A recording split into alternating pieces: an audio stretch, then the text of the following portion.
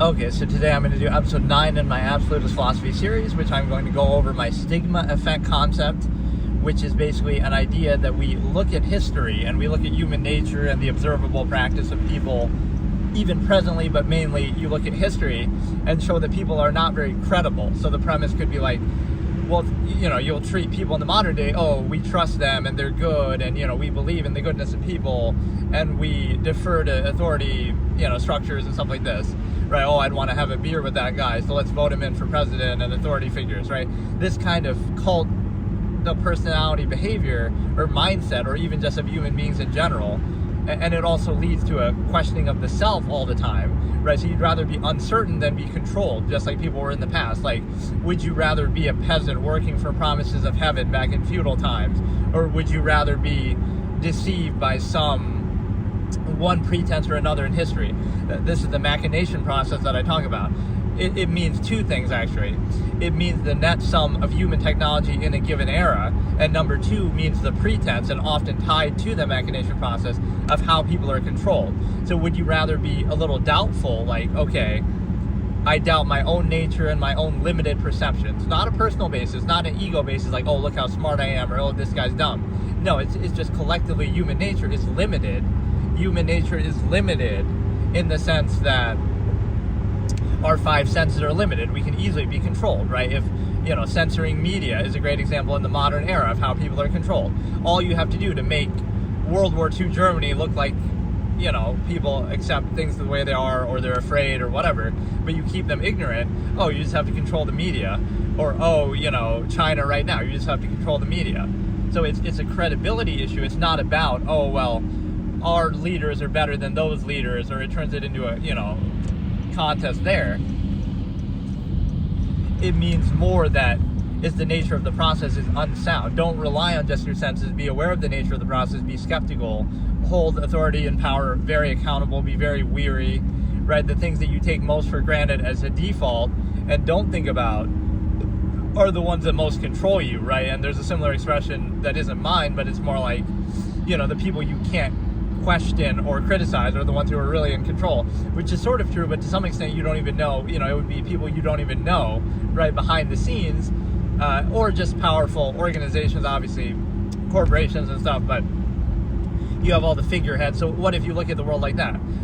Politics and government is nothing more than a tool of the powerful, like the real elite ruling class, whether it be corporations, money, anything else. Right, they use those as a tool the same way that like a corporation would use like media. They'd have like a media department to deal with the public and do ads and do charity to make people support them more or whatever, right? They do this to kind of create a front so you don't question their actual basis of authority or anything that they do. They use that so let's keep up positive appearances. So when you're aware that they're doing that for that reason, then doesn't that defeat the purpose? It's the same on an individual social level. Like, oh, a person dresses a certain way, but the dress, anybody can just dress the same way or not, right? So the dress doesn't define them, right? They could be wearing something else. So you're reacting to the initial presentation, performative aspect that they're presenting, but that's arbitrary because it's not them. It's something that they're doing outwardly for a reaction. So it's like, you're being controlled by an appearance rather than something that actually matters. So it doesn't matter one way or another. They could be wearing something else, or anybody else could be wearing the same thing that they are. So like, it's not them, it's a tool, right? So the same thing applies to everything. It's like, it's a process. You're aware of the process. You're aware they're doing the process for a certain reason. So you could say, oh, maybe that doesn't invalidate it. Like, oh, everything's a process then. But at least you shouldn't be controlled by it or play into it. So it'd be more like a neutral observation, like it wouldn't be necessary. I have this analogy in one of my short stories where I say there's like this visual comparison, right? It would be great in like a short film context. You see this one group, right? You're comparing like absolutist society to a more contrivance-based half-mass human functionalism that I talk about. So the one seems so expressive, right? The half-mass human functions, they seem expressive. They seem, oh, their shirts are all different. They have logos and they have all the jewelry and different colored hair. And then the absolutists all seem kind of uniform. They're all kind of drab and boring and plain with their appearances. But the opposite interpretation and what's nuanced with that is in reality, the societies are the opposite of that, because the one that's focusing so much on appearances and expressing themselves that way is doing so as an overcompensation and an outlet for the fact that they don't have control in the areas of their lives that really matter, right? Like in politics or activism or whatever, things that actually have an impact on their life. They concede control, or they're, pressured, and so basically they don't have control there, things that really matter and affect their life. So they overcompensate by having piercings and tattoos and this and that, right? A form of expression that is free because it has no actual impact. So you're allowed to do that. You're allowed to choose all those things.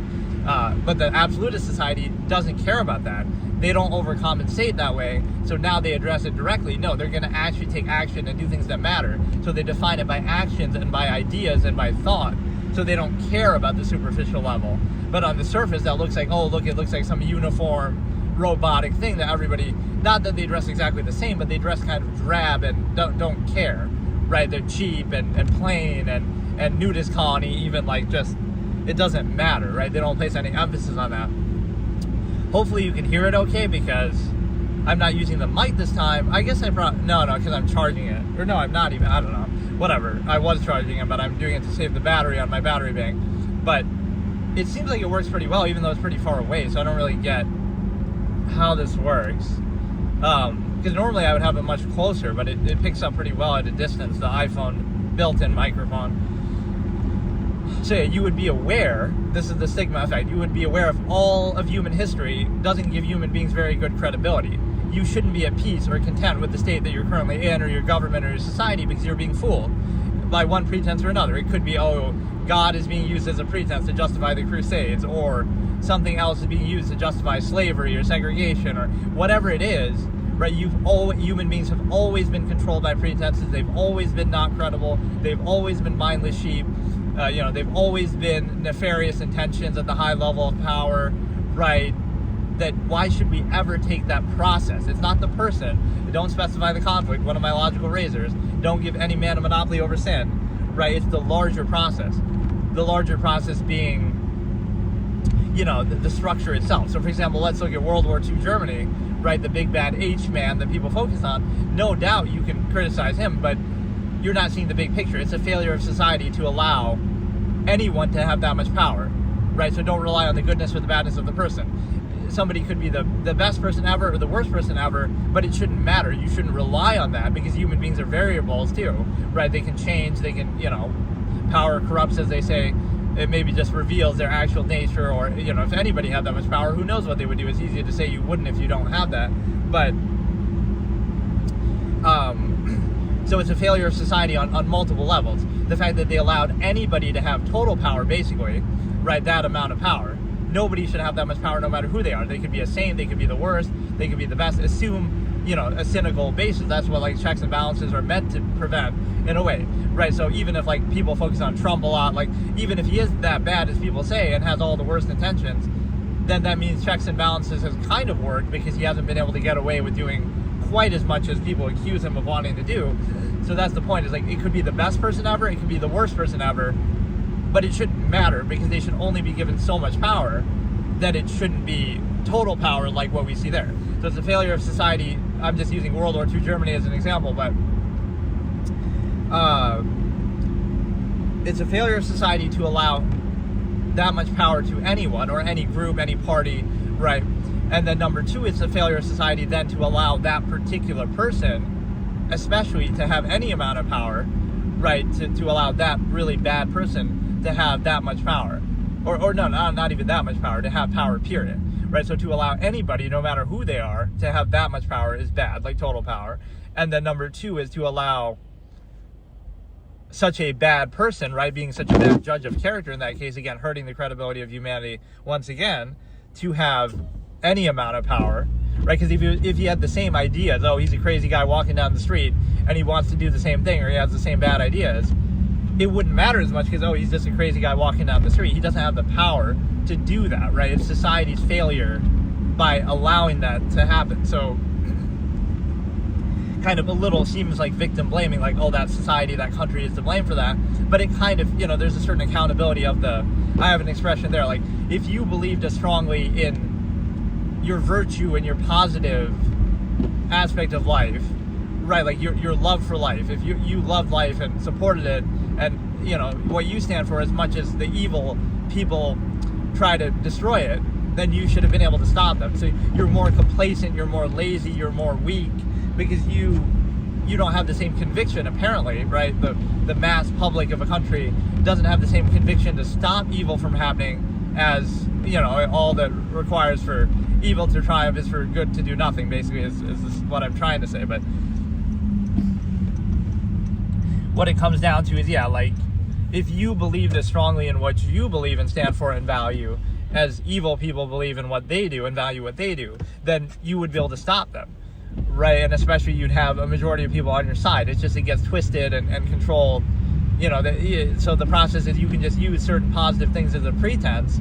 They'll tell you what they want to hear until they get what they want, and then they'll do what they really want, or it's kind of, the two kind of go together. Maybe that isn't always a leader's intention all along, like, oh, I'm going to fool everybody. No, they genuinely maybe say that and believe that, but then once they get so much power, now they say, oh, I can get away with something, I can get away with doing more, so now I'll do it, right? So again, it's a failure of society. So don't let it come down to cult of personality and say, well, I trusted this guy's better, this person's better, so I just trust that, and that'll be the issue, because then you let it come down to that.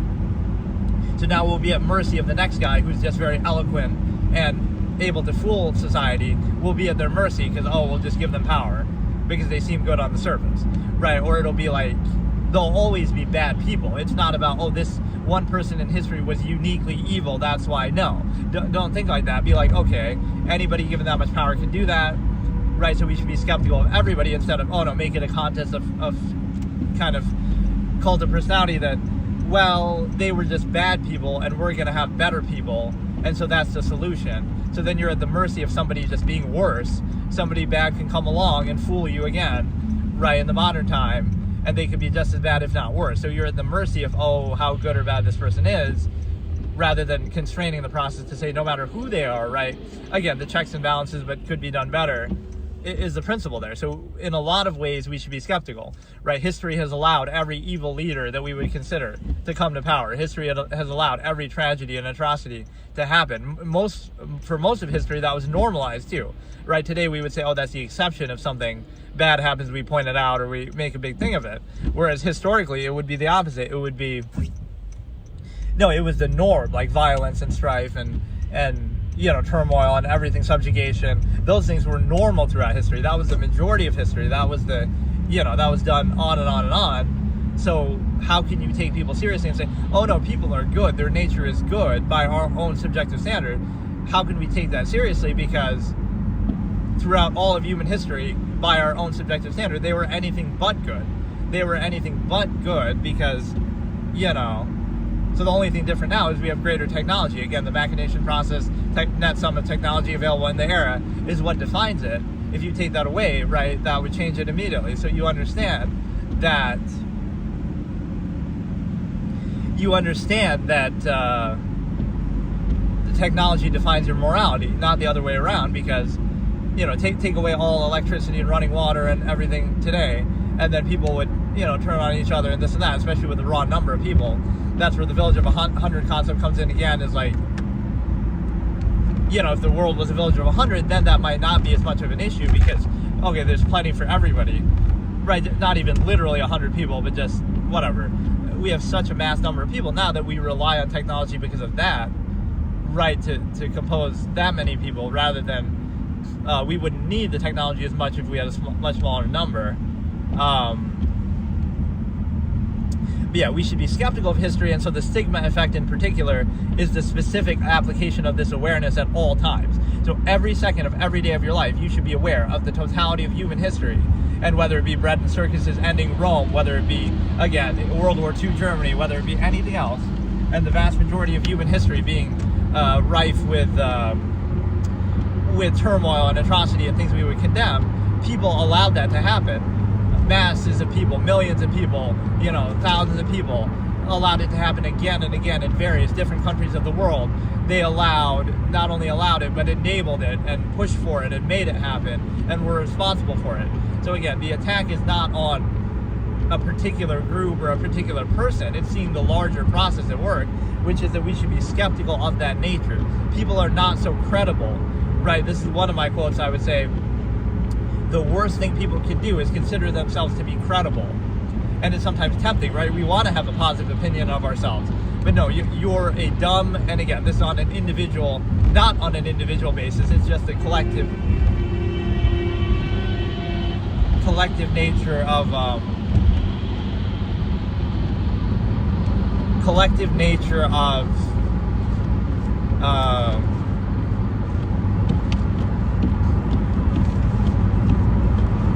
it's a collective nature of people, right? So like human beings are limited in their senses. They can only see and hear and perceive what's immediately in front of them, right? That's why the mind is so powerful, because it can perceive anything at any time and it's not limited. So that initial minded basis should not be so embraced and indignantly insisted upon, and you take pride in your ego and all that. And so, right, your perceptions are limited. You should be weary of them, right? It's not your fault that they're limited. It's your fault if you insist upon them and treat them as absolute instead of counteracting that and being aware of their limits, right? And so you should be constantly aware of that. So that would be the stigma effect. You're aware at all times in everyday life with everything you do. Oh, I'm being fooled by this marketing. I'm being tricked by this process. I'm being, deceived by this and controlled by this, right? You can be aware of all that your perceptions are limited, and counteract them and be aware of the larger process at work, because everything is a process. And so the degree of sophistication of these processes to control you may change, but it still is a process.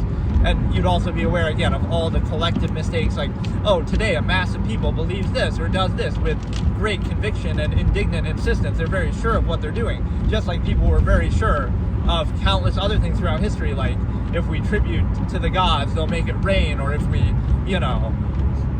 just countless things. You can look at any era in history and say people were controlled by this fallacy or believed this thing that wasn't true. So it's very easy to control and deceive people, but as an expression goes, like, it's easier to control people than convince them they've been controlled, or it's easier to fool people than convince them they've been fooled. So that's the problem, is that you have people are not credible, and that's okay. People's senses are limited, and that's okay. Don't make it a contest of, oh, one person is better and worse. It doesn't matter, right? The base nature, right? You can be aware of it or counteract it, or you can be controlled by it, right? But either way, the process is there, your limits are there, your perception is there. So don't rely on your limited, flawed senses that allowed every atrocity in history to happen, that allowed every bad leader in history to come to power. So you'll say, oh, well, a massive number of people today support this thing or this person, so they couldn't possibly be wrong. And my logical razor here is like, things are the way they are because that's the way they should be. It's a fallacy that people often undertake. But the problem is the simple fact that, right, a raw number of people have also supported a lot of terrible things throughout history that we would condemn in hindsight. So we can always look back in history and say, oh, look how ridiculous and stupid people were then. How could they possibly have believed in this or that? Or, pick your pretense. It doesn't matter what it is. How could Rome have possibly fallen? And to bread and circuses, getting complacent. How could that have possibly happened?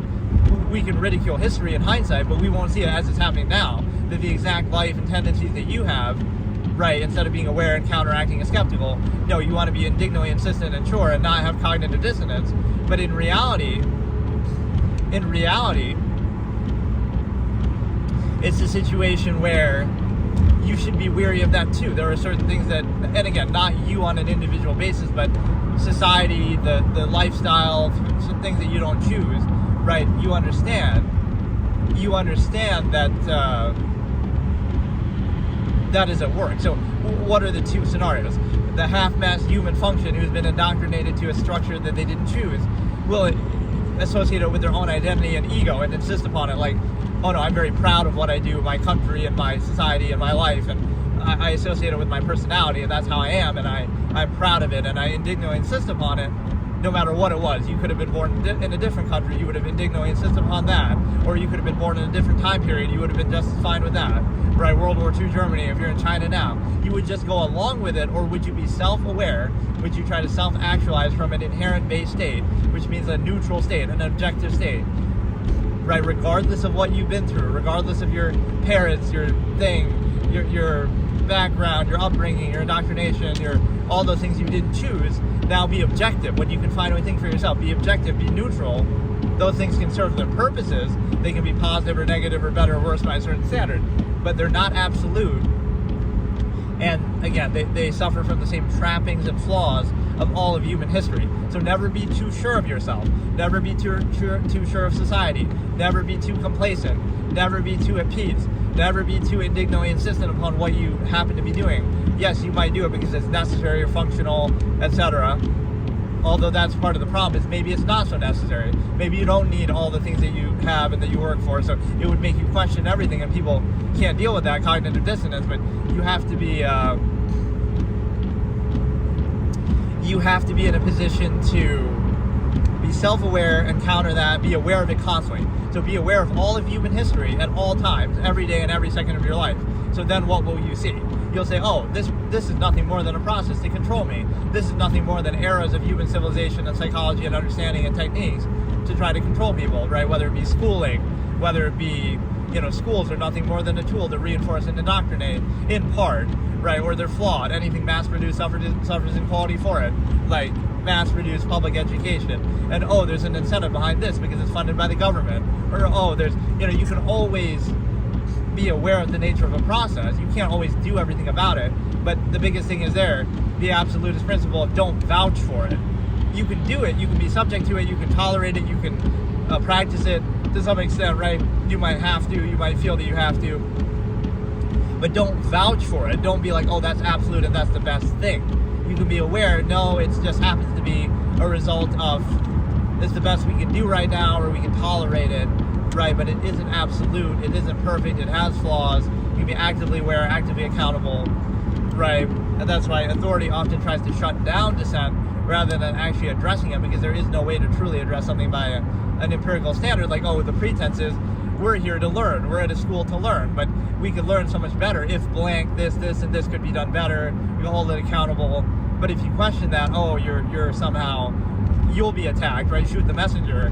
But there's no actual basis for empirical authority then, because it should be based in a standard, not in authority. Like, the standard is we're trying to do a certain goal, and so that goal can always be better achieved, even by the same measure. So you can always criticize everything, always hold accountable. So again, always doubt yourself, be aware of the flaws of individual human beings, that they've been fooled throughout all of human history in countless various ways. You're no different. You're being fooled right now by some process or other, constantly, everyday life. Everything's a process. You're always controlled by something, even if you're content with it, even if you're overcompensating. That's a bread and circuses argument.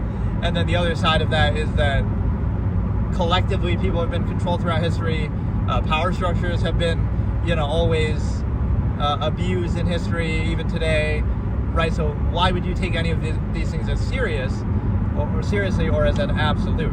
That would be the big question that you run into, is that you understand you can tolerate them, you can be subject to them, you can abide to them, although it might make you question even that, and that goes towards the minimalist ideation. But again, that healthy skepticism, and I know people might think that they're like that, but this is the constant awareness. That's right, stigma effect is the constant awareness. Every second, even right now, even the fact that I'm saying this and that I have to say this, that should be upsetting to me, because I shouldn't have to say this, because it should be self-aware and self-evident to people. So I'm not doing it for ego or, I want attention for it. It's like, it's the last refuge of someone who, what's the point? Because I shouldn't have to say it. It's self-evident, it's obvious. The stigma effect, you be aware of it every second and every day of your life, not for specific purposes like, but I'm trying to show off my knowledge of history, or, I'm trying to apply it to this specific circumstance. No, the overall credibility of human beings, period, their limits, their flaws, their ignorance, how they can easily be controlled by myopic perceptions because their five senses are limited, how they can easily be controlled by their ego gratification, right, associating it with their identity, a specific structure, power, country, whatever it might be, a group, right, cult of personality basis, how they can be indoctrinated in youth, right, all these things that are used to control people. Even if you think, you might have been subject to that same process of control, but your society is just better than ones of the past. Yours is right and all the other ones are wrong, right? It could never happen to us, some flawed process, but you're being controlled by the same unsound, flawed process. Even if the result seems to be better, you should still be very weary of the nature of the process, and frankly that, it shouldn't be necessary. If our structure is so absolute and what we're doing is so good, you shouldn't need to rely on indoctrinating children and youth or all these things that bypass critical thinking. And so that's the basic premise of it. So you would be constantly aware and doubt at all times. And again, that humans are negative even by our own subjective standard. Again, they're flawed, they're imperfect, myopic perception, they're ignorant.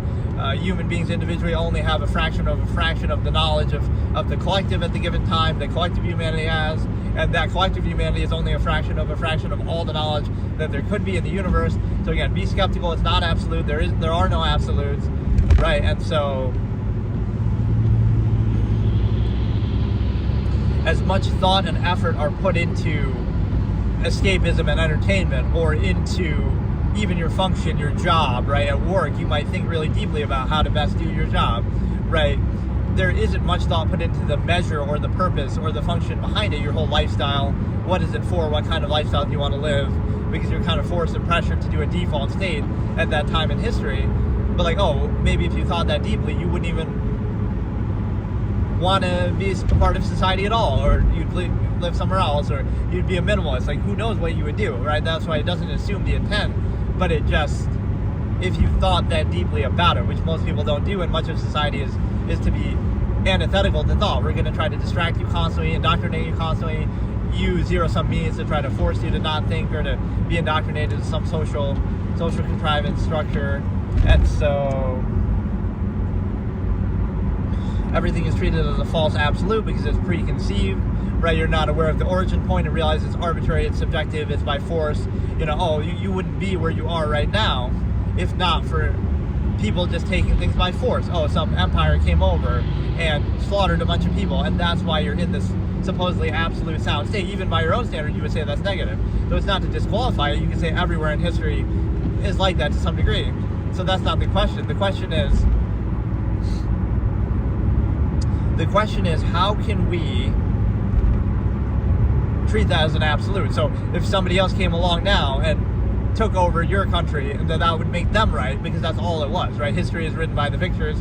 So like, it's not about right, it's not about that authority really being validated, it's just might is right, took over by force, and now generations later we can act like, well, we're not doing that now, so it's okay, but we wouldn't be here to do what we are doing without that. So we would question the origin point, or just even on an arbitrary subjective level, like some tradition, like, oh, Christmas or Thanksgiving or something. It's just some arbitrary thing that people happen to do, but now we treat it as absolute because it's preconceived.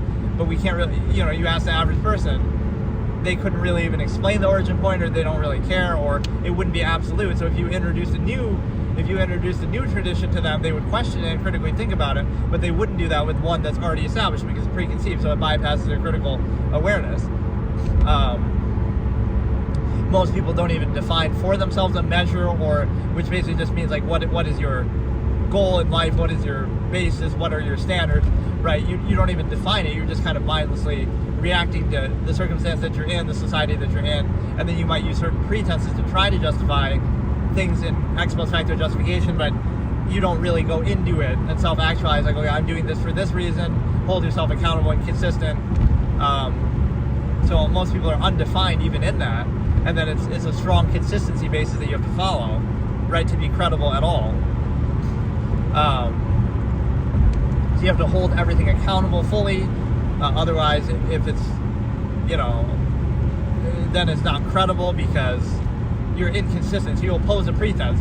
The reason why we're doing this in society, or why we have this society, like let's say, oh, to help people, it's to help people. But if you truly help people, you wouldn't be having 3 meals a day. Amalgam theory. Check my last episode. Like, you sacrifice a meal a day and you wouldn't have all these luxuries and things like that. So no, it's always the dependent overextended pretense for a half-mass middle class kind of state, where it's about their luxuries and their convenience first, and then we pretend, oh, it's about people, to justify taking over and monopolizing resources and society, means, nature and stuff like that. So the real reason isn't, oh, to help other people, because then you would never get to that point. Right, you do it by convenience. So,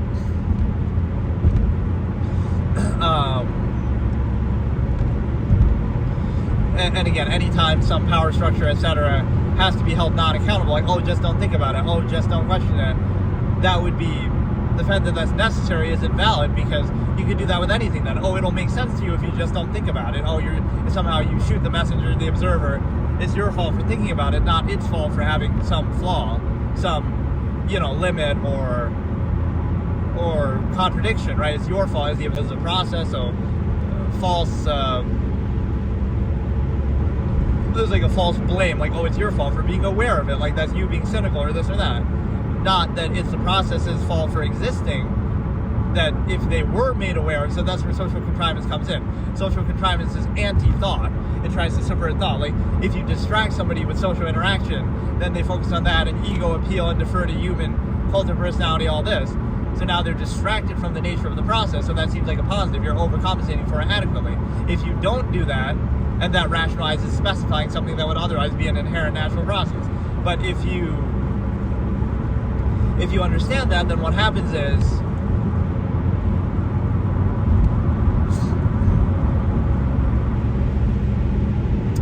is that, you could be aware of the nature of the process, be aware that everything is a process, and then be aware of the nature of the process, and then you would understand it a little better. Like, now you'd have cognitive dissonance with it, and I can't tell if my stream just crashed, actually. Hang on. It's very hard to tell. Typically YouTube's been good about that, but I think it might be crashing. Damn it.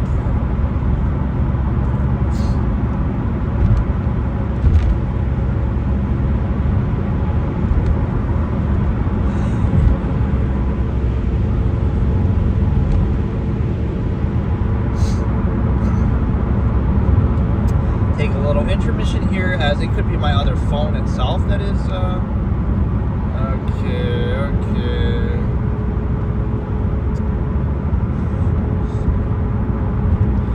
Right, I can't tell, because it always shows up like it's working on my actual iPhone that I'm streaming from. And I don't know how much this really helps or does anything with the visual, but it would be cool if I go to like different places and stuff like that. Okay. So everything is a process, everything is subjective, so it's, again, historically, just because a large number of people believe something does not make it credible or true. There have been countless things that we could ridicule right throughout history that people have believed, and things that we know by science now aren't true. I don't even have to give examples. Like, this is the whole stigma effect. You should already be aware of it. Just study history. But again, you're not studying it for specific, like, oh, look how bad this one person was or this one era was. Don't specify the conflict. Understand the larger process that, right, nothing was credible to that extent. Nothing was, people were always part of a flawed process. To be very weary and skeptical of that. The way that people often define value is by appearances, which can easily be manipulated and controlled, by social contrivance, which can also be manipulated and controlled. So, all you would have to do is to become a leader would be, you have to appear the best way, have the right performative aspects, have the right clothes, have the right, background, whatever it might be, identity politics. And you have to just socially tell people what they want to hear. And if you did that, now you can come to a position of power and then do whatever you want. Like, all you would have to do is play that game that people take as absolute, but it's not. It's subjective. It can be controlled. It can be, people can be artificial. So that's all it would take. So then what would you say in hindsight? Well, that was just a bad person, or they were just a liar. But is it their fault for being a liar, or is it your fault for believing the lies and falling for it? Right? Like, at what point does the public have accountability there and be a little skeptical? Which there is somewhat of that skepticism in the modern day, but it doesn't really, it's not consistent. People still fall for, I'd want to have a beer with that guy. Like, why does that kind of thing matter? Why are we looking at it that way? Right? It should be a very hard functional basis. Like, okay, we want a useful idiot, right? Like, Trump could be a useful idiot versus somebody who's less useful. It doesn't mean that you have to like him or dislike, you shouldn't like any of these people. They're all just part of the same flawed process, and so it has less to do with the individual and more to do with the nature of the process that they would be able to, when you give people power. That's exactly, this is my logical razor here, as I say, power exists under the assumption that people are negative in nature and need to be restrained, right? So power exists under the premise that people need to be restrained. So in order to achieve that process, what do? we take those same people, right, some of those same people who need to be restrained, and not only do we not restrain them, as we should hold power accountable to, but we even empower them. So people need to be restrained by their nature, is the premise. But then to achieve that, we empower those same people. So what do you think is going to go wrong with that, right? Those same people that need to be restrained too are not only not restrained, but they're even empowered, right? So there's a major contradiction there that would explain a lot of the problems of society, is that, right, obviously, we try to pretend like, oh no, but those people are the anointed, they're the special, they're chosen, they're better, right? That's why it turns into a popularity contest, but they have the same flaws, the same nature, right? Generally, we try to specify the conflict, but that's what it comes down to. I always talk about the initial versus the larger process, which would mean the initial would be like the specific thing in front of you. Like you see, oh, look at this person, they're so nice, or look at this person, they're being rude. Not that you see the larger process where, oh, they're only being nice to achieve the zero-sum mean, zero-sum end, right? So that only works if you accept your process as absolute, right? You accept your society and standard. Everything is perfect, everything is absolute. Now it's just a matter of how well you can overcompensate for it or keep up appearances, rather than a healthy skeptical cynicism, accountability, trying to make it better, trying to have a standard, self-actualized inherent base, non-specify, sense of finality through an absolutist, all these things I've talked about before. So basically, you understand that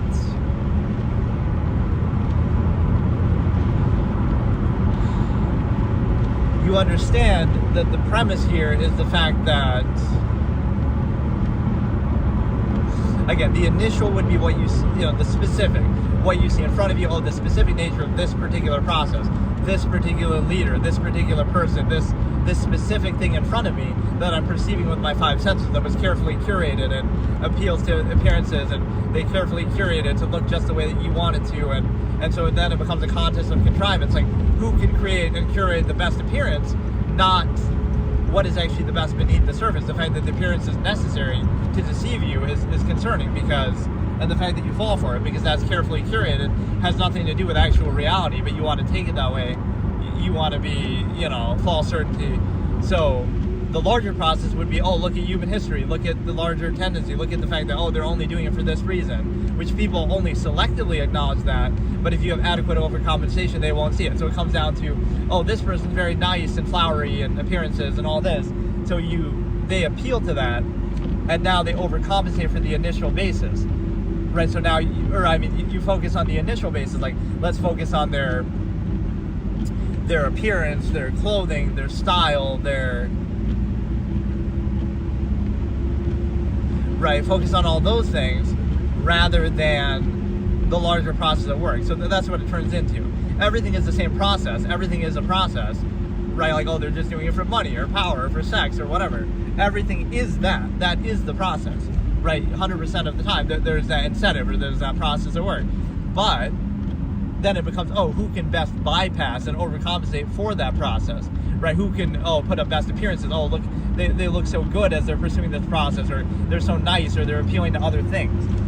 The problem with that is you basically want to be deceived, you want to be fooled, you want to be tricked in order to achieve that process. The problem is that the way an absolutist would look at it in this context then would be, you're aware of the nature of the process, so you don't take that seriously. You wouldn't require or desire or fall for the appearances, so they only work, or they're only valuable if they work on you, if you're stupid enough or whatever, if you're initial minded enough not to see it's the same measure, same process. If you think about it only at the surface level, you only perceive with your five senses, you'll be controlled by it. So who is the best at sort of fooling us or overcompensating or deceiving us or putting up an appearance that makes up for that hides the larger process, so we're only aware of the initial and then we're controlled by it, even if it's just to achieve dependent over extended pretense that's necessary to achieve the larger process. Or this is the way the absolutists would reveal this. They would be neutral, they wouldn't overcompensate for the process, so now you would just see the process for what it is. And if you have a problem with the process, then blame the process and try to change the process. Don't blame the individual for revealing that to you, right? And what it would show is that maybe that process is unnatural and flawed, like trying to specify the stimuli acme, or trying to specify or limit something and treat it as a false absolute, that it requires some censoring of reality and some artificial constant contrivance to uphold it, right, doesn't mean it can't have a functional basis that you could argue, but it means that it's not absolute. So they're showing it in a neutral basis that the fact that constant contrivance, constant artifice is necessary is questionable, right? So again, be aware of the larger process, don't specify it, don't limit it to the initial, right? It's not about the specific thing. Everything reflects and is about a larger process. It's similar to something I said about trauma, the opposite interpretation of trauma in youth. Oh, trauma is nothing more than you having a part of reality revealed to you, despite the contrivances that try to euphemize it. So like, we try to pretend certain things in society to maintain the artifice of it, but something happens that, it traumatized you, but trauma could be seen in this context as nothing more than, some reality or truth was revealed to you despite that pretense, that shows you that pretense isn't real or absolute, right? So it shows you the nature of the process. So it's something that just makes you more aware. So it's not a negative to see that. It could be, the experience could be negative, but it's a positive that makes you aware of something, right? It makes you aware of something despite the contrivances and pretense. So now you'll be constantly aware. That could be similar to the stigma effect. Like, now you're acutely aware of something, so that could be the opposite interpretation. Like, even something negative happens to you in youth, but now it makes you more aware, so you'd rather be aware than less aware of some truth of reality. So it's not that, you're defined by your trauma or something like that. It's more, you're just more aware of reality than you would have been otherwise if you were kind of rose-colored glasses, kind of controlled perspective. So the other point with that is the simple fact that, again, it would reveal something to you. So again, even in a negative sense, you would say, like, you have a negative experience, but you take a positive out of it, opposite interpretation, because you say, you showed me all the things I don't want to be, or you showed me all the nature of reality that now I can account for, instead of, right, like there is some positive thing to that.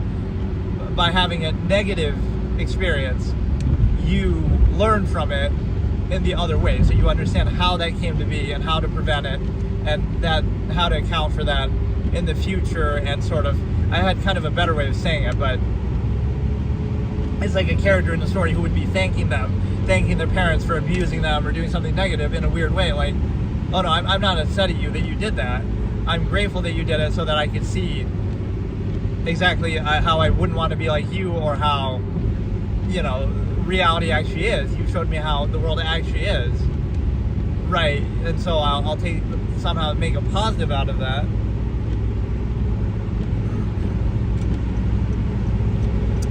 And what else do we have? The rule by omission factors into here, and the reason why is because, if you're out of sight, out of mind, then you're perfect. You're like a deferred invisible authority. You could be a godlike figure because you're not constantly accountable to the initial awareness of people. So to rely on that initial awareness is very stupid. So again, you can have a evil billionaire, selfish guy who you criticize everything they do, like Elon Musk type, the way people react. And I like that. People fall for that. It doesn't mean Elon Musk isn't a flawed, imperfect guy, but it means that a lot of the other billionaires are just as bad, or maybe worse, but they're not as open about it. So you're punishing him for being open and vocal, whereas the rest of them will just be politically correct and quiet and say what you want to hear, right? So in a way, you're kind of criticizing honesty or punishing honesty, right? You can disagree with him and have issues with him, but it's missing the point that, yes, he's flawed, but you really think all the other billionaires are perfect, so you vouch for all of them because they're out of sight, out of mind. You don't know even who they are or what they think or anything. So it's more the selective awareness. So if they just keep quiet, they're perfect to you, and you never know anything about them, even if you would disagree with everything that they actually do think. Or, you assume the best, you give them the benefit of the doubt. Or again, they only show you or say what you want to hear, like political correctness. So we need to get past that and say, no, it's a good thing that Elon Musk is honest and open about what he thinks, and everybody else should be that way too then. Or we shouldn't associate that with what they think. Like, okay, you can think whatever you want, but we still, it doesn't have to determine the products or things that you do. And so, again, it's not a question of a sound way. This is such a complex topic that I might need to do another episode on it, because I make these mental notes, but I can't. It's a lot. That's when we do like the 0.5 episode. Yeah, this might be too much to do in one episode. I guess I'm pretty good at that. Like, I'm good at keeping mental track of it. Sometimes people think I'm doing a script or something, but I'm even not. Or like I said, if I do, I'll have these little notes of the topics, but I won't, then I have to go off of them. But no, I've done that with intros. Like, I'm playing a game and I do an intro for like half an hour and I don't have any script, but I just go into it like without even playing the game. Like, I'm just literally doing it off the top of my head of my past experiences, of certain things I've thought about it or heard about it, right? You just kind of go off the stream of consciousness, which you could say somehow is negative, but it's a situation where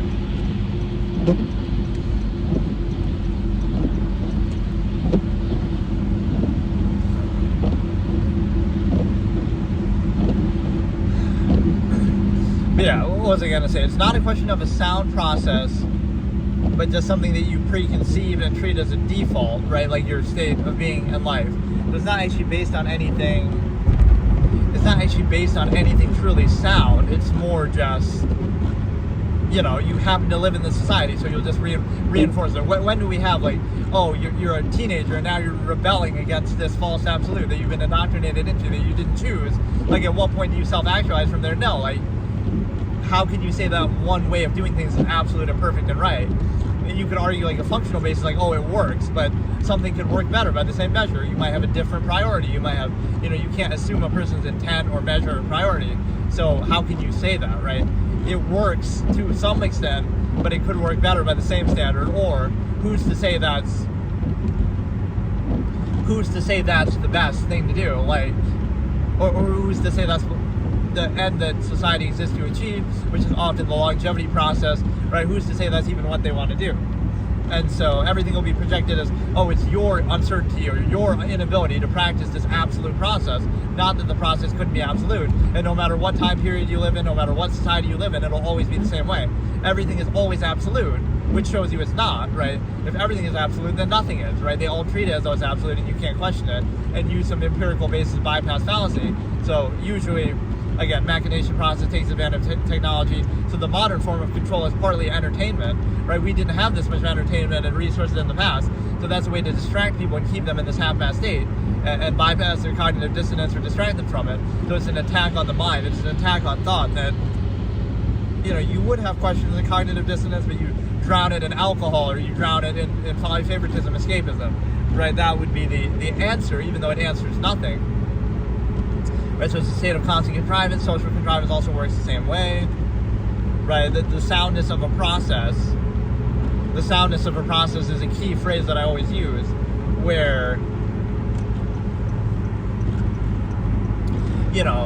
it's not about the result. Like, oh, China's doing pretty good. They have a good economy.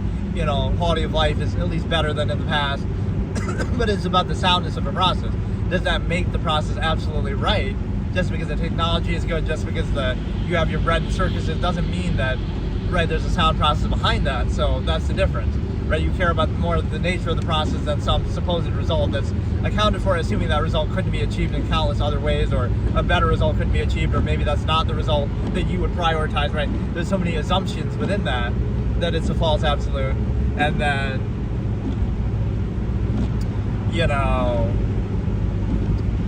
you have this default state that you just take for granted, that things are the way they are because that's the way they should be, even though the way they came about, if you trace it back, is sort of arbitrary, right? People just do things by force. They just took over this land. They just, it just happened to come about that way. It doesn't mean it's absolute. It might have worked to some degree, sure, but, right, there's a Darwinistic quality to that.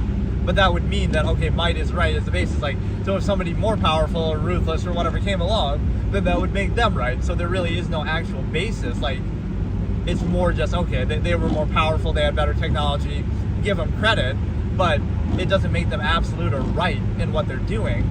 And by the same logic, okay, if you just had more power, you took over them now again or whatever, that would make you right. That's really the basis of it. That's how it came to be. That's the origin point. And so you get to enjoy this little winter weather view. This episode is crazy, though. This is an overwhelming amount of content topics to go through, right? This is the full-on long-form postulate, and the fact that if anything is worth discussing in long form, and the fact that you have to not do that, And reduced to short form means that you're not truly valuing the process, and it must be kind of dumbed down to the lowest common denominator, and it must be you're almost hiding from it. The long form might invalidate everything and show it that it just is a process, no special emphasis, no specifying the process to a myopic level. Is true value of the same measured process. So if you value it fully, if not, don't. Right, but there's like a social dumbed down LCD quality to it. Right, so it treats it as negative. That's the same absolute as accountability. Like, let's say in school is a good example. You take it too seriously, right, that's somehow a bad thing. When, like, I thought we're here to do this, let's do it, instead of, oh, we overextend into all kind of other things, social contrivance and stuff. Like, do it if it's worth doing. The premise of being here and doing this is what it is. If it's worth doing, then do it fully, do it all the way. And if not, then don't do it. Don't do it halfway. Like, oh, you pretend to value this to establish your authority, structure, specify, but doesn't mean that it's actually validated, or, you know, again, it's just being used as a pretense and that's not held accountable. False absolute, non-accountable, false absolute. And so now,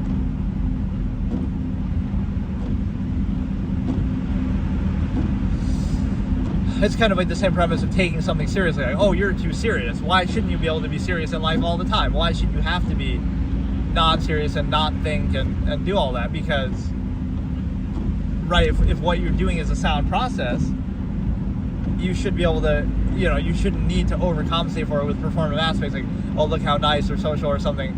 The inhibition of society that, like, you know, it's always your fault. It's not that it's a flawed process. There can never be a flawed process, whatever it might be. Maybe society itself overall, maybe some specific authority, power, structure, right? Whatever it is, it can never be a flawed process. It's your fault for failing to adequately overcompensate for that process, not the fault of the process itself. So you can never criticize anything, right? Every process throughout all of human history, even though they've changed and we criticize them in hindsight over time, every process throughout human history has been perfect, right? It's been perfect and sound and just no flaws, right? No flawed process. And anybody who questions it, oh, it's just your own entitlement that, oh, you can't deal with it or you struggle with it, or oh, it's your own lack of ability, that you lack the ability to adequately do it, right? So it's your fault for failing to overcompensate for the flawed process, not the fact that the process itself is flawed. Right, so you can never criticize anything because then, oh, you're just saying that because you're too lazy to do it, or you can't deal with it, you don't want to tolerate it. But why should you have to tolerate it if it's an unsound process, right? Maybe you don't need to, right? So there's some weird gratification. Oh, let's see how much you can tolerate and struggle and work with. Okay, but this is the absolutist minimalist mentality too that I talk about, is the fact that it'd be like, okay, you're the most patient person ever. You can wait forever. And it's a virtue to wait. So just wait forever. And it serves no purpose. Right? So the person who's the most patient would least want to wait because they realize the futility of it. It's just a way to control people and gratify. Don't feel gratified for waiting because it feels like you're only gratified because you're being controlled by it. Ideally, you could achieve the same thing without waiting. Or it'd be the same thing with like how much you can tolerate or how much you can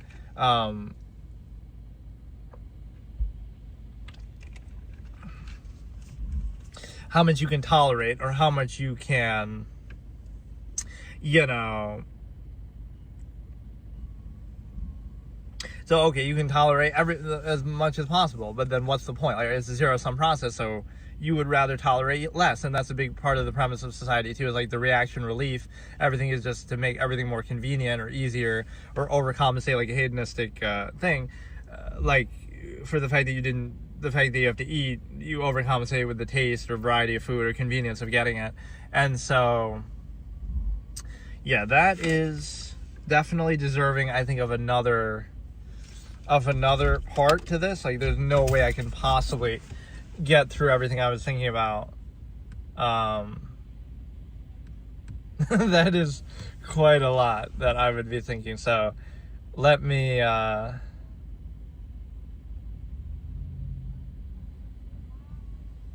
but no, yeah, it's the fact that, like, oh, it's a virtue to tolerate, or it's a virtue to wait, or it's a virtue to, work hard. Okay, then work as hard as you possibly can all the time. And it's a zero-sum process for self-interest anyway. So what is to feel gratified about? You're doing it for your own self-interest, and zero-sum means if you don't want as much zero-sum means. Maybe you don't require as much. Maybe you're a minimalist. So you'll say, oh, a minimalist is lazy, but they don't need as much. They don't require as much. So they don't need to do that. So it's a trade-off, right? Like, work as hard as you need to do to get what you want. So if you want less, then you remove the need. So now it's no longer a virtue to do that, because they might be 10 times harder working than you, or they could do 10 times as much, but it doesn't matter, because the only reason why it's a struggle, because it's for your own zero-sum self-interest anyway, would be to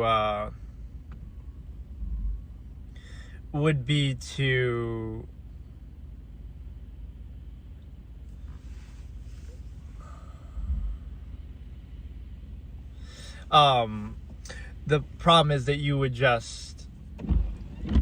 that forever. Then, okay, it's a virtue to wait, so then just wait forever, right? But you're holding it accountable. Oh no, it's a virtue in a half-mast state. Like, okay, wait a little bit, but then if you wait too much, that's a bad thing.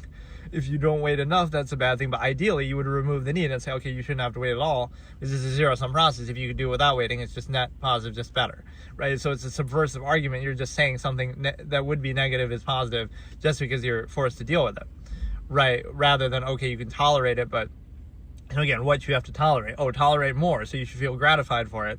But ideally, you wouldn't want to do that. So don't turn, it's like the anti-sins, or...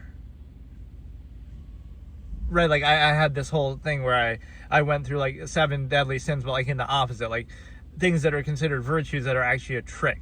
So like, oh, being patient, but they're just trying to make you wait. You'll be waiting your whole life for something, and it's just a way to control you. Or it'll be like, restraint, but that's just a way to control you. You could do the same thing, but just without being restrained, or there's, I can't remember exactly how I said it, but just being free and uninhibited versus that. So you have,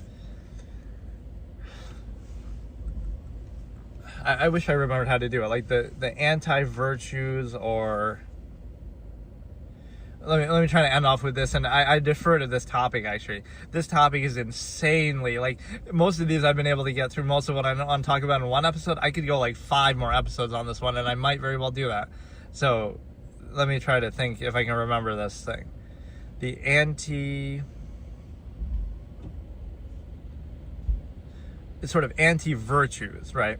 If you had the choice to do something or prefer something else, right, you would do it. So like, oh, it's a virtue to wait, but if you could do the same thing without waiting, that would be a net positive, right? So it's just a functional, indoctrinated basis that would be, I always use this term, objectively adverse and finite. This is an old note of mine from 2024. So this is me jotting this down. If you had the choice, you would prefer something else, right? Like, instead of waiting, you'd rather not wait. And it's merely a functional basis. You're indoctrinated to do something objectively adverse and finite. So it's one thing to do it or to have to do it. It's another thing to pretend it's good and gratified. So again, same thing with like hard work.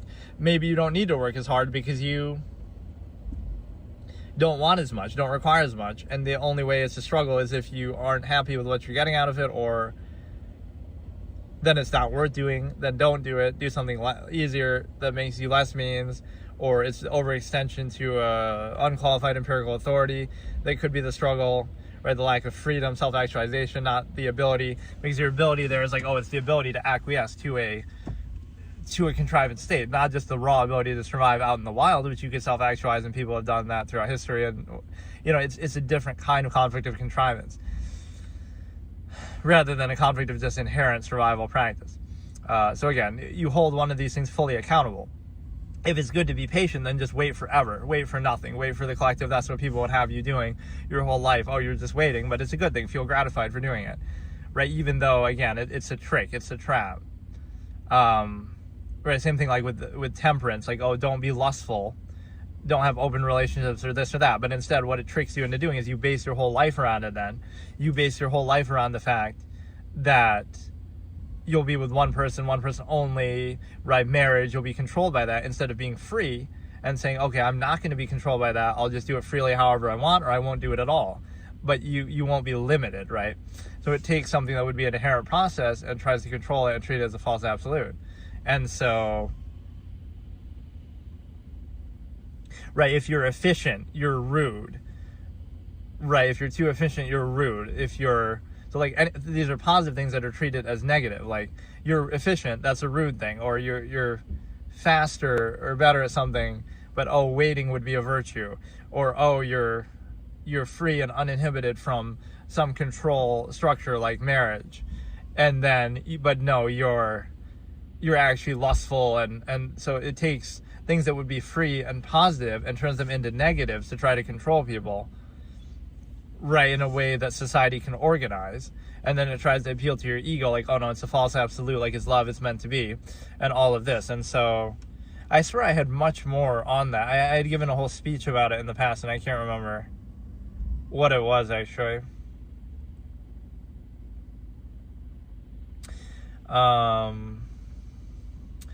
Right, I call them the anti-virtues,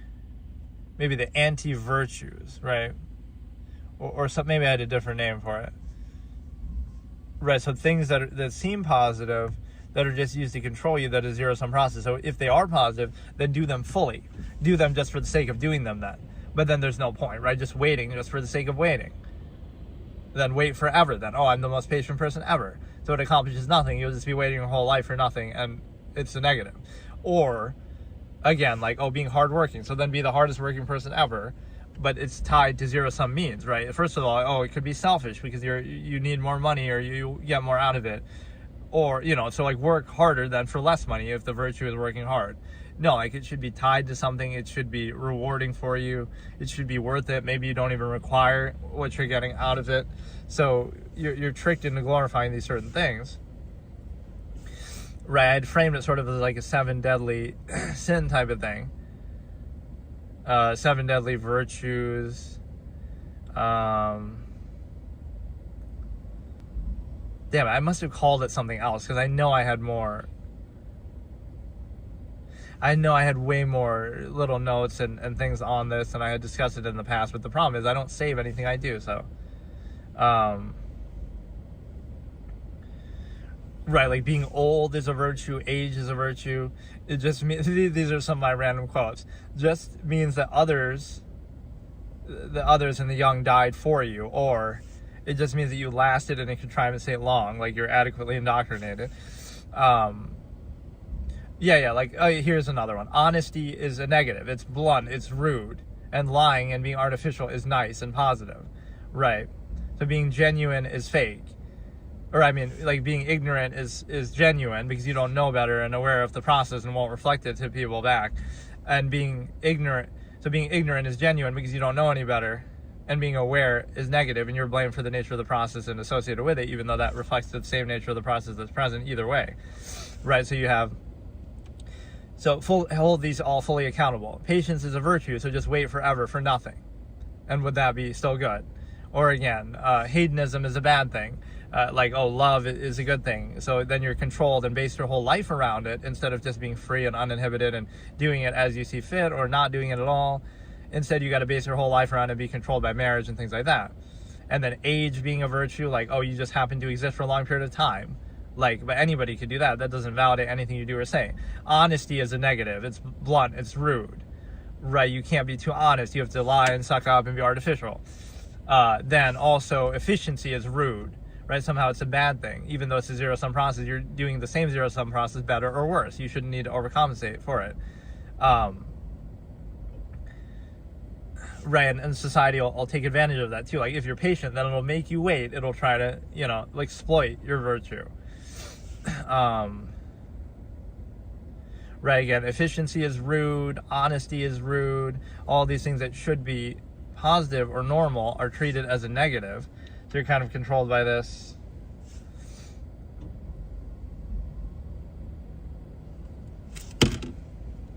Yeah, so part of this effect could be like the Rome fell to bread and circuses. So people say, I guess I get appealed to that. This is basically what the Stigma effect would be, the original, because of course I discussed this probably long before, not that the expression Rome fell to bread and circuses or that whole discussion had been had, but it's the embodiment of that sort of mentality that you should think about that every day, right? I often, there's some quote like that people use, right, in social media. I often find myself thinking about Rome every day. I don't know if that's specifically what they mean, like the fact that Rome fell or something else, but you should be aware of that every day, that, oh, the greatest empire maybe ever, or whatever, one of them, fell to its own complacency and bread and circuses, and we're in a very similar situation today where we have all these technology and luxuries. So like, you should think about that every day. You should be aware of it all the time, that what you're doing could contribute to that. And so how could they have been so stupid and unaware? Even though we see that as a lesson, we're still going to let it happen to ourselves too. Like, that's the sort of thing, being acutely aware of those sort of things all the time.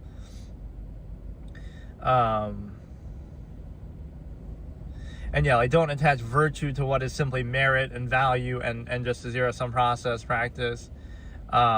It's a way to kind of specify and appeal to the ego that way, but if it's worth doing, do it. If not, then don't. Like, there's no emotion or social contrivance or artifice is a way to specify something in context of contrivance. Right, as if age could be a virtue in contrivance, as if surviving or putting up with it. It just means you're a tamed animal, stupid and weak, and you've been adequately indoctrinated. You have no will to fully measure or self-actualize. You have no standard. You'd be stupid if you're aware of the nature of the process, like that you are inhibited by that. Initial mindedness, take awareness of the inherent way to control people, right? Like, you take a way to control people and you gratify and glorify it like as love is meant to be. It's not just a social construct like marriage to try to control people. It bypasses critical thinking. It's the non-basic self, dependent over extended pretense, but you pretend to something more to gratify, glorify, to specify. That's one of the key tricks, right? How do you specify the stimuli acme, like, okay, sexual, everything? How do you specify that to one person? And you appeal to the ego. First of all, why do you do it? Because society tells you to do it. But how do you do it? You don't tell people, oh, it's just a functional basis to control people, easier for a family system. You do it because, again, society tells you to do it, but then also you appeal to the ego, like, oh no, it's love, it's meant to be, it's absolute, to try to false absolute to specify is always one of my things. And then even if something is functional, even if something is a functional basis, you defer to the collective and it'll be inconsistent with that as a pretense. Like, for example, again, you'll say, okay, well, what validates this contrivance state or power structure is the functional state that we're in, the technology we have, things like that. But it doesn't mean that it's absolute, right? You could hold it accountable to that same thing as a pretense, and it wouldn't necessarily, again, something can be functional, but it doesn't have to be absolute. Something else could work better, but it's already established, so you just mindlessly accept it. Okay, so today I'm going to do another episode of my Absolutist Philosophy series, and I'm doing, instead of a 0.5 episode when I have to cover more things on the same topic or something similar, right, that isn't a full-fledged topic, I'll do like episode 8.5 or 6.5 or whatever, right? But now we're doing episode 9.1, because this topic, as I was actually really thinking about it, obviously I've discussed all these things in the past at length, but it kind of blew my mind how much there really is to say about it. So we're doing episode 9.1, and we'll see if we can get through the topic by episode 9.9 before we get to 10. That's how insane it is. So I normally, I don't do anything scripted, obviously. I'm doing this off the top of my head from things I've discussed over the years. But the thing, wait, why do I suddenly have like 13 viewers? What happened? But whatever. What I was saying is,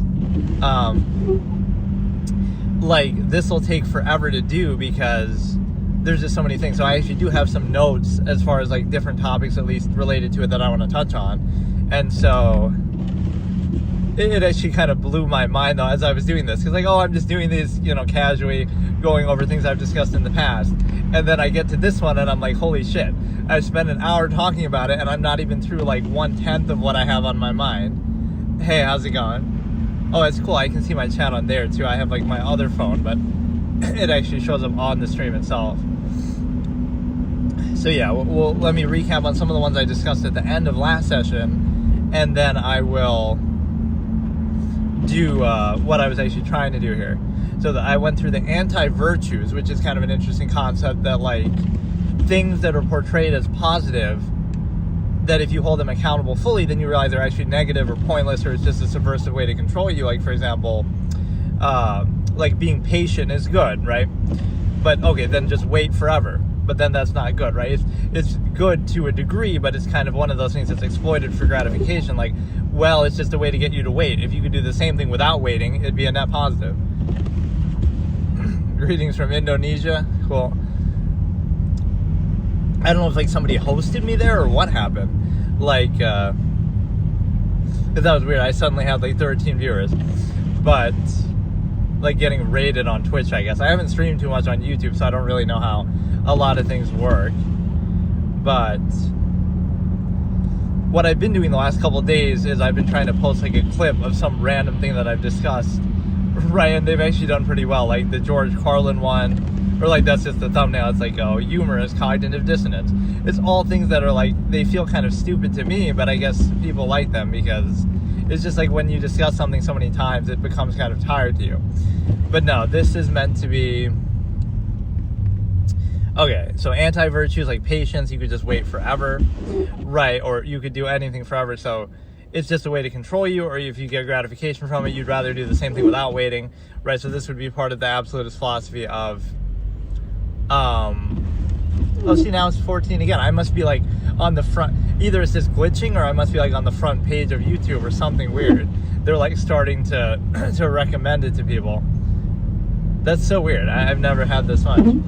But, okay, the anti-virtues, what were some of the other ones? Like, some like form of restraint, or it's basically like, oh, the 7 deadly sins, but the opposite. Like, they're virtues, but they're virtues by which you're tricked into being reduced to a lesser state. Like, this is why I need the notes to go through, because this topic is actually mind-boggling. I love it. Okay, let me just skip that then, fine. But we discussed it last time anyway.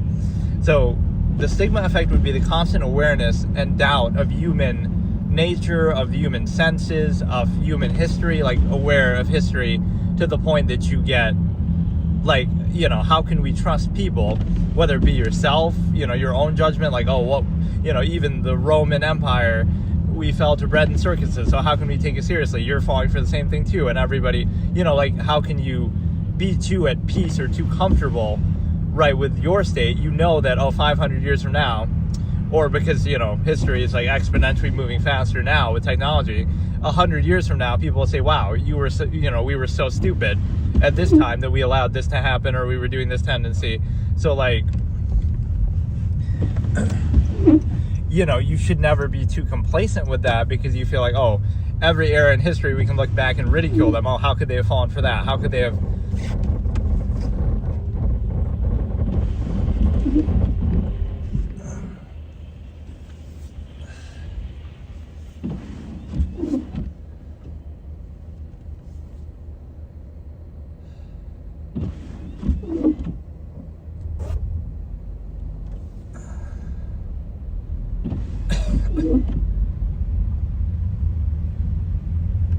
Little fucked up break moment there.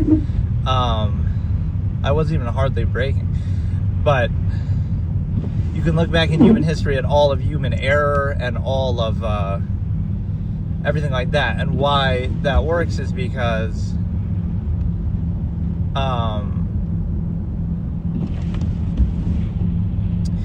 again, you would discredit people, or you would... I feel like it's just glitching out though with what it's telling me there.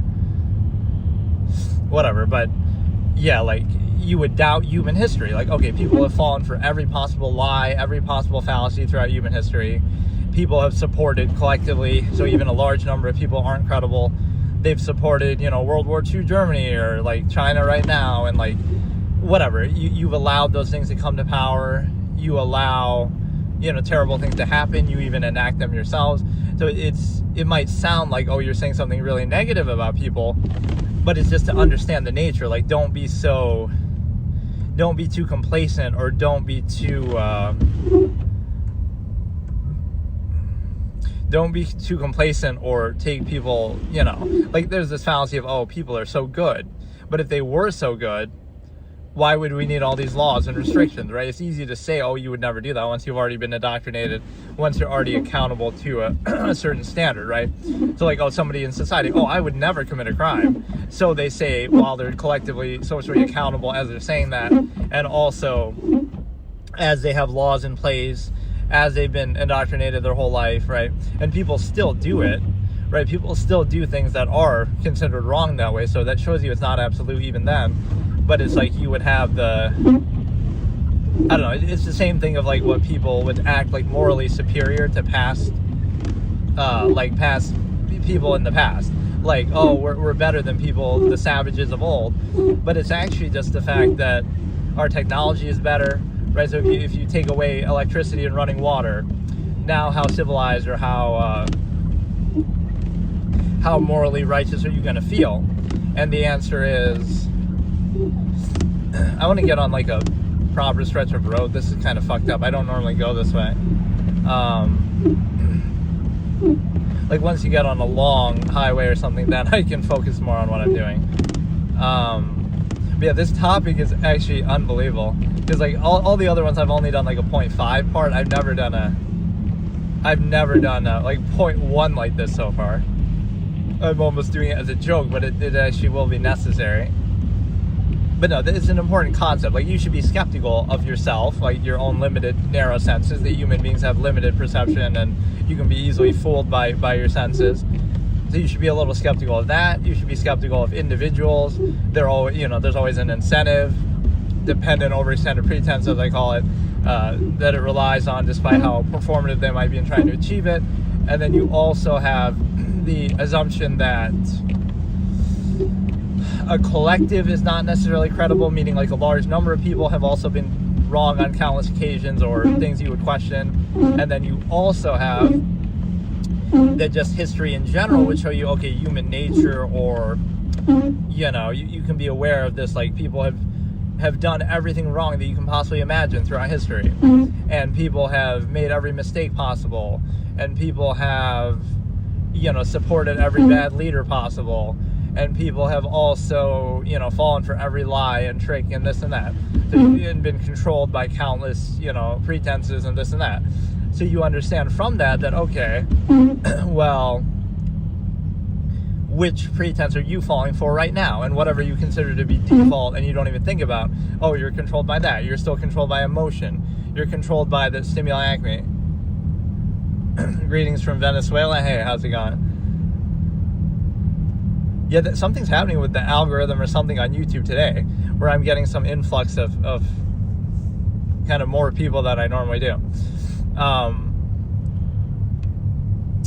But yeah, this is, you're skeptical of human nature through history, right? It hurts their credibility, which again, it might seem negative, but the ultimate goal is positive, right? The best way to, or I have some logical razor here, like the worst way to make something so is to pretend it's already true. So if you pretend like, oh, people are just perfect and we don't want to say anything negative about people or human nature, but then you'll take it for granted and then suffer from its flaws and be exploited by it. Instead, you realize, no, people are stupid, they're limited, their senses are easily manipulated, they're incomplete, right? They're myopic, they're ignorant, they're flawed, they have all these negative qualities, and so we can counteract those things. And that's kind of how even laws and so forth work, but it's not quite acknowledged the same way. We have laws, but then we pretend like we're moral at the same time. Why would we need that, like, as inherently as people or nature? Why would we need laws if we were good? Right, like there's some contradiction there, like, and this is the absolutist phrasing here that I use, is like, so society assumes that people are bad, that they have laws and indoctrination and so many, layers to try to control what you do. But then in social everyday life, or just generally, you're supposed to believe that people are good. People are all amazing and good and this and that. Well, if they were so good, then you wouldn't need to be so restricted by not just laws and things like that, but even just, I should not have gone this way. I don't know what kind of route this is. I normally just go right on the highway. It's taking me some stupid way.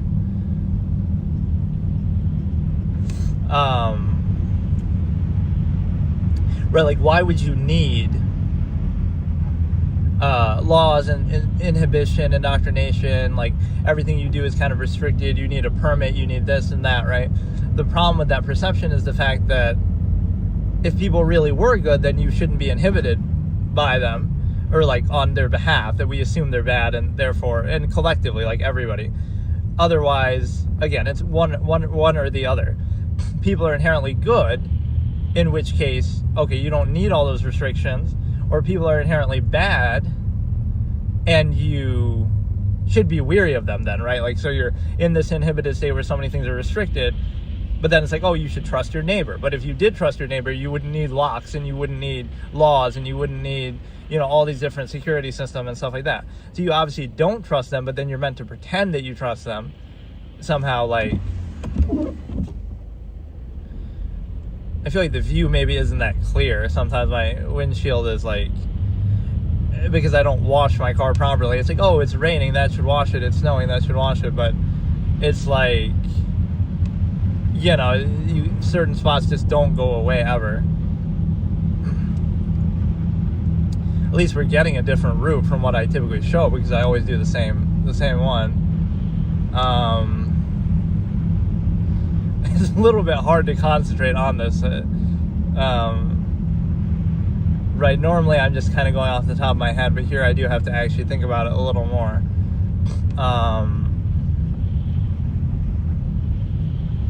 So yeah, you have that. You have sort of the specter of that all the time, right? So you say, let me think about how I phrased it, right? I phrased it two different ways. And so I said, okay, you should trust people, trust your neighbor, and people are good, but you're meant to believe people are good, right, in society, everyday life. But at the same time, you see that, every area of your life is inhibited. Like, you have to have permit for this, you have rules for this, you have restrictions, you have laws. So that would imply that they're not good, so it's one or the other. So this would be the absolutist phrasing, is that either they're not good and so you should be weary and constantly on edge, or they are good and then don't inhibit me then. Don't restrict me in so many ways and subject me to... What the fuck is going on with this? Don't subject me to all that inhibition, because then, right, you would be... you wouldn't need it then, right? So don't tell me people are good and then inhibit every area of life and then act like, oh yeah, they're good, but then why do we need that? And then the other thing is like, is society out to get you? Like, they might not be out to get... This was a pretty funny conversation I had back in the day. Like, are people out to get you? And then I said it in like long form. Like, somebody was asking this in my old debate format. It's like, maybe some of this sounds, paranoid or something like that. And then you say, people aren't out to get you, but they're only watching everything you do. And, there's some... like your neighbors will watch everything you do, and society's always judging you, or always... So there is this element that, like, they might not be out to get you, but there is a sense that you're constantly... It's like the fallacy of permission. Like, you need their approval or validation or permission, or there's some sort of reinforcement going on there. Whether it be like, they have to look, people have to look for outward insistence, for reinforcement. And then...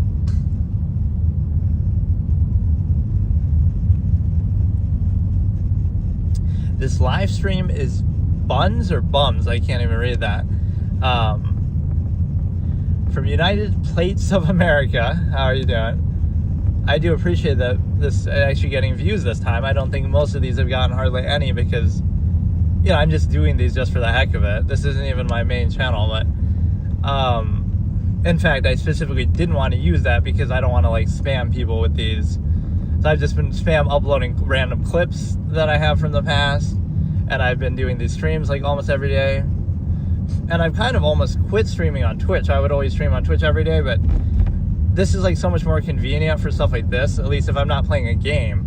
If I'm playing a game, I'll stream on Twitch, but if I'm just doing like this just chatting type thing, right, because this will auto upload to YouTube, so then I don't have to worry about downloading and editing or doing anything. It's just already there. But no, if I can finally get to a proper road, I really regret taking this route. Then I'll focus more on what I was trying to say, but whatever. Yeah, it's not the most exciting topics, but this is something, a long time coming with some of my discussions, and so that's the infinite content loop, I guess, that I get out of this, is because I have so many things that I discussed in the past, but nobody knows, like, nobody's familiar with it, so it's not like I'm rehashing it to them. It'll seem fresh. It's just something I might take as, oh, that's obvious, or that's something I, would be so second nature, but right, not to everybody else necessarily. This is what we pay our taxes for these fucked up unplowed roads, although I guess they've been plowed a little bit, but I've never had that happen with my brakes like that, though. Either they're going, or that particular stretch of road was just that bad. Okay, now we should be getting on a main thing, and then I'm just doing that for dramatic effect, to draw in views, like fucking getting a crash debate. I mean, I hate to say that, but that could, I've seen other people do these kind of things where they're like driving or something, either while streaming or like even in a video, they'll, like just talking about some random topic. And so, like, unfortunately, that probably has happened before. Okay.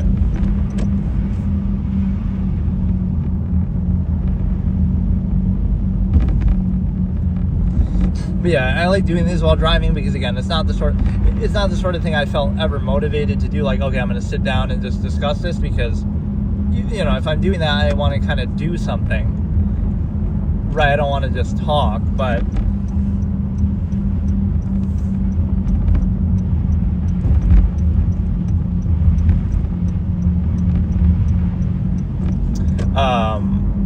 man, even these main roads are kind of shitty. What the fuck?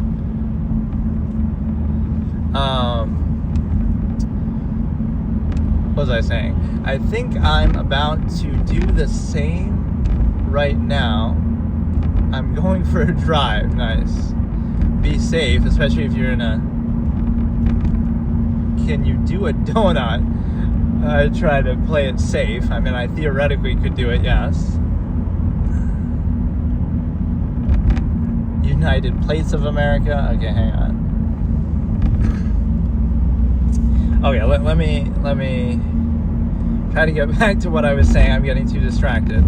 So, okay.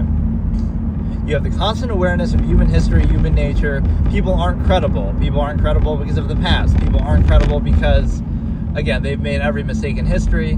So it's like you kind of hang on to it, right? You don't just observe a process like, oh, look at those Romans and the bread circuses and how they fell. No, you'd be, there is some little stupid meme on social media like that does kind of tie into this a little bit. I was the original with saying this, but I mean, whatever. Like, oh, I find myself often thinking about Rome, or some, I don't know what it is. Like, oh, men think about Rome every week or something, right? So whether it's the fall of Rome or something else, I'm not sure, but just the idea, you should be acutely aware of that. Like, yeah, the United States might be like that in terms of, oh, we were at such a height of power and now we're going to fall because of our currency and this and that. And so, or whatever, we'll falter. I won't say just fall outright, but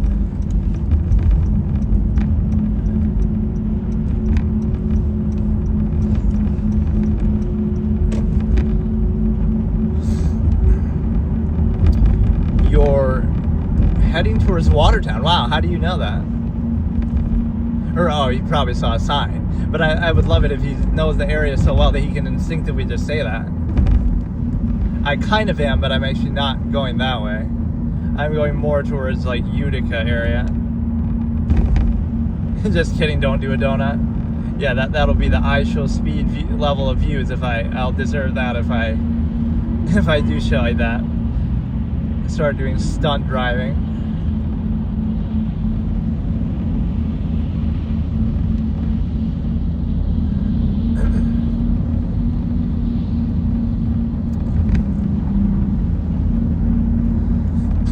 But yeah, like, treat people as not very credible. Again, collectively, oh, how could 1 million people be wrong? How could so many people be wrong? But they have been throughout history at every time, right? Every atrocity has been allowed. Every lie has been believed. Every corrupt leader has been given power.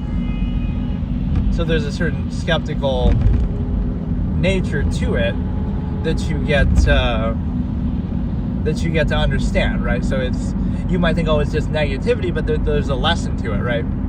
The lesson is that you value, nope, because that sign said East Syracuse, and I know that directions because you're from Fort Drum. Oh, cool. Are you in the military or something? There's a funny story about that. So, somebody I know really likes Panda Express, and so there are no Panda Expresses anywhere here anymore. There used to be one right around here, and they shut it down. So they go to that area once, and they see that, oh, there's a Panda Express there in Fort Drum, not anywhere else, not in Syracuse, I don't think, not in Watertown, not anywhere. It's like you're getting Krispy Kreme or something, because there aren't any in this area. So you go to a military base and you got to get ID'd and checked in, and they're kind of questioning, why are you going in there? Ex-military, cool. And like you're going into a military base to have fucking Panda Express because you can't find it anywhere else. That's how much of a delicacy it is. You know, those are top 5 most wanted franchises around here, or like in certain areas, like Krispy Kreme, Panda Express, maybe, I guess those are the main 2. I don't really, like what, Baskin Robbins or something, I guess isn't around here.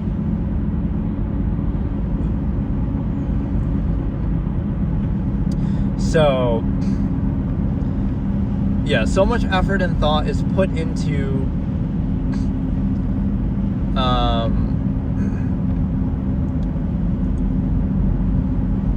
so much effort and thought is put into like your functional basis, as in like, okay, your job. So if people put as much thought into their job, if people put as much thought into their overall life or existential purpose, let's say, as they do into like their job and work and functionalism, that would be very different, because again, people will just take those things for granted and treat them as an absolute.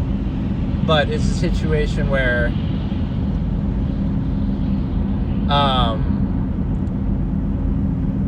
people will treat those things as an absolute, but then they won't question it. So they'll be so, you know, interested in even like folly, favoritism, like entertainment, escapism, right? So what they'll do is they'll like, oh, we'll analyze Star Wars characters and this and that and come up with theories. And like, you'll put so much thought into that. You'll put so much thought into your work and your job, like, okay, let's do this action best, this function best. But you won't put that same amount of thought into your actual life, or your, like, you know, philosophical, what is your measure, like your individual, what do you define as what you value, or what are you trying to do, or what kind of dictates your what is this? Why does it feel so shitty today?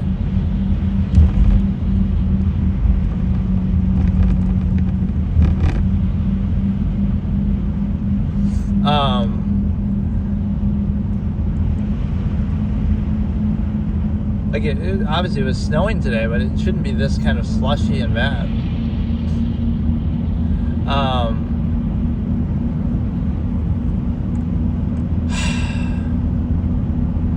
Okay, what I was saying is the fact, see, this must be because of the visual thing. If I was just doing it with a notepad, I was doing these like where I just show a notepad on my screen and I don't show and then I just started doing these like a week or 2 ago. We're like, okay, I may as well show this if I'm driving anyway. I may as well show my thing, like whatever, camera. But I hate doing face cam, so I wouldn't do that. But, or yeah, now people will be hating on me for my driving, like, oh, you shouldn't be in this lane, but like I don't want to fuck around and move around too much either.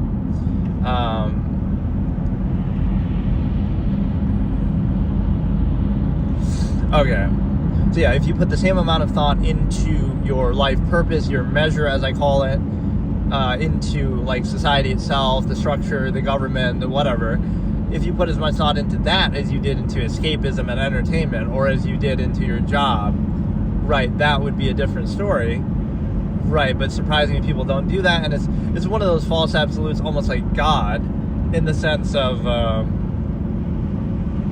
like part of the dogma part of the dogma is that you can't question it or you can't think about it. And the reason why is because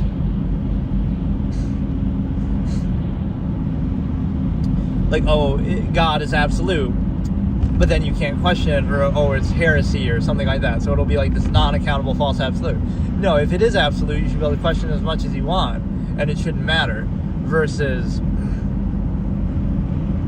we've gotten a lot of people just saying that, actually, like, from this place, right? Like, hello from Venezuela, hello from Indonesia, so that's kind of cool. We're getting all the international United plates, which I don't know if he said that on purpose. If you knows how much I like fast food, that's something like Nightmare, one of my Twitch viewers, would say, like, making fun of my fast food addiction, which I just had before starting this. In fact, I went and got some Wendy's, and then or you know what I just discovered recently is, I never even paid attention to it, but Little Caesars, which I never really liked too much, but they have like these ready pizzas just to go, which is unlike, you know, Domino's or Pizza Hut. I knew they had like the crazy bread and stuff like that sometimes, but I didn't know they had just like full pizzas. I never had gotten them like that, just ready to go.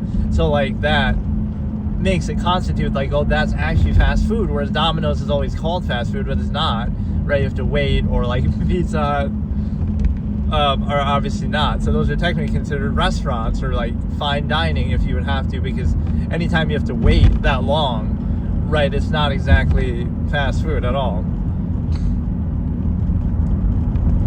I just did that fast food tier list like around Halloween. I forget why, because I was doing like a horror movie tier list, and then I did that. Like, just because, whatever, another tier list. But yeah, something's either glitching out or just definitely different with the algorithm today, which is possibly a good thing. And it keeps happening like abruptly. It'll go from like 1 viewer to like 20 or something, like suddenly. It shouldn't be. It must just be like you're scrolling through. It's like people are scrolling through YouTube and they're kind of catching me. And then, of course, they'll scroll right off, because obviously this is a very specific kind of content that is not exactly universally applicable here. Those lights almost look a little ominous in the distance there.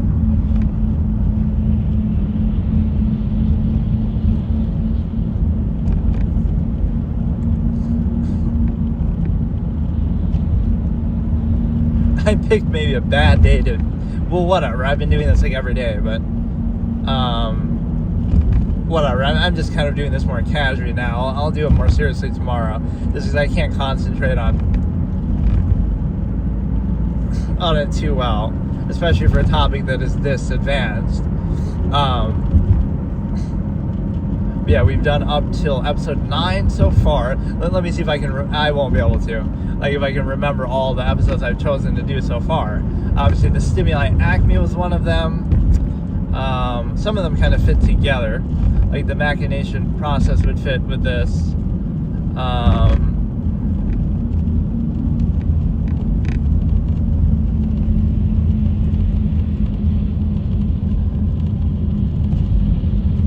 Alright, now it's getting pretty bad.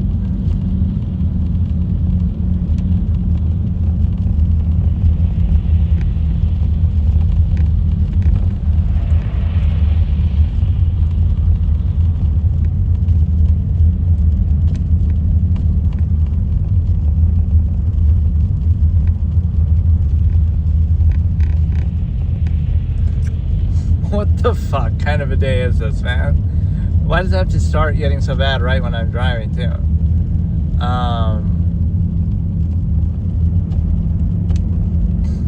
Yeah, this is a good principle here, too. Like, the only thing to fear is other people, right? In and of yourself, oh, you'd be fine. It's not the weather that's the problem. It's the other people who are clowns or whatever that you have to account for. So...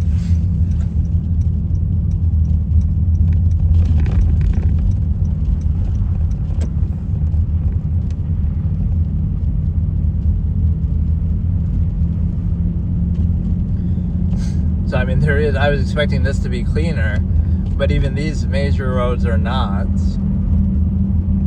And of course, speaking of Watertown, they get it much worse than we do here.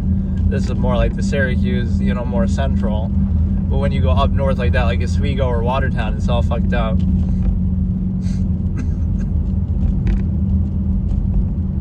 Yeah, what are the chances we'd have somebody in here who actually knows that? Not that these are like obscure areas, but still. Syracuse had a basketball team before, I guess, New York City did, or at the same time. Like, they were one of the original, right? Syracuse, what was it called? I can't remember. They were like one of the original teams, I feel like. Rochester Royals, and so that became the Kings. Right, all these cities that, like, they're not bad, but I mean, you don't think of them as, you have Rochester, you have Syracuse, but you don't have Seattle or something like that, right, where the Sonics deserve to be preserved that way.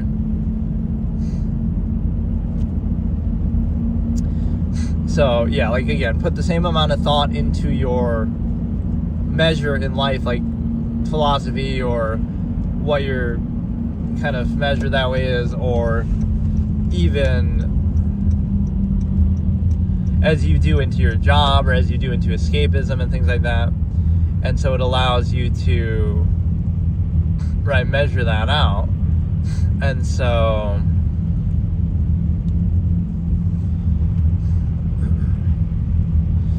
but see, I'm always a safe driver in the sense that I'm comfortable going slow. And the reason why is because, I just, even under normal circumstances, but especially here, yeah, put more thought into your, like, because really, like, think about that from a philosophical standpoint. In your free time, outside of your zero-sum functionalism, your work, your job, shouldn't you spend your time, like, contemplating life or something actually significant, or, you might do some additional functional kind of thing to try to escape from the monotony of your typical job and life. But what happens is,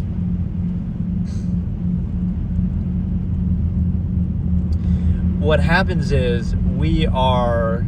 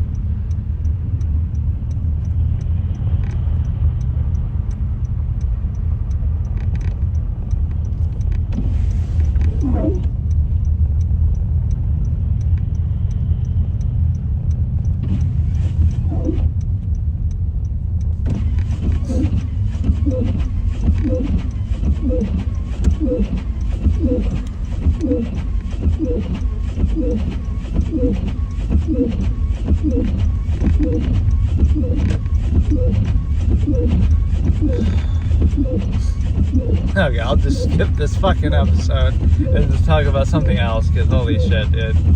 I don't know what the fuck is going on. It didn't look that bad when I was sort of heading out. I'm getting trolled a little bit by nature in the sense of just the timing of it. All day it was kind of moderate, and then we get this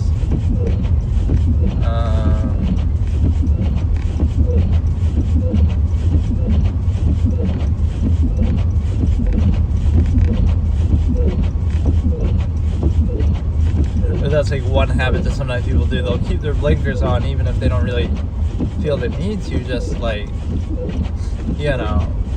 just because, like, it gives you a good excuse or something. Or like the student driver thing, just put a student driver thing on, and then it's like,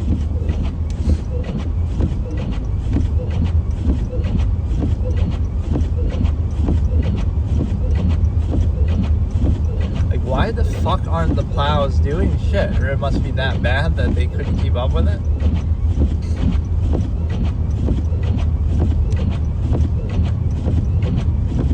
This is crazy. But these roads in particular, you never see quite like this. It's one thing, like the local roads, like when we first started, right at the beginning, I can understand that. That's like a local town. But yeah, see, if everybody's disciplined and goes slow like this, then you're fine, but people won't do that, unfortunately.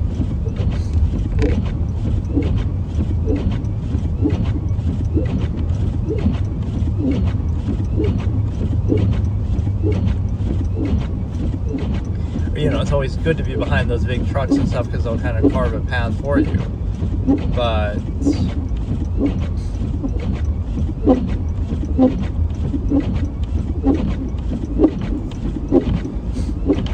we'll turn into a meteorologist or some shit with this. Like we're doing something actually relevant, like some event that we're showing, not that of what I was actually trying to talk about.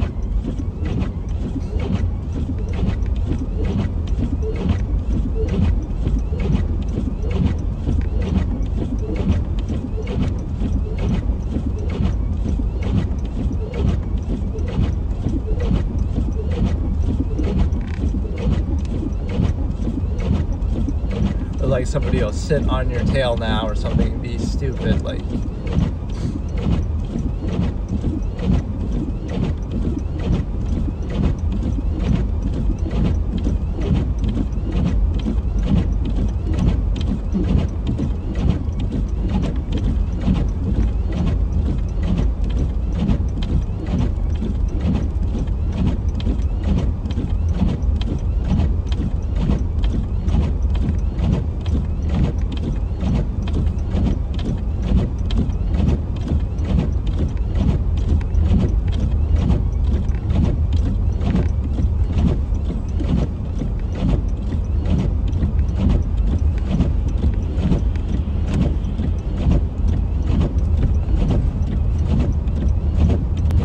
then it's no big deal, but it's that temptation to not do that.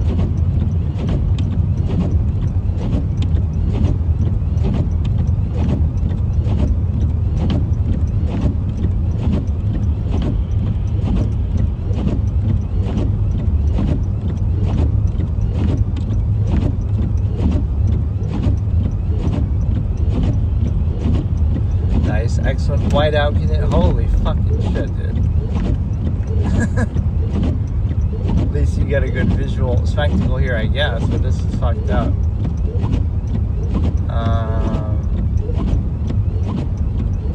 You know, I'm perfectly content doing this. Okay, I'll just go slowly and it's fine. But, you know, this is a little extreme. When they say into the thick of it, they mean that situation right where I pray for safe travel. Thanks.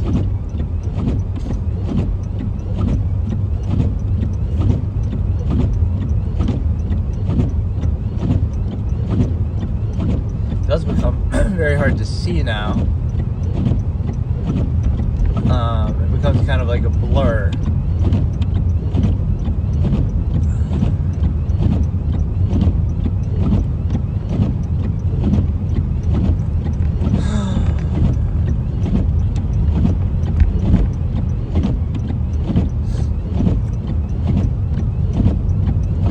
Why are there even so many people on the road then at a time like this? Because what a day for the algorithm to want to pick me out too, because obviously I'm not really in the mood now to do much of anything.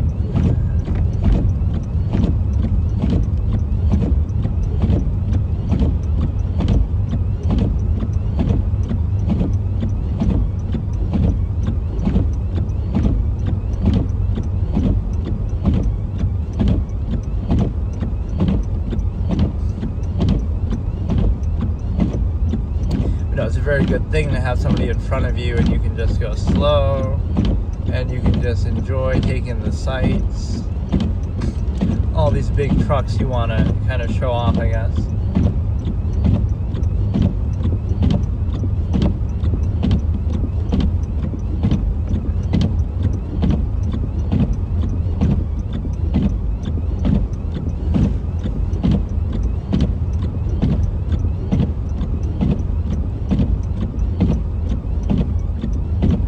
then you'll follow somebody into a ditch or something like that. He could be going the wrong way himself, though.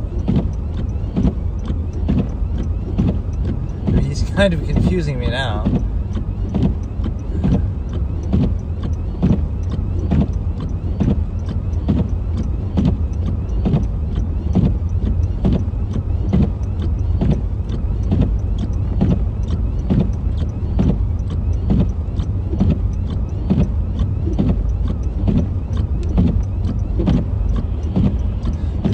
That gets somebody is when they keep trying to do that. Like, I get it. That's maybe I'm going too slow, but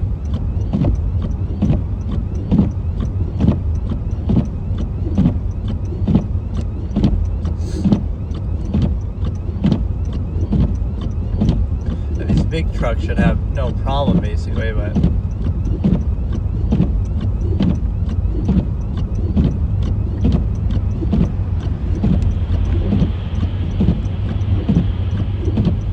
now if he does go right, he'll be sandwiched between the two of us slow clowns.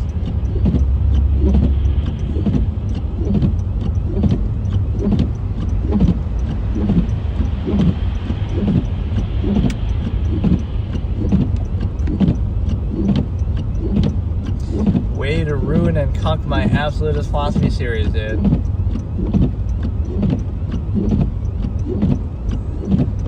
Not that it really takes that much concentration just to talk, but, you know, for this particular episode, I wanted a little more focus that way.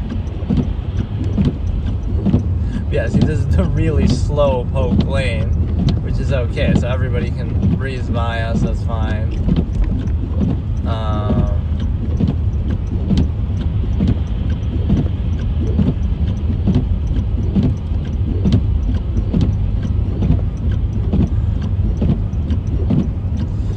Yeah, let's go to New York City, only 276 miles. But like, that's always like a trick question. What's the capital of New York? So a lot of people might have said, oh, New York City, just because it's the most populated, well-known city, but then, oh no, it's actually Albany. Like, nobody knows about Albany or gives a shit about Albany. Right, but that's how sometimes the capitals are like that. Oh, Florida, it's Tallahassee or some shit instead of whatever, like instead of Miami or some better known area.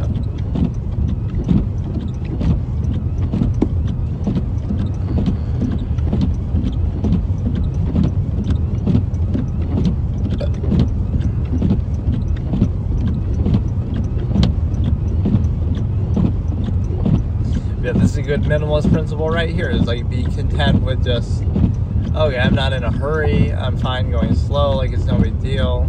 Maybe I shouldn't even have bothered doing this though.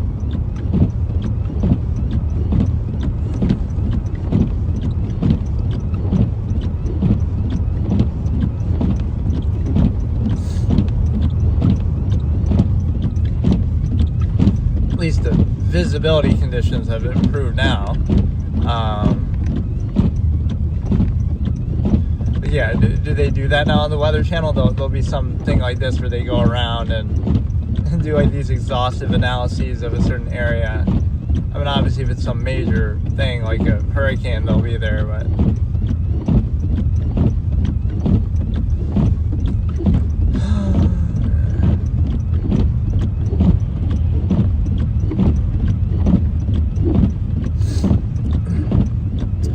put as much thought into your work as you do into your philosophy, things like that. Like, in your free time, would you rather be thinking about that?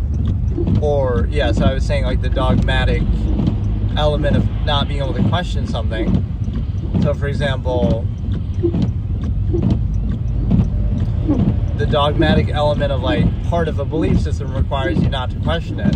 But if it really is absolute, such that you should worship it and take it for granted, right, like, that's kind of the fallacy. Like, oh, of course we don't question God because it goes without saying, but actually,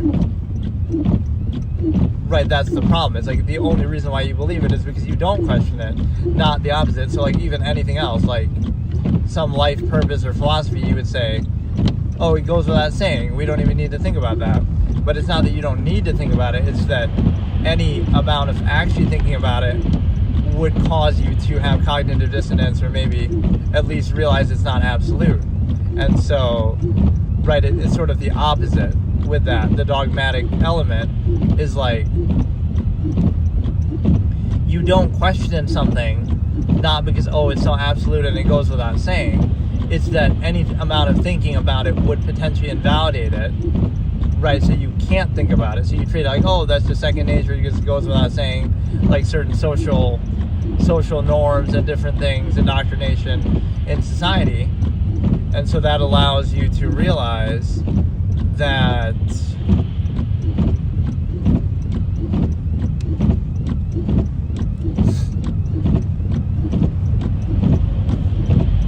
right, those elements are present because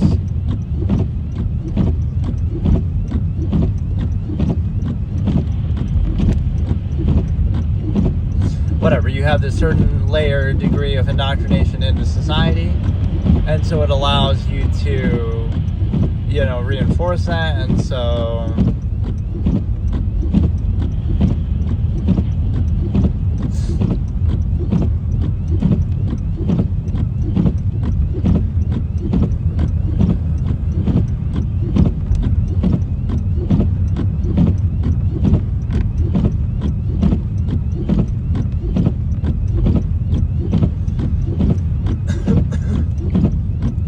definitely not what I was expecting here, but it's okay.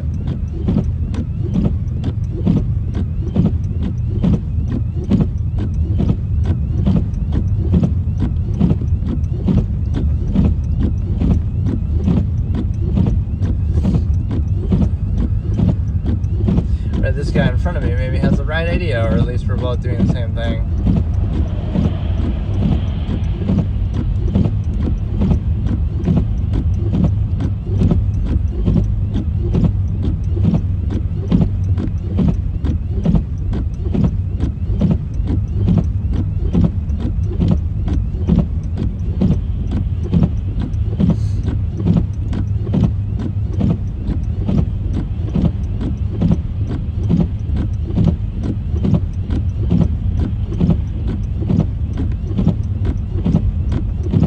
It's the braking that's really going to fuck everybody out, because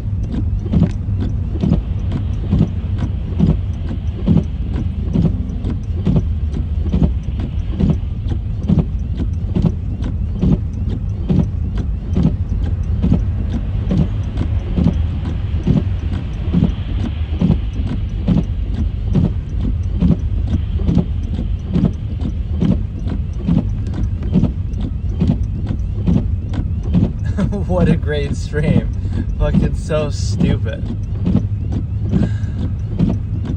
This would be a nice, relaxing ASMR driving stream in whiteout condition, fucking stage 5 blizzard levels. Whatever, however they even categorize that, I don't know. But whatever, if you can even see what the fuck is going on.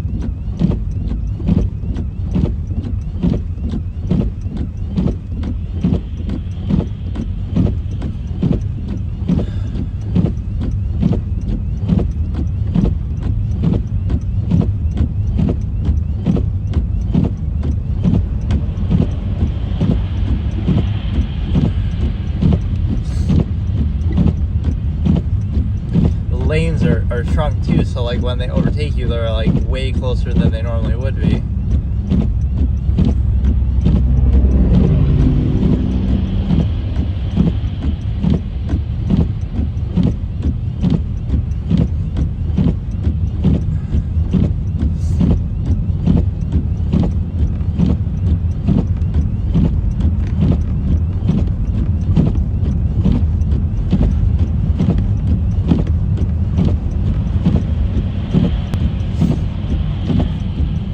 We were talking about the non-accountable false absolute, right? That baked into a belief system would be the need or the desire not to question it, and the fact that that's necessary. So then it's like the emperor has no clothes fallacy, that like, you know, it's your fault for questioning it, not its fault for having some flaw or some imperfection that can be questioned. And you might say, well, but you can question everything, but that's the difference of something that's an absolute, right? Whether it be a god or something like that. So the fact that you question it doesn't mean that, it can't still be useful or have value, but it just means that, it's not absolute. And so therefore, it's not the only thing, or it's not the end all be all of everything, because that's a very strong empirical basis. But that's an argument you sometimes hear, is just like, you don't know anything with certainty. You don't know if, whatever, like the food you eat could make you sick or whatever, right? You trust and believe in certain things. But the difference there is, what you're believing in is like on a functional level, or some, human like error and stuff like that, which is kind of goes against the very concept that we're discussing here. But what it means is that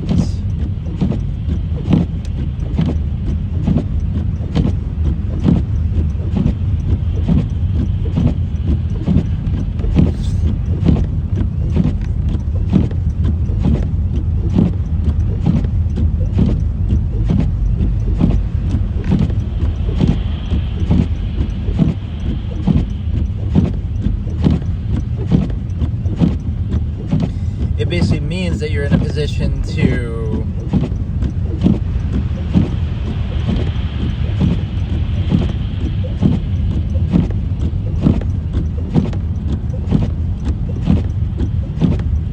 again, like, you don't know anything for sure and you believe in certain things, but the difference there is you don't have to worship them.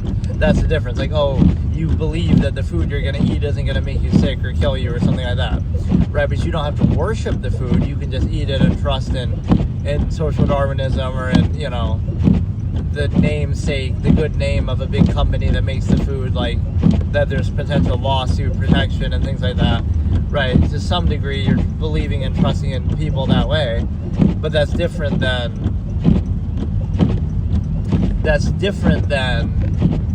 believing in a god or something like, that you're worshiping and treating as absolute and letting dictate every aspect of your life, aside from, in this case, you're just giving a certain leeway or benefit of doubt to something that, I trust that people aren't going to try to poison me on purpose or whatever, make food like that. But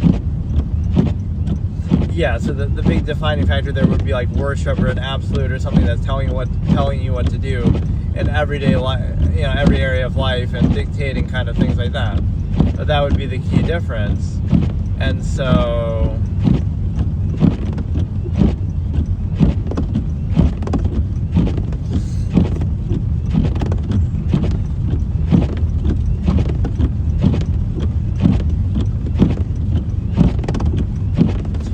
that's a common concept that I talk about, is like the non-accountable false absolute. So it's easy for something to seem absolute if you just don't question it, right? So that's one of the key tenets of even modern society, is like, if you have any cognitive dissonance, just don't think about it, or just don't, either just don't think about it, or distract yourself with entertainment escapism, or something of the sort that way, where you're going to overcompensate for it, you're going to distract from it, right? Very similar in a way to bread and circuses type arguments. And so that's often the basis there. So it's not like, the reason why your society is what it is, and in the state it's in, isn't because it's objectively a sound process, or it's absolute, or something like that. It just means like, it's comfortable enough, it's convenient enough that people tolerate it and overcompensate for, distract the cognitive dissonance, right? It's more important to have convenience and comfort and all of that than to do it this way, like, than to actually answer an existential question or to qualify something in a consistent way. What I'll give props to in this experience, though, is Starlink. We're using Starlink to stream on, not the phone mobile data itself. And so Elon Musk comes through. He doesn't give a shit about a blizzard or whiteout or anything. Through all this, it seems to have been working pretty solidly all the way. So that's a thumbs up to Elon Musk on that. Like, it's generally worked pretty well in general. You know, the only times it doesn't work, you go under a bridge, or like a fast food drive-through, even, like, where anything overhead, right, it just has to have connection to the sky. But stuff like weather and clouds and stuff like that doesn't seem to bother it too much.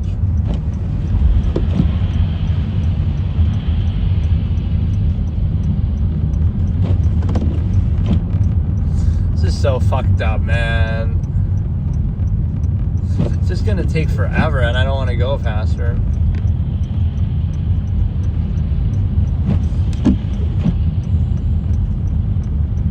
Or like my battery's gonna die on, speaking of Elon Musk, on my fucking Anchor thing that you need for this. And there were so many components to the setup that I needed to do. And the iPhone itself, which I guess I didn't need this level of an iPhone, but I guess the camera's maybe coming into use here a bit.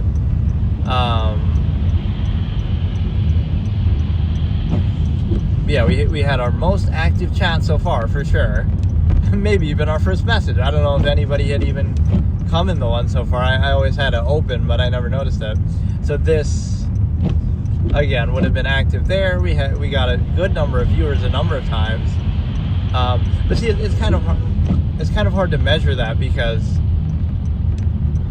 right, like, you know, the kind of viewers you're gonna get. Okay, people might not like what I'm doing, but you know what I mean? Like, I'm just doing it. I'm not gonna cater to people, or I'm doing something different. It's like, I'm just doing it because I feel like it, or something I've discussed in the past. I had my debate format. Like, so it's a very specific kind of content. So it's not the same as like gaming content, because even though, okay, your style might be vastly different. Oh, I'm a completionist, I'm gonna be slow, I'm gonna take my time. You know, I might do RP, I might do other things. It's still within the context of like, okay, you're watching somebody play a game, and then they add their own little flavor and flair to it. Whereas here, it could just be you're doing something totally different, right, that you almost can't even explain what you're doing. People do all kind of weird, random things, IRL type stuff. So,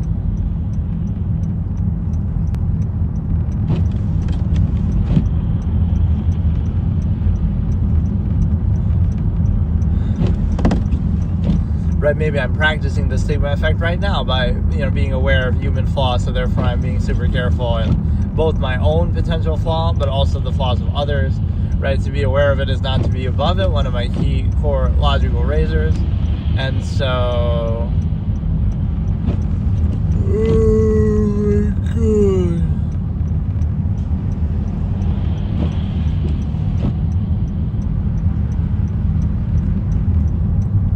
Yeah, I'm not too happy about this particular episode, but we'll let it be.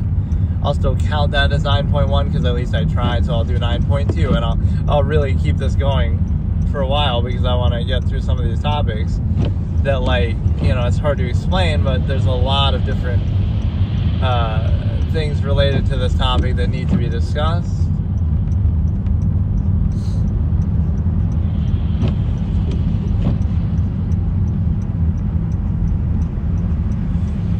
Yeah, we had an ex-military veteran here who maybe was in, well, they didn't say they necessarily worked in, well, they said they lived in the Fort Drum area, so I assume maybe they were there, stationed there for a bit.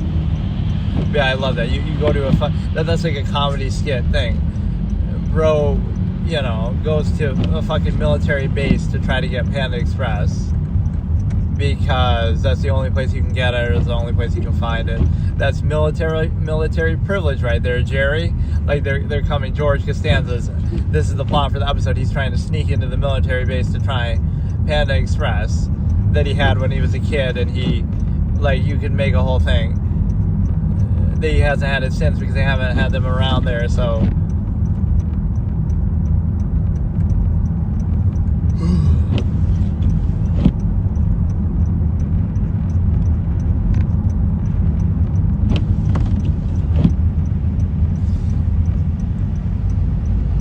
Yeah, the only concession with doing these is I do them in 720p instead of 1080, because it seems to work better that way. I think I tried it in 1080p one time on YouTube here, and either it crashed or it just wouldn't start, or there was all kind of issues with it.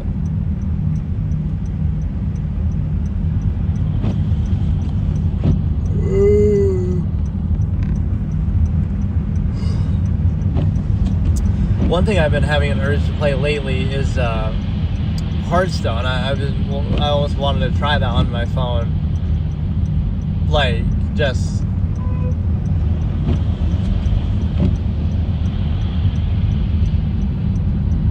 Right, but then I'm worried, especially like, oh, I'm sitting in my car somewhere and I could do it, but then I'm worried it'll crash because I feel like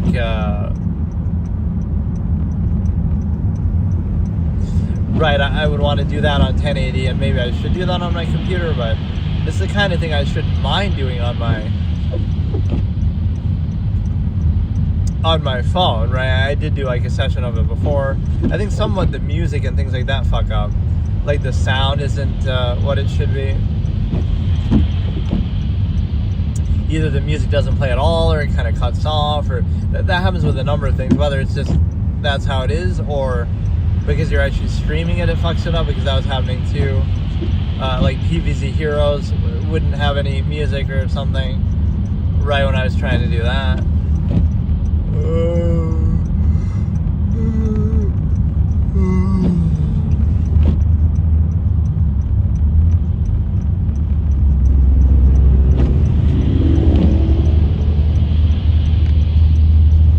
Number of these big ass fucking trucks, man, come on.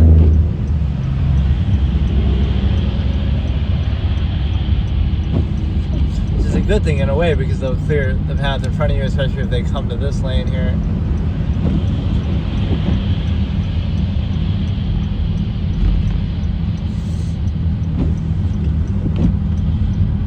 Yeah, this one's kind of just a wash. We're just kind of chilling. I wasn't too happy about this.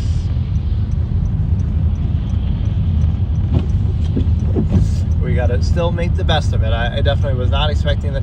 We've driven a couple of the last few days where it's been snowing and it's been seemingly bad, but it was nowhere near the way this one was. Like, either the plows are just overwhelmed.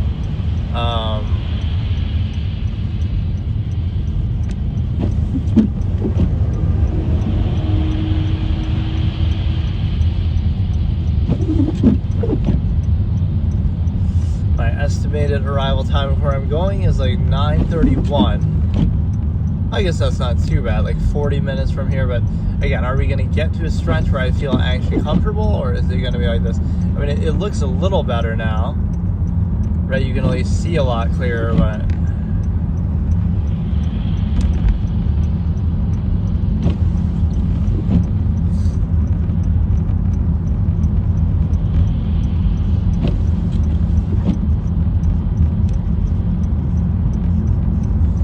Yeah, we haven't really seen a plow, or maybe I'm just missing them. They've obviously been over this part, but it's still like they gotta keep doing it over and over.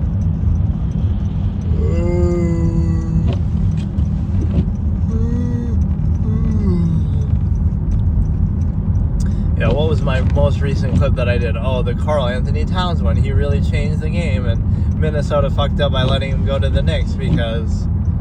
You know, you might not think he's that good, but he is very good. Like, they would have had a much better chance of competing if they had kept him, so. That's why I don't know what people even really do in these. There's so many of these streams on YouTube. They talk about like random stuff, or they talk about specific stuff. They show face cam, so cult of personality right there. But, you know, stimuli acme plus cult of personality. But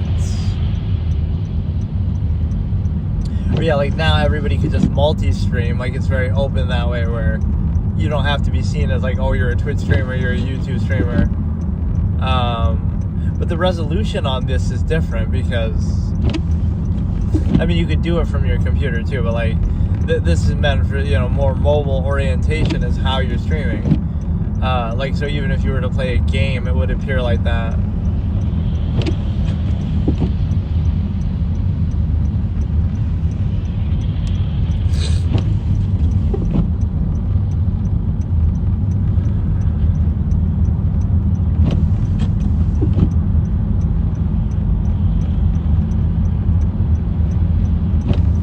yeah, like nobody seems to really give a shit either. You'd think like, oh, the road should be empty then. Nobody wants to be out, but they don't care.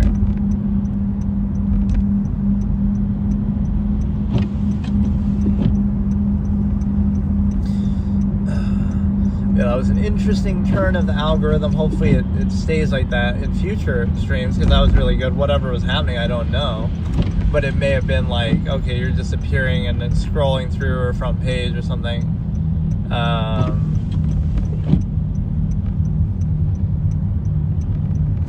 It was happening sort of sporadically, where I don't know if it almost feels like you're being hosted or something, but it could just be incidental.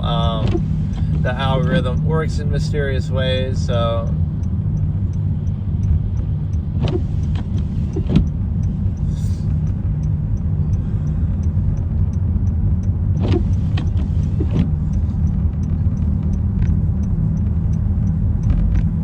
read that immediately is a better sign than Twitch, because we never get that kind of influx on Twitch. Read that's much more steady and constant, like, okay, whatever you're at is what you're at. Whereas here we're getting these random numbers at times.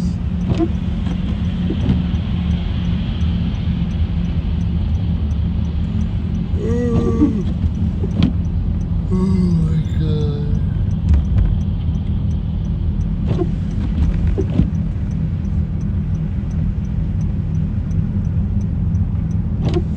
Just absolutely ridiculous, man. Like, who would fucking live in a shitty place like this, dude?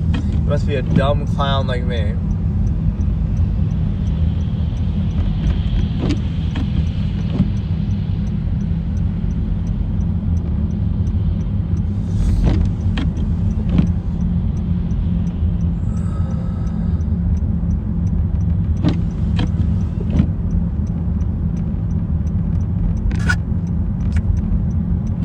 Yeah, I like when people have that reaction to them. They'll come and they'll hate watch, or, you know, come to say something negative. Like I was saying, oh, this stream is buns, or whatever, just in general. Read there's a certain bait quality to that. Like, maybe I hate watch Alex Botez, even though I've almost never really watched one of their streams. I've seen a ton of their videos over time, obviously, but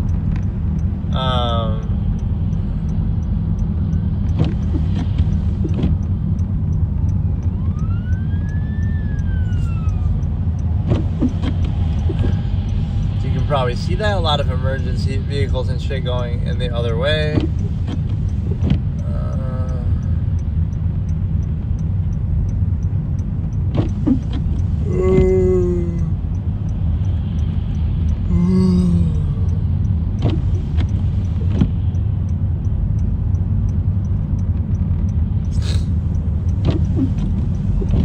Lake effect, snow, reduced speed. Yeah, no shit, dude.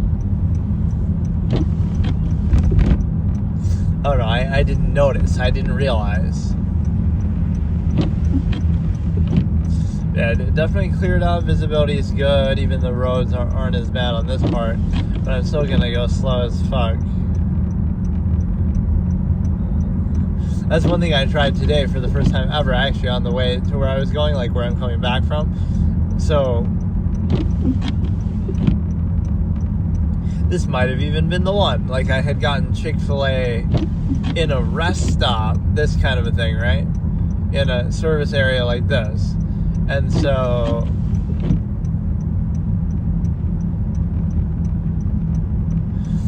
right, I've never had it like in that capacity before.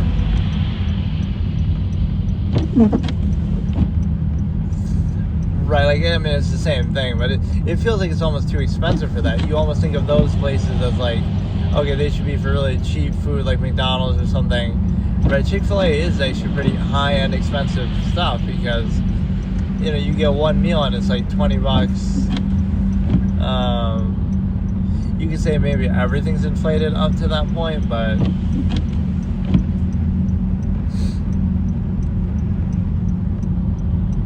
you know, we can guess. Does that mean the plows have been here more, or does that mean this part just didn't get as much snow?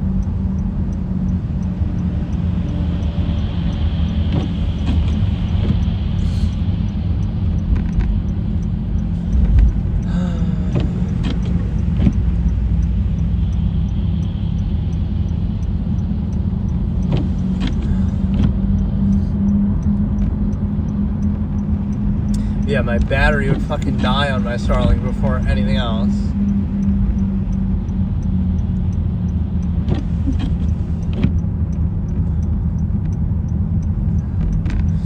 This will be a disaster if we have to pull over now, because there'll be this cop up here now on our side.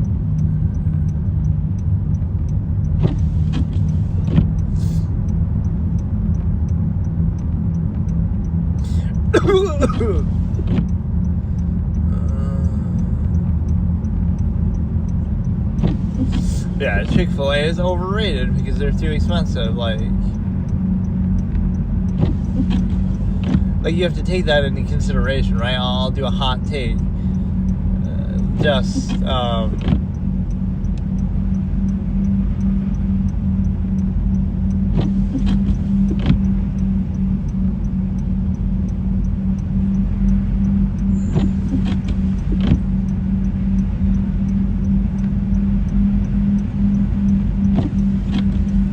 Yeah, I wonder if that ever happens. Like, has somebody gets a seizure from fucking the cop lights or something like that? But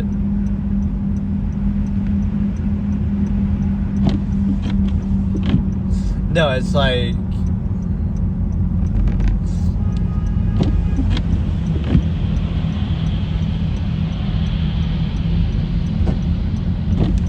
Chick-fil-A versus KFC.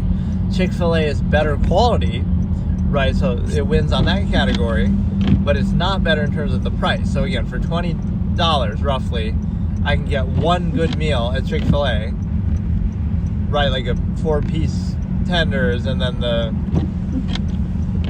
side, and then a drink, and then whatever. For KFC for $20, I can get like multiple meals, like 2-3 meals, or meal for the whole family. You get like a big bucket, 6 big pieces of chicken, and 4 biscuits, and 4 individual sides. It's like, right? So from a cost efficiency standpoint, obviously you wouldn't expect it to be as good or better, right? KFC, because it's more cost efficient. And if it's cooked right, and that's the qualifier, it's like it seems to vary too much from place to place and time to time, where sometimes if it's cooked right, it's great, and if it's not, then it's trash. Right, there's a lot more up and down, whereas something like Chick-fil-A, they have like a pretty good culture, I guess, where it typically feels like the same every time, or like no matter where you go. Although I guess I've really only been to maybe the same one over and over.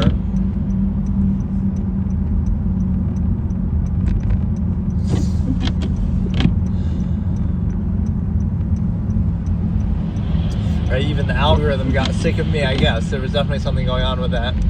I'd be interested to see the stats on this one, though, in like analytics or whatever.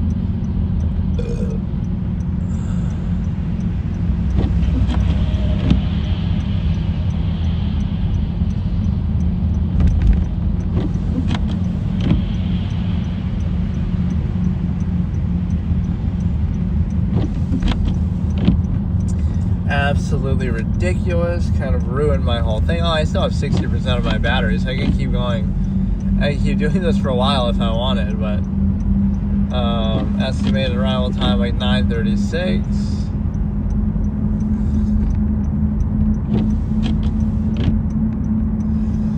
Oh my god.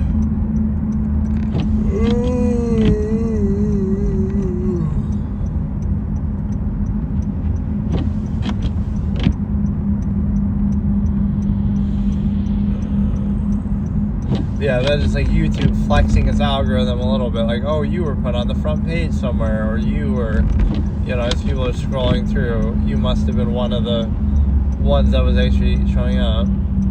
But now it hasn't happened for some time, but that was very interesting. That, we've seen that fluctuation.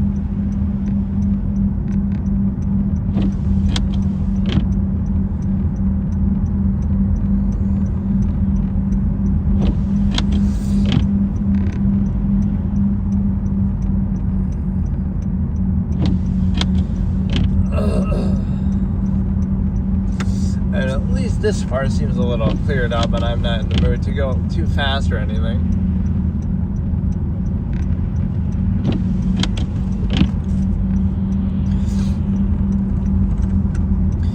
Okay, let me think about the next concept. I'm mostly just maybe reviewing the first episode that we did here, episode 9. So,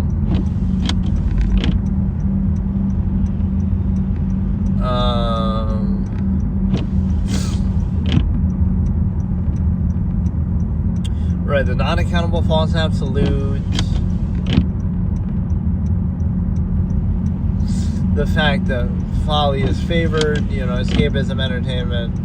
Right, I always have the as a question I ask, like, why is folly favored? And it's your choice. You can blame, the government's using it to control you and stuff, but it's your choice whether you engage in it or not, or whether you value it or really care about it or enjoy it.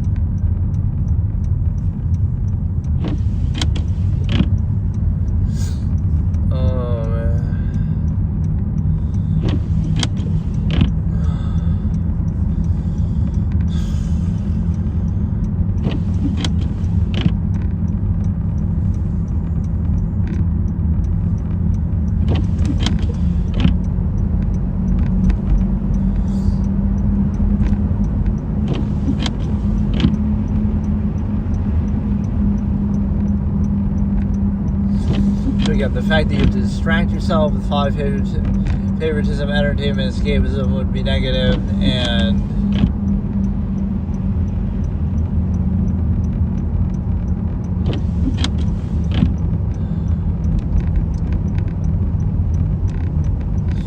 or like, here's just a basic concept, like, if you observe the nature of a process, or you kind of study it or something, it'll be projected like it somehow applies to you.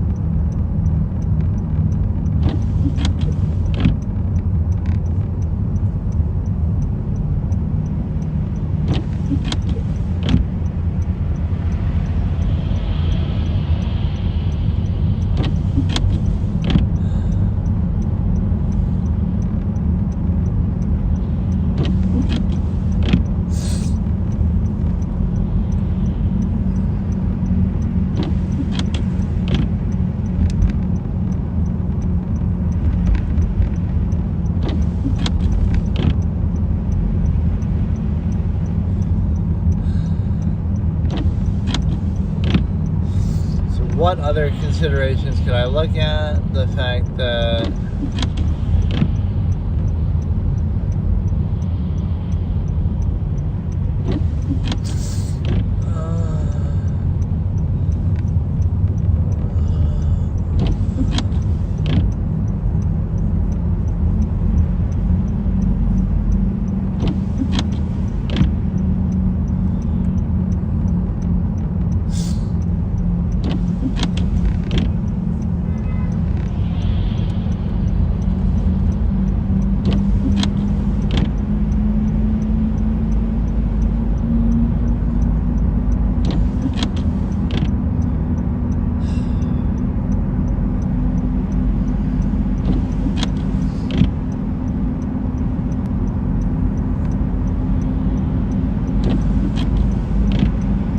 this part seems much clearer, but then you'll hit some black eyes or some shit.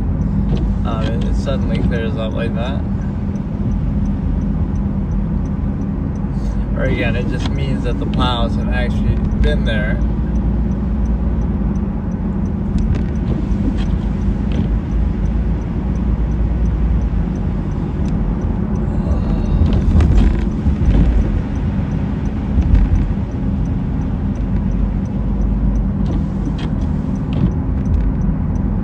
I wonder what the statistic on that is. Like, how much salt did they actually go through in doing all these roads and highways and stuff?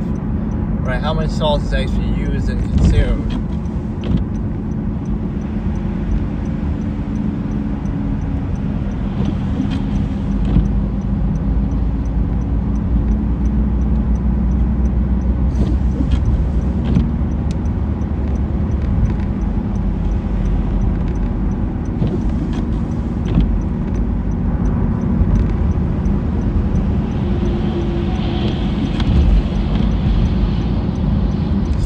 or again, you know, one absolutist adage is almost like you would sort of just deal with certain things, so like then you let them get to a breaking point, or here's a logical razor line that I say, like, if you could just do a little bit, like, you know, make one little concession here and there. This is kind of like what recycling or something would be intending to do in a way, but it's kind of still artificial and gratifying. But like, yeah, like do like one little thing now, sacrifice one little thing now, and that'll add up to, like, you know, extending a process and saving you trouble later, instead of the way that human nature often works, which is we're going to ignore it until we reach a breaking point, until we have to react to it, and then it's too late, right? Like you don't do anything about something until you have to do it, and then by that point, right, it's already boiled over, instead of, okay, let's take some precaution or proactive measure, and if we do that, then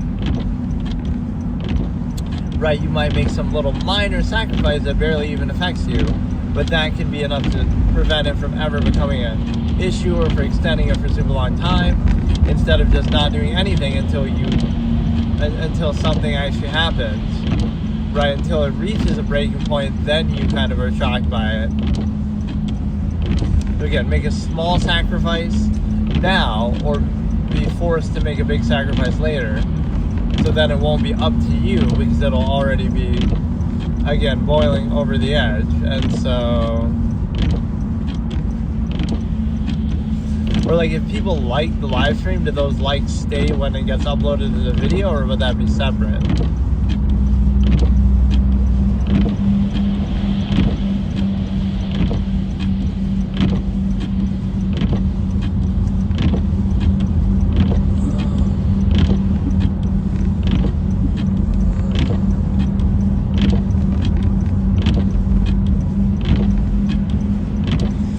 Estimated time now is like 9:38 or something like that. It's gonna be these local roads coming up that end up fucking you over there too.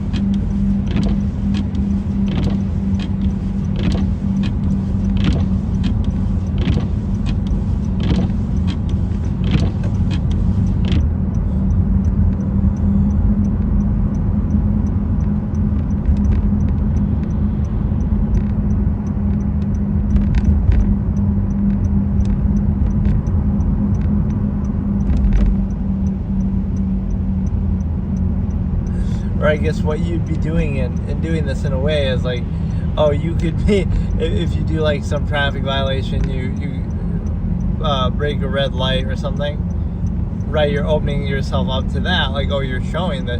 But I could say, oh, this is just stock footage. It doesn't have to be me doing it right now. Right? How could you really prove that this is even really happening right now? I could just be showing a video or something. But yeah, you could be snitching on yourself that you broke a stop sign, or you broke a red light or something.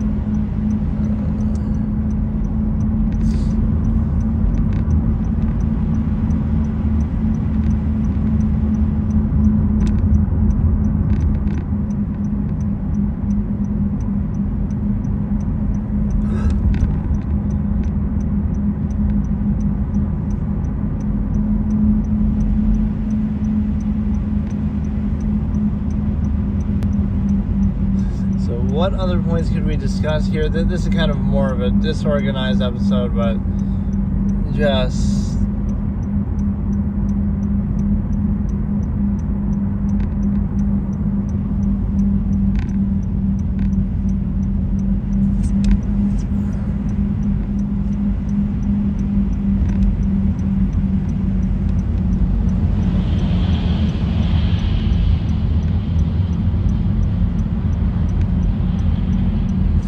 yeah, like, how often does that happen? Like, where, oh, you can be pulled over for going too slow.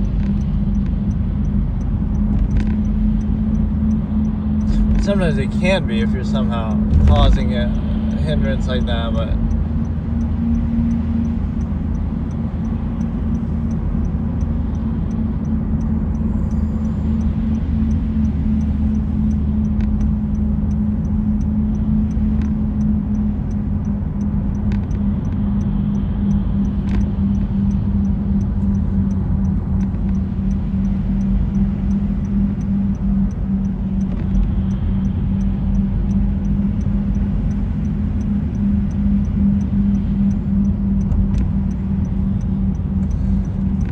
So I can't tell if sometimes these YouTube streams actually do crash or not. When I tried to go on 1080, it did seem to do that and it restarted. But a lot of the time, it seems like it could just be that, like, a certain part of it'll glitch out if it's lagging, but it won't, like, make a new video just for that.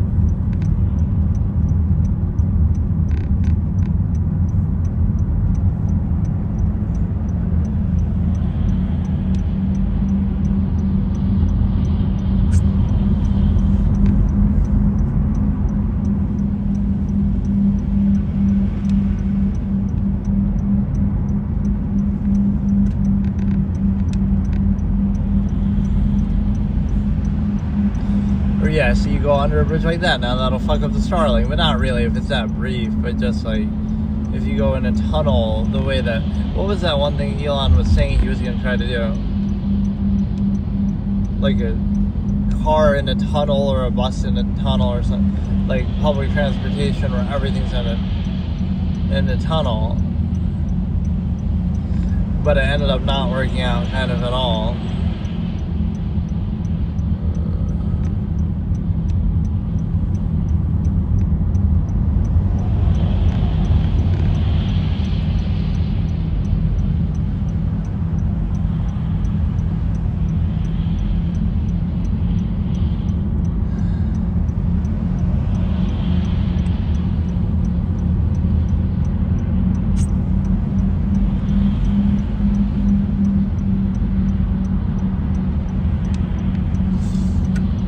I guess I could do this too, like, or like I just don't say anything, but then what's the point? Right, but some people do that. Or again, there's that stupid meta with like steal a brain rot, and it shows a parade of stuff coming out of a door, and it's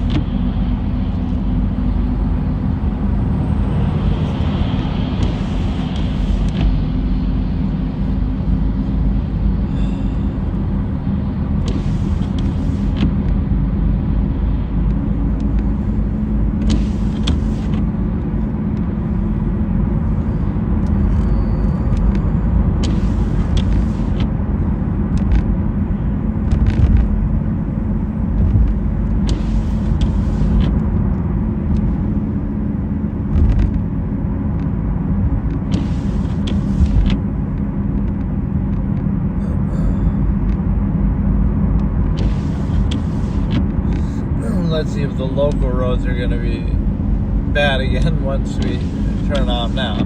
Like, it was such a night and day difference between how when we started it was so bad. Now this looks so clear. So obviously the plows have prioritized this part or something.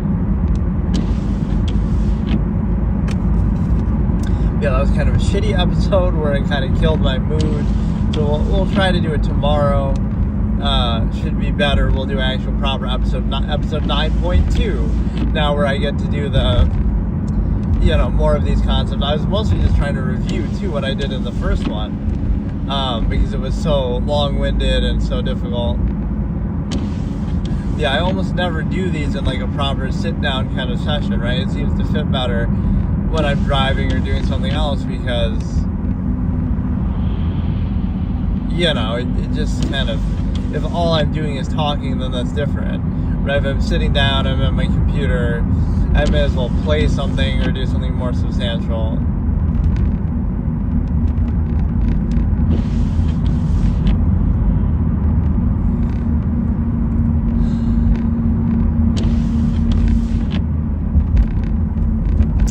Yeah, what was the last topic I was saying? The fact that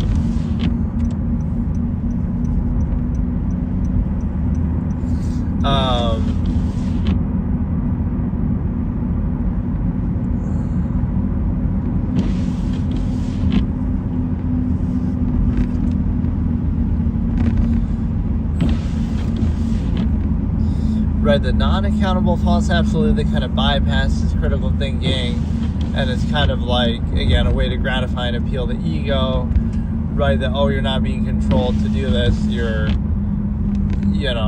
it's love or it's meant to be or something. So I call that whole logical razor the false absolute to value, or false absolute to specify. So, like, everything has to be like that, where, a person can't just do something that's arbitrary. The perspective would always be like,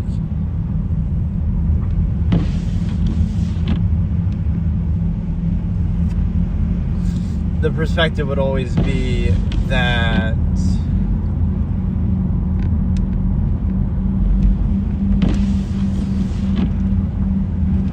I don't know, I keep losing my train of thought, but yeah, you should be able to hold everything accountable as much as possible. If you can't, then that's sort of like a self-tell that there's something missing or flawed about it. And the reason why is because, it would be so flawed that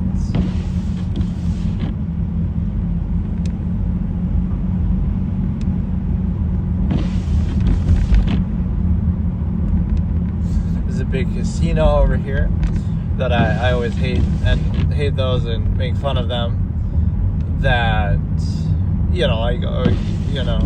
you'd be stupid to do it, like playing the lottery. Like, it's just one of those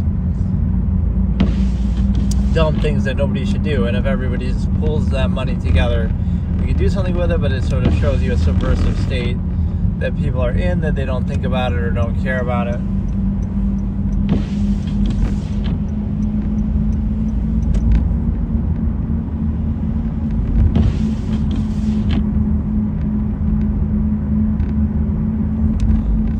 I don't know actually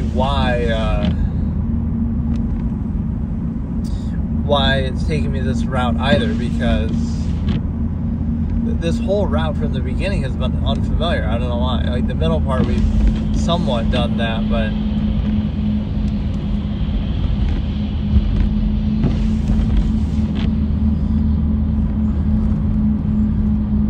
yeah, all you get to appreciate is probably my messy, shitty windshield in the process of doing all this, right? That I probably should get my car properly washed. It's going to be 9:47 estimated arrival time.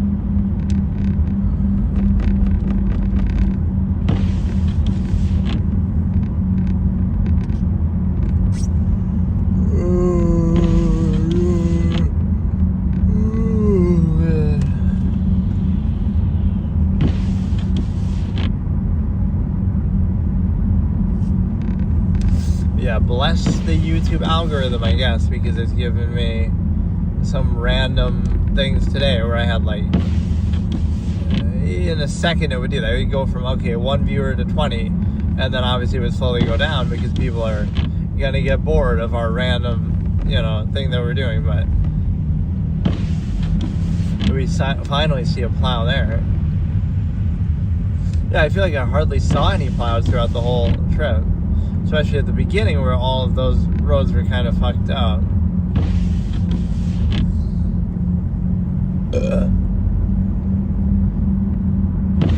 How do you even do the job performance of something like that? Right? Like, how are you gonna, what? Like, I'm a plow driver for the state, and like somebody's gonna call in and complain, oh, this road isn't plowed enough. Like, who's really keeping track of that, or how do you even keep track of that amid the chaos of what's going on? Right? Like, it's such a random thing to do.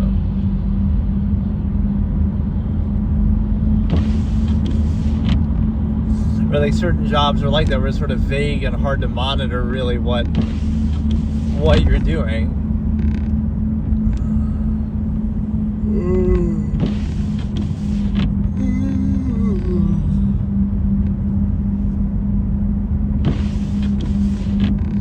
Yeah, this kind of road isn't too bad.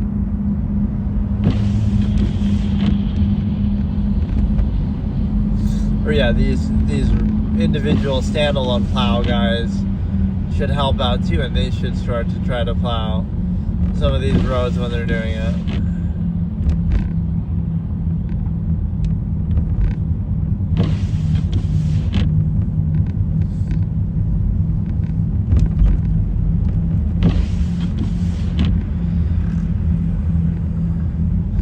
Yeah, this channel is growing slowly but surely. Actually, when I started streaming, and before I started posting all these clips, I've been sort of doing them together.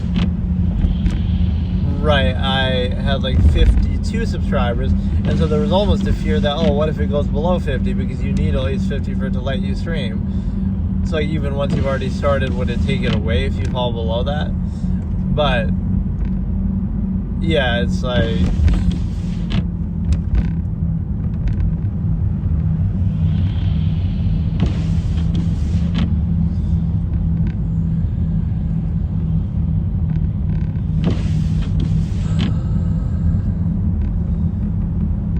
now I'm just being overly cautious because this part isn't even that bad. But I just don't feel like even doing anything right now.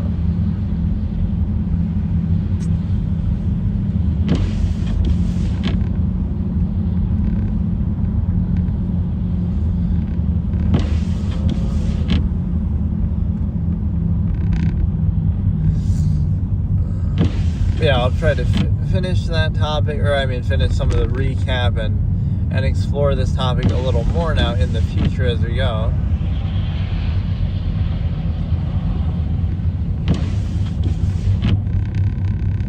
Right, that or Hearthstone. Somehow I've been having an urge to do that, but I should maybe test it like in my car. Like, I somehow don't want to do that to YouTube. I don't want to do like stuff when I actually play a game or something. So if I do that, I go on Twitch, and if I do this kind of thing, I can do it on YouTube. Again, because there's less of a visual aspect to it. Like, you don't have to worry about that too much.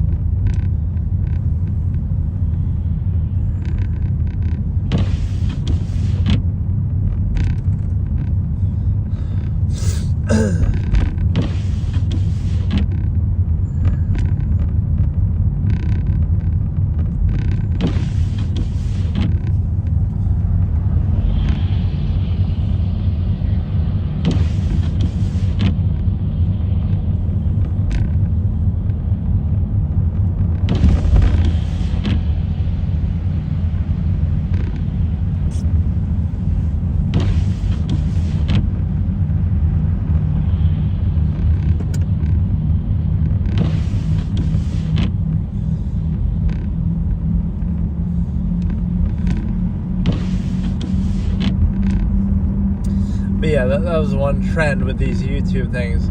If you scroll through and you'll see like all these channels with the brain rot, steal the brain rot, and it's like,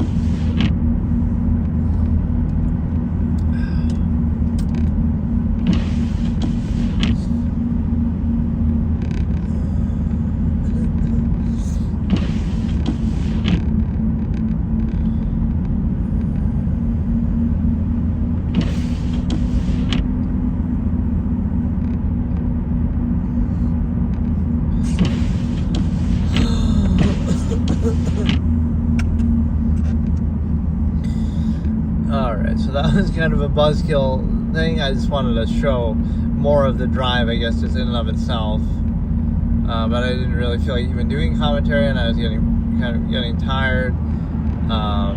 But yeah, tomorrow I'll definitely do that,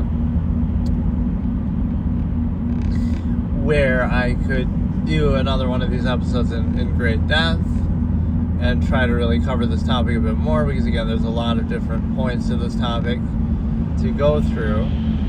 And so that was just an unexpected, unpleasant interruption. And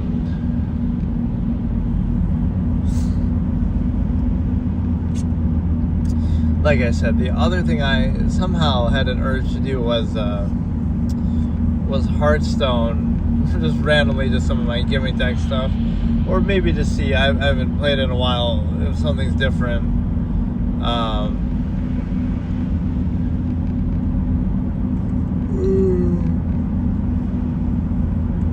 like whenever the new cards come out, that's what I always wonder. Is like, I'm not looking for like, oh, what's the best card in the meta, or let me play for Legend or something.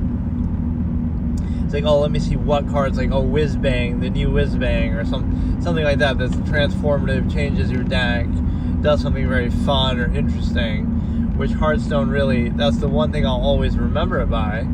Like, it is a great game, it is one of my favorite card games, everything like that, but what really is special about it that even other well-known card games and stuff don't do is it has a lot of those transformative type of cards that are like, Renounced Darkness or something like that, where it changes like your whole deck, in the sense that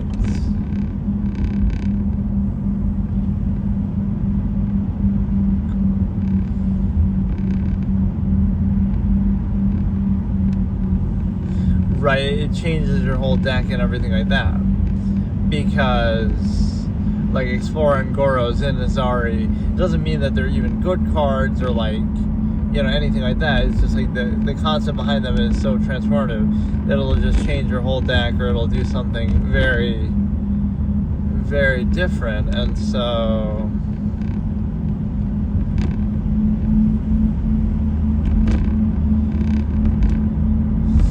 right, it's a fun concept. I feel like even Magic the Gathering doesn't have a ton of cards like that, but no, like Renounced Darkness, Explorer and Goro, Zin Azari, all these kind of things.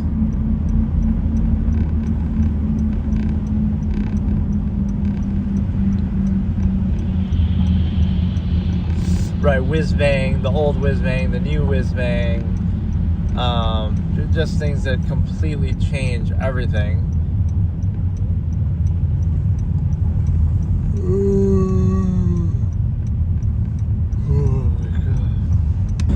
Okay, so today I'm going to do episode 9.2 in my Absolutist Philosophy series, which might seem silly because normally, again, I only do the 0.5 episodes, but this topic is very overwhelming and there's a lot to talk about with it. So it's still the stigma effect, or as I call it, basically the credibility, sort of assessing human credibility through human history and the observable process and practice. So what it means is, like, if you're aware of history, and we've studied history and you're actively aware of it, you would understand that, human beings have been fooled by every lie possible.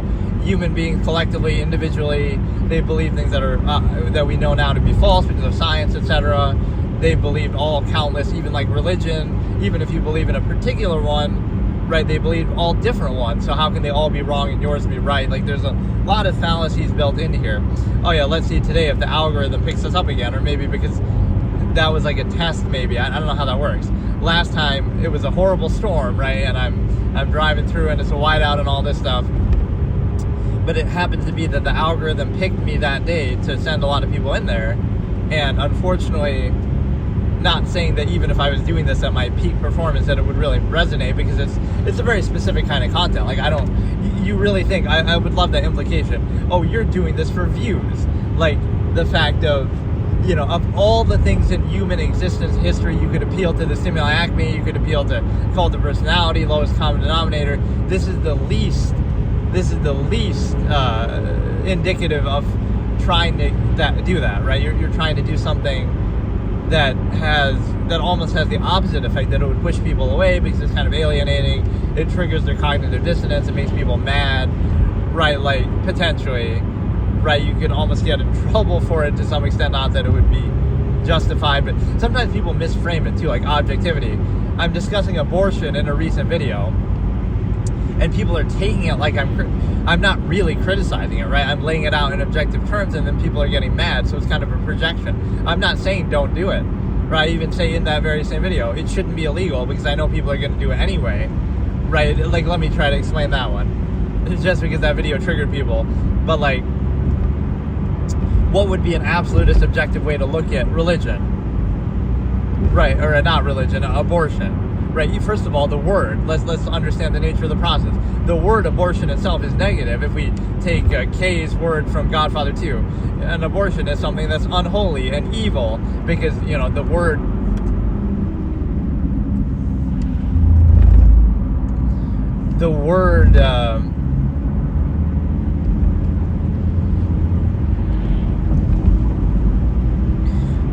itself, right, is negative, right? So that you should try to euphemize that. They try, you know, pro-choicers try to euphemize the language around the fetus, like, oh, it's a fetus, not a baby, right? Which is nothing more than semantics. That's what the video is even about. But I'm surprised that word abortion itself isn't euphemized. You still tend to hear abortion. What is the euphemism for that, right? Terminating a pregnancy or something like that. But that's the word you would think would be the enemy, because that word by definition is negative, right? An abortion is something, it's almost like an abomination, or, you know, just something horrible. So it's a negative word by definition. It's a process that we take for granted, maybe because our technology allows it, right? But does that make it better? Like, so if we didn't have the technology to do it comfortably or safely or whatever, thousands of years ago, now would we be so... Right, so it's kind of like, if technology makes something effortless enough, now we're more comfortable with doing it. Like nuclear bombs in World War II. Right, if we killed that many people, and a lot of them innocent people, if we had done that hand to hand with sticks and stones and fists, right, we would react a lot differently, even though the same result is there. Right, so don't specify the conflict. You're looking at, like, oh, we dropped the nuclear bombs and we just accept that. But if we had to go there manually, physically, hand-to-hand combat, now we'd hesitate. Oh, we're killing a lot of innocent people by doing that. Oh, we're going to question that. So that's what technology sometimes does, is it makes you the same exact process, the same exact result, but now because you make it so easy, you don't question it. You make it so easy, you make it so effortless, right? You don't question it. But yeah, that's the point of the objective look at abortion, is you're not saying not to do it. You're not saying it shouldn't be illegal. You're saying understand the nature of the process. That's what you're saying. So the word itself is negative. The semantics are kind of telling that you have to hide behind that. So in other words, you're saying, oh, it would be wrong, but you just got to try to hide behind a different definition. And then finally, you have that you understand human nature. So you ultimately would be saying, in a perfect world, abortion wouldn't exist. But and forget about even health and assault cases, like, those things wouldn't happen in a perfect world, right? And that's a minimal number of cases. But you would say, you know that people are going to do it anyway, so why not let it be legal, at least, right, to give them a better shot? So you're not condoning or endorsing it, you're understanding human nature and saying, well, people are going to find bootleg ways to do it, right? Like, we've seen that in history somewhat. People are going to find other ways to do it, so you may as well, right, okay, fine, do it if you want to, and here's a better way to do it, right? Like, do it more openly. Like, same thing with drugs. Arguably, you can make that argument. Maybe hard drugs should be legal, because you're going to just, and maybe controlled, you get certain amounts or whatever, but people are going to go out of their way and try to get it anyway, so now they're going to go to a shady dealer and get killed, or you're going to give that shady dealer a lot of power and resources and money, right, infrastructure. So you may as well make it legal. The best way to control something isn't to make it illegal. Opposite interpretation concept at work here. The best way to control something is not to make it illegal, because then people will build their own criminal empire, infrastructure, right? Ordinary people will be swayed by that. It's actually to make it legal and then control it, right? Okay, you give certain, because now you have a monopoly over it, now you have a justification for that. So ironically, that's sometimes a better way to control it, and then it gives you the power to shut it off completely by monopolizing it. Like now you have all of it in your possession under the pretense that, oh, you're gonna, this is what gun control would do in a negative way. Like, oh, we're just gonna check everybody's guns in or do an inventory count kind of thing. But now it sets up a pretense to confiscate and all that. It's interesting, that framing. Like, I'm not saying not to do it in there, but people take it that way because of their own preconceived notion on the topic, right? At no point do I even say it should be legal. If you want to do it, that's fine, do it, right? I'm not telling you not to do it. This is what this is all about: absolutist philosophy and objectivity. It's not about taking a position or making a claim, right? It would be an observation, like, okay, in a perfect world, this wouldn't need to happen because people justify with assault and health reasons. But the point is that, yeah, in an ideal perfect world, it wouldn't happen, is at least the premise, right? That it's an undesirable negative thing, but then it's turned into a positive to try to kind of rationalize it. So, again, you understand human nature, so even if you're against it, right, there'd be some complex absolutist interpretation here that I would have to pose. Like, there's like two dueling things. This is actually very, very nuanced, right?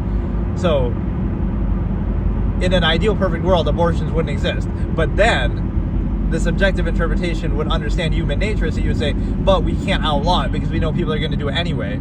And then, hey, from Saudi Arabia, hey, how's it going? You would say that, hey, how are you? We get a 6'7" meme in here, that's peak. I finally actually looked at what that was like a week ago. Like, I had heard it, but I didn't know what it was from, so I finally listened to the song. Oh, thanks for the like. Oh yeah, here we go. Now the algorithm thing. This was happening last stream too, where the algorithm just randomly gives us like 20 viewers. I don't get how that works. Yeah, 69 replaced 67 replaced 69 at least. So that's more kid friendly, I guess. Like some guy, where is this road hitting? This is like in central New York. It's a good song. Yeah, I didn't hate the song. I don't think I had ever heard it actually though, despite all the hype around it. Like the skibbity toilet thing, I had to one day research that it's actually given to me by Timbaland and it's sped up, and it's like, so he's not really saying skibbity. Like, it's maybe embarrassing that you know that, but you have to research that because of how nauseatingly much that you hear about it. And this is like central New York, like around Syracuse area. Hey, how's it going? Okay, so what I was saying is on the abortion topic, right, like the objective absolutist philosophy would not be saying it should be illegal. In an ideal perfect world, it wouldn't need to happen, but it shouldn't be illegal because you understand human nature that people are going to do it anyway, so it should be legal, but your end goal is also to not preserve the simula acme. Yeah, it's not actually too bad today. Yesterday was pretty bad, snow and everything.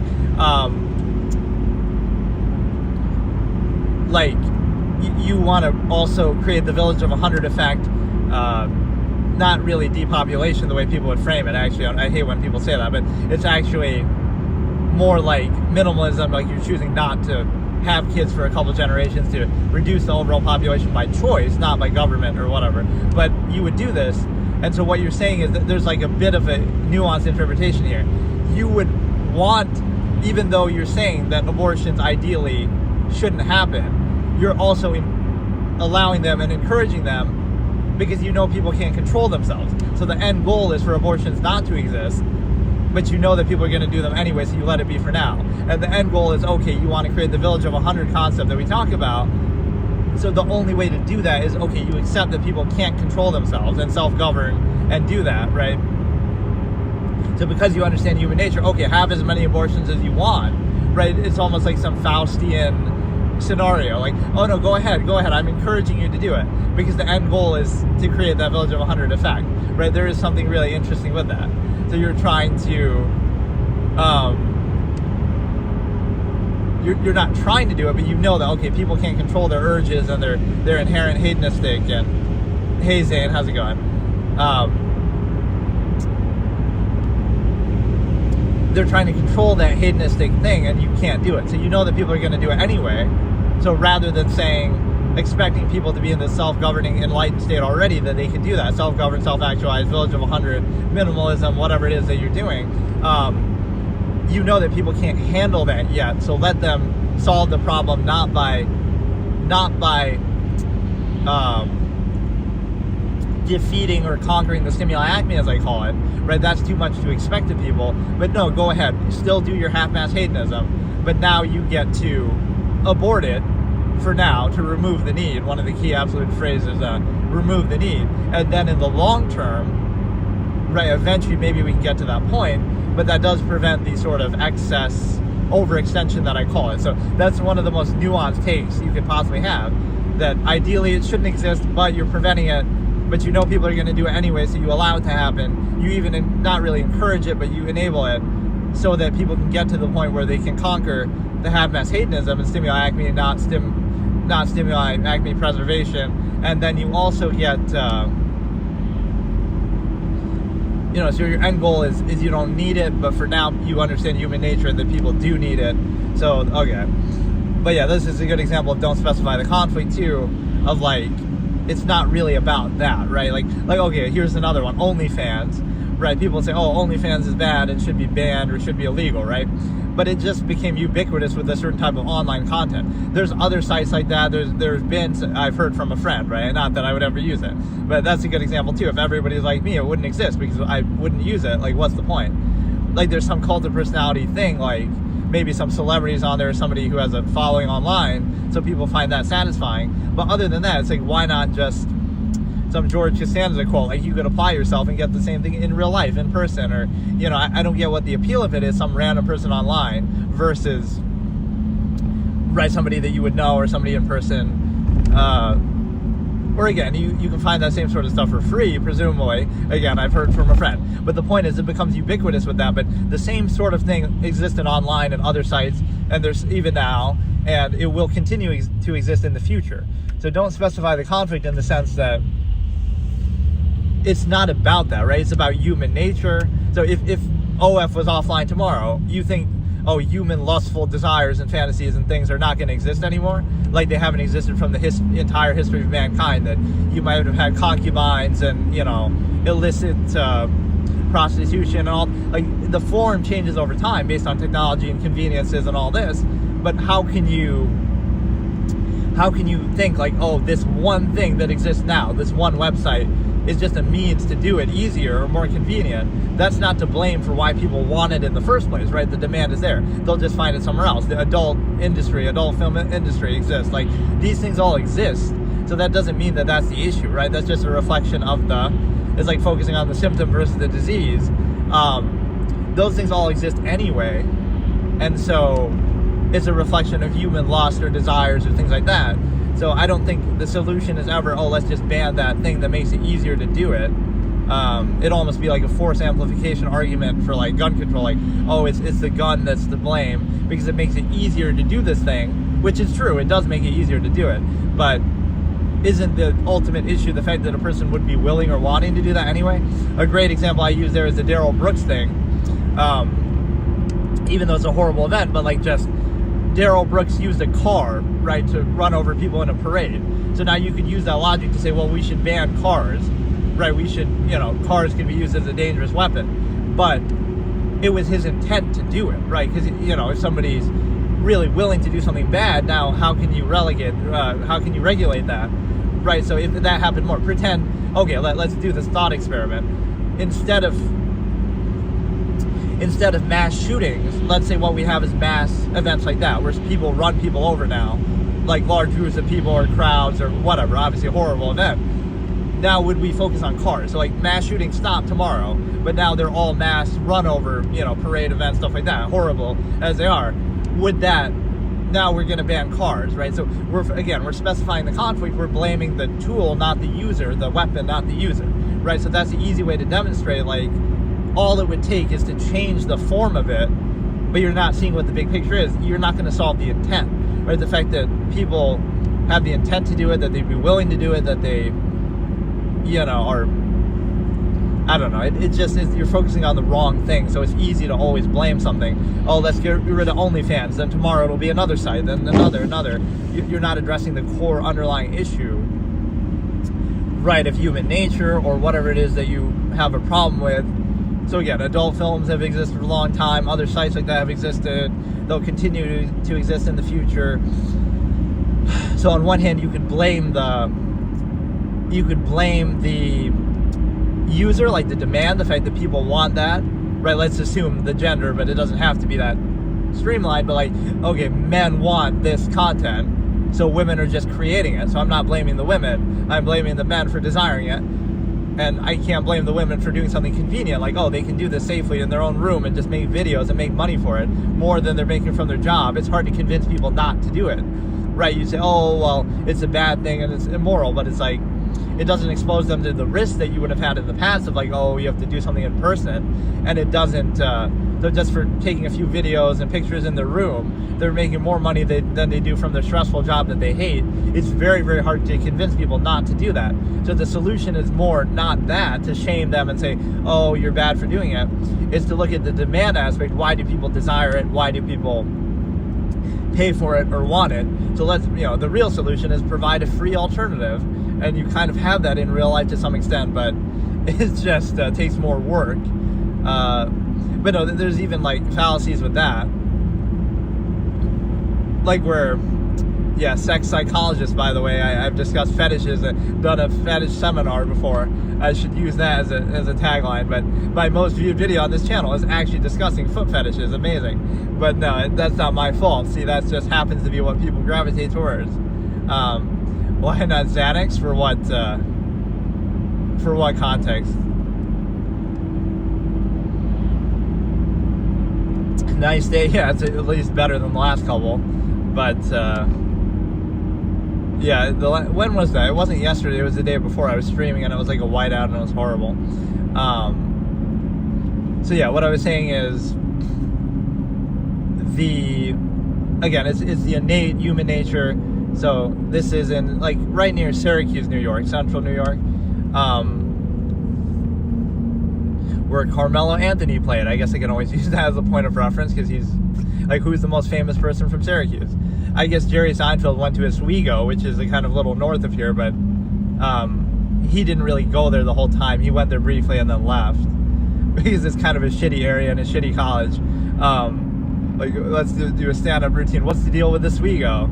And give me some, I don't know, like I didn't go there for college. I went there to transfer away to a better college, right? Like, I don't know, you can do some meme. I feel like not a lot of people know that because it's such an obscure fact. But, yeah, Carmelo went to Syracuse. I'm sure there's other good players. I just don't know off the top of my head. There was somebody who was a bust, who was supposed to be good, like Michael Carter Williams or somebody else too. But they kind of washed out.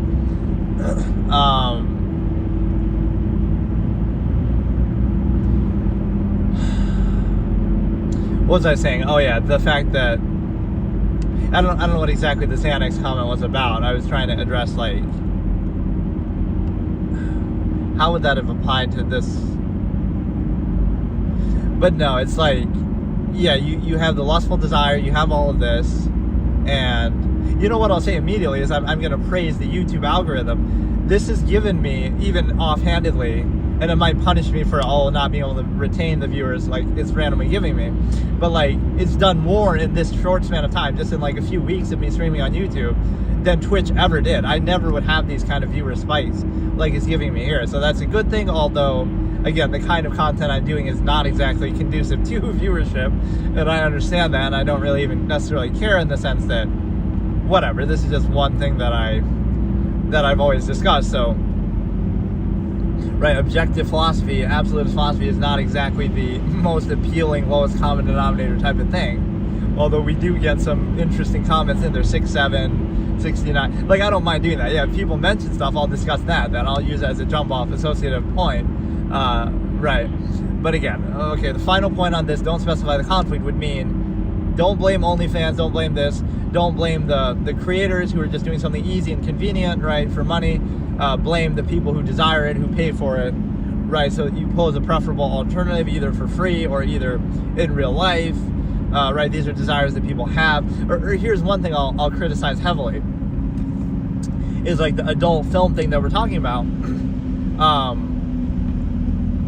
people will blame that and say, oh, that ruined my marriage, right? This content that starts with a P, I won't say the word, right? That ruins your marriage or something, right? If that's all it takes to ruin your marriage, you have to consider two possible things. Number one is, maybe that isn't what you want ultimately. Like, maybe you're not happy with that. And you might say, oh, fantasy could ruin anything. Like, you could get desensitized by watching movies and playing games or whatever, by media in general of your life. Like, oh wow, life is so boring compared to this exciting, media content that we consume. So you'll blame that for desensitizing you, but not look at the fact that, okay, maybe something is lacking in your life itself. And the same thing again with the adult film. So the solution isn't to censor that kind of thing, but the same thing again with the adult film stuff. Oh, that ruined your marriage, so maybe your marriage isn't so good in the first place. Maybe you're not happy with it. Maybe it's just revealing some deficiency there. Or maybe you can bring some of that into your life, like some of the fantasies and stuff like that. But what it's really showing you is that it's a false absolute that's being posed. Like, oh, society wants you to restrict that inherent desire that you have, the hedonistic and natural kind of stimuli acme, reduce it to one person and one person only, right? Because that's easier to control, but that doesn't mean that's really what you want, or that doesn't mean that's really what a person would choose. So you're being kind of pressured to do that, but then, oh, look at all these other options and fantasies and different things that you have. Like, yeah, would you rather be with the supermodel person that you're seeing act these things out, or would you rather be with your wife who happened to be in the same area as you, and you happen to be, because of the nearness postulate, like, oh, because of proximity and this and that, now you have to pretend like that's absolute and that's what you want. Like, oh, would you rather be with a celebrity or your celebrity crush or the person you're with, right? Like, obviously you're pretending it's an absolute, like, oh no, they're my love and it's meant to be, and it's, soulmate and this and that. You're not saying that because that's actually true. It's kind of psychologically, it's more about the intent. Like, the part that's psychologically disingenuous here is the fact that you're pretending something's absolute to try to convince yourself, right, that, oh, it's my love and soulmate. Out of 8 billion people, what are the chances they happen to be in my local geographical area? But, a person would know. Like, you wouldn't think that, oh, out of all the people in the world that you could possibly be with, this is really the one and only you want to be with, and restrict that to them just for that reason. Like, so you're creating some artificial construct that you have to keep struggling with. So it's very disingenuous to think like, oh no, that's really what you want. So you're just having that false absolute exposed by this resource that, again, played into fantasies. On one hand, you can just look at it, okay, it's just fantasy. That doesn't mean you have to let it ruin anything, but it shows like a repressive state. So you would show like, oh, the solution is let's censor reality itself.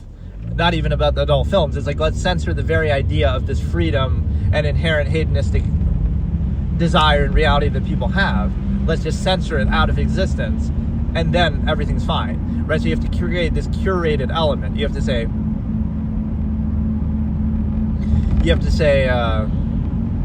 curate reality in such a way that nothing contradicts the false absolute that we're posing and forced to do. As in, again, the specifying the stimuli acme is a great example. Right? Oh, that marriage is absolute and it's love and it's meant to be in a soulmate, but it just requires a few simple things. It requires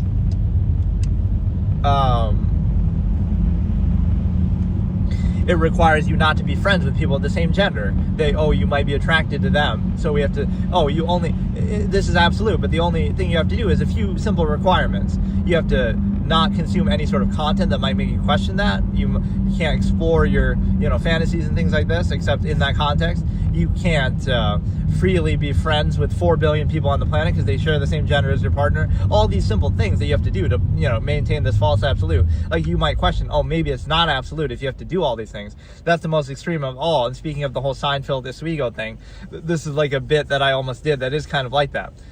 Like, oh, you know how your marriage and your soulmate is absolute? Because you only have to do one thing to maintain that. You have to not be friends with people of the same gender. So, oh wow, in order to maintain the soulmate and absolute that you're so secure about and it's so meant to be, you just have to sacrifice being friends with 4 billion people on the planet. Just 4 billion people, no big deal, right? And wait a second though, that's assuming that you're straight. Like, if you're a straight man, then you can't be friends with other women, right, other than your partner. But what if you were bisexual? Now, if you're bisexual, you can't be friends with all 8 billion people because you could be attracted to any of them. So what a great compromise. You can't have any friends at all in order to pose this false absolute. Like, what a ridiculous expectation, but that's basically what is posed as, like, oh, that's posed, the soulmate, the love, whatever, would be to simply say, okay, we're going to have to censor out of reality being friends with people like that. We have to censor out of reality fantasies and options and awareness of different things, right? So you have this like rigid structure that says, okay, it's absolute. It just requires to cut everything else out of our awareness and existence and perception in order to value it. So that's a very disingenuous intellectual aspect, right? So you'd say,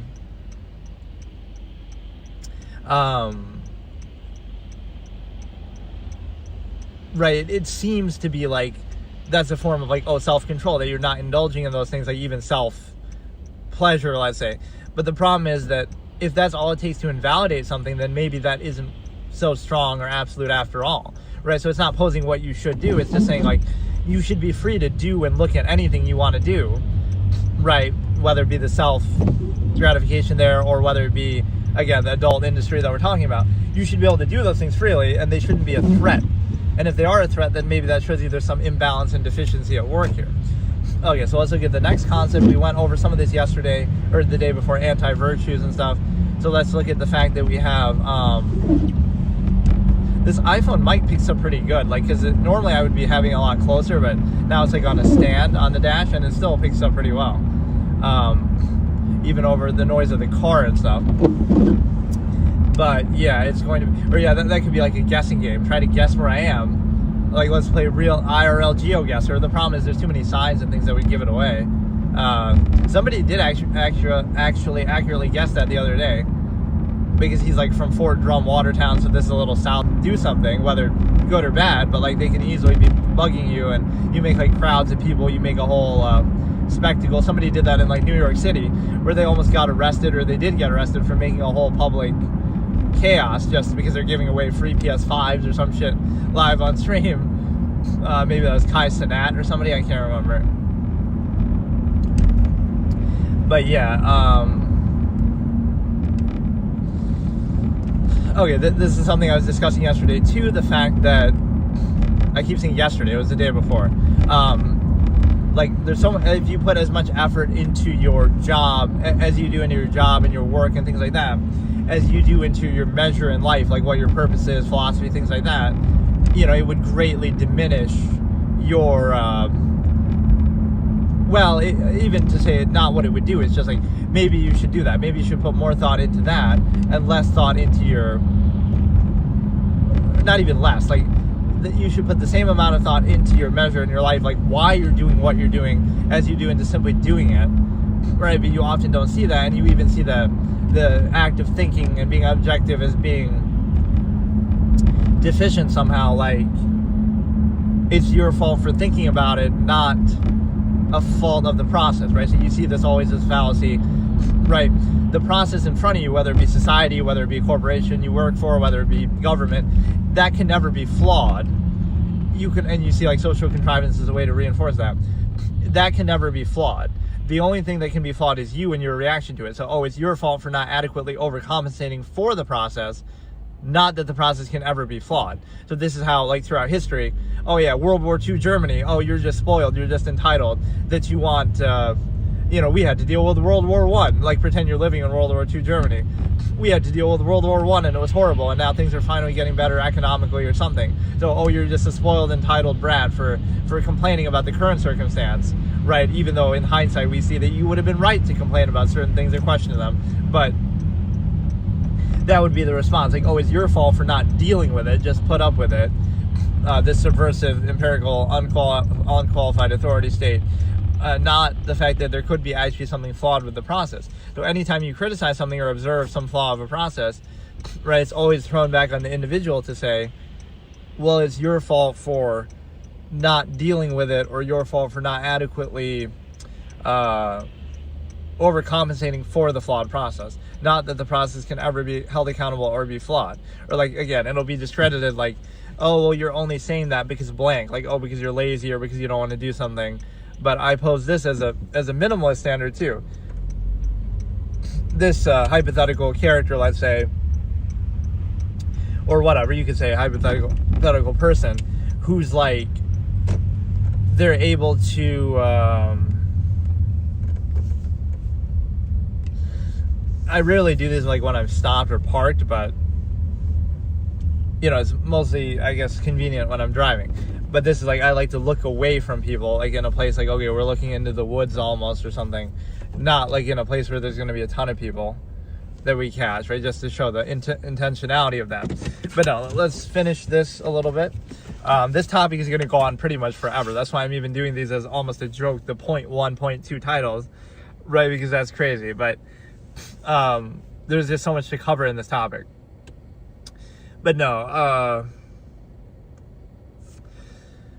what was I saying? Oh yeah, this hypothetical character who would be like, oh, they're the most patient person ever. They can wait forever. That's why they hate waiting, because they know it doesn't serve a purpose and they could be kept waiting forever. So now you turn the ego on itself. They're the most patient person ever. They waited, you know, for years for something very minor that they could wait forever. But then you realize, oh, it doesn't serve a purpose, and it's just a way to control you, to say, oh, it's a good thing, it's a virtue to wait, you know, and control you. You could wait forever. You could eat one meal a day. You could eat one meal a week, or you could tolerate anything. But that's why you hold it accountable. There better be a good reason to tolerate it, right? You want to make sure it's not for no good reason. Otherwise, it'll be arbitrary. Okay, you'll be made to tolerate stuff just because the power structure wants to exploit that, or other people want to take, you know, if you give an inch, they take a mile. People just want to exploit your good nature. But right, that doesn't make it a sound process. So the most tolerant, patient person ever would not do that without good reason. They would hold it accountable and say, I don't take any ego from doing this. I can do it. Fine. I could tolerate anything. But you want to make sure, right, okay, if I'm going to tolerate it, then I'll tolerate it in the wild on my own, not as part of an inhibitive, you know, subversive society structure that controls everything, right? Because that's the trade-off, right? You expect something in return for the inhibition of society, rather than feeling like, oh, you're entitled or privileged. There is actually a base, false inherent contrivance response concept that I talk about. So the problem is that what you have is the ability, I like how it goes to 0, even though I'm watching my own chat. That doesn't even make sense. But yeah, the one point to say is that we have, you would either, okay, fine, I'll tolerate whatever. Like, it's like when people gratify, oh, look at how hardworking somebody is, or look at all that they're doing. It's like, why would you take gratification from that? It's all for zero-sum self-interest, zero-sum means anyway, right? If it's too stressful, you don't want to do it, then do something less minimalistic that might make you less money, but that you're more at peace with, you know, and you don't require as much. It's all for zero-sum self-interest. Part of the conflict is to the cognitive dissonance of unqualified empirical authority, right? You could be a minimalist, don't require, don't desire as much, right? All of this. And then you also have, I don't know if that means like maybe it's even crashing. You would think it would give me better feedback, no, because that's a little concerning that one should never go away if I'm on there. But no, I appreciate the YouTube algorithm. Shout out to that. Even if, again, it sort of would punish me that, like, for not maintaining those viewers. We've gotten some good response in the last couple, and so I do appreciate that. But yeah, okay, the next concept is the fact, I mean, I could do other things on this. I was just mainly trying to use it for this. Like, you know what I wanted to test, I was actually mentioning, I want to test doing Hearthstone, just because if it can handle on here 1080p, or maybe I should just do it on YouTube in general. But I don't know how the orientation and stuff like that works. Like, okay, let's say I stream it on my PC. Would it still be in this mobile kind of resolution, or would it allow me to... No, I don't think that... I think you can do it like that too. So, like, maybe YouTube is just better for stuff like that. I don't know. I was trying to separate it, right? I was trying to do anything like gaming related, I'll do on Twitch. And anything like this, just chatting type thing, I'll do on YouTube. For whatever reason, that just seemed like something I wanted to try to do. But yeah, there's a good psychological concept with that too. It's like, if you want to do something, do it as like a routine, just every day, even if instead of like, oh no, it has to be perfect just right, then you'll keep inhibiting yourself forever with perfectionism. A lot of people do that. But also, do it in a way that feels like, okay, I'm doing it just as a throwaway, like there's no burden of consequence. I'm just doing it for fun. And then if it turns into something, right, that's a better way to build a routine than like, oh no, it has to be perfect just right. Even though that's a good to have a high standard, I don't know, there's like an in-between. So like this is my third channel, so oh, that's why I was willing to do these like every day, and I didn't care about spamming people because it was a smaller channel. Whereas I didn't want to do it on my main channel. Not that it's like that big of a deal, but it's just like there is a good psychology behind that you're doing it just to do it, and then who knows, you know, you're not as worried about it. I don't know, it's a good burden of consequence type of thing. So all right, so to put a wrap on that concept, it's just the idea that we were talking about this character, this person who is the most tolerant, most patient, most capable ever, most hardworking. But that's why they don't do it for no good reason, right? Sure, they could wait forever. They've waited, 10 years for some simple minor thing, right? They could wait forever, but they want to make sure then that their tolerance isn't wasted and taken advantage of, right? Because they want to make sure there's a good reason for it, instead of just, again, waiting for nothing forever. So same thing with the other thing. So when those things are glorified, it's kind of a bit of a trap. Like, oh, look how hardworking this person is for their own zero-sum means, zero-sum self-interest, right, for their own thing that they require, money that they require, desire for themselves. Like, so what is really to be gratified about that? How it's, struggling with the cognitive dissonance of an unqualified empirical authority structure, right? Wow, so impressive. It's like maybe that's the sign you shouldn't settle for that, or maybe, do something else that doesn't require that. Like, so it's a trick to just say, no matter what's in front of you, right? It could be, again, World War II Germany, it could be China right now. It doesn't matter. Like, oh, there's a certain gratification, and look how well I deal with this. Look what a good subject I am to an unqualified empirical authority structure. Instead of, oh, maybe the struggle comes not from the ability to do the false absolute, but rather that it's not absolute in the first place, right? That's the whole premise of that discussion. So, because otherwise then you're always just, okay, whatever state you happen to be in that you didn't choose, right? You didn't create this government or society or whatever you're exposed to. You didn't choose it, you didn't create it. But now when you're going about it, okay, you might tolerate it, you put up with it, it serves a certain functional basis. I get it. I'm not saying don't do it. But it's rather posing as an absolute, like, oh, if there's any conflict you have, it's your fault, your lack of ability. You're just not capable enough, you're just entitled, you're just stupid, whatever. Not that there could actually be any potential flaws actually with it. Or, almost what I should do is I should go to a place that's like, I don't know, so like you're not looking in just one car, like I'm not singling whatever that dude that is out, but it just happens to be in front of me. So yeah, let me see how my battery's doing, because I'm charging. This battery drains really fast, right? It's already down to 50%. So maybe I should do that. Like, how do I switch from because I've just been craving trying to do that.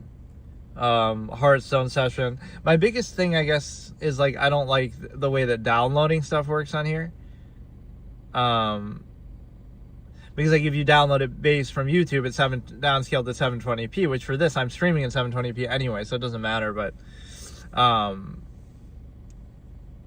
okay, let me do like one more concept here maybe, and or like I don't know how some of these controls work. I never mess with it. Like if I want to go AFK for a second, how I don't know. I haven't messed with that really. Okay, well, let's do one more concept here. So you have the non-accountable and non-credible basis. Or rather, I think the way I would phrase it is more like if you don't hold something accountable, then it's not credible. So like the non-accountable false absolute. Like religion, oh, you can't question it, and then it's absolute. Right, like, oh, you're a heretic, or that you're the problem, right? The emperor has no clothes fallacy. Oh, it is absolute, but then if you question it too much or at all, then you're the problem, not it, right? Instead, especially when it's being posed as an absolute, it should be able to hold up to any amount of scrutiny. So your questioning and perception shouldn't matter, right? If it's absolute, it would be self-evident as much as the need to breathe oxygen and stuff like that.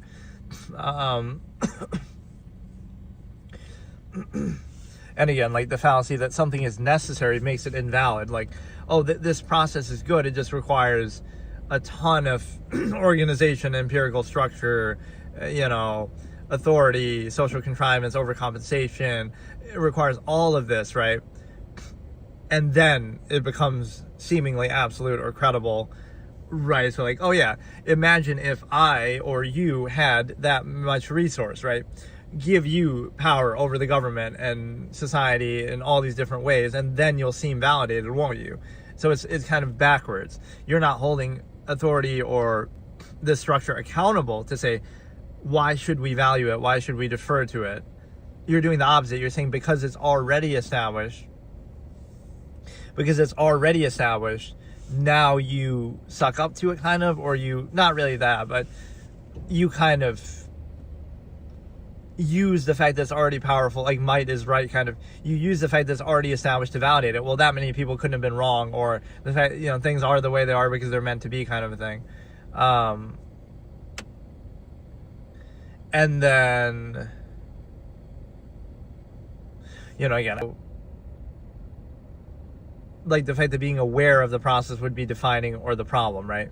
It's like everything is a process, and it's your fault for questioning the process, or it's your fault for being aware of the process. Like, oh, that makes you fake if you're too self-aware or somehow negative, because like, oh, you're aware of this process of social contrivance or interaction or whatever, right? So being aware of it is the problem, not the process itself. Rather than, oh, you should be able to be aware of everything all the time and then it would be fine. So the fact that it's a flawed process because it requires this lack of awareness, this willful or, right? So that's somehow the problem, right? Is that you think too much, or that you're too aware, not that what you're aware of has some potential flaw or is invalidating or requires that. You also have the awareness that everything is subjective, right? That if something's objective or inherent or absolute, the way that sometimes people throw around these terms, that would be the laws of nature, right? So it wouldn't be up to you. That would be and even that we try to subvert with our technology and stuff, but the fact that you have to react to it would show that it's right. Even like, oh, people can't breathe underwater, or people need oxygen to breathe, but then you'll say, oh, we'll give them some sort of pill or oxygen tank or something. But the fact that you need that is at least addressing the inherent need, right? That's the contrivance response, or the response to the inherent reality or the need. So the problem is the fact that I didn't understand what this guy was actually saying. He said, why not Xanax? And then he said, it's more about the intent. Like, I appreciate, okay, he's responding along to this was a while ago, but I didn't understand exactly in what context he meant those things. So I was trying to respond to it, or what I always try to do is I just try to read whatever everybody says just to give them their, respect that I'm reading it, but I sometimes don't necessarily understand, especially like at what point they say it. So yeah, everything is subjective. That's why you need gods and absolute figures to try to bypass critical thinking, because otherwise you could say, well, even if this seems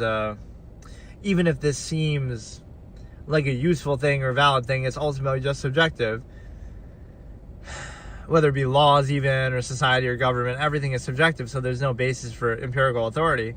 You could choose to defer to it if you want, but that choice is always yours and it's arbitrary, instead of this false absolute that we just defer to unquestioningly, right? Everything is subjective, and if it's not, then it doesn't come down to the human level, right? Anything that you have to acknowledge, or you have to defer to, or you have to kind of do, it's not absolute or it's not objective, because it comes down to your opinion. Like, you see this conversation stupidly sometimes with morals, right? Religious people will say that.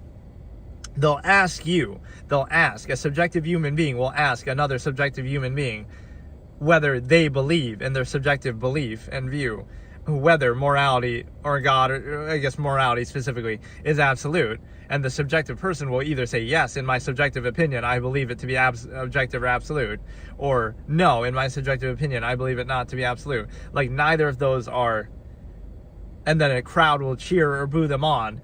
All of these things are on the subjective level. You could cheer or boo just the opposite thing, or you could say just the opposite. So that framing is so stupid, because yes, you're asking for an objective answer from a subjective person on a subjective issue, right? But the fact that it's even up to them, or that social stigma, and you might think, oh, it's like mass appeal or something, social Darwinism, but even social Darwinism, like 99.99 people agree on something, that's fine. That's a functional basis for society, but it's not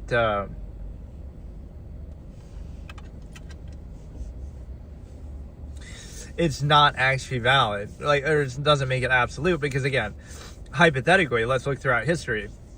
If the majority of people, or 99% of people, or society agreed on or allowed something to happen, that doesn't necessarily make that right, does it? Or like in China right now, right, the majority are kept in the dark, you could argue, so it's done in a not genuine way, right, like censorship and stuff. But even if hypothetically, let's say 99.9% of people agreed on something that isn't right, whether because of our lack of knowledge of science, or things throughout history that people have believed, that doesn't make them right just because a raw majority, large number of people do something or believe something.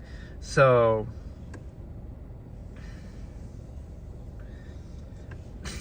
let's see, let's go through a few more here. Maybe I should end it, take a break, and then I can try later, just to see how doing Hearthstone or something on here would be. Or again, maybe I could do it from my computer and just do it on YouTube instead, or I could try to multi-stream it. I don't know. I don't really like the multi thing, because it feels like it might have issues, or it might somehow, your internet's not going to be good enough to handle it. Not that it shouldn't be, but certainly on here I wouldn't do that, because or maybe I did do my first multi-stream on there anyway. But like, if it's in too high of a quality, this thing can barely handle it as it is. Yeah, okay, so you might define value by social contrivance or appearances, which are kind of arbitrary, interchangeable. They can be manipulated in just that sense. So you'll say, oh no, but that makes a person genuine, how they present themselves or how they socially interact. But then all it would take to subvert that is, oh, they could just be aware of it. Like, you could just be aware, oh, so you'll condemn the person then who's manipulative that way, but then you're leaving yourselves at their mercy. Like, all it would take to manipulate you is for somebody to put up appearances that you want to see and performative aspects. So like, the person who would appear negative by that basis of value would be somebody who just doesn't care, or who's aware of the nature of the process, or who's even choosing to be truly genuine, like not by trying to hide behind that, versus you'll be controlled by the fakest person who puts up appearances, and then you fall for the initial basis. And then we can look at the initial versus the larger process concept, which I talk about, which is supposed to be, don't fall for the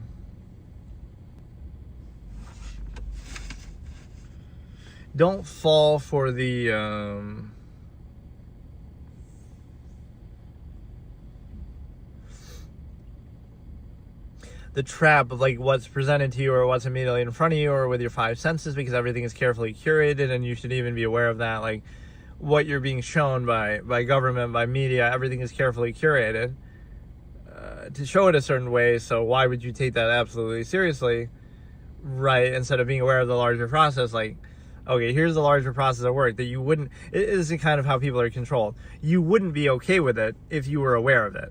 So you have to be, it's like euphemisms and overcompensations, it has to be framed a certain way, and all of this, right? Then you're okay with it. So it comes down to how well can your senses be subverted, how well can a process be overcompensated for, how well can it have pretenses and some superficial ego layer on top to subvert it, even if the process underneath is the same, right? Instead of, let's be more neutral and then realize, okay, let's hold the process accountable. Would we be okay with it without all the appearances and smoke and mirrors? So this is how rule by omission control works. Like, the idea that, you defer to invisible authority, you want some sort of false absolute, out of sight, out of mind, non-accountable, even though it's just as flawed if it was in front of you as anything else. And then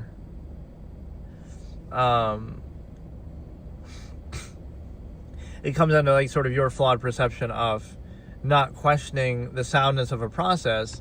You would just preconceive it and treat it as a default and a false absolute that sort of bypasses your critical thinking, and it controls you, and it comes down to appearances and pretenses. So if you set up a good enough, think about the steps to this, right? How do you set up empirical authority? How would society do it? Does it answer all the questions? Does it have the best some objective absolute basis, or does it indoctrinate people in youth before they're old enough to critically think for themselves, and then it constantly reinforces that, it threatens to starve them out, uses resources, monopoly over means, right, through corporations, government, and even parents to threaten them with that if they don't abide by something. It conditions them, trains them like animals, and then it, when they're old enough to critically think for themselves, it frames everything in false duality. They're like, oh, look at them rebelling against this thing they didn't choose and were exposed to for their whole life. Non-consensually, they're forced into it, and oh, now they're being rebellious by just simply doing one of the many things that people can self-actualize and, engage in the human variable of actions that they can take. But now we treat our established structure as a false absolute. So that's all it takes to reach the state. So that's arbitrary and could be used to achieve a lot of different states. So that doesn't validate it, right? If you look at the unsound nature of the process, the same thing could be done, again, World War II Germany or China now or various other societies throughout history. So it's a flawed process that shouldn't be taken as absolute, should be more actively aware, held accountable. But people don't like to think about that. They'd rather just insist upon it. But you're insisting upon something you didn't choose, so that's a hard thing to reconcile. There's a false absolute to value or specify, or it comes down to the degree of overcompensation and relative comfort. It's kind of like the bread and circuses aspect, so it allows you to see that. And then, let's see. I was trying to let my battery sort of dictate this, 41%. And this thing takes forever to charge, too. It's like an Anchor battery bank, which maybe isn't a flaw of that, but what does that even mean? Number 3, number 2, number 1? Is that like your most viewed? Because everybody will be that. That shows you they watch for a certain period of length of time. Like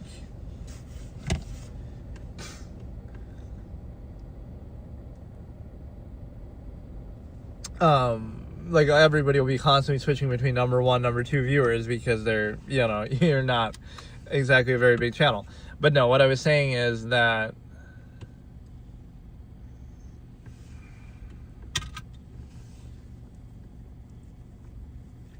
you have the unqualified empirical authority, you have the degree of overcompensation, bread and circuses, attraction, or pretend you're objective, then you would, being objective would seem to turn on or have a negative basis of specifics. Like, oh, you're objective and neutral, and you neutralize and equalize the things you didn't choose. So it seems like you have something against them. Like, oh, your family. You didn't choose your family. So that seems like a negative. But it's really just neutrality, because you're saying I'm not going to place undue emphasis on something I didn't choose and treat it as special or absolute just because of my nearness or exposure to it. Because you didn't choose it is the point. So you're just equalizing that. So you're actually being neutral and objective. But it would be framed as negative because you're expected to place undue emphasis or special value on it. The same, again, that's why the human family comes into it. You would, if you value people, then you would value everyone, equally. So it would seem negative to those around you. Or even the other thing was like,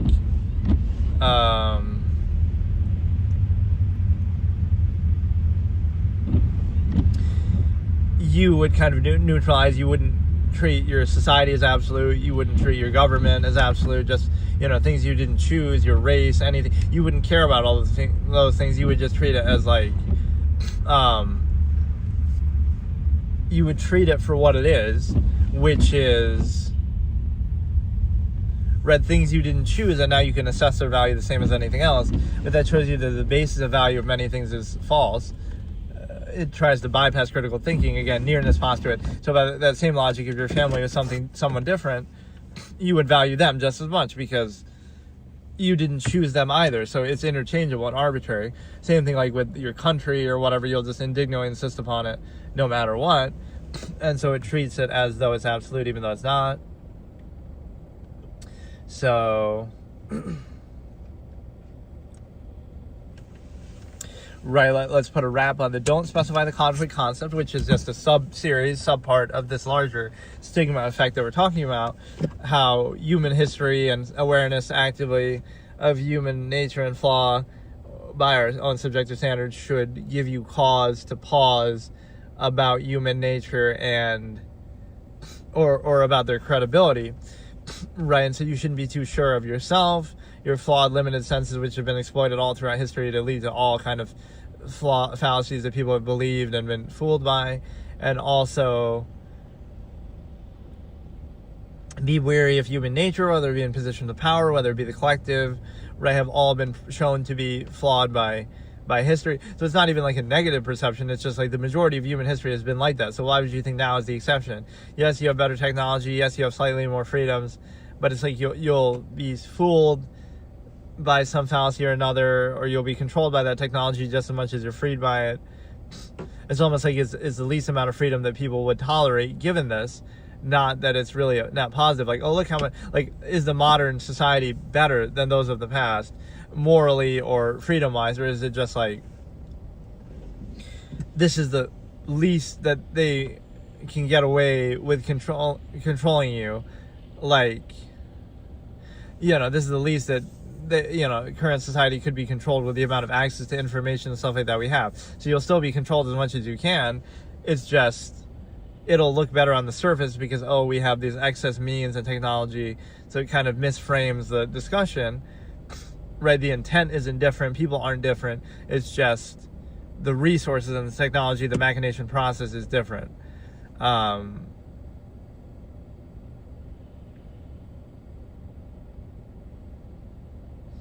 So yeah, don't give any man a monopoly over sin or virtue.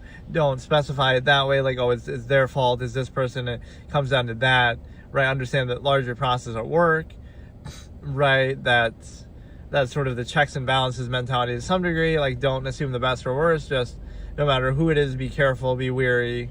Same thing with like a certain power structure, a certain government, right? Don't give any man a monopoly over sin, or any government either. Some of my logical razors from my old debate format, so we touched a lot of ground, at least in that one. We were talking about the same concept, but, you know, don't apply it to OnlyFans, or don't apply, you know, to anything that you would blame, right? Don't blame something like that for why. So, you know, what it does is it reveals and exposes something about human nature that you might not want to accept, but it's not the cause of it, right? It might bring it out because it's so convenient. And if you censor everything out of reality, it might seem to change human nature and people's reactivity or what they're willing to tolerate or settle for. But the fact that people desire it in the first place would be the problem, right? So you're not addressing that nature. You're creating kind of the conflict of contrivance. You're kind of misframing it to your access to freedom is the issue, or options or imagination. That's the issue, right? Your access to that, not the fact that you would desire it in the first place, or not what it reveals about human nature or what you desire. So it's more about controlling what you have access to, not what the nature that brings out or reflects is, right? We try to hide from it, right? We try to censor reality, basically, as I call it. Okay, so today we're going to do episode 9.3 in my Absolutist Philosophy series, and this one is turning into a bit of an extreme one, this topic, because it's so long-winded, but there's a lot to cover with it, so I'm okay with it. But let me go over a few things that I forgot to mention in previous episodes, a few other of my logical razors that fit into other categories. Like, I had this expression when it comes to like the artifice of social contrivance and things like that. Like, it's not worth it, or you're not worth it. As in, like, it's not that, oh, it's something, like, whether it's worth being artificial or doing some social contrivance for that person, like, oh, you're not worth the effort. Is that, or is it something bigger than that, right? Don't specify the conflict, too. Like, the process itself isn't worth it, right? Because if you think about it, this is part, actually, of this episode, too, to be fair, this topic, which the overall topic here is what I call the stigma effect, which is, again, like history versus human credibility and sort of the self-awareness of that.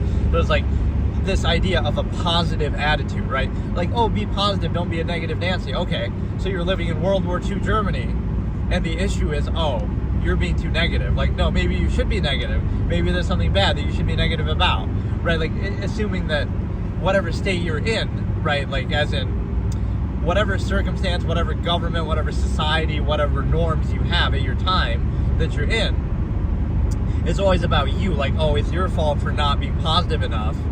Not that there could actually be flaws that you should address and hold accountable.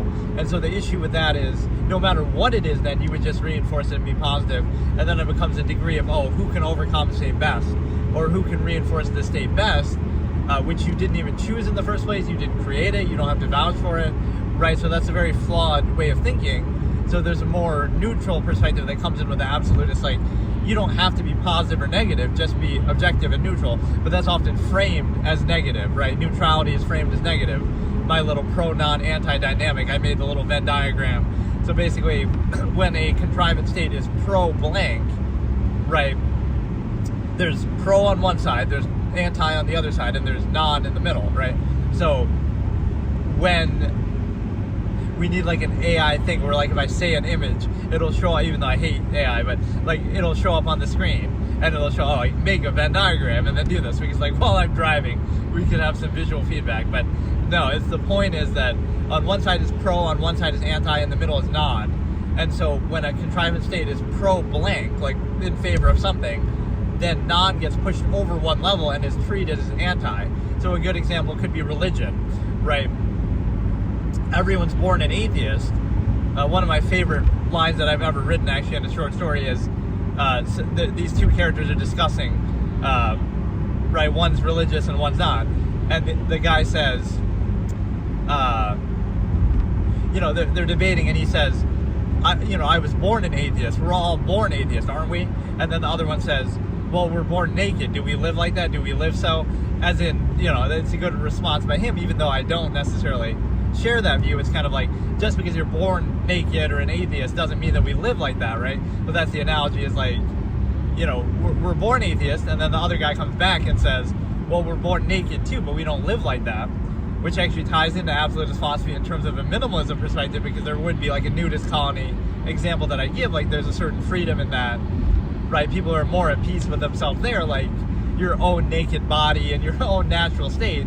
It might seem strange, but think about modern society, like, oh, people aren't even at peace with their own body or their own natural self, and they try to hide from it, they try to cover it up with makeup and this and that, and like not being at peace with yourself, but yet you want to judge others or tell others what to do, or whatever it is that your contrivance state is validated, right? How does that make sense if you can't be at peace with yourself, you're not at peace with the nature of the process, you try to hide from it, you try to overcompensate for it, right? So it's an interesting tell that, like, you're in such a contrived artificial state that you can't even be at peace with your own, like, not just your own, but like in general, right? Like, oh, it's a big deal. We'll see it.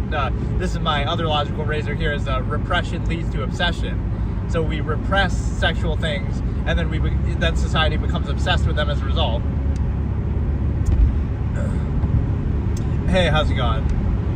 Which country I'm in? Sweden. That's an interesting guess. No, I'm in the United States. It's just New York, so it's snowy. But no, we turned this into a GeoGuessr thing. If I travel the world, you can keep trying to guess where I am. We'll go see Anna Kramling and her parents and play a game of chess. Hey, Sloppy, how's it going? The Netherlands? Cool. So, what I was saying is the fact that, like, be at peace. So, like, pretend, okay, society is a nudist colony, and there's this repression leads to obsession problem that, again, society tries to inhibit and censor and kind of play that stuff down and control it and restrict it. But because of that, then people become more fixated. It's like, oh, we saw this celebrity do a little nip slip on TV, and it's a big thing, and you obsess over it and you make jokes. Canada is close to Canada. It's New York, central New York. Right, so we obsess over every little thing because it's repressed. Pretend you were in that nudist colony neutral state. Everybody's just free and at peace with themselves, and it's just a natural body. Everybody has those parts. Not a big deal. What would that do? What it would do is it wouldn't be a big deal anymore. It would just be normal. It would just be natural, which it is. So it shows you a little bit that you might think, like, oh, that's funny, but humor is nothing more than cognitive dissonance. Or you might think, oh, that's like some way female in a video. It's like, oh, everybody's commenting about that, and it's a big deal. And it's like, it might seem like, oh, that's funny or that's somehow interesting, but it just shows you the obsessive reason. Do it, or do it to the fullest.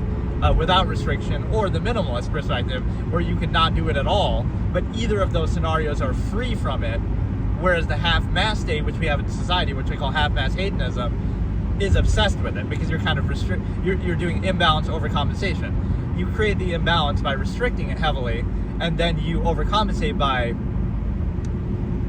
acting out in a certain way, or you obsess over it kind of in partial ways. So you're never really at peace with the process, right? And so some interesting guesses today, though, as far as where we are.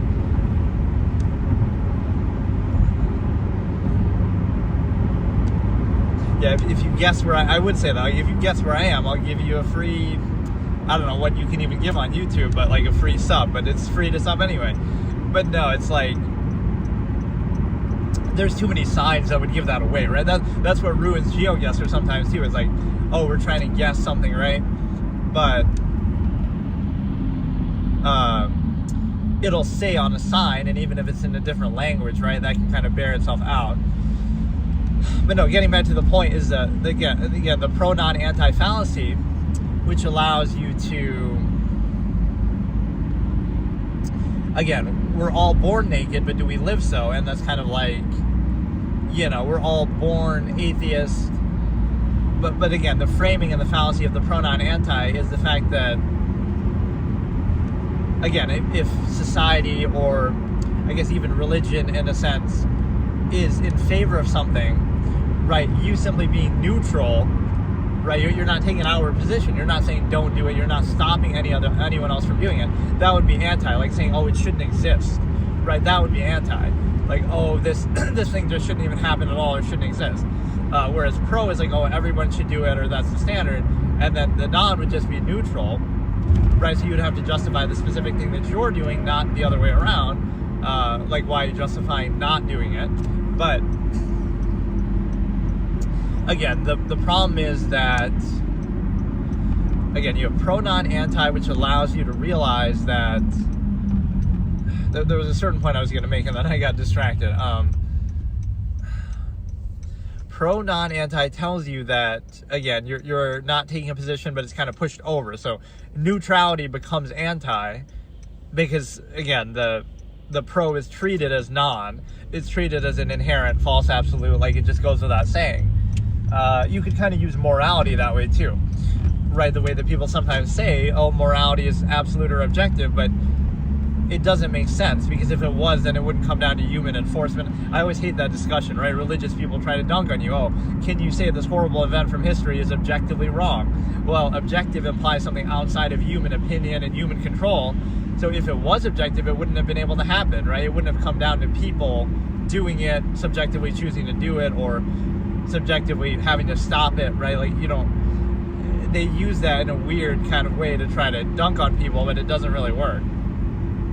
Is either way, it comes down to subjective human enforcement. So, like, either subjective humans are making something bad happen, or subjective humans are stopping something bad from happening or not doing it. So, like, either way, it comes down to the subjective level, which is this is a core absolutist tenet here, is like human potential, right? There are no absolutes, so therefore you emphasize human potential in action instead of a fallacy, for example, like peasants working for heaven that I talk about. Like, back in the feudal times, let's say, peasants would work for promises of heaven, so they would accept a lesser state in this lifetime, because they're, okay, if you're a good little peasant and you do your work, you'll go to heaven and you'll be rewarded. Well, that's a way to control people, right, and not even be held accountable, because you don't know for sure, okay, there is no afterlife, but they're still believing that. So instead of saying, okay, there is nothing like that now, they wouldn't settle for it now, because they'll have to have more in this life or make the most of this life.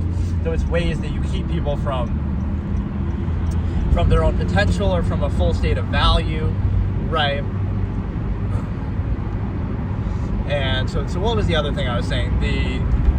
Don't give any man a monopoly over sin is obviously part of this. Just the fact that, again, you could point to any evil person from history, I won't even use a name, but just like, it's a failure of society. So you might think, oh, that's defending that person, but it doesn't matter, because like what made them one person can't do only but so much harm, right? Even if they want to. The most evil person ever. What does it require? It requires infrastructure. It requires support of society. It requires good people to do nothing, like the expression goes, right? It requires all these layers of a failure of society to allow somebody bad to come to power, or anybody to have too much power, right? So all these layers of society that have to fail, that's really what it comes down to, because one person can't do much on their own, right? No matter what their intent is, right? Individual people are kind of weak that way, right? They're just some crazy person walking down the street versus, oh, they're in political power, now they can do a lot of damage. So, right, so as much as it might seem like it's easy to scapegoat one person and say, oh, this horrible thing happened because this bad person did it, right, that doesn't solve the problem in the future. Oh, so there'll be other bad people in the future, and they might have a silver tongue and be able to trick people and get into office or whatever, and then something else bad will happen. So you're at the mercy of somebody just being pragmatic enough to do that, instead of, again, like a checks and balances kind of, at least what it attempts to do, is the idea that you'll hold people accountable no matter what,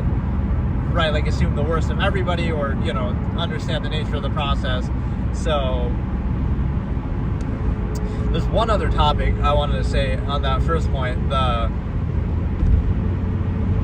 Again, like just a neutrality basis, like being neutral can sometimes reflect a contrived state back, right? If you're just neutral, you'll have certain things projected.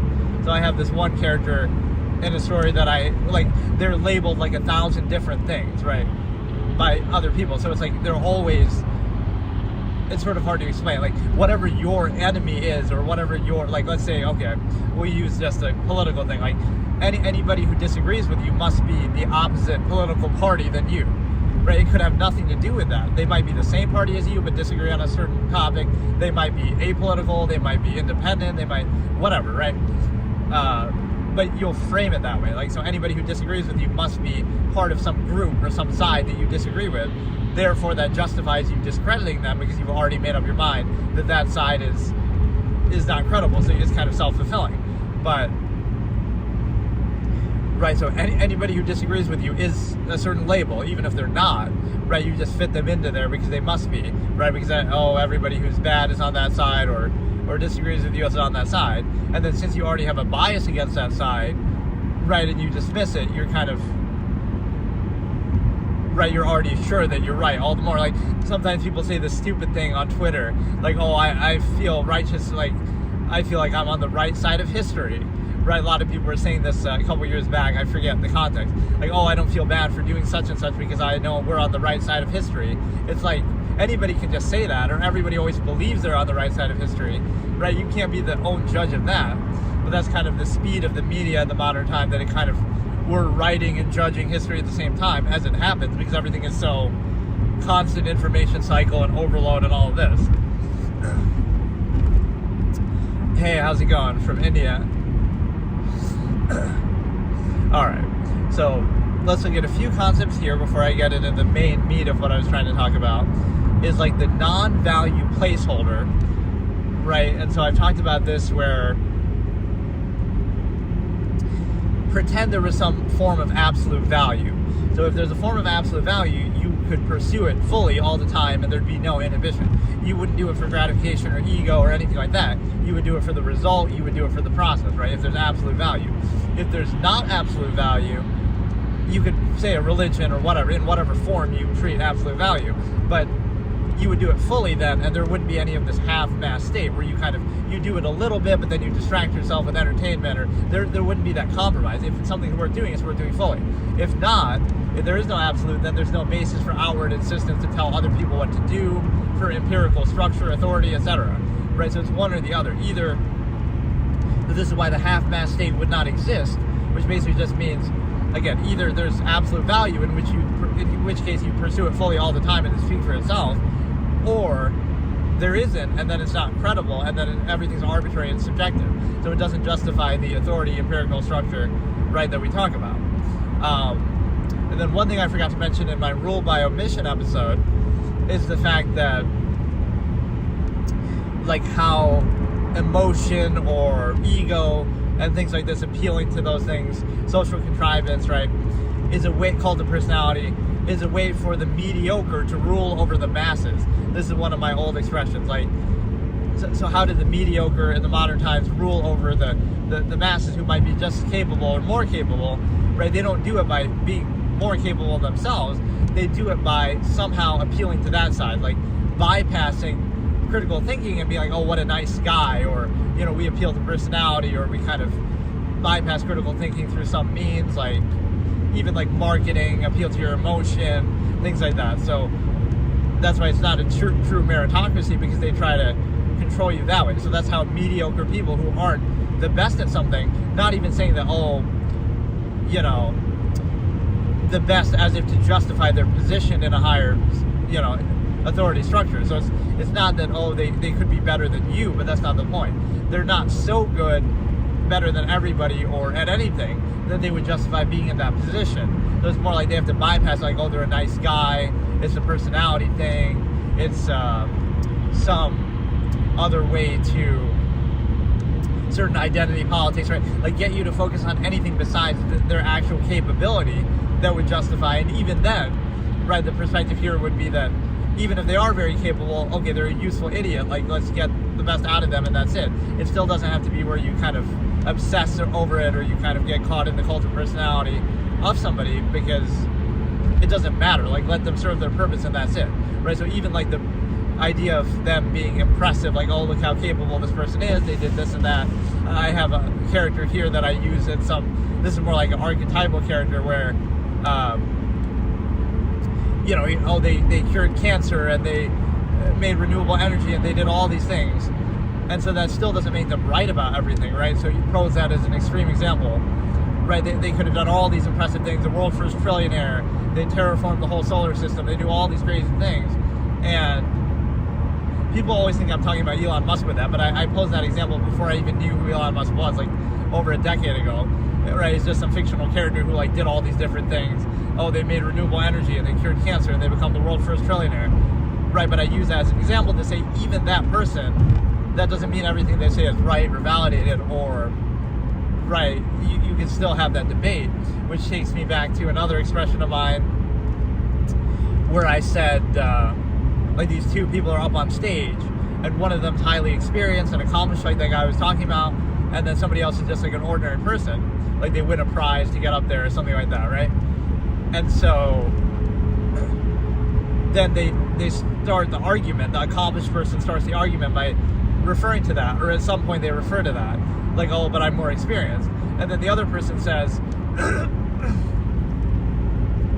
you can't bring that up because that's not an argument. Well, the reason why you have the microphone, right, your experience is why you have the microphone, but it doesn't obligate us to listen or to agree, right? It doesn't make you right. That can't be the argument. So like you're up here on stage, unlike me, because I won a contest and I'm an ordinary person, right? But you're up here on stage, you have the platform because of your experience, your accomplishment, etc.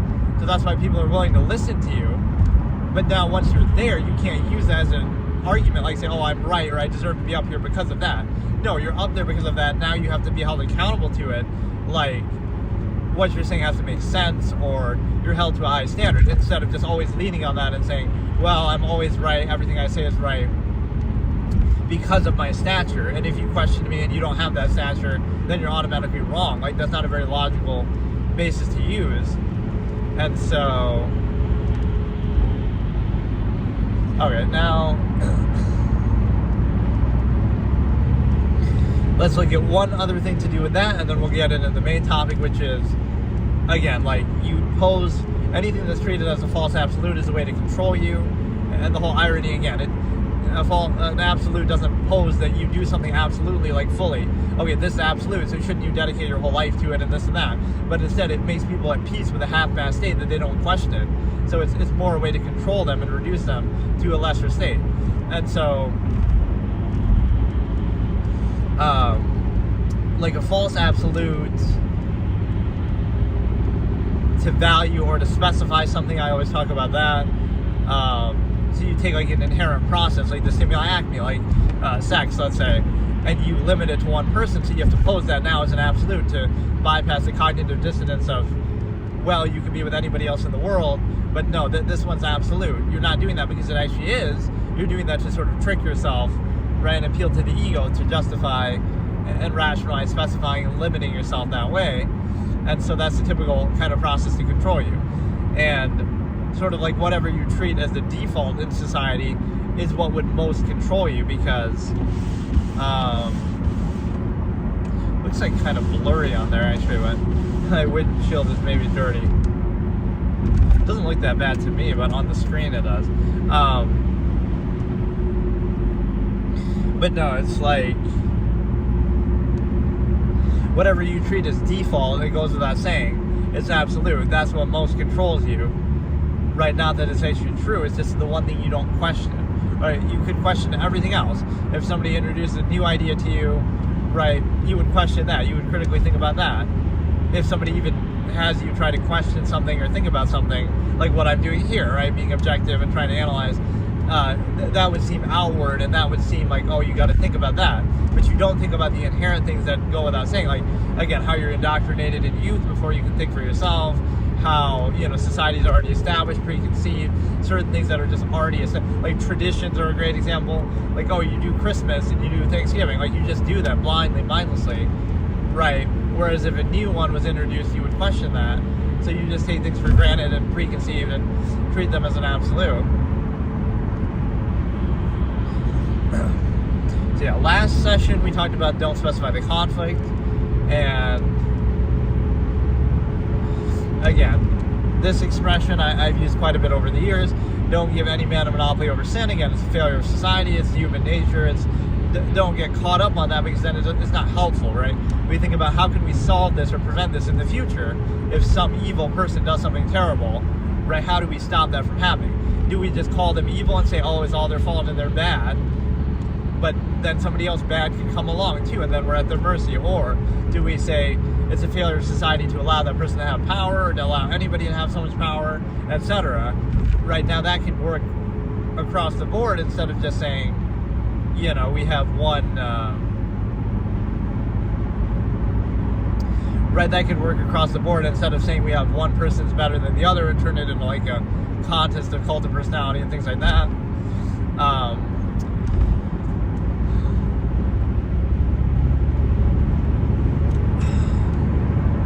Let's look at the larger process versus the initial basis, which I talk about, where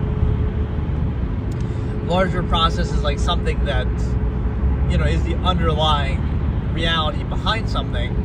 The initial is like the specific thing that's in front of you. So it's kind of like, oh, you're at a store and this nice sweet old lady is at the counter. But actually, right, and that's what you respond to. Either you give them a hard time because of something that's you feel like is overpriced or this or that, or you go easy on them because, oh, she's a poor old lady, so you feel bad for her. But you don't realize, oh, they put that old lady there on purpose, right? This big empirical corporation and all this, just so that you respond that way. So if you're aware of the larger process, you wouldn't specify the conflict. You wouldn't say, oh, that, you know, lowly foot soldier, if you will, in this process is the problem, or give them credit or benefit of doubt.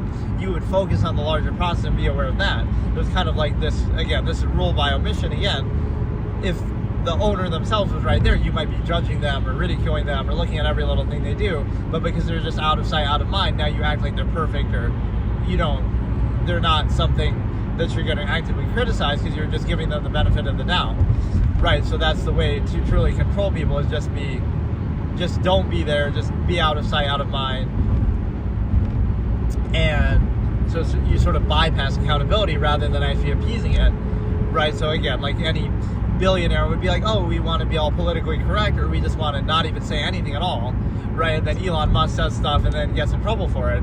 It's like people get mad at him, but actually he's doing something positive. He's being honest and open about it.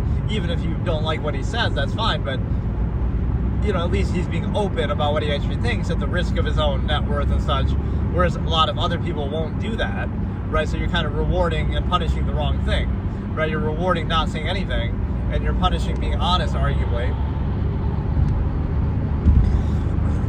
So yeah, World War II Germany and current China I use as two examples constantly, just to say, look, this is a failure of society. So if you were there, right, what would you do? Would you say, you know, it's your fault that you're failing to abide by the current social norms of that time? Or should we do like a bit of a credibility check and say, well, no matter what the era, no matter what the society, right, we should be weary of that and never be too content or indignantly insist upon our current state and act like it's absolute, that, oh, things are the way they are because they're meant to be, instead of just, okay, they happen to be this way, we can make the best of it, we can also try to hold it accountable and improve it instead of treating it as absolute, right, and being too complacent.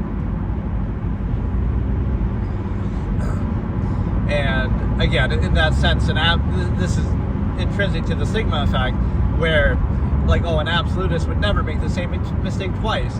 But not only that, but even in history, right, you would look at history and, oh, let's not make any of the mistakes that people have ever made throughout history.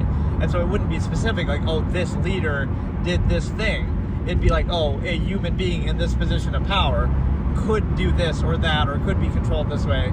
So we would apply it the same way. So it's looking at the big picture, not just getting caught up on the specifics of like, oh, well, it's Trump or it's Biden or it's somebody like that. It doesn't matter who it is, right? You're looking at the process of how that actually works, the dynamics of power, the resources that you give them, the basis by which you support them, right? So it's not about who wins like a contest of personality or something like that. It's the very fact that it is one in the first place, right? But that's kind of how people are controlled, right? They'd rather squabble over who can appear better rather than realizing we shouldn't go by appearances in the first place, right? That's not a very credible basis. They'll only show you what you want to see, right? Things like that. So you're being controlled by a process. So you'd never make the same mistake twice, because you'd be, well, first of all, on a personal level, you'd be very bothered by it. Like, you wouldn't just, oh, just whatever, deal with it. You would make it a big deal. You would really, right, always be aware of it, right? You, like, this is basically the thing. You make a mistake or something bad happens, and then you're aware of it for the rest of your life. Now you say, oh, that's like a trauma. That's like being traumatized by the event. But in a certain sense, yes, it's a good thing, because now you'll never allow that same process to happen again, right? Even if it's something small, right? You understand, okay, this is how something flawed happens, so you're concerned with the soundness of the process. So you would say, right, you're going to make sure that doesn't happen again by that same flawed process, instead of specifying it and saying, oh, it's just that person's fault or this certain circumstance's fault. You're going to look at the big picture and say, it's a flawed process, I'm going to never repeat that again to allow something like that to happen again. And again, this is the same concept about human history. You'd be aware of history, so you would never make the same mistake somebody made in history, or allow for some of the same processes to happen. And then, so ultimately what you're observing is that, again, history would show that people aren't very credible, whether it be a collective mass of people, whether it be an individual, whether it be a society, right? All of those things have been flawed and wrong in every possible way that we would criticize and we would ridicule, but we're not self-aware in our own time of what we're being controlled by or anything like that. So why can't you reflect, right? Why would you be too complacent or too at peace with your current state when you know that, oh, you're being controlled by something, just like people were in the past? You might not be able to identify what it is as a specific contrived state that you're in. And so, right, so don't specify it, don't make it about the self or the individual or the particular society, right? Like you could point to, oh, the US right now is better than China, or in certain ways, or whatever, right? You'll point to, well, it could be worse, we could be like a Russia or something, but it can still be a flawed process. So there would be always this sense of accountability that you're holding. You're not, don't specify it, don't limit it to just something narrow and in front of you. It's not about that. People have fallen for everything throughout history, right? Every trick, every lie, everything has been exploited. Even if you take the underlying process seriously, it can still be manipulated, like religion, peasants working for promises of heaven. Right, so it's not even a question of the process. It can be like, okay, emotion and this and that, gratification could be used in the modern day to control you. So that doesn't mean you can't still have that, but just be wary that you're not being controlled by it, or take it all the way and just say, okay, don't have it at all, and just be neutral and objective, because you shouldn't need it, right? If you have a sound process, emotion is nothing more than irrational insistence upon the self. So even to best achieve that self-interest, you'd be better served not looking at everything from that point of view. Look at it objectively, everything objectively, so you can best achieve your self-interest. Instead, if you insist upon it, then what happens is now you'll be kind of blind to certain things because you're already preconceiving, like, well, you want to see the world the way that you want to see it, right? That's just because that puts you at peace, but then that's not actually how it really works. So now you're vulnerable to certain things, or you're not going to account for certain things, right? So you would rather be objective even to achieve a subjective end, because if you pretend, let me try to think of an example, like, that was my expression, though, like, the best way to, or the worst way to make something happen is to pretend it's already true, right? So, like, morality is a good example, yeah. When people say morality is absolute and inherent and objective. Well, if it was, then you wouldn't have to do anything. Then, okay, let's get rid of the courts and the law and just, oh, it's objective. So it just happens without any human intervention needed, right? Because that's a layer above humanity. Like, God should just strike you down or this or that, right? Instead of realizing that it's not objective, so that's how we can best try to uphold it, right, on the subjective level through courts and police and cops and everything like that. So, and I had one expression too that was kind of similar to that, where like, those who stand for nothing fall for anything. I forget exactly in what context I said that, but like, so you don't really stand for anything, you're just always looking for something to stand against and get outraged by, like, you know, the next big cause that you want to rally around because the media tells you to, kind of thing, right? Sort of what's been called woke, right? You're suddenly passionate about something that you've never talked about before, never cared about before, just because you're hearing about it constantly on the media, or even, you know, selective outrage, like, oh, you're upset about this, but you ignore it every other circumstance, right? So it might seem like a sound process, like, oh, you're valuing this and you're upset about some tragedy, and if somebody questions you, you'll say, oh, how could you not care about these poor children, or this or that, whatever the circumstance. But the problem is that you ignore it in every other case, right? That this is like what a government will do, like, oh, we gotta spread democracy in this part of the world because there's this horrible, evil dictator, but then we ignore everywhere else, right? Like, oh, there's other dictators too, there's other things going on, but we focus on there, oh, because they have oil, or oh, because of this. So it's just being used as a pretense, right, for why we select that one out. So it'll seem like, oh, we're doing it for this reason, but then if we did value that, then we would do it everywhere, right? We wouldn't just select out one thing. So it's like the dependent overextended pretense, where it depends on something, but it pretends to be some empirical standard that we're using objectively, like, you know, you could do this with sexual partners too, like, oh, it's love and it's meant to be, and you love their personality and this, everything about them. But if you take away the prospect of sex, now all that goes out the window, right? You wouldn't base your whole life around it then, because you have friends who have good personalities too. You have other people who have good personalities, so you might pretend it's about that, but the defining factor that everything is based on is the sexual element. So everything is just a trickle-down effect of that you're kind of obsessing over and overextending. Because if you take that away, then everything else is moot, or it'd be treated the same as anything else.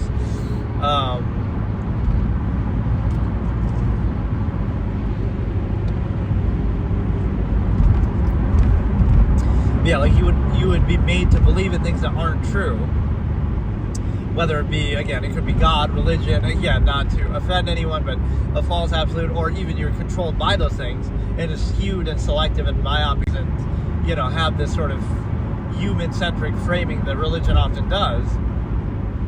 So it doesn't benefit anybody. So that's the cui bono effect. Like, who benefits? Who benefits from some specific belief system or dogma, right? That's the incentive right there. So that tells you that you cannot dissuade with reason what came about by desire, right? Is my logical razor here, that I say they're not believing it because of logic and reason and facts. They're believing it because they want to. It gives them comfort, it gives them peace of mind, it gives them structure. So you can't dissuade them from believing it with logic and reason, because that's not the basis they're using in the first place. And imaginable, right? Majority of leaders throughout history, governments have been ruled by tyranny, right? A lot of kings, a lot of slavery, a lot of atrocities. So again, that just puts in perspective that people aren't so credible that you should just trust them. Oh, people are good, and you should be very, sure of yourself and proud of what you're doing. Like, maybe you should be a little skeptical. Maybe you should be a little weary, because this is the same, even if it seems better now. See, that's what people focus on, is the initial, well, the circumstance is better because our technology is better, so it's more comfortable, and we have all these conveniences at our fingertips and this and that. That doesn't mean that the underlying process isn't the same, that people are still being controlled by emotion and ego and fallacies, and having critical thinking be bypassed, right? So that's the unfortunate thing, is that people don't see the big picture when it comes to that. So don't ever be too certain or too present, right? Always be aware of the larger process, be aware of all of human history, all of its flaws, all of its mistakes, all of your limits. Your senses are myopic and narrow, right? All of this is considerable, because if you're, it never hurts. If you're wrong about that, then okay, just keep doing what you're doing. But if you're not aware, then you can be controlled by the process the same way. So yeah, one of my key expressions was always, things are the way they are because that's the way they should be, is the fallacy. But if you look at how they got there, look at the origin point, right? Oh, we got to this point by something that we wouldn't vouch for, that we would condemn, right? So if somebody else was to come along and do that, like through conquering and genocide and all these kind of empirical, whatever, an empire spreading itself and stuff like that. So we wouldn't encourage that now, right? We'd say, oh, that's a bad thing. But you wouldn't be in the position you're in without that. So it's kind of like, if somebody came along now and did the same thing, then, oh, I guess they're right too, and things are the way they are now because that's the way they should be. So there's no sense of like self-awareness or reflection that, okay, the way we got here is arbitrary. It's just people did it by force. People did it by, sheer will. So that doesn't mean you can't make the best of it now, but you shouldn't take it for granted or absolute because it just happened to be, right? It's certainly not absolute. So again, there's not much credibility in that. You should be very weary. People have believed and fallen for anything imaginable throughout history. And we're very willing to ridicule the past. We can look at events from the past and say, how could this possibly have happened? How could people be so stupid? How could they fall for this? Right? Take your pick of anything throughout history. But then we don't see it in our own time. Like, oh, what about something that we've allowed? I try not to use specifics here either, but you could just fill in the example. But now when something in our own time happens, or what we're being controlled by now, we don't see that. We ignore it and we pretend like, that's just fine, or it goes without saying. And then in the future, people will look back and say, how did we allow this to happen too? So at what point do people become self-aware enough to stop that from happening? And being actively able to be able to be a little more careful and what I call self-actualized from an inherent base state. So it might be more minimalistic. Like, you don't do as many things. Society doesn't have as much overextension, but then you're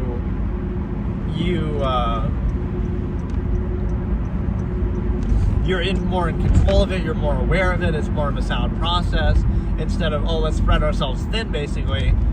We have so many people, we have so many kind of little concessions that we make, right, in the name of a mass of people. Like, even that's a great way to control people. Like, oh, everything you're doing is for other people. Okay, but if you truly valued other people, this goes to amalgam theory, you wouldn't have all these luxuries and entertainment, escapism, and 3 meals a day, because you'd be making sure people aren't starving somewhere and things like that if you truly cared about people. So it's not that you care about people, it's that you use that as a pretense to be controlled, but then it's a net negative because, okay, we care about people, but then as there become more and more people, let's keep having kids and keep overpopulating the planet to whatever. I don't like those terms, overpopulating, but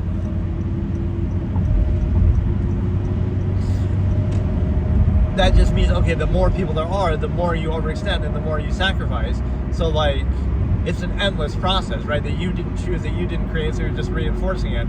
Again, the self-actualized from an inherent base state, you might decide at some point to kind of settle that down. You wouldn't keep doing it because it's zero sum. So, right, you wouldn't just keep reproducing. Well, as I call stimuli acme preservation, at some point people would just choose that on their own. It's not, I know people sometimes think about governments and depopulation and stuff like that, but just on an individual basis, right, from a state of value, you would be weary of that, because at some point, like, you keep overextending, right, this core minimalist concept of the village of 100. If the world was a village of 100, right, that would be different, right? Then those 100 people's lives would be that much more free, and the world is their oyster, right? Everything is theirs for the taking. So all these conveniences that we look at, like, oh no, but we wouldn't have running water and electricity, but you wouldn't need it, right? You don't necessarily even need it now, but for the mass of people, it would create chaos if you didn't have it. Whereas with that smaller number, people did just fine throughout history. They could be content, they could be free, right? The world is theirs, so they don't need running water because all the water in the world is theirs, right? They don't need electricity because they have all the resources around in the world. Whereas in the modern day, it's all, you need those things because everything's monopolized by corporations and government, etc., right? So there's a self-created fallacy there. You only need these things largely because of that subversive state in the first place, right? Because you're being restricted, you're being controlled, everything is controlled, and then it acts like that validates it. Like, this is one of my favorite expressions too. Whatever would you do without society and all its conveniences, right? And then I say in the absolutist phrasing, well, imagine what you could do without its restrictions. Imagine if you were free and uninhibited and it didn't restrict or monopolize or do any of that. Now the whole world is yours, and it might be a Darwinistic state, right? But then again, from the absolutist perspective, you'd rather fall before that than to be enslaved in a half-mast state, right? So you'd rather be able to be free in your inherent absolute self, and then you decide to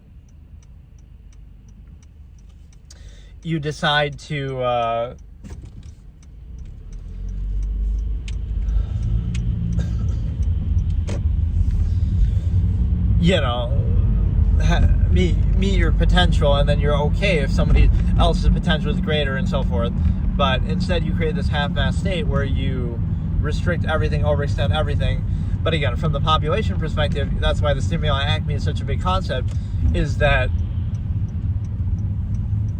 you make sure that overextension is your choice and your control, right? Instead of just mindlessly doing it forever, because then it just keeps increasing over and over, and you keep using that to rationalize in a weird way, like, oh, you're doing something to help other people or for the benefit of the collective mass of people. But how big is that collective mass, and how much are you going to overextend for them? And it's just a pretense, because if it was truly about that, then you would value them more. Like amalgam theory, again, the idea that you have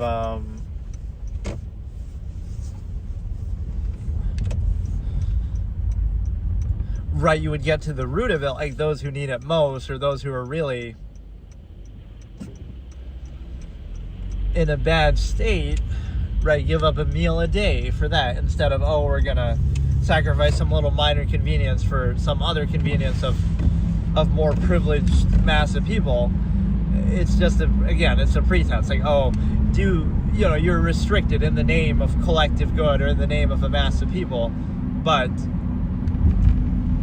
people aren't truly being valued there, right? It's a pretense to control you, but it's also a pretense to have this higher quality state of life or whatever without truly valuing people.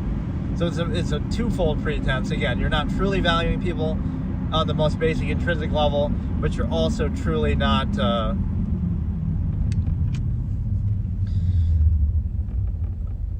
being free either. So again, it's a pretense in that same way, like, because it sounds good, right? Like, oh, sacrifice this and be inhibited in these ways, but it's for the benefit, it's for the greater good, it's for a collective of people, right? It's for the benefit of people. But the problem is that, okay, so how many people then? Let's have 100 billion people. Let's have 200 billion people, right? We'll just keep increasing that, and then it's like, okay, now you have to sacrifice more and more in the name of that, or, and again, it's never to the lowest common denominator of, oh, people who are starving, let's build our society to operate that way, to help them first. Oh no, we wouldn't do that. We sacrifice, again, conveniences for other conveniences, right, at a higher level. So it's just something totally different.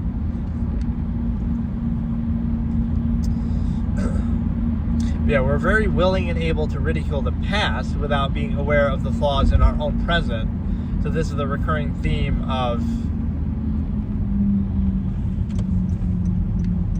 of that issue with respect to, right, people lack self-awareness. Oh, it could never happen to us, and things are the way they are because that's the way they're meant to be. And so it seems baffling that people would be that stupid, but again, people would prefer false certainty over uncertainty. They would rather be, controlled that way. And it's like this is where cognitive dissonance comes in. You don't want to doubt yourself or the circumstance or anything around you. You don't want to think like that. It's nice to believe that, everything's perfect and it's meant to be and this and that. But that doesn't mean it's actually the case. So would you rather believe in a false absolute, false certainty, or uncertainty, but you're pressured so heavily too by society that you almost, right, it's not, I always say objectivity is boring, or objectivity is, doesn't serve a particular purpose. So it seems to, there's no incentive to be objective, right? Whereas, there is an incentive to be very pro-contrivance, and in a limited state, it gives you peace of mind, it gives you rewards from the state that you're in, right? You'll be socially rewarded, whereas being objective doesn't help you at all, right? And it doesn't even make a specific case for a specific end. So being subjective and myopic and placing undue emphasis is a good way to specify things to your benefit or a certain point of view that you're trying to go for. So let's look at the machination process, which that really should be its own episode too. I don't think I've done one specifically called that, but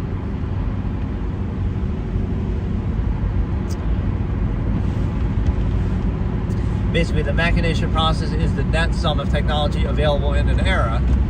And that would tell you that it just looks so blurry on your end. Not that it's not a little bit blurry here, but this is that my windshield is so dirty.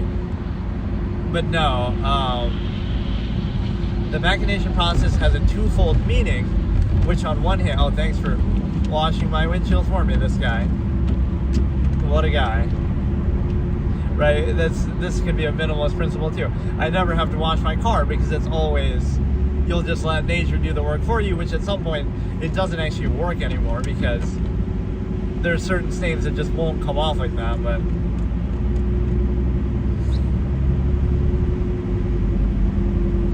yeah, the machination process has a double meaning, and the double meaning is the simple fact that it's the net sum of technology available in an era, right, which defines the state of morality and culture and everything like that. So you might think, you have you like this hobby and you have this interest, but it's only because that's the technology available in there. What are the chances, right, that you would? So you choose between sort of what's chosen for you, right, what's available and what's prevalent then. But it's sort of like the preconceived base of value. If you think about everything that you value and what you like, right, you were exposed to it when you were young before you could even critically think and choose for yourself.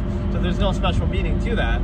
So if you'd been exposed to something else, you would have liked that. Or if you hadn't been exposed to this one thing, right, you wouldn't like it. So it's this non-choice reaction insistence that you're, same thing with like nearness postulate and culture. Why do certain cultures like certain kind of foods or associated with their culture? It's because the environment that they're in happened to be, right, prevalent to that type of food. And so when people get offended by that or proud of that, it kind of is a fallacy. You're insisting upon something you didn't choose, right, and acting like it. This is where the ego is kind of a problem and used against you because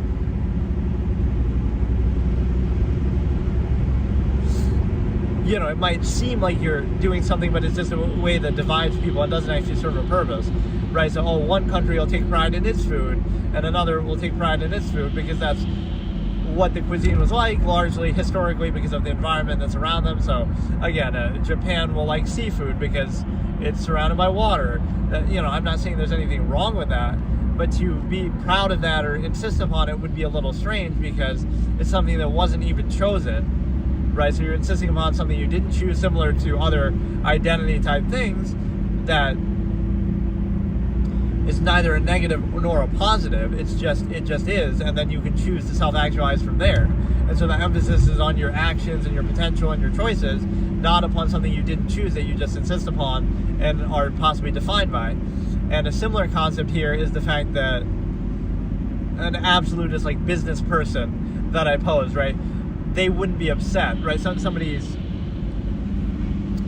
gets rejected, right, of a certain race, let's say, and they're not looking at it from that perspective one way or another, but they'd be upset. Why? Even if you pose that, oh, they'd be upset because we don't want them to go to our competition, right? So they're looking at it from a more basic point of view, like, right, pretend there's some bias there or something like that, right? From this absolutist point of view, you'd be upset, like, oh, if we turn down a highly qualified candidate, then they'll go to our competitor and then they'll beat us out and then we'll lose and we'll fall back. So for strictly cynical reasons, this is basically like a scene from a story, right?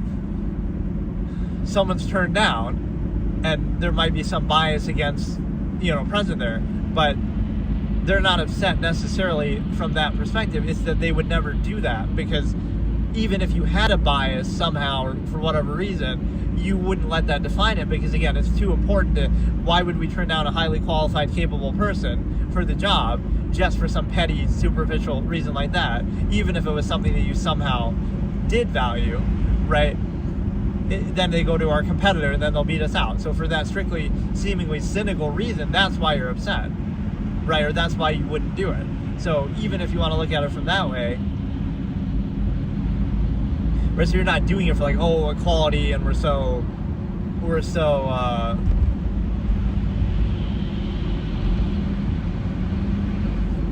look at how open-minded we are and this and that, because that perspective would be rejected too. The fact that, like, as if other people need our permission or they need our acceptance. No, they don't, right? It's the opposite. It's that you would need a reason to not, to treat them differently. You would need a reason to use that against them, right? So it's not that, oh, look how accepting you are, right? They don't need your acceptance. It's just that you are neutral, and unless there's a reason to act differently, right, there's no basis for it. So there's no self-righteousness, like, oh, look how we're equality and accepting, right? It's more just, if you're not doing anything outwardly negative, then you're neutral, and it just is what it is, right? So you would need a reason to justify something else, and then you would also have the perspective again that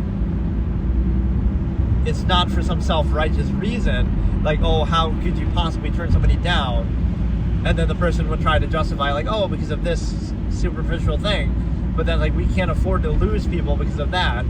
We care about the actual practical results, like somebody who's actually good and qualified, but now you're turning them down for some arbitrary reason. So we're not being self-righteous, they wouldn't be self-righteous that, oh, that's the wrong thing to do in equality. They would just be thinking about the bottom line, let's say that, oh, well, we can't afford to lose them, right? They're going to go to our competition, they're going to ruin us because of that, like, they're going to beat us out now, it's going to hurt the bottom line, they're going to steal our success because of doing that, because we turned down somebody qualified. So, right, that would be the perspective from which we gain, because so the end result is the same. So you could look at this in the real world, like, that's why corporations are so pro equity or equality or something like that, that they first of all want to use it as a pretense, like, oh, look how righteous we are, so you should buy our products. But there's nothing to celebrate there. It's like, you should be like that anyway, right? And only if you're not like that is that a negative, not that simply being like that is a positive, right? It's like a weird backwards framing. But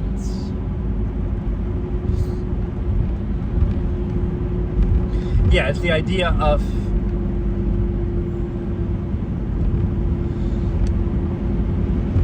you want to make sure that you get the most qualified people or have the highest state of value. So that would be equality in a Darwinistic way on its own, that if you have true value for something, you're not going to restrict things on an arbitrary basis for superficial reasons, for identity, right? It would also go against, like, some affirmative action type stuff, though, because, like, we're just looking at objective value and results. We don't care one way or another about that stuff, so just, let the value speak for itself. But that's not actually how the world works. Yeah, the machination process is the net sum of technology in an era, and it's also the way that people are controlled and defined by it. So, like, this, it meant two separate things, actually, how I used it. The net sum of technology in an era, how that defines morality, etc., interest, things like that. But it also is how you're controlled in that era, whether it be through that technology or otherwise, or like despite that technology, that even with having the internet, you're still controlled by something. So it has to be a new way to counter that, right? That's how it operates. The way that you're controlled is directly related to either by the use of those same things or accounting for those things. Like, well, if you have the internet, we can't control you by saying there's an invisible man in the sky, and if you behave good, he's gonna, even though some people still, you know, you can believe that, but it's not as powerful as a use of control, right? Like, oh, separation of church. And as a person, you might take pride in it, but you realize it's a direct result of that technology you have available. So if you were born 1,000 years ago, you'd be very different. You'd be controlled in a different way. You wouldn't have had the freedom to do a lot of things. So you could say the freedom is a result of that technology, but it's kind of more that it creates a state of the mass of people that is harder to control, right? People naturally become more free because the technology available allows for that, right? Mainly the spread of information, right? It's hard to control people when they have the internet. It's hard to, that's why you see in certain governments the same thing is still done, right? Like China censors those things heavily because they understand that. So that's the difference in freedom, is not, you know, nothing more than access to information, the internet, resources like that. That makes all the difference in the world. So if they had the internet in feudal times, it would change things drastically. Or but again, it'd be, if they were allowed to use it, because even of the things they had then, right, everything's going to be heavily controlled and tied to the power structure in place at the time. And so I almost want to get a car wash because of how much this seems fucked up, especially since I keep doing these types. Or maybe I should go in a car wash in this very moment, or like while let's do it seems silly, but let's do a ASMR car wash type thing, maybe. Right, I'll actually show it to you and let you see it on live. That's kind of a fun idea. I was thinking, like, what are some interesting visual things I could show you, but that could be one.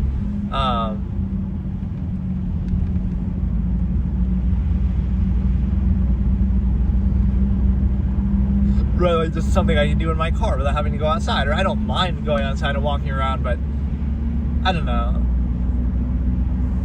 Alright, so yeah, we'll leave off on the machination process topic. But yeah, this topic is this whole episode 9 through 10, which is going to be like 10 parts in its own right, 9.1 through 9.9, is going to be very overwhelming to get through. It's just a lot of information.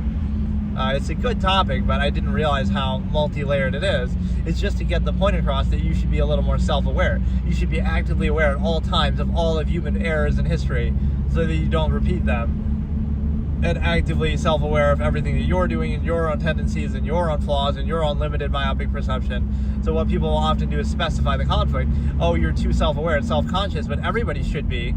Otherwise, you're just ignorant to something and controlled by it. Or like, you know, you should be self-aware in the sense that of just what you're doing, what's going on around you, why you're doing it. You can choose all those things. So yeah, maybe we should end off with that car wash. It actually seems like a fun idea.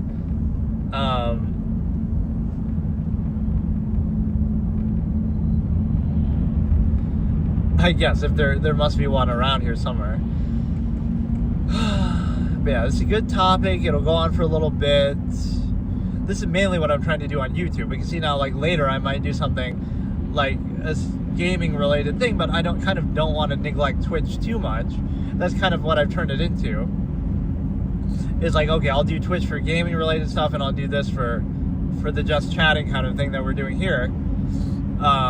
So that we kind of are doing both still.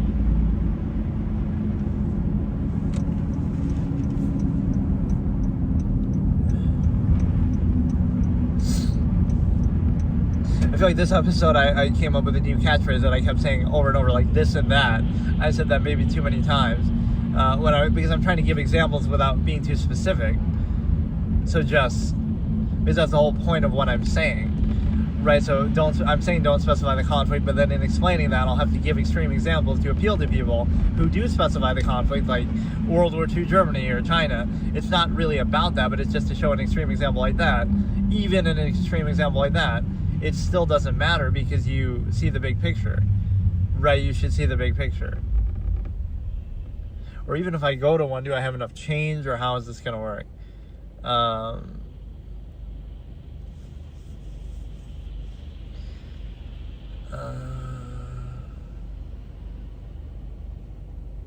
You know, it just seems odd. Or you want to do it like in a discreet way, which might seem like, oh, you're doing that without people's consent, but the goal is really not about the other people, right? It's just like if I'm walking around, I want to do something that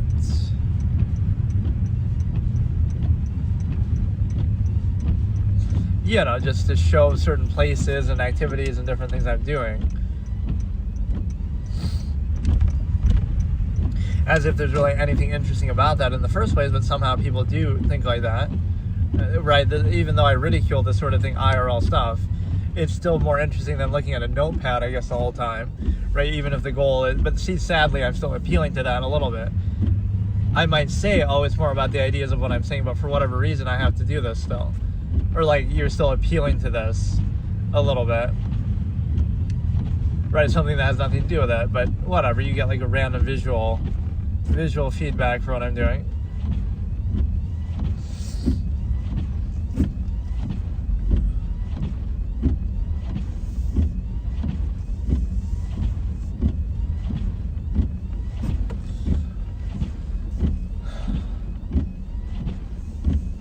So yeah, let me maybe do that. I'll try to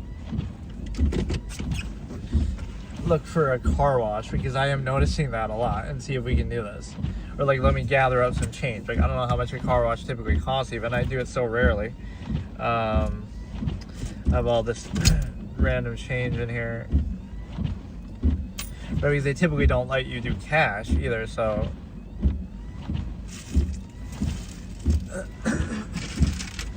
Or again, like, I don't mind showing things that I'm doing. Like, okay, I'll show you the food, you know, ASMR mukbang, I'll show you food. But it's just kind of dumb because, I don't know.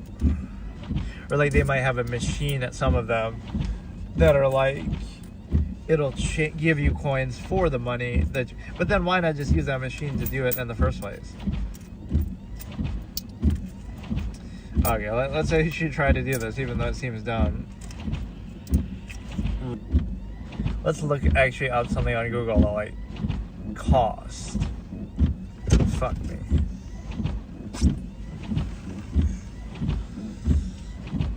Car washes vary from 5 to 15, 20 to 40 for mid-range automatic washes, up to 25 to 100 for full service and detailing. Okay.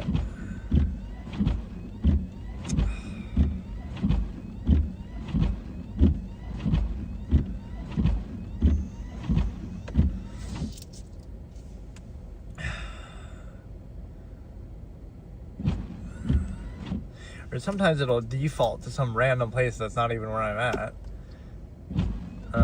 Let's see.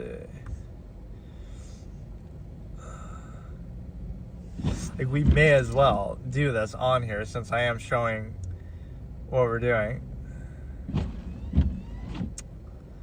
But then it'll zoom out the map, like, so far. Like, okay.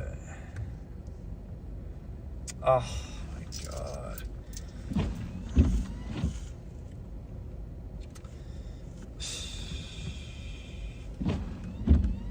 It's like with laundromats and shit like that, like they won't take cash. Camille, okay, let me see. Now the thing is, you want to see if they're,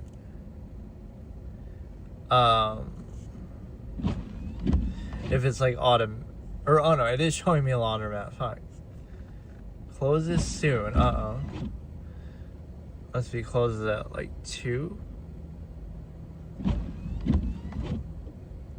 Is it automatic or what?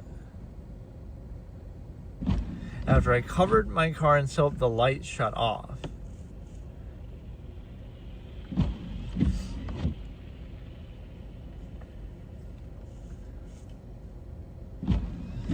always clean and dependable. Self-service.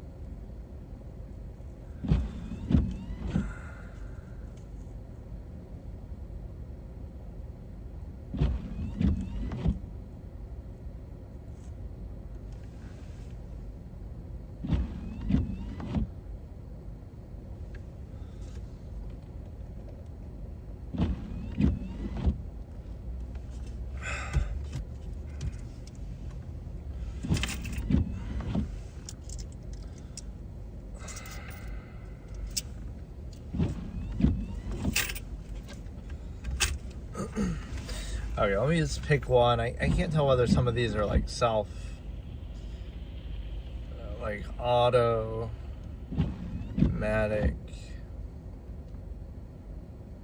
Right, they don't.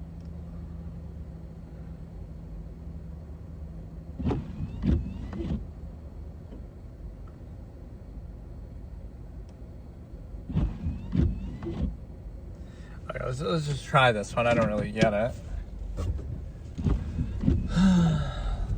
Seems like a waste with all this rain, but right, somehow it's been a while. Like, that's something I almost never do. Right, is actually trying to wash my car, because like I said, it seems pointless, but there are certain stains that I guess are just persistent enough to justify that. But see, like, if everybody was like me, then this car washes would go out of business, because like you're doing it once in like 6 months, or not, maybe even less than that. So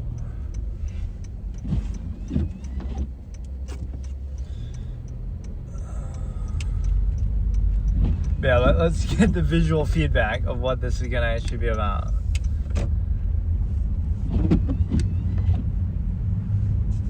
Right, this is the first thing I've thought of that actually makes sense, and it's kind of organic. I'm not doing it just for that reason. I was just feeling like I should do it anyway, because I was kind of noticing how unclear it is on there. I guess it doesn't seem that unclear to me, but right, like, and sometimes it'll like fog up that way.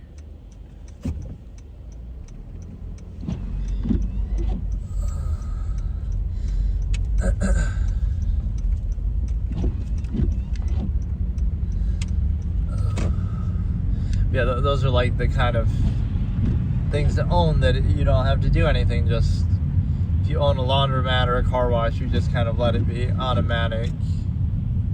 You don't even need staff there necessarily, like maybe for very basic things, but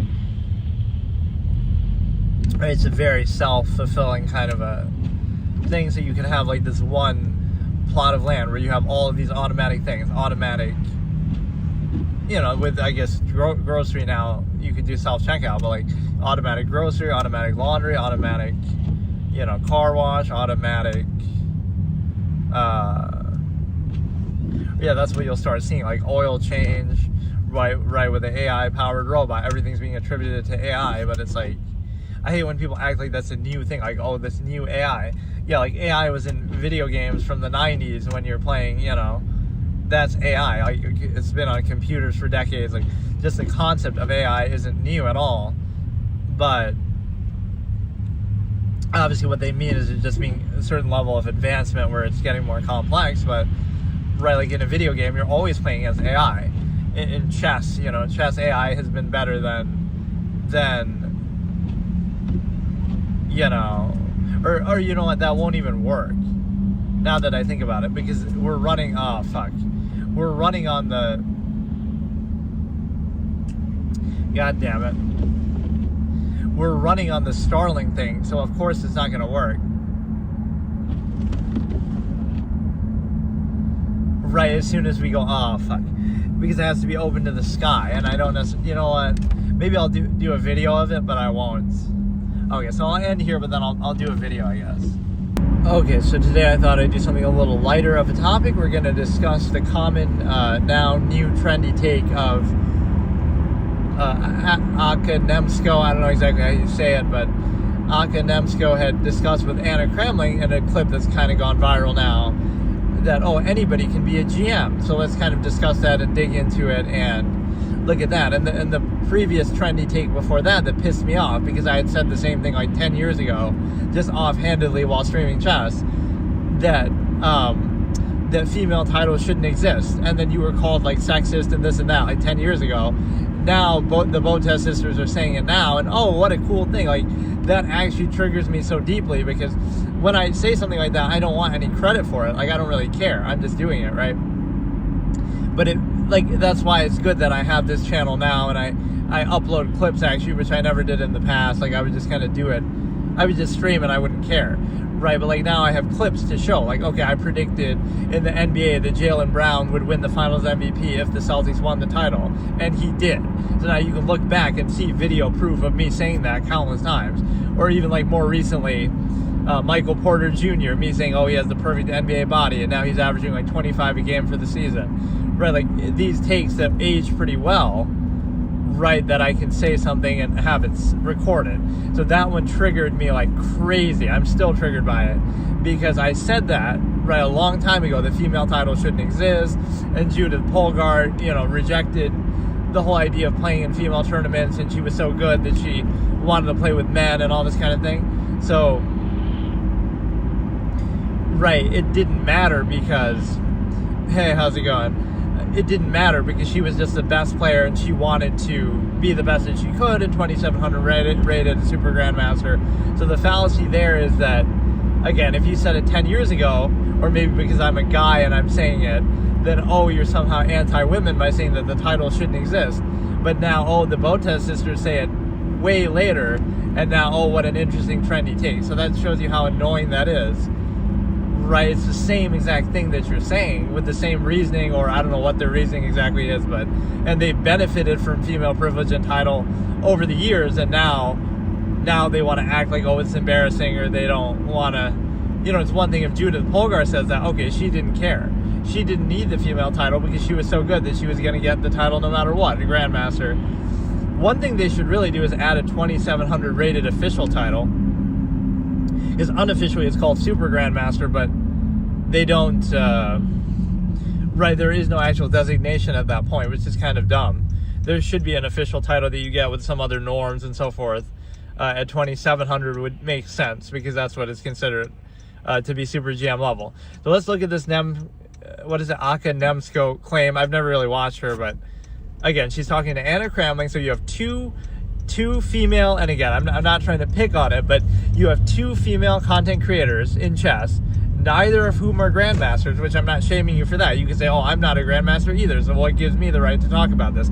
I'm not even close, but the point is you have two content creators who are not Grandmasters themselves, but now Nemsko is trying to diminish it or trivialize it and say, anybody can become a Grandmaster. All you need is millions of dollars. Well, they both have millions of dollars because they're streamers and they've been successful, or presumably Anna Kremling for sure. I'm not sure about her, but so they have millions of dollars. Alex Botez has millions of dollars. They're still not GMs. Levy Rozman has millions of dollars, right? So, okay, it has nothing to do with money, but I appreciate that they kind of say that. But okay, you have that. And then you need to study all day, every day. But everybody does that who's a good competitive player, right? Even if you're 2,200, 2,400, right? So it doesn't guarantee you're going to be a GM. It's like, what else did she say in there? I'm trying to remember, because I saw it the other day. So, you need a lot of money, even though that's a fallacy, right? You need a lot of time put in. You can't have a social life or personal life and all these other things. Now, on one hand, that's not even true. There's plenty of people who have wives and friends and lives and, whatever, other things, playing poker or whatever it is. So it doesn't mean that you can't do those things. That might make it easier, that might be necessary for some people, but so my general premise with the claim is it's not very useful. I think it's kind of a farce to say that, right? And it's, again, I'm not shaming them for not being GMs themselves, Anna Kremling or Botez or Nemsko or whoever else, But when you make a claim like that, see, I've always said, like, okay, could I get to 2,000 plus FIDE? Of course I could. Anybody could do that, no question about it. Right, I don't care who you are, I don't care what kind of, even if you want to say, psychological condition or this limitation. If you study, if you take it seriously as your job, study as your, hey, how's it going, Daniel? Like, study it like college, right? I'm gonna make my own college of chess one day. So you go to a 4-year course, right, 4-year college for chess instead of a typical subject, and study just as hard as you would to get your degree, your bachelor's, etc. Right, and then after that, you compete, you get tutored still, you're competitive, you study more. So you take a 4-year college course on chess, then you still commit plenty of time and effort and take it as seriously as your job, treat it like a full-time career, and then you have at least a chance to be very good, but it still doesn't guarantee being a GM. And so that's the whole irony of them saying it, though. Or I guess Anna's just listening, but real name is Prudence. Nice. But yeah, like, Anna Kremling has 2 Grandmaster parents, and she had the freedom to play chess a ton when she was young, and she had a lot of benefit and resources, and now she's, even to her own credit to some extent as a content creator, but you had all these things in your favor, and you're still not even close to a GM. So what does that tell you? Right? Is a lack of motivation because you've been more successful as a content creator? Like, it's easy to say that, right? I hate the way it comes across, because I've said something similar too, to be fair. I've never said it with GM, but I said, okay, I can be a 2,200 FIDE player. I can say that with certainty. I've seen what they play like. I get it. It would take me years of studying, which I've never studied, and I hate the idea of doing it. But I could do that. I'll say that with certainty. Anybody can be 2,000 FIDE plus. Anybody can be Alex Botez or Anna Kremling. Anybody can do that, which is why it's kind of triggering how much credit they get, because, again, especially with the advantages that they well, I guess, whatever, their parents, and especially Anna Kremling, like, both your parents are Grandmasters, but that didn't help you become a Grandmaster, right? So it's not a guarantee. So it's a bit of a loaded claim, right? Grandmaster is too high of a bar, right? There's just too few of them. It's too competitive. So when you say you would need millions of dollars, but there's other people who have that and they don't automatically become GM, or it's not that easy. You would need to study all day, every day, but people do that even at a lower level, even at 2,400, they study all day, they take it seriously. So the things you're saying apply to other levels too, and so there's no guarantee. Or even like, hey, how's it going? So right, having money doesn't guarantee anything. Putting in time takes for granted. Everybody puts in time. Everybody's studying, right? So that doesn't mean anything then. So I'd be the type of person who would say you theoretically should be able to. Anybody should be able to if they study long and hard enough. Like, let's say you start at the age of 5, right? And you play from the age of 5 to the age of 25, and you study a ton and you take it seriously and you play all day, every day, and somehow you just don't go to school and don't have a job and you take it super seriously. Now, the assumption is you should be pretty good, right? You should be probably a Grandmaster after 20 years of study, hardcore, taking it seriously. Otherwise, you must be doing something wrong then. We'd say, okay, well, you would have been a Grandmaster, but you just didn't study hard enough, or you were studying the wrong way or something like that. So there's some truth to that, because, holy shit, it got really foggy all of a sudden. You get to enjoy all these cool dynamic weather effects as if we're doing some kind of whatever, but that one day was miserable though. But no, I should break these sessions up with this sometimes. I should discuss kind of fun and random topics like this from time to time, because that Absolutist Philosophy does get a little bit draining and a little, like tomorrow I should do another episode, but this is kind of more of a fun, light topic, but it does still trigger me because, again, none of those things guarantee that you're going to be a Grandmaster, right? Millions of dollars. You could be Bill Gates. You could be Bill Gates' kid, right? It doesn't guarantee anything, right, that you're going to be a Grandmaster. There's plenty of people who don't have those advantages who become one. There's plenty of people who do have those advantages that don't, even if they try. There's plenty of people who put in the time and effort and they get to varying levels, right? There's no guarantee. So you are kind of trivializing it in a way that's insulting, because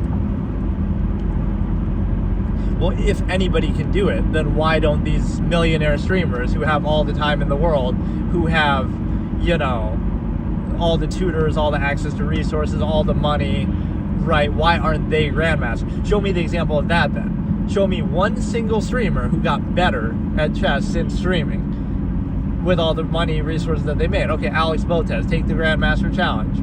Use the millions of dollars and tutor and all day, every day studying to do that, right? But Botez hasn't gained ratings since streaming. Anna Cramley hasn't. I'm the only one who's gained ratings since streaming because I started basically from the bottom, from nowhere. And even then I kind of lost rating from the sense that obviously I'm not very good to begin with, but because of the inflation of the sites has changed, right? That back in the day I was a little higher than I would be now because the rating means a lot more. Back then it wasn't taken as seriously. But the point is that, again, Botez has millions of dollars that they've made, the Botez sisters, and they aren't even close to a Grandmaster. They haven't even improved from where they were right at the time that they started streaming. Anna Cramling, same thing, stayed pretty much the same. All of these other streamers, Levy didn't become a GM. Even Hikaru, sometimes people mistakenly say that sometimes, oh, he's become better since streaming. He hasn't become better. He was 28-16 or something like that, peak rating before that or whatever. So he hasn't become better, but he stayed relatively the same and still been very successful. But it's not like he wasn't one of the world's best players, world number 2 at one point, even before that. So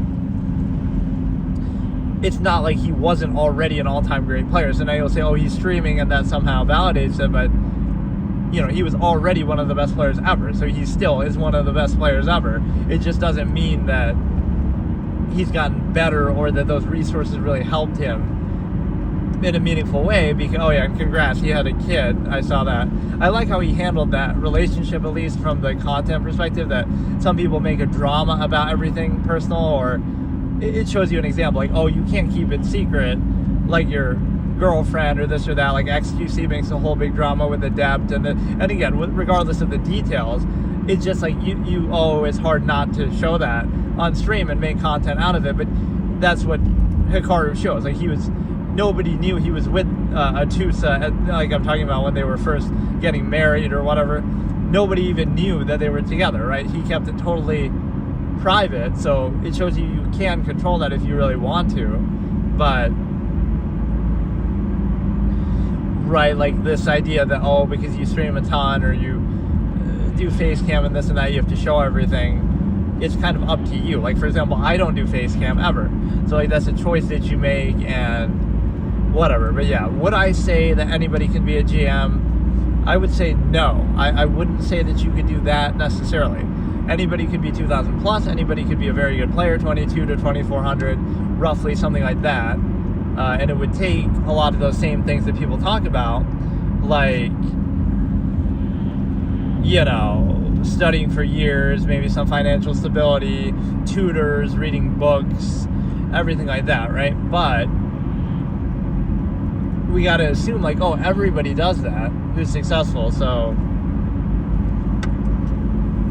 because you see so many people try and fail, sort of, or maybe you could say they don't put in quite enough time, but how many thousands of players? There's 20,000 people better than 2,000 FIDE. A lot of those people are struggling, they're trying hard, so I don't believe that.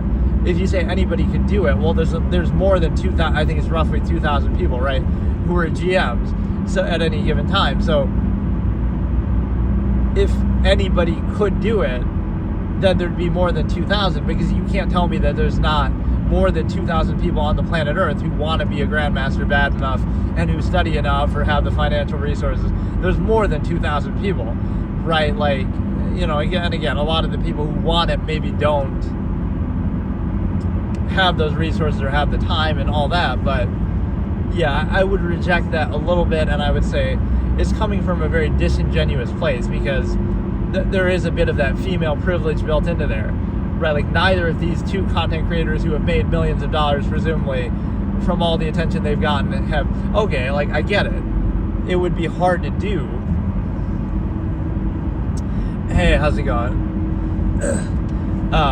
It would be hard to do, but it's okay, now you're in a position where you've earned millions of dollars and so much attention, and you could do that, right? Let's make this a new challenge. Let's do the chess streamer challenge. Every streamer who's been successful now, not even that you have to stop streaming, but like Levy and Botez and Anna Kramling and Nemsko and Dina and all these people, they should all quit focusing on content and see who, like if I was a billionaire, I'm Elon Musk and I'm gonna give a prize. I'll give $1 billion to somebody of those people who becomes a Grandmaster with the resources that they've now gotten, right? Now they have millions of dollars from their success, they have the time, they have all the freedom in the world to do it, but none of them have done it or will do it, right? So that's actually the best way to disprove that very claim. What are the chances that none of these people who have exactly the conditions that Nemsko is talking about, not one of them became a Grandmaster, right? So, anybody can do it, but I guess nobody wants to do it. They're too busy chasing clout. Like, what is the barrier here? And again, I'm not shaming them, but I have criticized the whole thing. Like, okay, there's these special female titles that you get, and you get so much more extra attention for being the same rating. Whereas if a guy was that rating, nobody cares, right? Whereas you're getting millions of followers for just being 2,000 FIDE, which is only top 20,000 in the world. So, like, I've discussed this in the past, and it's just kind of, it is coming from a disingenuous place, because you would never have the gumption to say that otherwise, right? Like, the very platform that you're on is one partly because of privilege. I hate to say it, like, nobody else is doing that at that rating, right? Nobody else is getting this much attention at that rating, right? So you're getting it for privilege reasons, wrong reasons partly. You're also not a Grandmaster. Even after getting all that benefit and resources and privilege, you're still not a Grandmaster. And arguably, you're not even trying to be one, which is kind of insulting to the game, because there's so many people who don't have those resources or advantages who still work their butt off to get there, right? But imagine you have all those resources and you still can't do it. But that would lead me to believe, like, that has very little to do with it. Right, like, if you want to be good, Vishy Anand wasn't rich, or Gukesh's family isn't rich, or anything like they must be middle class or decent, but it's not about that, right? If you really want to do it, it's not going to come down to that. So I would say there's a certain barrier, right? It's hard to say just anybody can do it. So I would say the answer is no, but it's not a super strong no, because I do kind of share that somewhat. That, like, yes, you could be very good. You never know how good you're going to be. If you dedicate your whole life to it, you start studying at the age of 5 and you play till 25, 20 years of hardcore study and regular play and, really committing to it. Or, in fact, here's a good example of that. Laszlo Polgar would have a great credibility to say that, because he did the Polgar experiment. He has 3 children, and they all become Grandmasters, except for one was like Judith Polgar is a super Grandmaster, then Sophia and Susan, I forget, but one of them is only a woman's Grandmaster, but that kind of proves the theory right there, actually. So maybe, and I wrote a short story about that, too, as I kind of wasn't thinking about it in this discussion, but that's actually very valid, because, well, he showed that out of three out of 3 people that he trained in chess, right, it's not genetics, it's not anything else, 3 out of 3 all became 2,300 plus players. 2 of them became Grandmasters. One of them almost became a Grandmaster. Got the fake GM title, the women's GM title. So, in that sense, you would say yes. You know what? Anybody can become a Grandmaster, because out of that case example, right, you're batting almost 100. So if Laszlo Polgar was your father and he put you through that same thing, then you would be one also, right? Like, somehow, some way.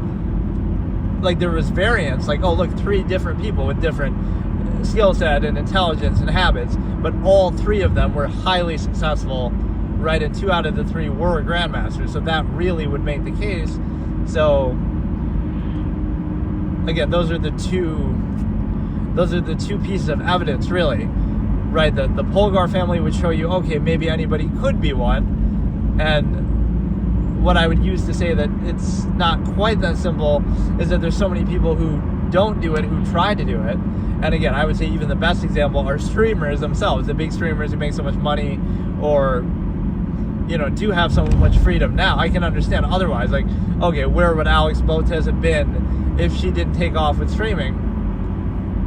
She might have a job, and she was worried about college, and she goes to Stanford, and I get all that. So I couldn't blame you for not being a GM then, but I can blame you for it now, because you have you're known for playing chess. That's what made you famous. That's what got you there, right? You got so much attention, so much credit, so much money, right? So now, don't you owe something back to the game to say, okay, now that you're in that position, because again, imagine how many GMs do it without that. Without any benefit, without any privilege, without any advantage like that. Right? They just work to get there. But she has this benefit. She has this, which again, you could say she earned it, and she's, cult of personality, whatever it is that appeals to people. But now at least pay the game back. Pay the game back and say, okay, I'm going to work my butt off and try to become a GM. But you won't even try, right? That's what's insulting. So many other people, you don't need to convince them to try. There's no money in it for them, right? You barely make any money. That's not what it's about, right? So that's the one requirement I would add to the list. It's not about money. It's not about even time you put in or study or sacrifice your social life and all this. The biggest thing is you have to have a passion for it. You have to actually want to do it, which clearly a lot of these people don't want it badly enough, or they're just happy with kind of exploiting it for content and things like that. And then let me reflect back on another one of my takes from one of my videos on this channel, actually, where I'm clowning what I call the dumbest take of all time, which is when the guy says chess is pay to win. He says chess is pay to win because, you need chess books and chess tutors, and that's why the best players are so good at chess, right? Hikaru and Magnus, he singles out, they had support of their family, and they had, all of this tutors and stuff, right, from a young age. But let's assume that everybody has that, right? So assume everybody has tutors and books. That doesn't guarantee that you're going to be Magnus or Hikaru, right? You might be good, it'll help you. That assumes, yes, you have to have some interest in the game and some, sort of there's some reason why you are playing the game so much in the first place. Like, your parents were a player, your parents were players, or your parents encourage you and pressure you and help you. So that's why. That's why you're passionate about the game in the first place. But that doesn't guarantee anything. So again, there's millions of people who might be like that, and then of those millions, only a small number make it far enough. So you could say that maybe not enough people care enough. I could have been a GM, I just didn't want to go to events, and you might like the game, but you don't like it that much that you're going to make your career. So there is something to that. Do you really want to study it all day, every day? Elon Musk almost said something to that effect, where he didn't want to spend time memorizing patterns and stuff. And you can make fun of that, but it's what he's done with his life instead, assuming he'd have to sacrifice one for the other. It's you wouldn't be remiss to sacrifice that. He's done pretty well for himself, so maybe he shouldn't have wasted time studying, a board game, 8x8 board. So yeah, that's a very dumb take to single it out and to act it's pay to win because of tutors or something like that. That'd be the same as saying mathematics is pay to win then, because if you have a tutor, you'll have a better advantage, or anything in life, you could have a tutor, school subjects or music or whatever it is. So that doesn't, pay to win would mean I can buy an extra queen. So I go to an event and I get 2 queens because I paid for one of them, and my opponent only has 1 because they didn't pay. That's what pay to win means, right? Or you get some special piece. I get the special piece that nobody else can have because I paid for it. That's literally what pay to win means, right? Pay to play would be okay, you have to buy into the tournament, you have to pay to compete, right? That's not anything. Or there's this fallacy with gambling that excludes chess, right? We don't, it's considered gambling if you I can't remember exactly. There was some story like that. Somebody gets kicked out of some venue because, we don't allow gambling here, but it's actually chess. So it's not gambling because it's a skill-based game. they weren't charging anything for them to get in or to play it, right? So it's a skill-based game. You go in, and if you're good enough, you can win every time, or if you're not, you're not. So that would be an exclusion from gambling, right? You're giving a prize, like, oh, beat me and you win some amount of money, but it's based on skill and you're not charging any buy-in costs, so it shouldn't be considered under the banner of gambling. So let me think what else I can discuss on this topic. My general consensus, though, is not anybody could be a GM, but probably you could get close, and that is a good case example to say, okay, if you commit your whole life to it, right, we don't know. Like, we'd have to see that scenario. If all 8 billion people on the planet, and that would actually make it more competitive and harder to do, that's the whole irony of it, but like if all 8 billion people on the planet tried to commit their life to chess and treat it like it's their job and their career and study it like it's college, then where would we be? I don't think 100% of people would get it, right? But there'd be obviously a lot more than 2,000 GMs and things like that. So that is always the case example that I use, is like, because nothing like that in life is 100%. There's never going to be where everybody can just do something, right? That'd be like saying in your work, like, oh, anybody could be a CEO, or anybody could be a director of a company, or something like that, right? It's a nice idea to say, but it's just, the world doesn't work like that, right? There are gonna, and part of it is the desire. Not everybody wants to be that, right? Not everybody wants to put in the work. There's like a minimalist concept. Where am I? Take a guess. I'm in like central New York area, kind of near Syracuse. It's a little foggy too in I just got my car washed yesterday actually, and still my windshield is kind of dirty. Some of that just doesn't come off. But yeah, like, again, I'll use myself as a hypothetical too, because I tend to be so objective. I'm not really humble, but I'm objective. There's a difference, right? I would say whatever I think, but it's like, if I started at the age of 5, and I was actually pretty good when I was a kid, I swear, right? It doesn't matter, but on a basic improvisational level, I was pretty good. So the point is that if I started when I was 5 years old and I played till now, where would I be?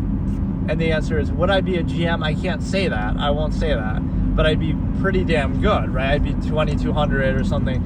I would have to be, because, like, okay, I played for the last, like, I played a couple years when I was a kid, but very little amounts, right? Not, like, really taking it seriously. And then I played now the last, like, 4 years, but kind of on and off, too. And so I'm probably slightly better than the average person, but I think what I realized in the experience too is you have to study, which I haven't done. And so,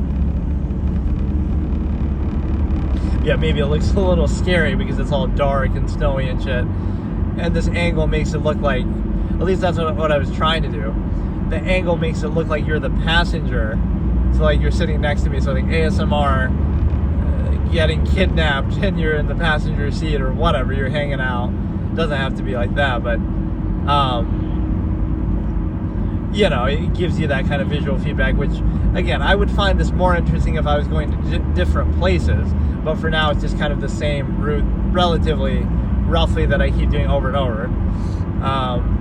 But yeah, we're just kind of feeling this out. I do enjoy this, but there's a few limitations to it. In particular, the battery doesn't last that long, because I'm using my Starlink Mini. Speaking of Elon Musk, how he was saying about chess, and people got so triggered by that too.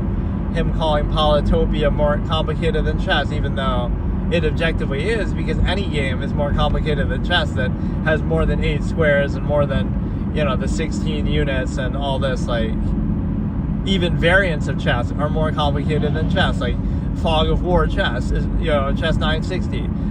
The very same kind of premise, but you just kind of move everything around.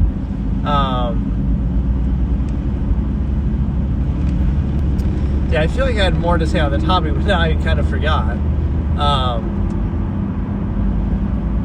I've just done so much chess content over these last 4 years that I've been back to streaming. That's kind of like, it made me realize that too. I didn't realize that before, actually, when I was a kid, or any amount that I played on my past channel and stuff. I never really appreciated the studying part of it, because I never even wanted to do it, or I never wanted to think about it. So what does it mean is that you have to study. It's pointless to play chess.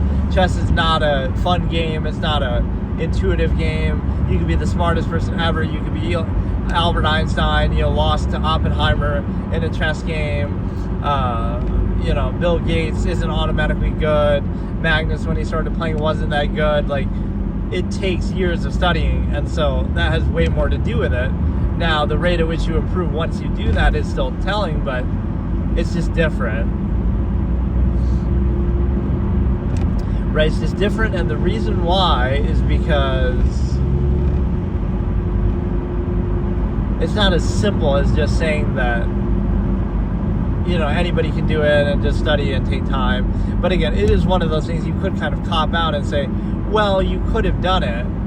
You could have been a Grandmaster, but you just focused on other things. You didn't play enough. You didn't play at all. You were busy with school. You were busy with work. Right? But that's kind of a poor excuse, too, because there have been people throughout history, like they're a doctor and they also are still a Grandmaster or something like that. The Luke McShane guy, who's like some Wall Street type banker dude in England or whatever, but he also moonlights as a super GM, right? Something like that. So maybe they're the exception, but I don't know, it just seems like an oversimplified way of putting it that kind of triggers me. What other chess takes do I get triggered by?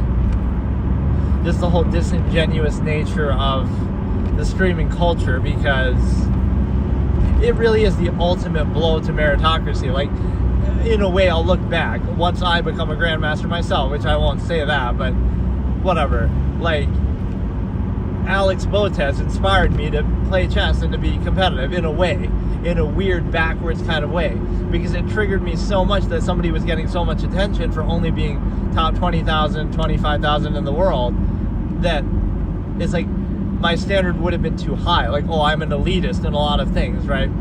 In life, in general. So it's like, oh, I would never have streamed chess or taken it seriously, or I did it kind of ironically in the past, very little, right?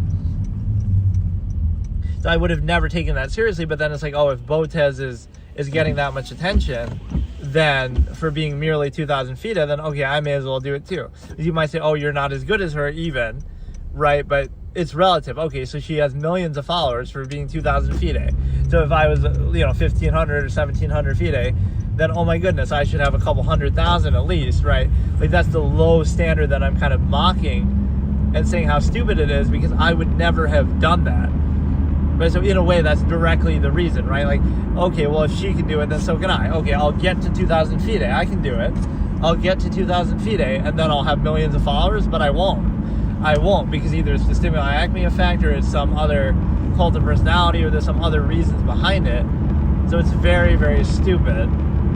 There's this one article that had come out years ago calling Alex Botez is the real life Beth Harmon. Yes, of course. Remember when Alex Botez beat Magnus Carlsen and won the world championship?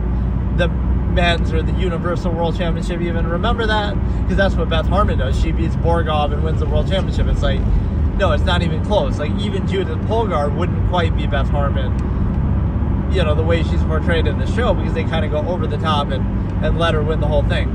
But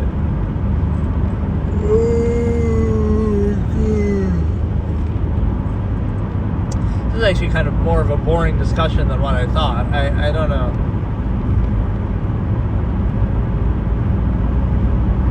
There's got to be a better way I can explain it. Like, you could always say that, oh, you could have done something if you put more time and effort into it, but that's the whole point, is like to make a list of, oh, this is what would be required for someone to be one. It's not 100% chance, right? You could pose that exact scenario. It's not 100% rate of success.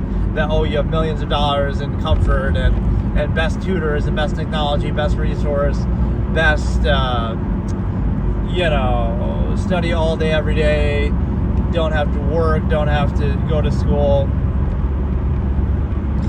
And even then, there are going to be some people who just don't quite get there. And there's no shame in that, and it would be so competitive, right? Because at a certain point, it's about more than just that, right? Doing that, studying and, you know, putting in time is going to get you pretty far, right? 2,000 plus, maybe a bit more than that. But at some point, it becomes even more than that. Like, you really think of the 2,000 Grandmasters in the world, it's not just about, oh, they study a lot. It's more than that, right? Not even that they're innately smart, but there's certain psychological things that happen. Like, even at a very high level criticism, like Ding Liren was choking his brains out and has a certain psychological weakness at times, right? But he's still one of the best in the world despite that. But imagine if he didn't have that issue, then he would have been, you know, back-to-back world champion or something like that. So even at that level, there's certain psychological things that come into it. So there's layers to it where you might think, oh, you're committed. You study all day, every day. There's a quote like this to do with like Gary Payton or somebody in basketball. Like, oh, he thought he was working out every day. He thought he was working hard, but he wasn't really working. Like, you're just going through a routine, but you're not pushing yourself, right? So it's the same thing here. Like, oh yeah, you study every day and you play every day, but what about the other players? Oh, they're not just studying, they're not just playing, like they're killing themselves, they're, you know, really stressing, they're really getting heated, they're not doing it from a place of comfort and luxury. They're like, oh, I'm going to study 12 hours, I'm going to, you know, dream about chess, sleep on my chess book, use it as a pillow, like taking it to that extreme, obsessive, insane level. That's what it would take. So it's easy just to say that, but that, okay, you could take it seriously and you could be successful, but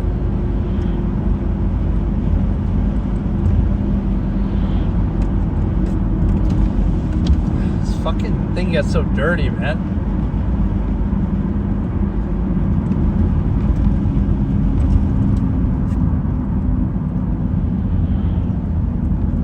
Right, then when they're flashing you with that, I can't see shit sometimes with the windshield being so dirty.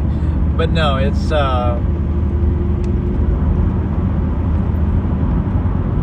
yeah, like what would I say my peak ceiling is? I wouldn't say, but okay, if I started when I was 5 years old, you would never know, right? So it's kind of it's a bad comparative analysis, because you'll say, oh, you'd never be like Magnus and you're not as smart as him and this and that. You'd probably be right, or you'd definitely be right, but you can't really even say that, because, oh, did you start playing at age 5 when he did, or whatever? Did you start study your whole life and have all this interest in the game from a young age and treat it like a career, right? You didn't do that, so it's not fair, right? It's not fair to make that comparison. If you had done all that, now you can compare it, so that's the difference. And you obviously wouldn't be as good as him, but you might be a lot closer, right? You'd be a very competitive player, a title player. Yeah, let's look at how female titles or female privilege and sort of just, they actually hurt women, right? Everybody should just play together, same events. It shouldn't be insular like that. It shouldn't be special treatment. And there's really no basis for it, right? There's no physical advantages like in sports, right? That would be the whole premise of men's and women's sports.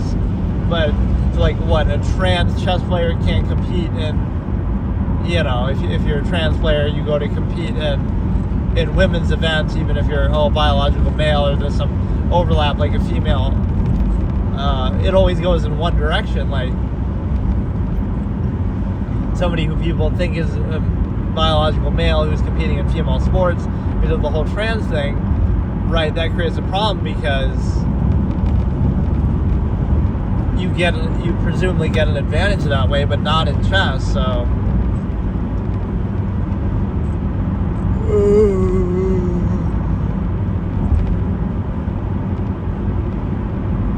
or yeah, I could play chess with my voice. I could do voice controlled chess while driving at a Grandmaster level. Yeah, the biggest thing that I realized too is those are the two things that I never had really thought about before. But okay, you have to study a ton if you want to be good. It has nothing to do with your innate ability or intelligence, or right, just playing isn't going to make you better, so you have to study. And then number two is the fact that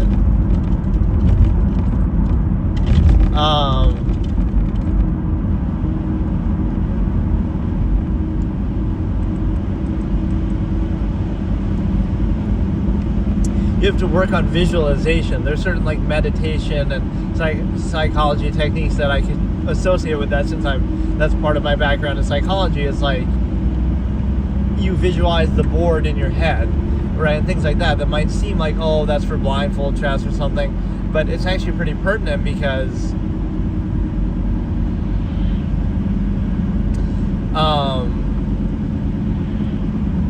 it's more than that. Like, it shows you the way that they're thinking, right? The way the GM's minds operate. They're picturing things in their mind. They're calculating there. So you get to like a state where you can fully visualize the board in your mind. So like if I'm thinking about it right now, like, okay, I can visualize the board and I can visualize the general position of the pieces. The part that I struggle with is the squares themselves, right? The squares, it's kind of blurred together at a certain point where it's a little hard to keep track of what's, you know, where exactly a piece is or relative to others. Right, that part can be a little tricky, but yeah, it teaches you the power of imagination and visualization that way. That's why like GMs look up at the roof and stuff like that. They're not really looking at the board because they're thinking about other hypothetical positions.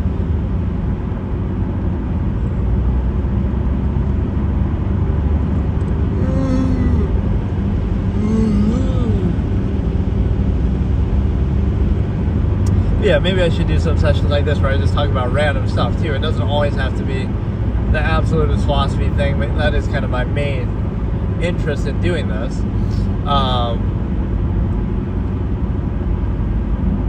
Like, here's an interesting tidbit of 2 games that came out that I had no idea came out, and that would have been on my radar, but I'm kind of out of the loop, and I maybe deliberately keep myself in the dark because I try to avoid spoilers.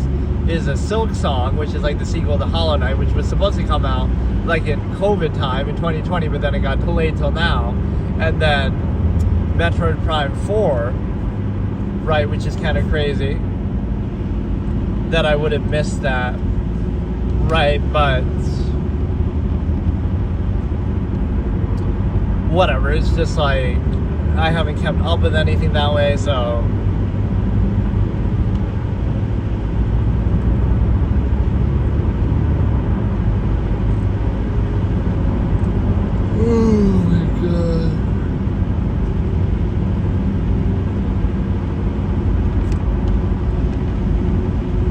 yeah, this is always fun to do. I'll travel the country at some point and you'll get to see all these different spots, but you know, that could be cool, like show off certain landmarks or something. Like, I don't find the whole thing that interesting, but it's always better than what I was doing before. Because all I was doing was showing like a notepad, or you know, I'm screen sharing. But then I'm not doing anything. It's not like I'm playing a game or something on the phone. I'm just letting it sit there the same way. So you may as well appreciate some visuals here. So yeah, the final conclusion is that no, not anybody can become a Grandmaster, and it's a little disingenuous coming from 2 people who are not Grandmasters and who, you know, at least the person saying it, and you've gotten a certain female privilege, and you'll be like, oh, you could be a woman's Grandmaster, but it just, I'm not saying that you have to be a Grandmaster to do this discussion, because of course you could say the same thing about me, like who am I to say it, but you're kind of minimizing what is something that, if what you're saying was true, then you should be the case example of it too. Really, yeah, you have to sacrifice social, having a girlfriend, having a wife, having friends, doing other things for fun, even though that's not necessarily true. I mean, you see even GMs have other hobbies and things like that, but you have to treat it like it's your job, your career, like it's school, like it's college. You have to take it very, very seriously, but you can't always do that because, again, you'll say other life responsibilities and stuff like that, but it has to be like the one thing that you do, right? You come home from work and you want to play chess and study chess, and you are on the way to work on the bus and you do it there. You're playing games on your phone and studying and analyzing. So the assumption that, okay, everybody who takes chess seriously would do that, And of those people who do that, even in the world currently, not everybody who has those ideal conditions or takes it super seriously and plays all the time, not everybody among that is going to be a GM. It's not 100% rate. Okay, so today I'm going to do yet another different kind of content, taking a little break from the Absolutist Philosophy series. That has been the main thing I've been doing in these driving sessions. So basically, yesterday we did the chess discussion, can anybody become a GM? So to recap on that, obviously Akademsko had said that, and it's a bad faith take. So I'm not even saying no, but I'm saying pretty much no, and the reasons she gives for how you become one are actually kind of telling, right? The real reasons, and again, I'm not anywhere close to that either, but the real reason wouldn't be that, oh, you have money, or oh, you have, tutors, or oh, you have resources, right? It would be how badly you want it, how much effort you put. You wouldn't be trying to chase clout with it and stream, and it just is a different mentality that goes into it. Right, so today I'm going to discuss Avatar 3 because it's coming out Thursday or Friday. There's always like these advanced showings, I guess, Thursday.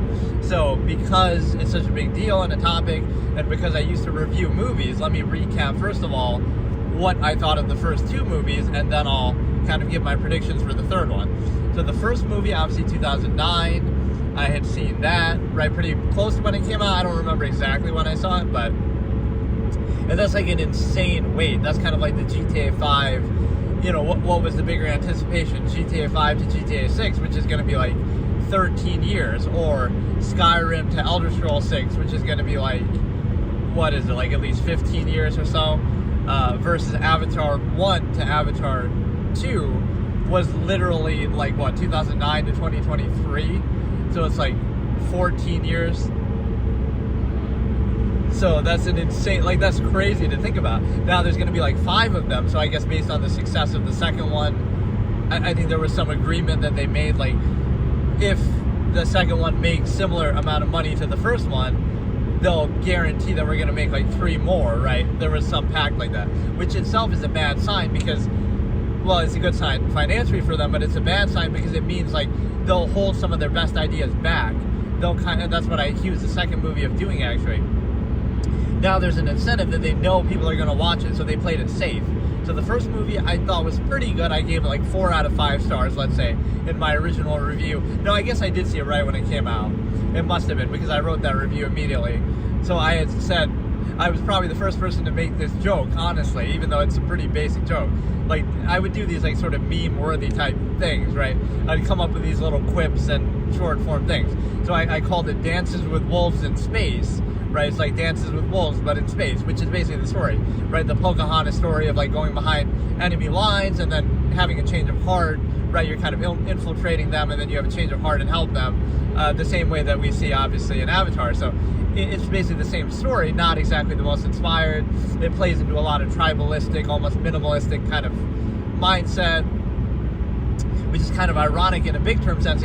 Yeah, let's watch this movie that cost billions of dollars to make.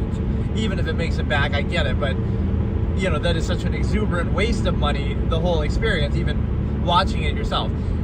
Let's do this very exploitative, wasteful thing, even though the part of the message and the theme of it is, oh, let's be minimalistic and, like, oh, this native, tribal kind of mindset, right? Oh, that's the lesson of this multi-billion-dollar waste of money, is that, for entertainment, is that, oh, we should be more minimalistic. Let's recycle a bottle on the way out of the theater, right? It's like this modern societal hypocrisy that people don't have any awareness of. Like, yeah, we'll feel a little bit good about ourselves doing something minor like that versus, the very act of making a movie like that or watching a movie of any kind, right? It's kind of a wasteful thing, but with that money, you could have done such and such, but it's kind of like the zero-sum argument that, oh, well, if they make more money, then they can do more with it, but it just never works that way. So there's a couple of jokes to do with James Cameron that I would make. I made like a video compilation actually of some of these things, but basically just like some of my movie memes and jokes over the years. So there was one with Jim Carrey that people liked. It was like, because I always considered The Truman Show the best movie of all time, and I always reference that. So, The Truman Show is actually a midlife crisis movie. That's the one take that people were kind of surprised by a little bit and kind of people don't think of it that way, but it's actually kind of interesting to think. Like, it's not really about reality TV or a satire on that, or the fact that he's trapped in a TV show. That's not really what the movie is about, or the trigger point. Obviously, that's the subject matter, but it's really a midlife crisis movie because it's like an analogy for society, right? He's getting to a certain age in his life where he wants to go out and explore and go to Fiji and stuff like that.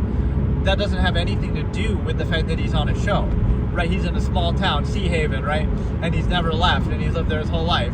So he feels almost trapped there, the same way in real life that people often feel trapped and they've been in the same place and they don't have the financial means to go somewhere else and, you know, be free of something that they basically didn't choose. So he's having a midlife crisis, and that's what exposes the show to him, not so much the show itself, right?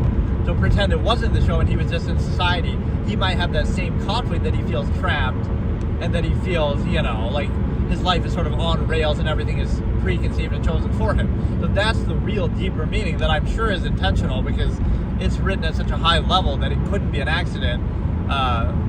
But obviously it's also satire, reality TV, but that's the real meaning. It's actually about the everyday person and the kind of way that your life is pre-constructed and you don't have any real choices that matter, and you kind of are, you know, Sea Haven is like every small town, every town in the world. So again, the trigger point is it's really about him having a midlife crisis.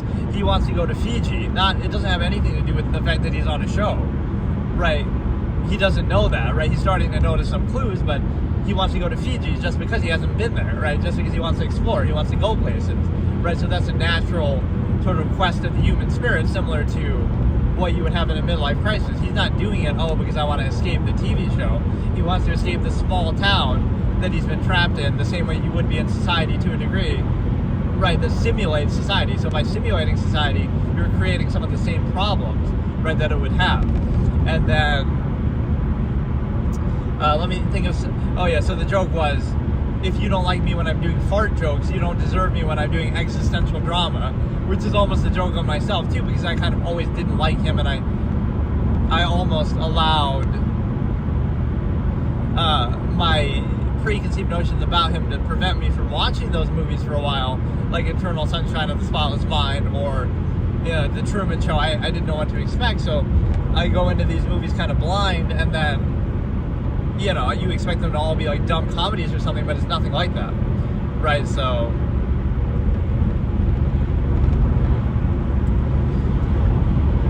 The Truman Show, again, is like that.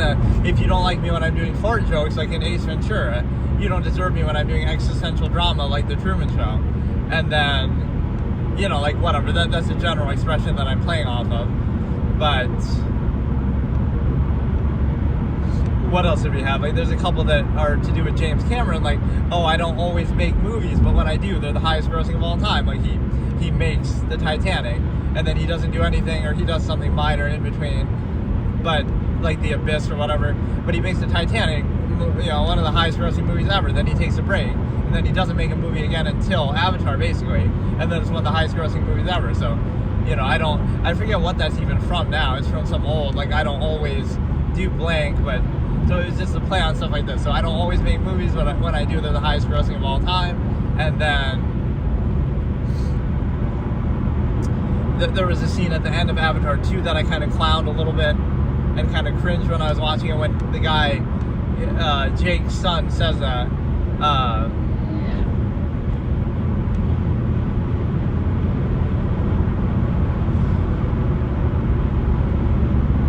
He tries to recite the name of the movie, like he's doing the quote, "The way of water connects all things." He's kind of doing a little monologue, and that is such an eye roll type moment because it feels so forced and like they're trying too hard, like name dropping. I like the part where they say "the way of water" and "the way of water," but no, it's like, so I put like Christopher Nolan next to him, and I said, like, that's my job, like only I can get away with that. Like at the end of The Dark Knight, he does that where he name drops the title of the movie, but that at least works because the whole movie plays at such a high level, whereas this obviously wasn't quite the same, and it feels really kind of cringy and forced. And so, yeah, my original rating on the first Avatar movie was like a 4-star out of 5, and then it was also 4 And you have to realize that's not an insult. Like 5 would be like, oh, it's one of the best movies of all time, and like very, very, very few things would get 5s from me, right? That's the standard. Like the Truman Show would get a 5, so that's a very, very high bar. So 4 is not an insult at all, right? Like 5 would be, it's like one of the best movies ever. 4 is, it's very, very good, one of the best movies of that year, basically. And then 3 would be like, it's a good movie, like it's an average movie that should exist, like in a basic expectation. It's good, it has some flaws, but it's better than average, it's decent. And then 2 would be it's bad, and then 1 would be it's terrible. That's kind of how my ratings work. And I can't remember if I would do the half stars. I would try to avoid it, but I think sometimes I would kind of be conflicted. So yeah, Avatar 1 I would have given like 4 stars, or I did give 4 stars. Again, Dances with Wolves in Space, original, but at least the setting and the environment and the future and all that. That was one thing I feel like they missed out on. There's like one scene that references the Earth. Maybe they'll do that in this one, right? These are all ideas. They should show what Earth is like. I don't think in the first 2 movies they show Earth at all. There's like one brief little montage scene where they're talking about something of the futuristic state Earth is in, but they never actually show it. They're all on on Pandora. So doesn't that feel like there should be some subplot going on Earth and show us something there, right, of whatever futuristic world they're living in, obviously, because it's different than the current world. It's kind of low tech too. That's kind of what I liked about how they present some of the, like these little, I forget what they're called even, the machines basically that they come in and that Quaritch is like fighting in the final scene, right? In the first movie, like they're still high tech, but they're not like super futuristic, super high tech. They're still within reason. Or it's kind of an interesting analogy that I always make with aliens. Like if I talk about, oh, if aliens came to invade us, they would be at a disadvantage, even if their technology is superior to us. Because like I pose this analogy, pretend there were cavemen on the moon, right? Like these Neanderthal primitive people on the moon, and we went there to fight them. Like sure, we could use our technology and try to do certain things to subvert that, but even with that need, the fact that they would be in their natural habitat, they can walk around like normal. They can, fight like normal, move at normal speeds. They're not affected by gravity. They don't have to worry about oxygen. So think about the disadvantage it puts us at. They basically have home court advantage. So even though we're vastly technologically superior to them, there's sort of an equalizing factor because the amount of trouble it takes to get there, the amount of trouble that, again, they're more familiar, they have home court advantage, right? They know all the nooks and crannies and tricks. It's almost like a guerrilla warfare analogy to whatever, the US colonies versus the British Empire. Like there were all these advantages that you had, guerrilla warfare and stuff like that. So you would be at a disadvantage because even though you have great technology, you'd be walking around slowly like in the spacesuit and need an oxygen tank, and we'd rely on our technology more, but like it puts everything we do at a disadvantage. We need like $1 million little drone to go around and, make special weapons that work there, right? So there's something to be said about, even though it seems like, oh, you have vastly superior technology, at least in a hand-to-hand, on-foot kind of sense, you would need a lot of help to do that. So you just imagine that imagery of, this could be almost in a comedy movie, like, you have a guy in a spacesuit moving super slow, right, struggling to breathe, he has an oxygen tank, fighting some primitive caveman Neanderthal on the moon, or something like that. And like, even though the Neanderthal has very bad, poor technology, just like a stick and a stone and something, it doesn't matter because it evens itself out, because that person needs the suit, and they need the oxygen tank, and they have all these things holding them back, and they need, they need so many allowances to be on equal footing, so the technological advantage is almost erased a little bit, right? Because that's kind of the minimalistic way to look at it, right? They're in their natural habitat, so they can move at normal speed, and they're not bothered at all, and they kind of, what do you call it? Like they know all the secrets, the nooks and crannies, they have all the guerrilla warfare tactics, so it's kind of presented in a similar way there. But no, I just find that imagery kind of funny, like some caveman with a stick and a rock versus, oh, look at us with all our technology on the moon, let's say, and us with all our crazy nuclear bombs and technology. But if we were to go there one-on-one, right, we would be moving around slowly, we wouldn't be able to fight very well, So that kind of shows you it wouldn't be as easy as you think if like aliens came to invade us, right? They'd be kind of out of their element, so they would have to account for every little thing. So it kind of hurts the technological advantage a little bit. So yeah, Avatar 1 I gave 4 stars. Trying to think what else I said about it. I mean, the effects were very good.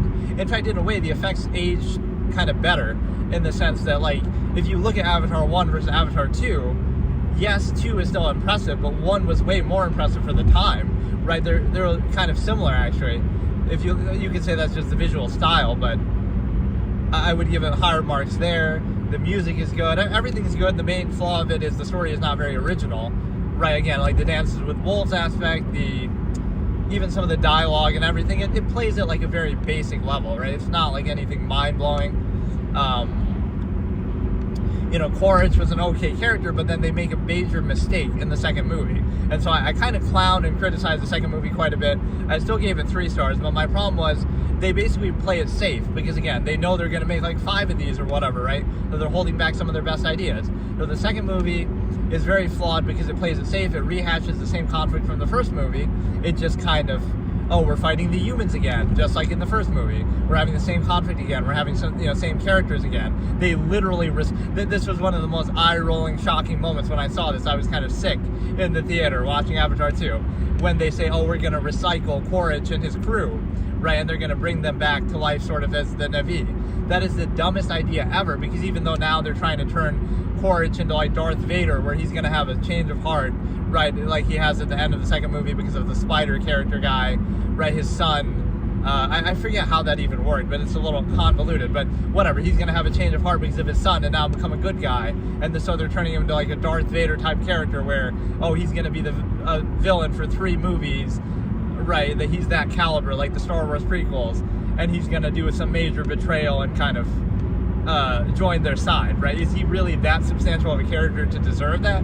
Was it really necessary? So I thought that was extremely stupid. Not only are they recycling the same conflict from the first movie, like the first movie is all about fighting against the humans. The big bad humans are coming. Like, we get it. Okay, fine. And you're introducing the universe. But what's the second movie about? It's about the same exact thing, except, now we're fighting in ships in the water. Now this one could be the same thing. It's not going to be, obviously, like, we're going to fight with the humans again, but now we're going to do it in the mountains and there's going to be fire. But no, it's going to be more like, now they're fighting another clan, obviously, of the Na'vi and stuff like that. So that's a fresh idea. But that maybe should have been the second one, right? You shouldn't have 2 movies back to back like that where it's the same conflict. Part 1, the humans come and they're invading. Part 2, the humans come and they're invading. Like, it's the same thing. But now the humans look like the Na'vi, which makes it even more confusing. Because, like, there's too many blue people. I might have said that line in the second one. There's too many blue people, and I heard you like blue. So we had blue people fight other blue people under the water. So we have blue fighting blue within a blue color scheme. Like, it's too much blue, right? And it becomes confusing to people, and you might think, they all look the same, which might sound, whatever, negative, but it does make it a little annoying. Excess blue, again, they're recycling the first movie's plot too much and playing it safe because they know everybody's going to watch it anyway, and now they save and hold back their best ideas for part 3. They should have done more foreshadowing of certain other things, like, the planet is dying or something. That Kiri character kind of alludes to that, but they should have done more of that. There should have been some other bigger conflict, especially foreshadowed in the second movie, like, the planet's dying from within and there's something else going on, so that we can set that up for the future sequels.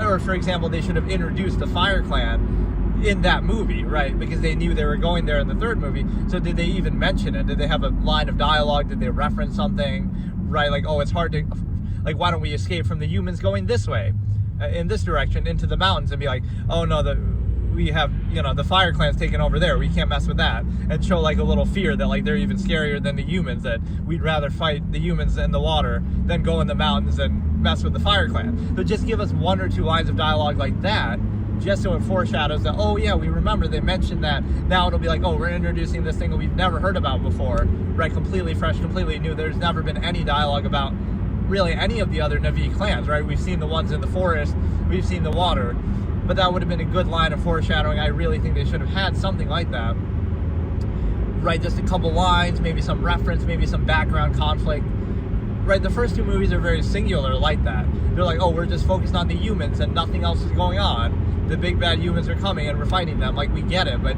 again, introduce some conflict about the planet itself, some internal corruption, and like I said, they were suggesting something like that with Kiri, like her ability to sense things, but they didn't go far enough. There should be something more clear that they established in the second movie, like, oh, the planet's dying from within, and it has nothing to do with the humans or what we're doing, right? There's some other larger conflict going on that would set up for the next several movies that we know in the background that's always happening. Then they also would have, again, the other tribes. They could have alluded to a little minor conflict in the second movie that, like, oh, we don't like this fire tribe and we're not going to go in the mountains because we don't want to mess with them yet right now, so we'd rather fight the humans, and just leave that line in passing so it sets up for the foreshadowing, I think, properly. That would have been a lot better than just nothing. There's no foreshadowing of anything. Now we'll just introduce it fresh. I think that's kind of a little stupid, especially since they know what they're doing. Like, you know, they know there's going to be several sequels. It's not like a surprise to them. But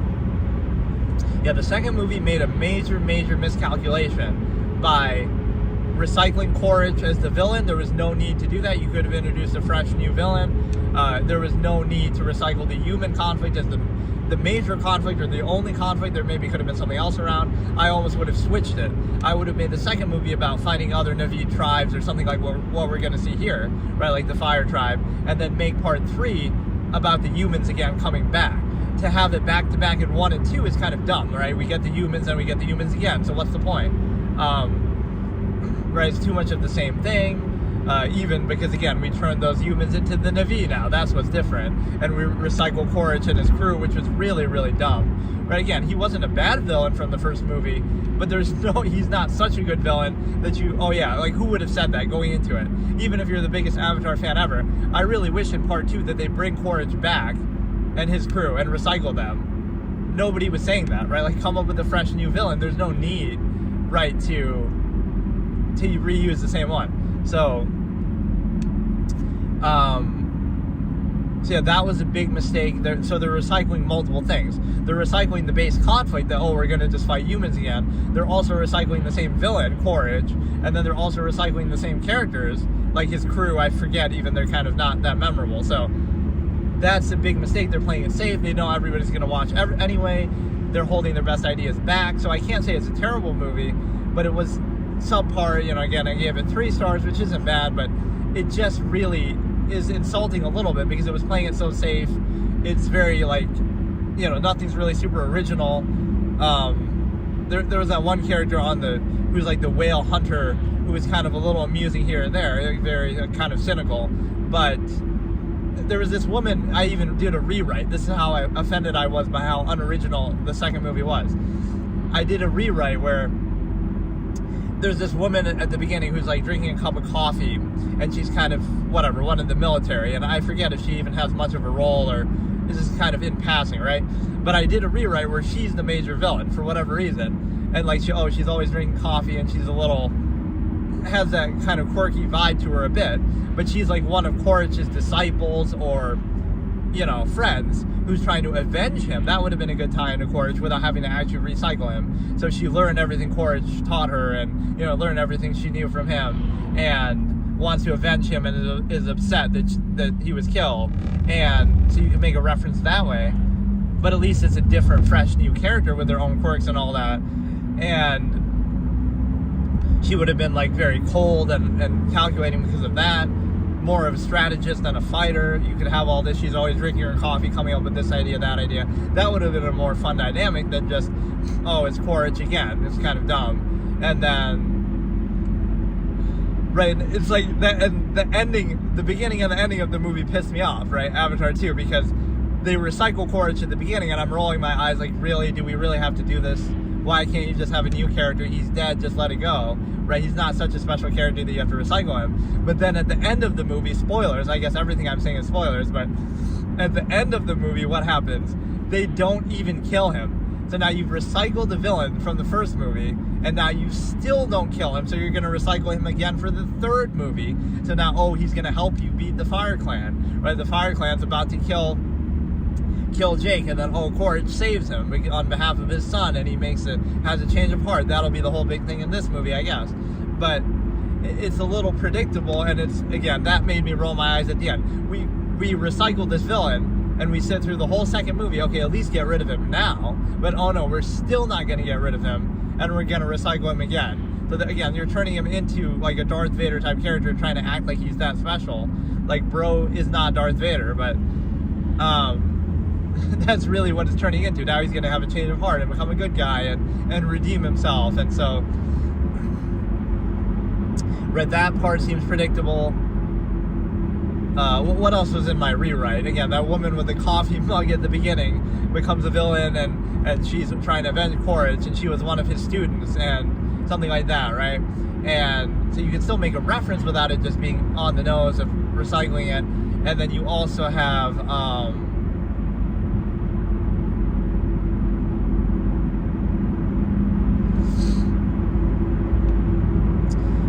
what else did I say? Again, you recycle him at the beginning, and then you keep him alive still going into the next one. You have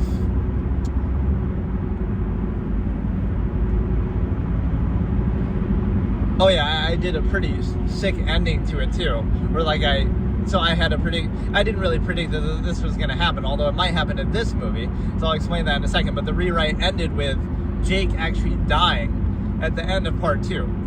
So Jake gets killed by this woman, the cold calculating, this other villain who's associated with Quaritch.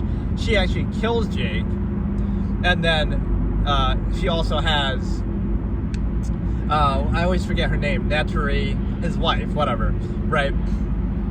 Who was badass, and oh yeah, that was a recurring trope from the first 2 movies. Like, in the second one, I almost was gonna do that, like make a compilation of all her badass moments. Like, every time she's on screen, she's doing something badass. Like, she's taking out a fucking helicopter or something. Like, she's just a very savage kind of badass character where everything she does is sick, and you're kind of waiting for that. Whereas Jake has kind of other up and down moments, but like, whenever she's involved in something, it's like fucking just out of the blue. She does something, she's just kind of chilling in the background the whole movie, and then, oh, now she's gonna fight and fucking kill 10 people in like 10 seconds or something, right? There's just this, it's kind of a trope that you can just show. Like, everything she does in both of the first 2 movies is just badass. But no, what I was saying is, yeah, Jake dies at the end of the second movie, again, in my hypothetical rewrite. This other villain kills him, and then, and kind of kills him very suddenly. Like, it's almost like The Departed type Infernal Affairs. It'll be like, there's no big monologue or nothing. She's just a cold character like that. So she kind of says a line that I put there, like, no, you don't get any goodbyes, like no goodbyes, just like I didn't get to say goodbye to Quaritch, right? So she'd say no goodbyes for you.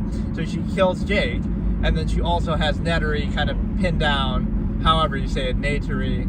I feel like they don't even call her that in the movie, right? They don't say the name very much. They just kind of, whatever, they're referring to her directly. But, or like, did they give Jake a Navi name even? Because I feel like everybody just calls him Jake still, but,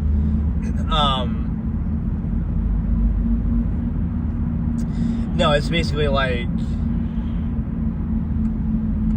right, she killed Jake, and then his wife is pinned on the ground and also crying and upset and shocked at this event.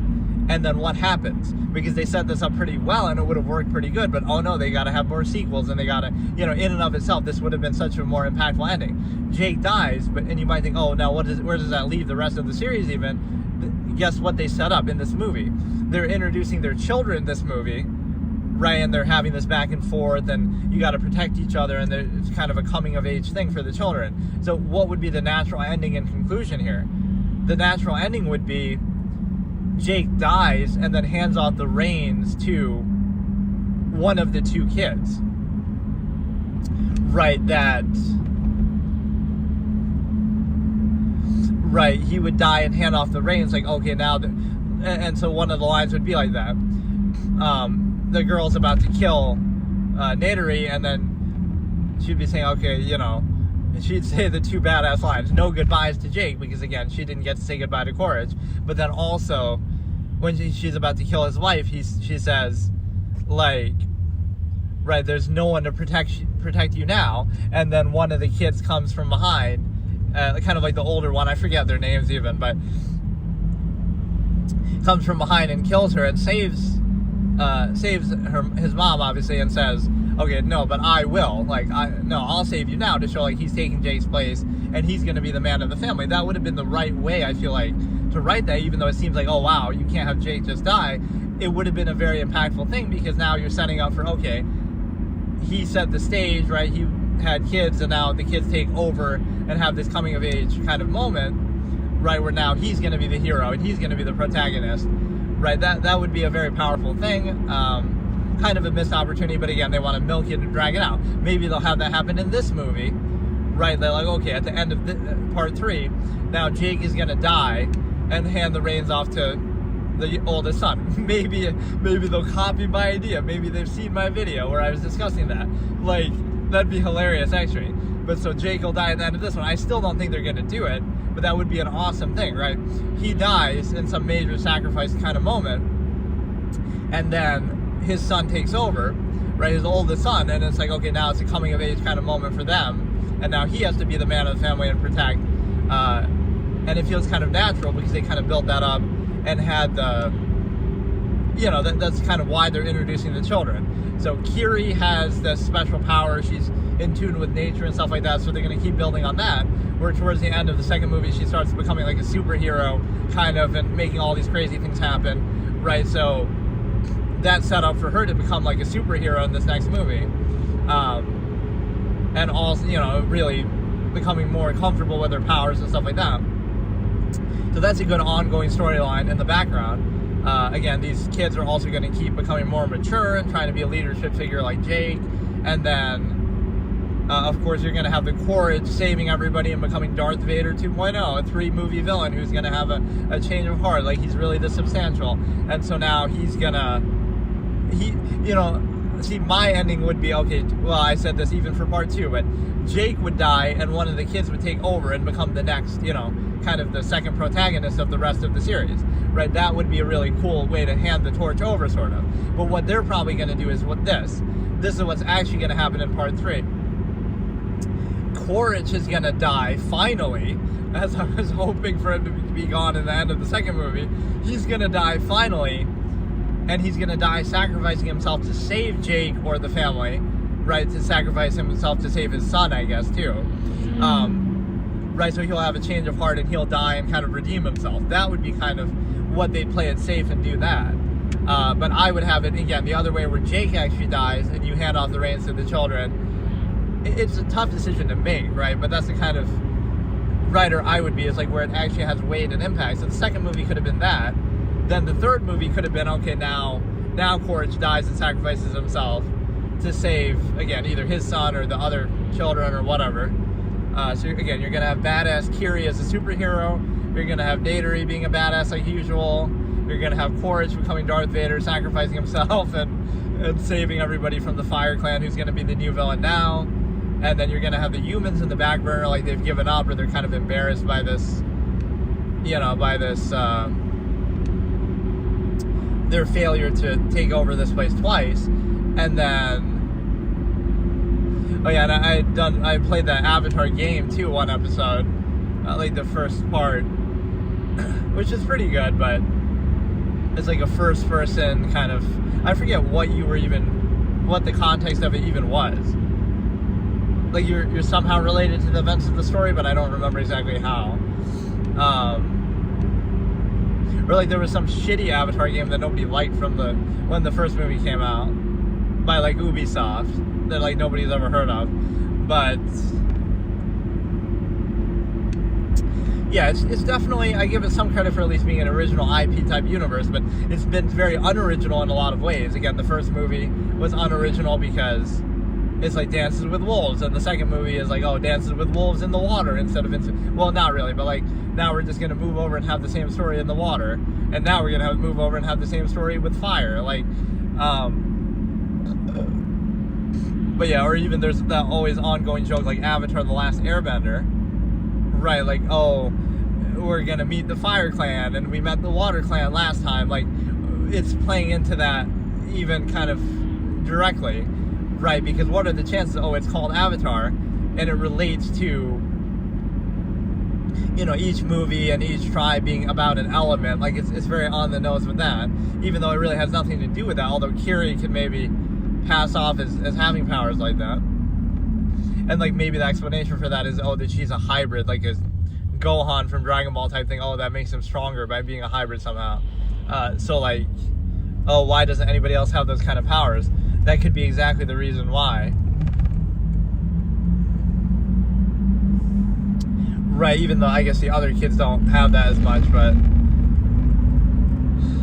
yeah, that was my ending for part 2. I didn't necessarily predict that going in, but that was kind of what I guess how could you, per se, but like, once I saw it, I was like, oh, that would have been perfect if towards the end of the movie they're fighting on the boat, and then that woman is, you know, with her typical calculating mind, she does some impressive plan and, you know, kills Jake, no goodbyes, she's bitter because she's avenging Quaritch, right, I didn't get to say goodbye to my teacher or whatever, and then the wife is also there, pinned down, trapped, about to die, there's no one to save you now, and then one comes from behind and gets the villain, and then says, like, no one will save you now, and then he says, I will, and then takes her out and does that. And then, oh yeah, and then I wrote that she takes like a machete or something and then stabs, it'll be like sort of off screen, but sort of stabs that woman who is the villain like 10 times, like very brutally, which probably this wouldn't make it into the film. This kind of off screen, and you just kind of see the blood splatter, like that she's so upset about Jake dying, right? She keeps stabbing, even though she's already dead too. She keeps doing it over and over. Or no, she's maybe with her last breath, right? Nateri stabs her once, or whatever, chops her head off or something, and says to her, no goodbyes right back, that like, oh, because she's calling for help, right? And she says no goodbyes back too, right back in her face. But no, it's like she'll stab him like a ton, and then the son has to stop her, almost to show his maturity level and all this. They're like, okay, don't go too crazy, but she's obviously so distraught and animalistic almost about the loss of Jake here, and so right, that would be a better ending there. And then again, one of the kids takes the reign. You got to think about like the larger implication, like when they're introducing these kids and, oh, they're helping and they're trying to earn their own place and prove themselves in the, you know, line of duty. Like the movie starts out and they're kind of getting scolded for not being safe and kind of whatever, they almost get killed, so they're kind of trying to prove themselves. And so it would have been a great way to segue into that, right? So this is my copyright patented sort of rewrite of the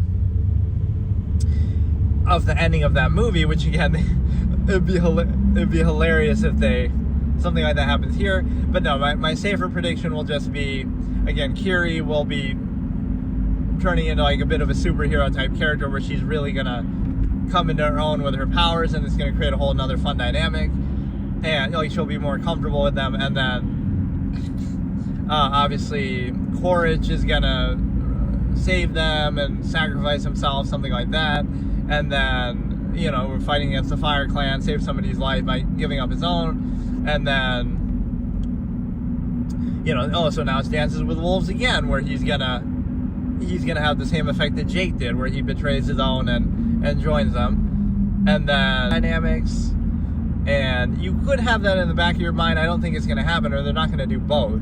And they've already shown that, oh, they're gonna play it safe, so like they're going to not have Jake die and have one of the kids take over. But that was like my immediate thought in the second movie,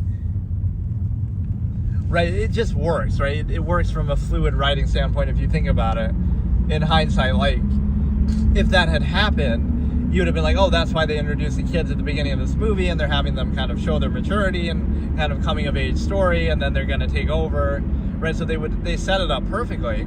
Maybe it seems like, oh, that's happening too fast, but it would kind of show you the epic kind of nature of this story, like, oh, there's going to be 5 parts, but that doesn't mean Jake has to be the hero in all of them. Then now you'd move on to him. It's a risk to take, but it's exactly what I would have done. So yeah, I think this one will be much better than the second one, because they'll be much more original. Again, a lot of good ideas that they have in here, they were probably holding back from the second one because, again, they knew that everybody's going to watch it anyway, just because of all the hype and the wait and the success of the first movie. So they were holding back some of their best ideas for the next ones, because they know they're already going to make 3, 4, and 5 and stuff. So it is, I think this one will be much better, right? And a lot of ideas that you say, oh, they should have done that in the last movie, right? That they deliberately held back just because they know they're going to make so many. That's a negative thing when you have a plan, like that you already are guaranteed to make this many, so you have an incentive to hold ideas back and not go all out. And so, yeah, obviously Quaritch is going to have a change of heart, change sides. He's going to help them fight the Fire Clan. He's going to sacrifice himself to save somebody, right? That seems pretty predictable. And again, ideally, my thing would be that Jake actually dies. Not that I want him to die, but that was, again, from part 2 of my rewrite. I just said he dies, and again, one of the kids takes over as like the main character, which it seems like a crazy thing, but it seems to fit, honestly, with the writing very well.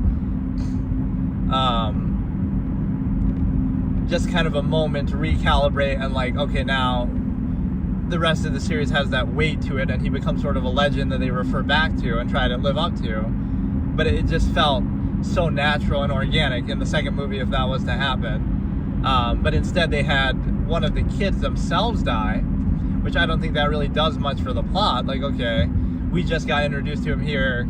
It didn't have that much weight to me because, you know, they introduced him at the beginning of the movie and now one of them dies, and it's like, so it doesn't do anything for the story. Like, okay, so now he's gone, they have the one kid and then Kiri, and so now she's gonna take center stage. But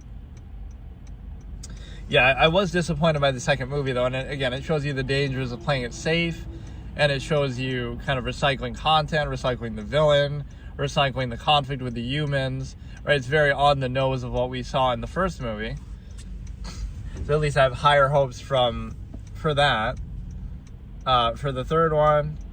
And now they're going to come out in kind of quick succession, so I guess they filmed some of these together, right? It took 14 years between 1 and 2, but now it's going to be like every couple years that you get, I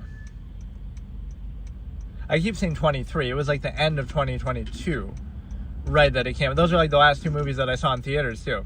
I saw Megan at the beginning of 23, and then I saw obviously Avatar 2 at the end of 22. I don't think I've seen anything in theaters since then, just because I don't go to theaters anymore, or I don't even watch movies much. But yeah, this one I will see, and I'll do a review on it, I guess, properly. But, or yeah, like James Cameron's obsession with the water, like he did The Abyss, right? So that's kind of the same inspiration that he gets here. Or yeah, it's like Terminator is why he likes the mechs, and like you can find some analogy to his other work. But the bigger point is the fact that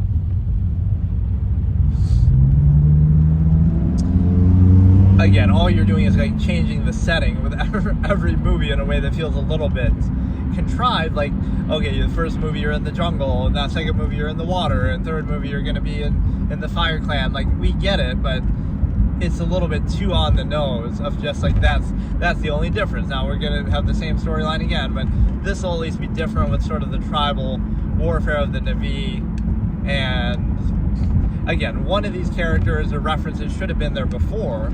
Just that, okay, we should have mentioned there's not a single line of dialogue in the first 2 movies about there being a fire tribe or anything like that, right? Like, I'm pretty positive about it. Or even really other tribes too much. They don't talk about them at all. So it doesn't foreshadow this or build it up. There should have been some reference or acknowledgement of that. There should have been some, maybe even something negative said, like, oh, this is the last thing we need with the humans coming in. Because we were already having tense relationships with this other tribe, right, with the fire tribe, and so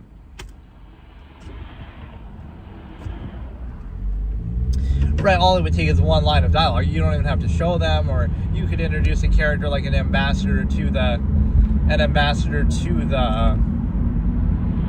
Fire Clan, who is kind of there for comic relief or being a bit of a dick.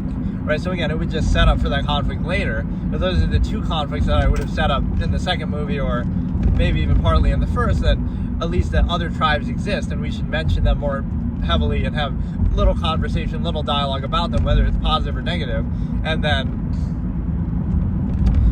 that something's going on with nature and the planet, which I'm sure some people will say, well, Kiri kind of does that, but like she can feel something going on, but it should have been more than that. Like, she's kind of seems crazy and it's the end of the world kind of a thing, and it's got nothing to do with the humans. So people focus on the initial conflict in front of them, but they don't see the bigger picture that, like, oh, it's going to be like global warming type thing.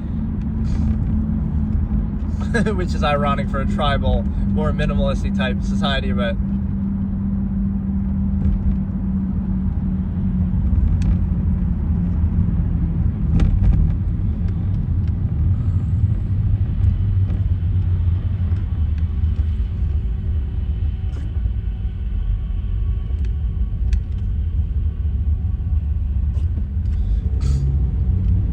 yeah, at what point does the military get offended by that? Like, oh, we're showing, you know, human soldiers as the enemy. It's fictional, but it's still like, you know, there's a certain negative portrayal that you see in a lot of things. So yeah, basically what we have is that I think it's going to be better than the second movie. I think there's going to be a major character betrayal or changing sides and death, which is going to be Quaritch, which is pretty obvious by the end of the last movie that you get, you know, because of his son, he's going to change sides and also sacrifice himself, but then they'll play it safe again and keep him alive even more. But I would predict he would die trying to save somebody, trying to help them beat the Fire Clan, stuff like that.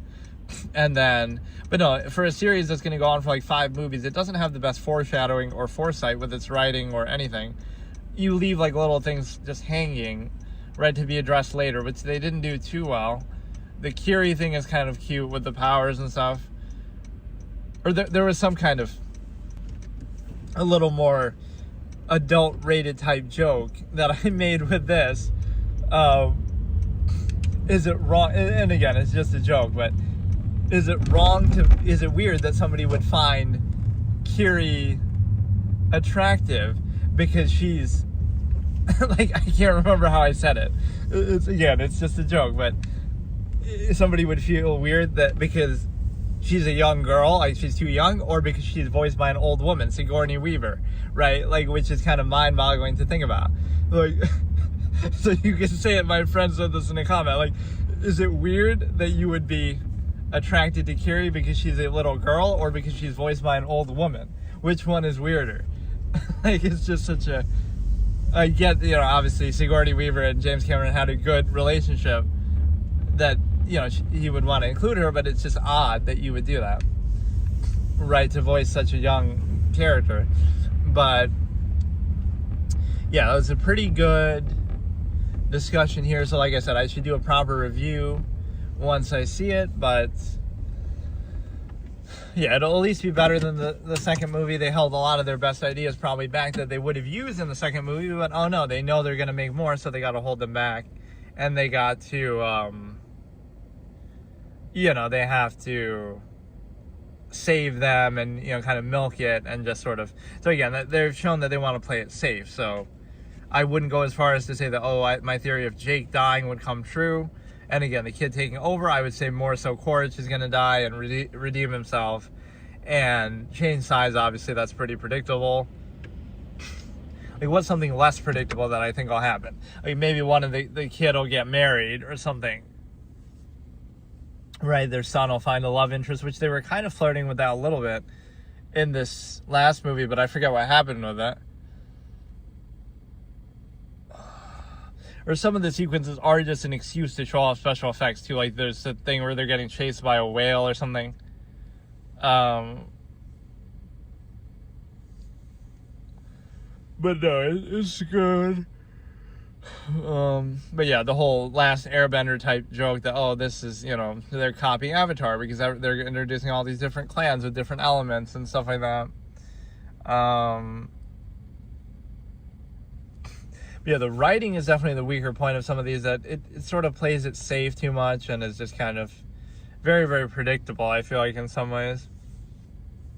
The second one was kind of painfully predictable in that way because, you know, how can it be that you rehash that same conflict exactly in the same way? It's the humans again, it's even Quaritch again. That was the worst aspect of the second movie. And again, they're going to go so far as to recycle him again, even for the third movie. I just find that very, very annoying.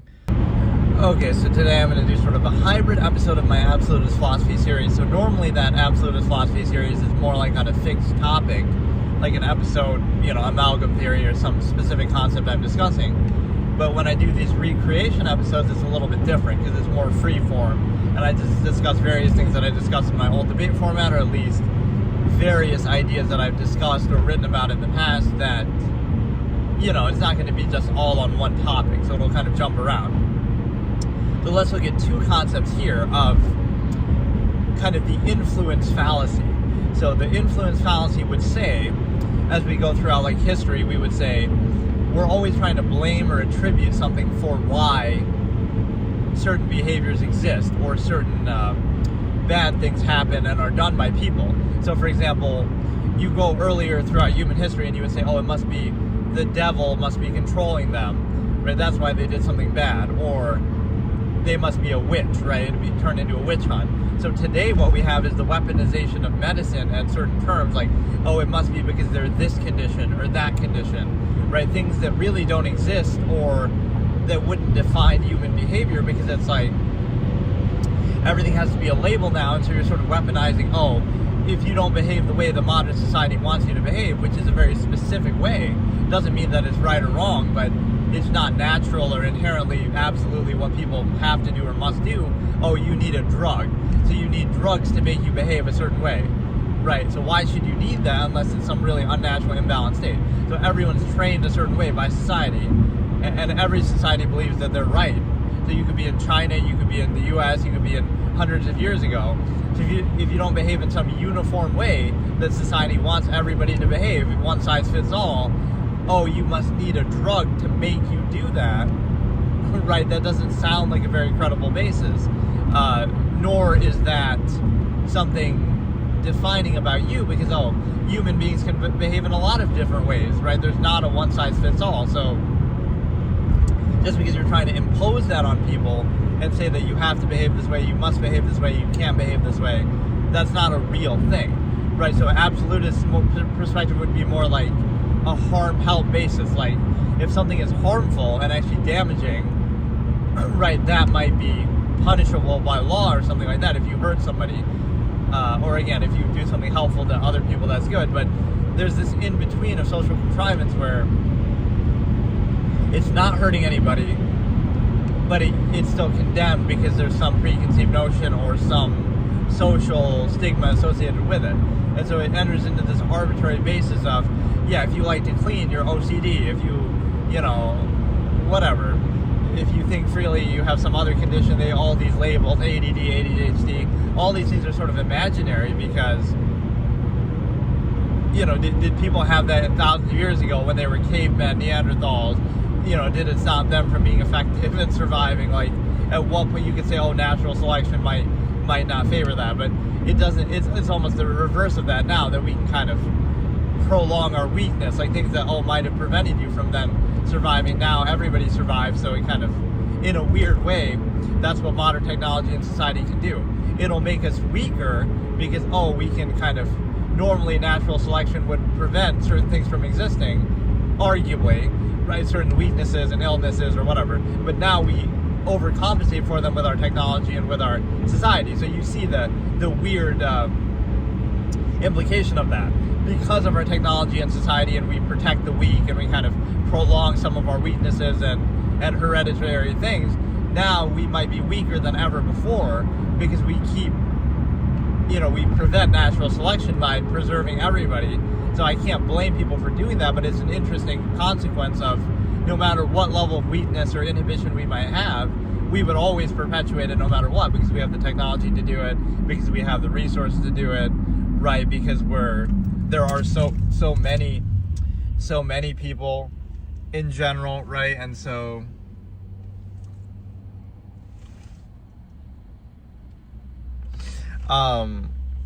what happens is you're basically putting in a position to saying, like, no matter what level of weakness, I had some expression on this, but I can't remember what it was, but it's kind of like, we wear our weakness as a badge of honor almost, right?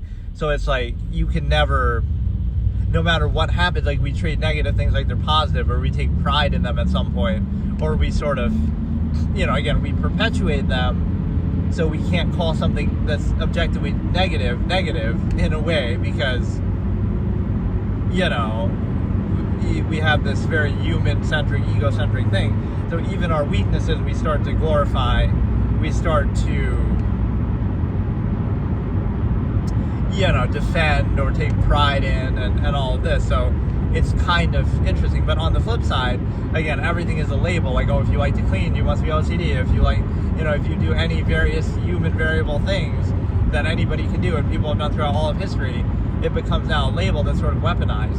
And that's the fallacy of influence, that you're trying to explain away or label something that would just be basic human behavior, because you're trying to create like this uniform one-size-fits-all that everybody must behave a certain way and has to behave a certain way, but there's no such standard as that. Even beyond the realm of a functional basis, like, okay, it might be productive or useful, or if somebody does something harmful or criminal, that's different. But even then, it doesn't have to be under the auspices of a label to say, oh no, they did it because they're a human being, because human beings throughout all of human history have done bad things. But no, we try to attribute it, oh no, it's because of this label, they're evil, they're a sociopath, they're like, it doesn't matter what you label it, it's like, they did an action. Can I try doing some beatbox? I'm not very good at that kind of thing, but I don't think I really could. But no, it's a situation where Canberra transit speed runs. So I wonder if this is a guy who streams that. Does he stream himself trying to go on the transit in Canberra as quickly as possible? I don't know if I really can, but I know that's in Australia, at least, because my friend is Australian, but that's you, that's what you do.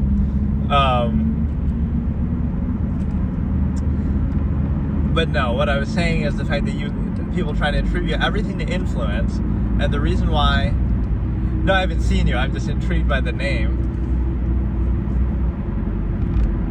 So yeah, you would attribute everything to an influence. The only reason why somebody could do something bad, like we try to dehumanize it almost and say, this thing that's very human and that's been done for all of human history, oh, but that's so inhumane of you. That's how we like to try to define humanity, but right, the actual real definition would include all of those terrible things that people have done are inherently human things. So we try to change the semantics and say, oh no, that's inhumane to do something that people have done for thousands of years. Right, it's a bit of a fallacy, because again, you're not really saying anything like, oh, you exhibit this tendency that's human and that people have done for all of human history, so we're going to label you that, and now that somehow gives us comfort. Like, because we label you that, it somehow makes it different, right? It makes you an exception, right? So you'd say, again, throughout history, you would have been called a witch, you would have been called a all kind of other labels to try to discredit you if you behave in a way that isn't even necessarily harmful. It could just be different, right? It's just unusual. It could be, you're self-actualizing, you're breaking the simulation, as we would try to say today. But that simulation is set up by human beings, and it's called society, as far as, like, again, the uniform behavior that we're expected to do, right? Just like that, and there's no exception to it. So, right, if you're too free or you're too different, you're living out in the woods minding your own business, but we got to label that something. So, right, we just can't accept that. We have to kind of always overextend in society too much. So, yeah, you would be attributed to the devil made you do it, or, oh, you must be a witch, or you must be some other label like that. So even throughout, like, the 20th century, let's say, as technology and entertainment has become such a big thing, we can look at it that way. Like, at one point, the bad behavior of children was attributed to comic books, or to rock music, or to, now it'd be, violent video games, or something like that, right? The internet. All these things that are being blamed for it, it's like the same things, the same bad behaviors that we point to, people have done in other parts of history when those things didn't even exist. Was it really the fault of that, or, right, we're just finding the new thing to blame, the new influence to excuse, right? But it's not really tied to that, right? Those tendencies exist in human beings. What you're really pointing to is the exposure aspect. Like, well, we have to censor everything in reality and all influences from people, especially children, because they are much more suggestible. We have to censor all of that out of existence so that people aren't aware of it or more likely to engage in certain tendencies that they otherwise might do. right? But those tendencies are inherently human still. So now it becomes a contest of how well can we censor everything around us to try to control human behavior.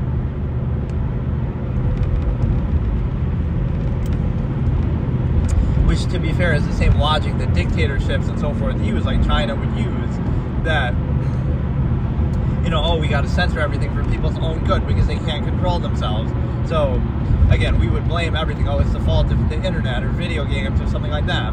But you can't blame the influence. Don't blame the user, not the tool. One of my old logical razors, just very general.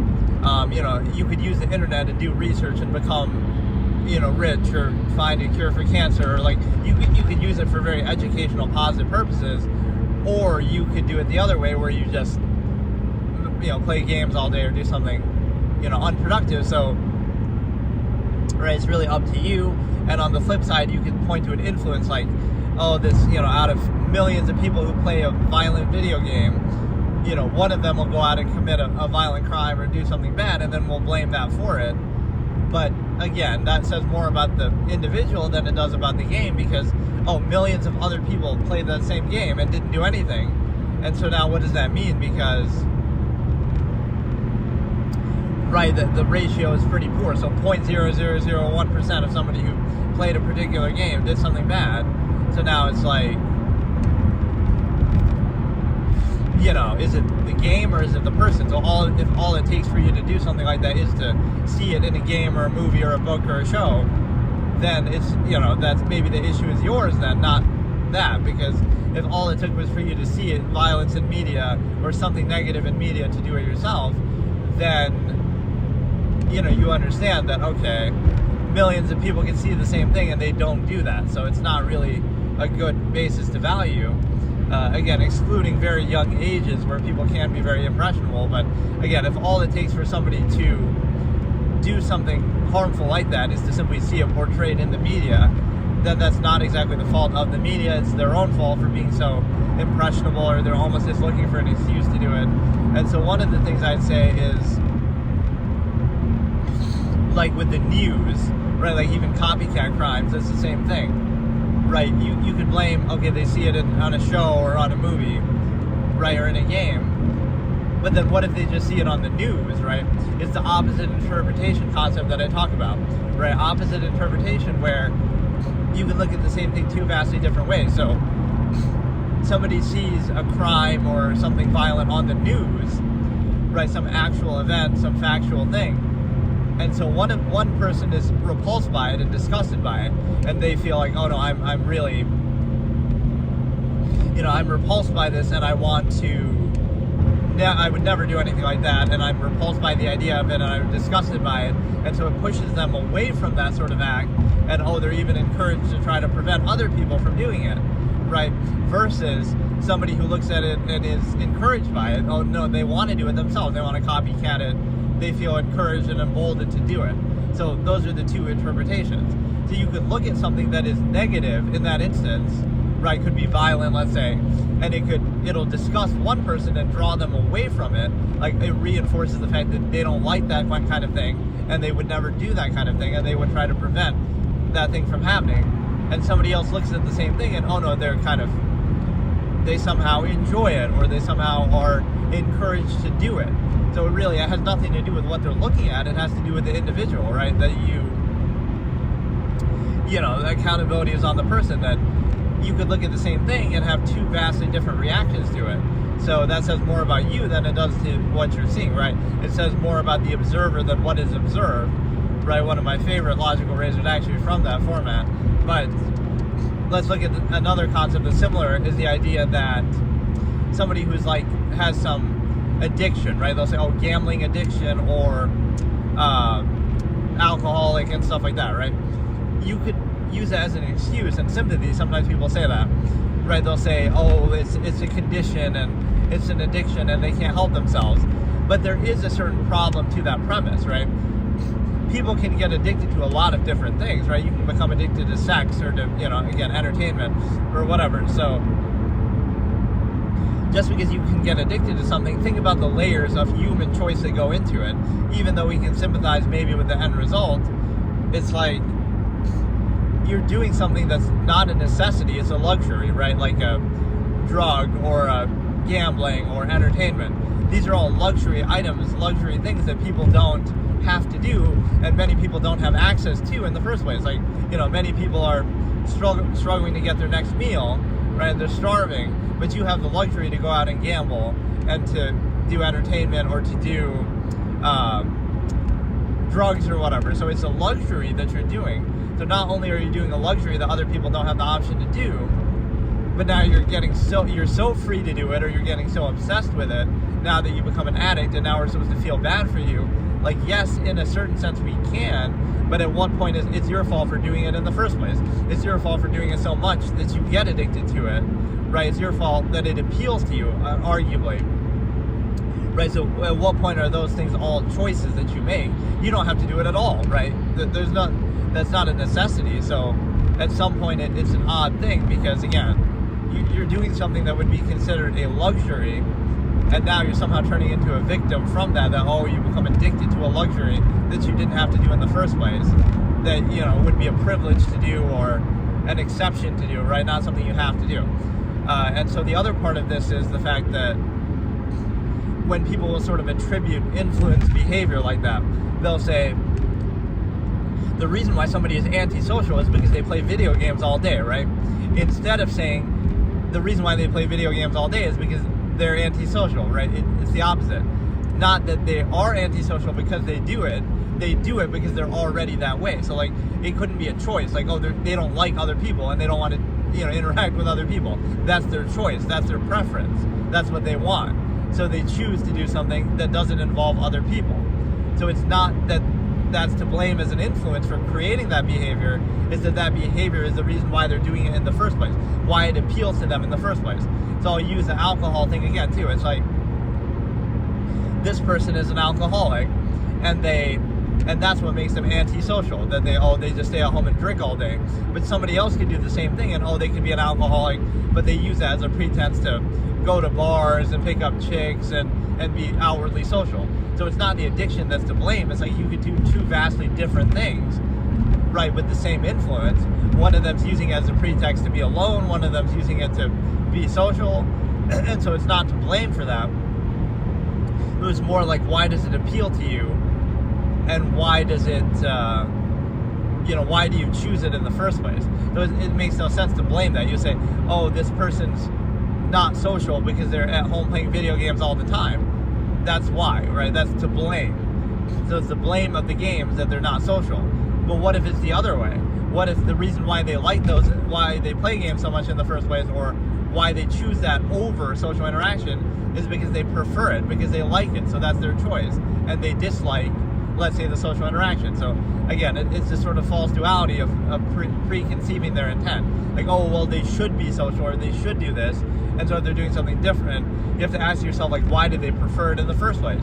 Maybe what you're expecting them to do, like the social interaction, isn't as appealing or all it's cracked out to be. And so but no, we got this guy speed running in real life, public transit in Australia. I just always wondered what people do with this IRL type stuff, which, again, doing what I'm doing is pretty low key. It's like, I don't like to do face cam or anything like that, but to me, I don't really see what's so special about it. Like, I'm not doing anything really that interesting, but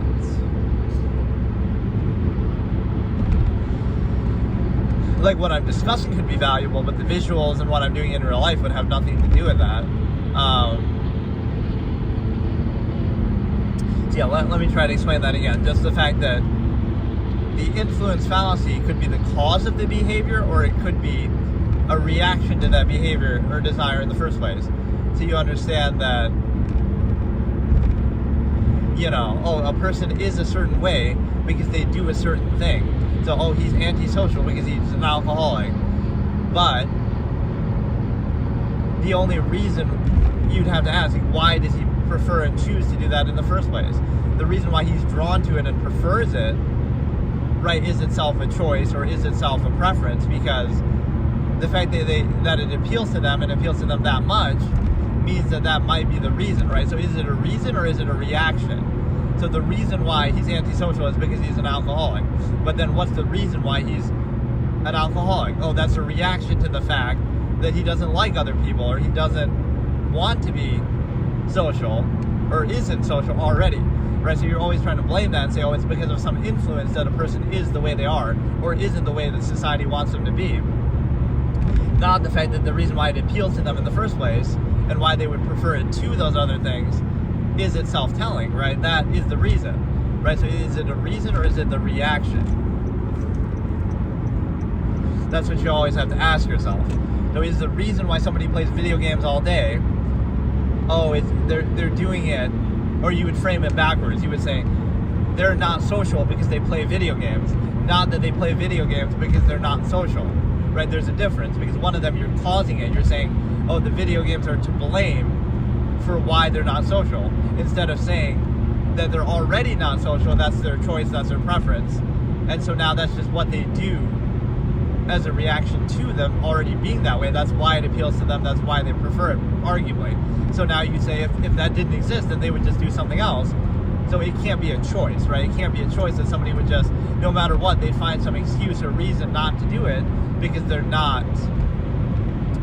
already desiring that way. That's their choice, that's their preference, right? That's what it is. So it's like when society can't accept something, they have to label it or attribute it to an influence, to say that, well, they're only not doing this thing that we treat as absolute and uniform and that everybody must do. They're only not doing it because of some other influence.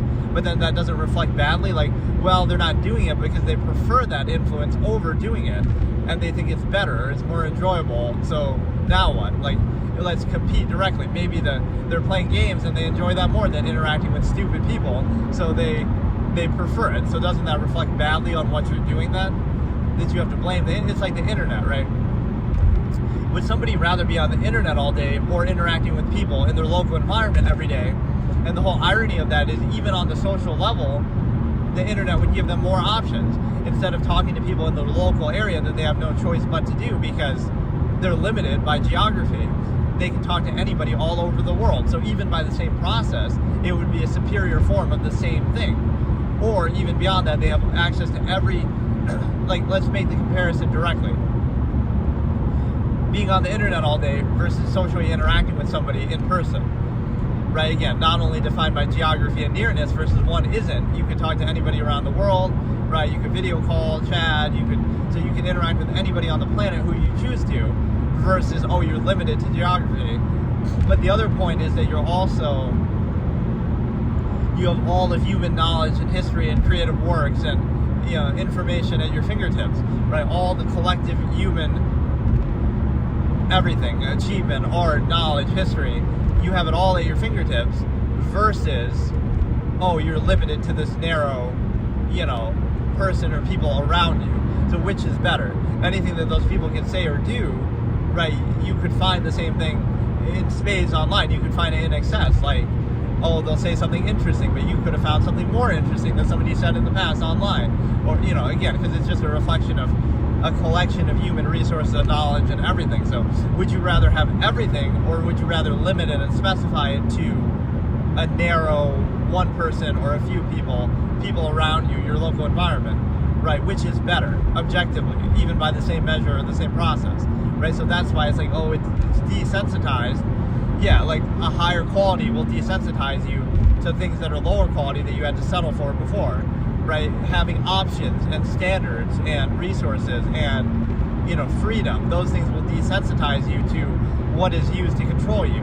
Instead of, oh, I have to, back in my day, we used to marry the girl at the diner that we met, or like a girl from school that we took to the diner, and, oh, that's how I met your mother. Okay, that's fine, but now you have options of 8 billion people all around the world that you can talk to. So now you say, oh, that's somehow negative. But you could still end up with the same person in the local area, but now at least you have the choice. So you'll say, oh, that desensitizes people. But what does desensitize mean then? Oh, it just means that you have other options that people didn't have before. So now they're condemning them almost from a place of spite. They're saying, oh, we had to settle for this because we didn't have another choice, because we were restricted to our local area. Whereas now, if you have the choice, that's somehow a bad thing to have the choice, and we condemn it. even though by the same process you can still end up with the same result. You just have more options. So having more options makes the option that you otherwise would have to settle for seem worse, right? And now, you're desensitized, but it shouldn't require you to censor reality itself to say that you're going to value the specific thing that you're expected to do.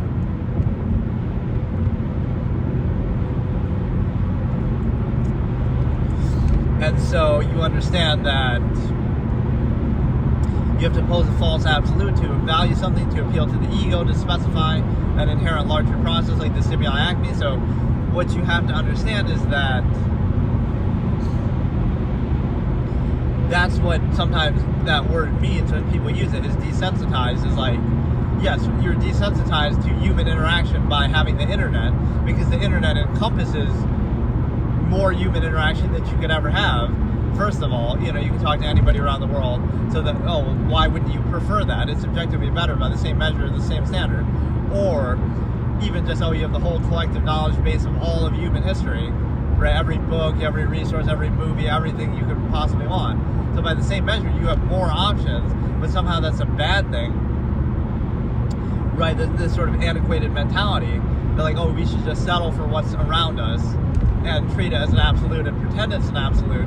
That's where, things like love come from, right? It's a cognitive dissonance trap to say, it's love and it's meant to be and it's your soulmate. Out of 8 billion people in the world, what are the chances they happen to be in your immediate local environment, in the same school as you, the same job as you, but, same local environment, because you pretend it's absolute because you don't have the other choice.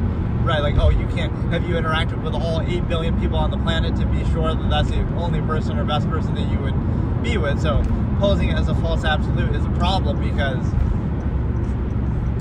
it allows you to, right, kind of be at peace with, otherwise you wouldn't be able to specify or limit yourself to just one person, or, I don't know, it's kind of a baseline fallacy that just, you pose something as an absolute so that you pretend like you don't have other options or you don't want anything else, right? So you have to kind of trick yourself almost. So it's not really a function of the self. You're kind of tricking yourself to do something that, again, it's easier for society to control. It creates maybe a better family system, but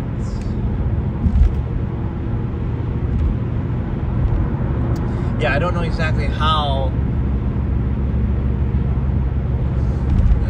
you would explain that away the same thing, right? You're desensitized by something. So, like, if you have high standards, if you've experienced everything that there ever has been, if you're aware of human history, if you're, you had all the options in the world. It's like when somebody's rich, right? Somebody's rich, like Leonardo DiCaprio's rich, and he gets to date all these younger women that ordinary people wouldn't be able to do, or something like that. And some people would say that's the whole point. Like, what point is there in making millions of dollars if you can't engage and indulge in things that ordinary people wouldn't be able to do, right? That's part of the point. Not just for the money's sake, but for the privilege and the, opportunity. So the problem with that, though, is certain things are condemned, not because people wouldn't want them, but because people don't have access to them. So then we take some gratification in it. Like, maybe that's what you would want too. You can have anybody you want, or, whatever, break some social norms. And you're not necessarily hurting anyone in doing that. But, the mass of people is taught to, no, we condemn that. It's a bad thing. Even though if you were in that position, you might want it too, and you might do it too. And in your position that you're in, you might want that too. Like, you might want to have, let's say an open relationship is condemned, right? And it shows you sort of the insecurity of society that has to condemn that, because they don't work, open relationships don't work. But single partner relationships don't work either, because there's 50+% divorce rate, right? So those don't work either. But no, you have to say they don't work, because if you recognize that they did work, then maybe you want that too.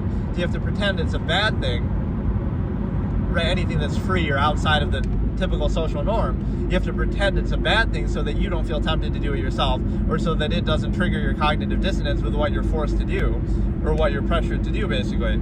So, right, with the open relationship, it's like, you're a millionaire and you have, this sort of promiscuous lifestyle, but you're perfectly happy, it's all consensual, everything's good. So because you have the resources to do it, now you can get away with doing it, or it's fine to do it. But if you don't have the resources, the ordinary person would condemn that and say, oh no, I wouldn't really want that, or oh, that makes them a bad person. You're only saying that because you don't have the resources to do it yourself, not that you ultimately wouldn't want to or potentially want to. And so now you see that, right, it's a trick of gratification to say, oh no, I feel like a good person for not doing something that, you would really want to do, that you just don't have the option to do or the freedom to do. Right, so that's often what is condemned. We're condemning something that, maybe you would want, or you'd at least want to have the option for doing it. And so, right, and again, like the open relationship thing is a good argument too, because it'll be condemned, but so what if it does work? Okay, here's one example of it working perfectly and everybody's happy and it's just amazing. Then you might question your own relationship and say, oh, you know what, maybe I don't have to restrict it now. So that's like an absolutist baseline tendency, is that you do something so well that it removes the need for everything else. Or not even so well necessarily, but just, right, you do a process fully, so like self-governance. You don't need society because, oh, you'd be fine on your own. So now all the things that inhibit you in society, you question that. Right, like, oh, you don't need it, but you're kind of forced into it anyway. Hey, Ola, how's it going? So yeah, that one part of influence is very interesting. The fact that,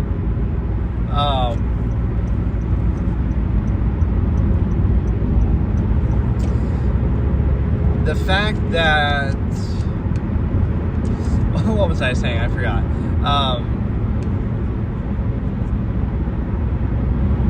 It's like there's a few layers that you get to. Oh yeah, like the options and freedom of, you pretend like you don't want an open relationship, or that you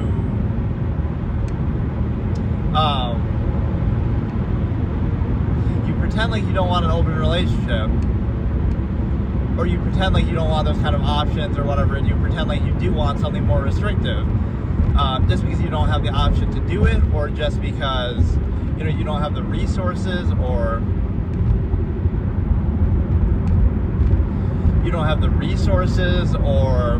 the opportunity. So you, instead of just recognizing like, oh yeah, I would want that, but I just don't have the means to get it, you'll pretend like, oh no, it makes me a good person for not doing it, and it would be bad if I did it. Right, that's kind of disingenuous. So again, you have to pretend like, oh, something doesn't work, or that you don't want it just because you don't have it or you can't have it. And you pretend like, okay, I want to be restricted to only one person to be with. Right, even though in your local environment. So it's the way you have to do these mental gymnastics to kind of rationalize that. Yes, I want to be restricted to only one person, and that one person happened to live in the same geographical area as me. And that's the absolute, and I'm going to be with them forever and base my whole life around it. This little half-mass hedonism that we do. So the problem with that is that, right, you can kind of see the cognitive dissonance right there, because you have,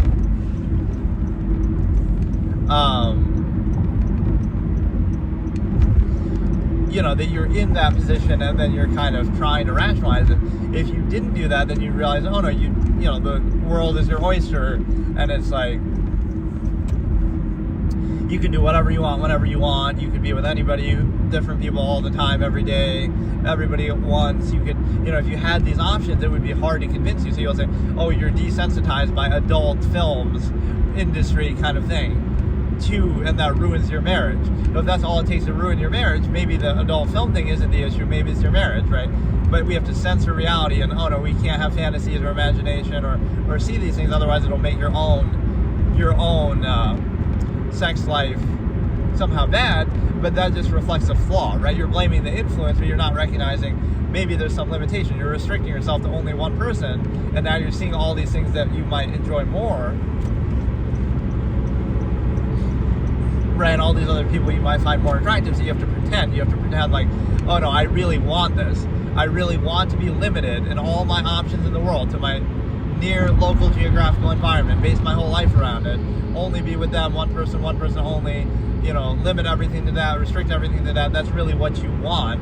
And the way that you convince yourself, oh, it's love, it's meant to be, it's a soulmate, right? You appeal to the ego, versus, okay, you have the option, you have open relationship, you have all this, right? Just because it's and again, even if you show like one case example that works, okay, they were happily ever after, and they, were in an open relationship, everything worked out, there was no problem, they were very happy, and that's it, right? That would have to be condemned or rejected somehow, because otherwise, again, it would open the whole thing of maybe you want to do that too. Maybe, if it can work, then why can't you? So really, you're sold on the fact that, oh, you wouldn't be able to handle it, or you don't have the resources to do it. Not that you ultimately wouldn't necessarily want it, or at least have the option, but that's the way that gratification is turned on you. So again, some wealthy celebrity might do the same thing. Oh, Leonardo DiCaprio can do whatever he wants, or Bill Belichick has that young girl that he's with. It's like, you can condemn it and say, oh, look how bad that is. And again, all things consensual and legal and all that. But I'm just saying, from a social stigma sense, we might ridicule that. Oh, look at Leo doing this, or oh, look at Bill Belichick. But it almost reeks of a certain jealousy that, oh, look, they're millionaires and they have the option to do this thing that you might want to do too, but you pretend like you don't because you don't have the option or the means to do it, right? So instead of just recognizing that, okay, you would want to do something like that, let's say, but instead of just saying, okay, I don't have the resources to do it, I'm going to pretend like the act of doing it is bad now, and then seek gratification, oh, that makes them bad, and that makes me good for settling for my little half-mass controlled animal trained state, like I'm a little, white picket fence, and you got to live the model marriage and do all this kind of thing. That ego gratification is used to control you in a certain way, that, again, something you wouldn't do normally or wouldn't have value normally, but how do you address that? So the interesting thing with this is you realize the objectivity of it. It wouldn't be saying what you should or shouldn't do, but it's saying the false absolute that you pose to bypass your cognitive dissonance is telling that you have to pretend like it's an absolute to specify it.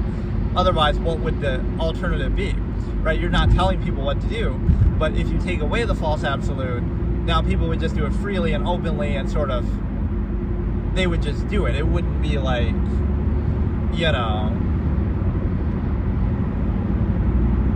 it wouldn't be so limiting, right? So that's the thing. It's not that your objectivity doesn't make a claim, or it's not telling you what to do or even what not to do. It's just observing if you didn't restrict yourself using a false absolute, now look at the reality around you and then decide for yourself what you want, right? Whereas contrivance would be more limiting, oh no, you have to do this one thing only, and if you don't, then, it's somehow a fault or an inability of yours. And so you understand what that means is that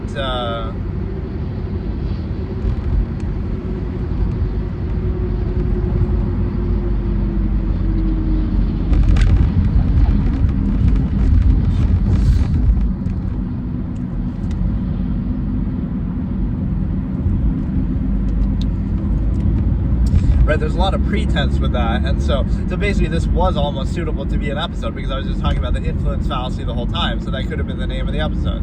And I guess you probably could change the names of these live streams anyway as it gets uploaded to YouTube, but the algorithm has been pretty good to me in the experience of doing this, even though consistently I'm not getting very many viewers.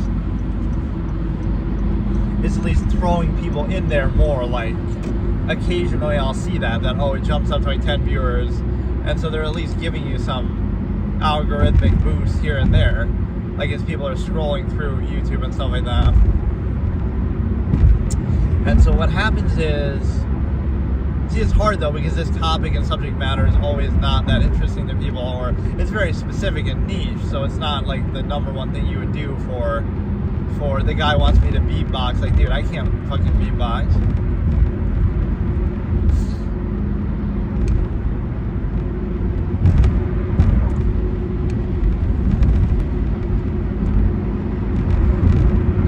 Yeah, but to put a wrap on that, again, you pretend you want something just because that's what you're forced to do in your local environment.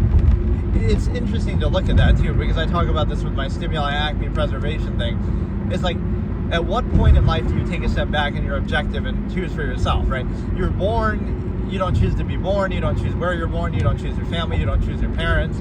So now you get to a certain age and everything is framed in false duality, oh, you're rebelling against the system, against this and that. Yeah, you're rebelling against something that you didn't choose that goes against your natural state. Of course, you got to overcompensate for adequately train an animal a little better, right? That's fine, but you got to understand what it means is that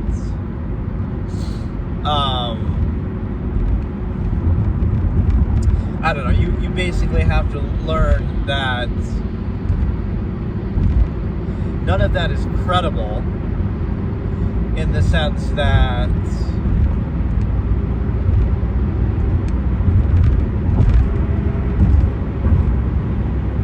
you're just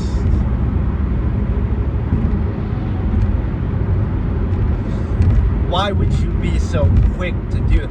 Like you would reject and neutralize all that, and that might seem like an outward negative thing, but it's not. It's like things you didn't choose, you're gonna treat neutrally, not negatively. It'll seem negative because you're expected to place undue positive emphasis here. All emphasis is undue emphasis, one of my expressions, but like you're expected to do that, but you're just treating it neutrally. Okay, you didn't choose your family, so it doesn't mean you hate your family, but you don't give them special treatment, so now you treat everybody equally. Okay, the human family, amalgam theory. So now you understand that you treat that as a baseline, and you get this notion that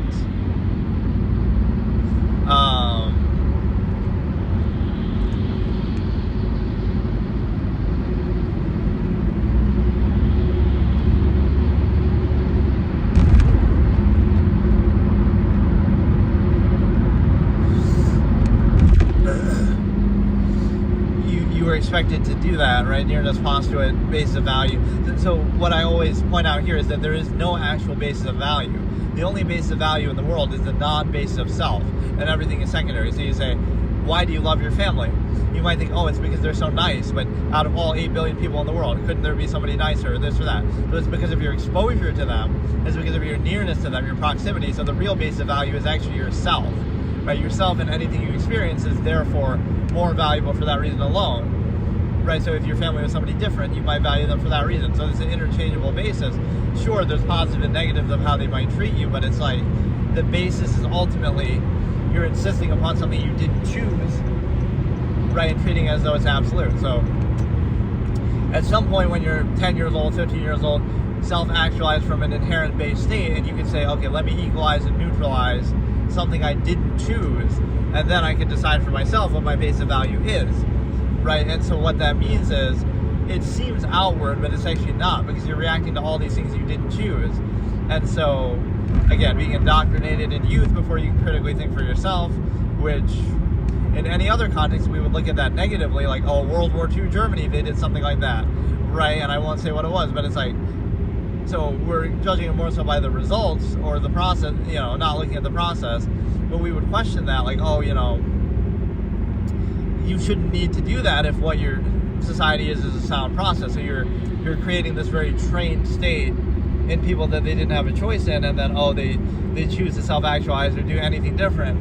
Now we're gonna say that somehow rebelling against this false absolute that you saw how it was created, you saw the origin point, so it's not absolute, but yet you treat it as though it is. So that's kind of the fallacy. And then you also have the ability to recognize that, just getting back to that original point, it's the fact that you don't understand that, like you'll jump into it, right? You'll jump into and overcompensate for things you didn't choose.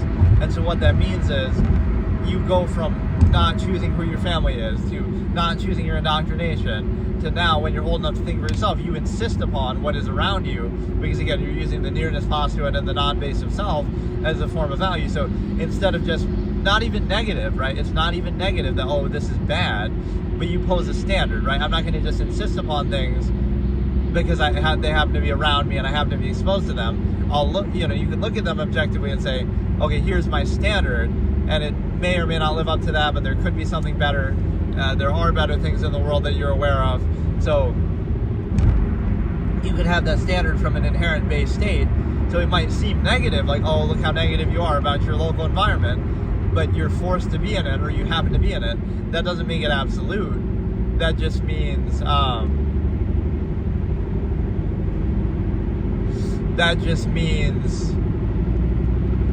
you happen to be exposed to it. So again, don't specify the conflict or specify value, there could be some valuable things there, but by the same standard, okay, there could be something better. Either it could be better itself by the same standard, or things exist already that are better by the same standard, or things can theoretically exist but that are better by the same standard. So by any of those criteria, you understand what you're dealing with, because it's just,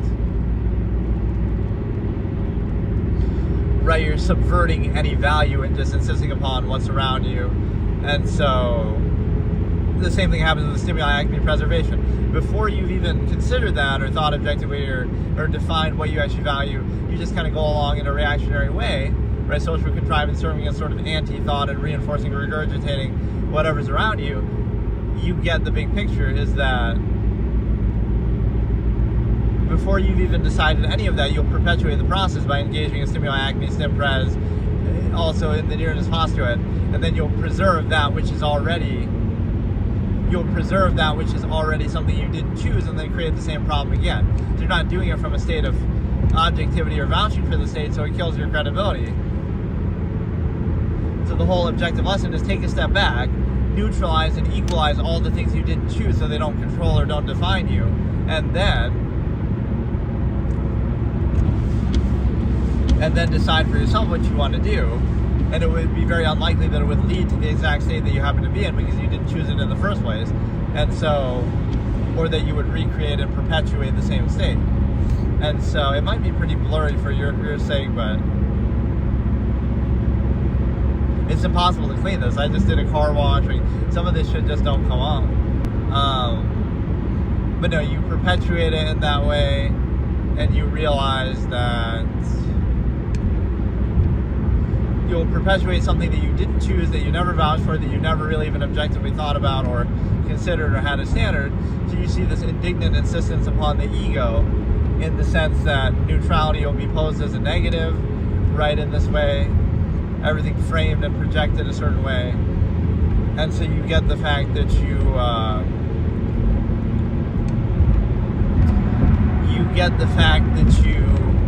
are insisting upon and perpetuating something you didn't choose, and just doing it without thinking, and again in your local environment, giving into half-mass hedonism, nearness postulate. So you'll perpetuate forever. This is how human society works. You'll perpetuate forever something that has no standard behind it. There's this arbitrary, reactionary, and everything is just a selective, myopic, non-base of self, that you'll just indignantly insist upon whatever's around you or whatever, suits you. And so it's just not credible, right? Whereas you look at it objectively and say, okay, I define my standard here, and then you're going to do things on that basis, hold it accountable, be consistent, right? But often people feel that powerlessness, like they don't have the option to do that. They don't have the choice, so now they just settle for and insist upon what is in front of them as absolute, just because they're forced to deal with it. So it's kind of like rejecting things that you didn't choose, rejecting the nearness postulate, which might seem outward, but it's really not, right? You're going to a neutral state, and then you decide for yourself what you value and what you choose and what you want to do. And that is not what you would be doing by default. You just treat it for absolute and take it for granted, through indoctrination. And if you don't have a standard and you're not vouching for the state, then you're not credible either, because again, it's just arbitrary then. If you were born somewhere else, you would value that. If you had a different family, you would value that. If you're in a different time period, you would be defined by that. So none of that is actually of your own choosing, right? That, for example, if you were to do that in the modern day, like, okay, you decide to go live in the woods and be a minimalist, that might seem outward, but that might be closer to your natural state or choice versus just insisting upon what you didn't choose and are reacting to. So this is what most social contrivance and standards are bent towards being instead. It'll be like this concession. So you're looking at the world with an impure perspective, because you're already in a state, even though a state you didn't choose. And so now you'll look at everything from that perspective, trying to reinforce it. And so you'll frame and look at everything not objectively, but within the terms and context that I call it like ignorance insistence. You're insisting upon your own ignorance and your own limited experience, and judging and basing everything on that, and you have the incentive to reinforce it, instead of just looking objectively and considering not so much that, what you're doing is wrong or bad or negative, although it might be inconsistent by whatever pretense or standard you would pose to justify it in specific, but what it would actually mean is that you're doing something else. And what you're doing is the fact that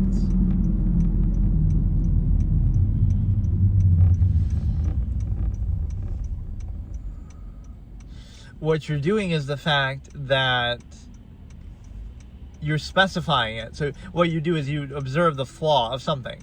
You'd observe, or not even the flaw, you would observe the nature of it and realize, oh, I'm doing this, why are you doing it? And you'll pose a standard. I'm doing this because this is the right thing to do, or this is a good thing, or this is what I choose, or this is what I want, or this is what I like.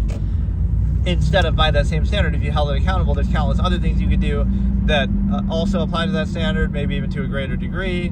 And so now you understand that, right, it's the non-invasive self, it's exposure, it's the nearness. And so now you get the big picture that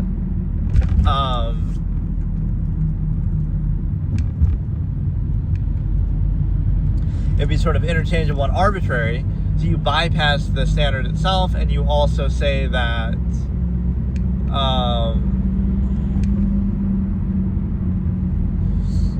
you shouldn't need undue emphasis or pretense. That necessary and valid was always my expression. So there's one thing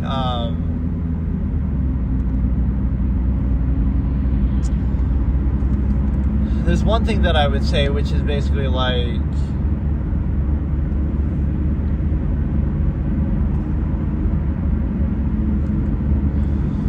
there's one last point I wanted to say. I keep forgetting.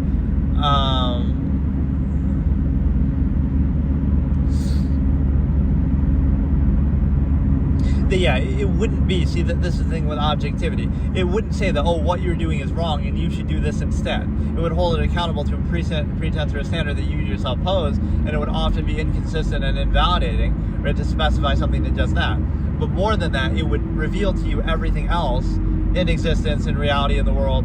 So it would be more like, how can you limit yourself to just this one thing as opposed to everything else? So it wouldn't be saying you shouldn't do what you're doing or you should do something specific. It would be illuminating you, okay, if you're objective, then you'll realize there's nothing really special about what you're doing, and the way that you define or decided to do it was only because it was sort of foisted on you, right? Not because it's because it's not a choice, you happen to be there. So you're going to indignantly insist upon it and take pride in it, like, oh, your local area, your local team, your local whatever.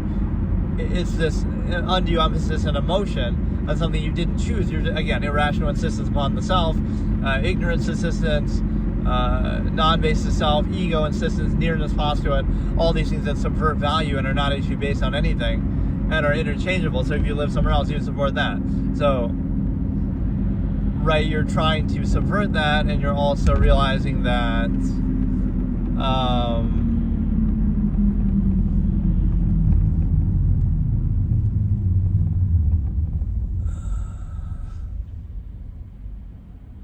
I don't know, you're basically realizing something very intrinsic, that is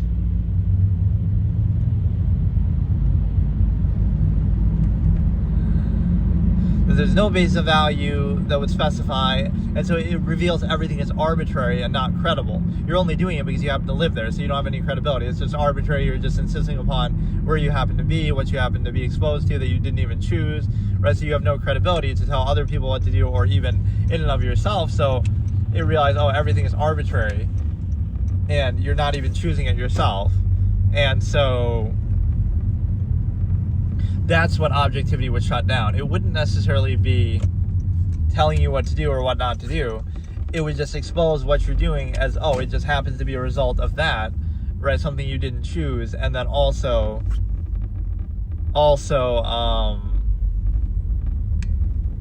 something that you just happen to be exposed to. But also,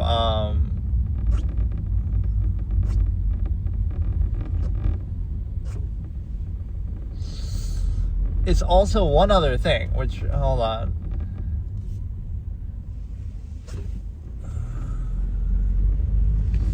It's the simple fact that, again, it would open you up to everything else, so you'd be objective, and you wouldn't place undue emphasis just because of nearness, postulate, non-choice reaction, insistence, things like this. But there's one other thing that I can't quite describe here. And it is the fact that with, okay, you specify everything to just this, right? So you'd be aware of everything. So again, it's not that it would discredit specifically what you're doing, although maybe on the pretense that you pose to rationalize specifying it, they'd be held accountable. But you would be open and objective to everything else, and you'd say, okay, well, out of everything in the entire world, everything in existence, everything you could possibly do, how do you rationalize doing this one thing only, and limiting yourself and doing that? And you realize the origin point of it is, oh, the only reason why you're doing it in the first place is something you didn't choose, so it happens to be just cause and effect, so it could be interchangeable. So you realize it's arbitrary, not absolute, not something you chose, and it's also something that, again, it's just reactionary, so there's no credibility to that, right? The basis of value is not present. You pose a pretense, but you're inconsistent. Other things would apply to that too. You objectively look at everything else and are aware of it. And so now there's no special basis of value that would rationalize what you're doing specifically, as opposed to everything or anything else. And so you're just doing it sheerly as sort of a default, which again, you didn't even have a choice in originating, right? It's reactionary. So at some point you realize this is one of the core concepts of self-actualizing from an inherent base state, that you would equalize whatever influence is there that you've been exposed to, and now you decide for yourself based on the standard, which is at least more credible because you're holding that accountable instead of just insisting upon it as though it's absolute. Okay, so I just got done watching Avatar 3, Fire and Ash. So I got, it's supposedly coming out tomorrow. There was even a poster at the theater that said releases December 19th, but I guess they always do these early shows like the day before. And I did that for Avatar 2 as well. So at the end of 2022, I saw that in like the early show first day release, right? And so the thing with these kind of crowds is they're very dead. It was very empty in there both times, in the 2022 early show for Avatar 2, but also in this show for Avatar 3. So I'm going to give I'll give like a short, brief review without giving any spoilers, but then I'll go into major analysis of spoilers. Something happened. See, I get very enthusiastic about doing these movie reviews. I'm going to start doing this again, actually. I used to review movies back in the day, but like something happens when I'm watching something that I'm so deeply analytical of it that it's like crazy, right? Like I go into things that I'm sure nobody else is thinking about, or like different theories and different things, so I do get really into it. So my rating for this movie is only going to be a 3. I was teetering on 4, but there's some weird things that happen towards the end that, again, I guess I'll leave for the spoiler part later. So the beginning is going to be spoiler free, and I'll tell you when the spoilers start, but basically just don't watch this at all if you don't want spoilers, because whatever. But I'll give it a 3-star. It was almost 4, so I'll give it 3.5, even though I often don't do halves, just to distinguish it from part 2, because I gave part 2 3 stars, right, because it rehashed the first one. But guess what this one does? It rehashes the second one too much. So again, without giving it too much away at the beginning here, most of the movie takes place around the water tribe and that water area again. You're dealing with the fish again, the whales again, right? You're rehashing that too much. My assumption with the title and the premise is like, oh, it's about fire and ash, and you'll be in the volcano. They show a couple of shots of the volcano type area, but you don't actually go there that much. And the way that the fire tribe is actually shown is kind of wimpy. It's like, oh, they're just like a random bunch of like bandits and vagabonds. I had in my head just, whatever I'm anticipating and kind of speculating. I thought they'd have like a big castle by the volcano. It'll be like Mount Doom type of thing from Lord of the Rings, and this queen. I had a very vivid scene actually that I was predicting, like where she's sitting on her throne in a big castle and kind of ridiculing the Na'vi and stuff. But there was nothing like that. It was like this very vagabond kind of tribe presentation that didn't make them feel all that threatening.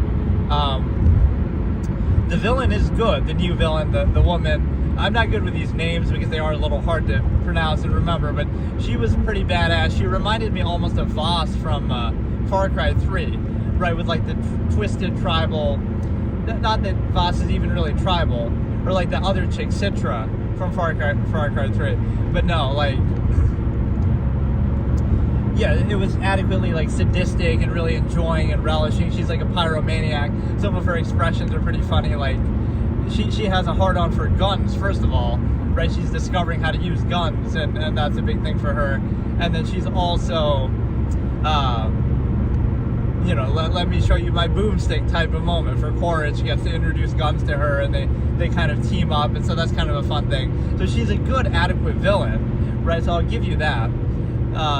But again, you're recycling Courage again for the third movie, which I was really ragging on it in the second movie, that you recycled him again there. I thought that was a bad decision, right? Unnecessary. So it feels like what the series is doing, honestly, if I'm objective about it, they might not age that well, because I feel like they're pulling their punches. I didn't think this one would do that. The second one did it, and it was sort of predictable because they know everybody's going to watch it anyway. This one was disappointing on a different level, because even though it's better than the second one, right, because that just really rehashed the first movie with very little effort, I feel like, very little originality. This one does that somewhat, but it feels like they're holding back some of their better ideas because they want to save them for, they know they're going to make a part 4 and part 5, right? Because it's rare that movie series are like that, where you know for sure you're going to make that many more, right? It's not set in stone to that extent, or it's not such a sure thing. And so they're deliberately writing it with that in mind, like, we got to save our best ideas for later. So that I'll hold against it. And I also feel like, even as I'm saying that they're going to hold their best ideas back, what I object to is that, what was I going to say? Just the fact that, but yeah, the new villain was good. Again, we get that whale guy again, who I almost thought died at the end of the second movie, but I guess not. The guy who like hunts whales, I found him kind of funny in the second movie. He's not that interesting here. Since some of this just starts to feel a little repetitive. Some of the military guys, some of that bureaucratic talk again. I don't know, like what really, action was okay. Like it's just sort of not mind-blowing the way it should be given the budget and the hype around it, right? So it's still good, but it's kind of how I felt about the second one too. Maybe my expectation is too high, but it feels like they're playing it too safe, right? They're trying to be too...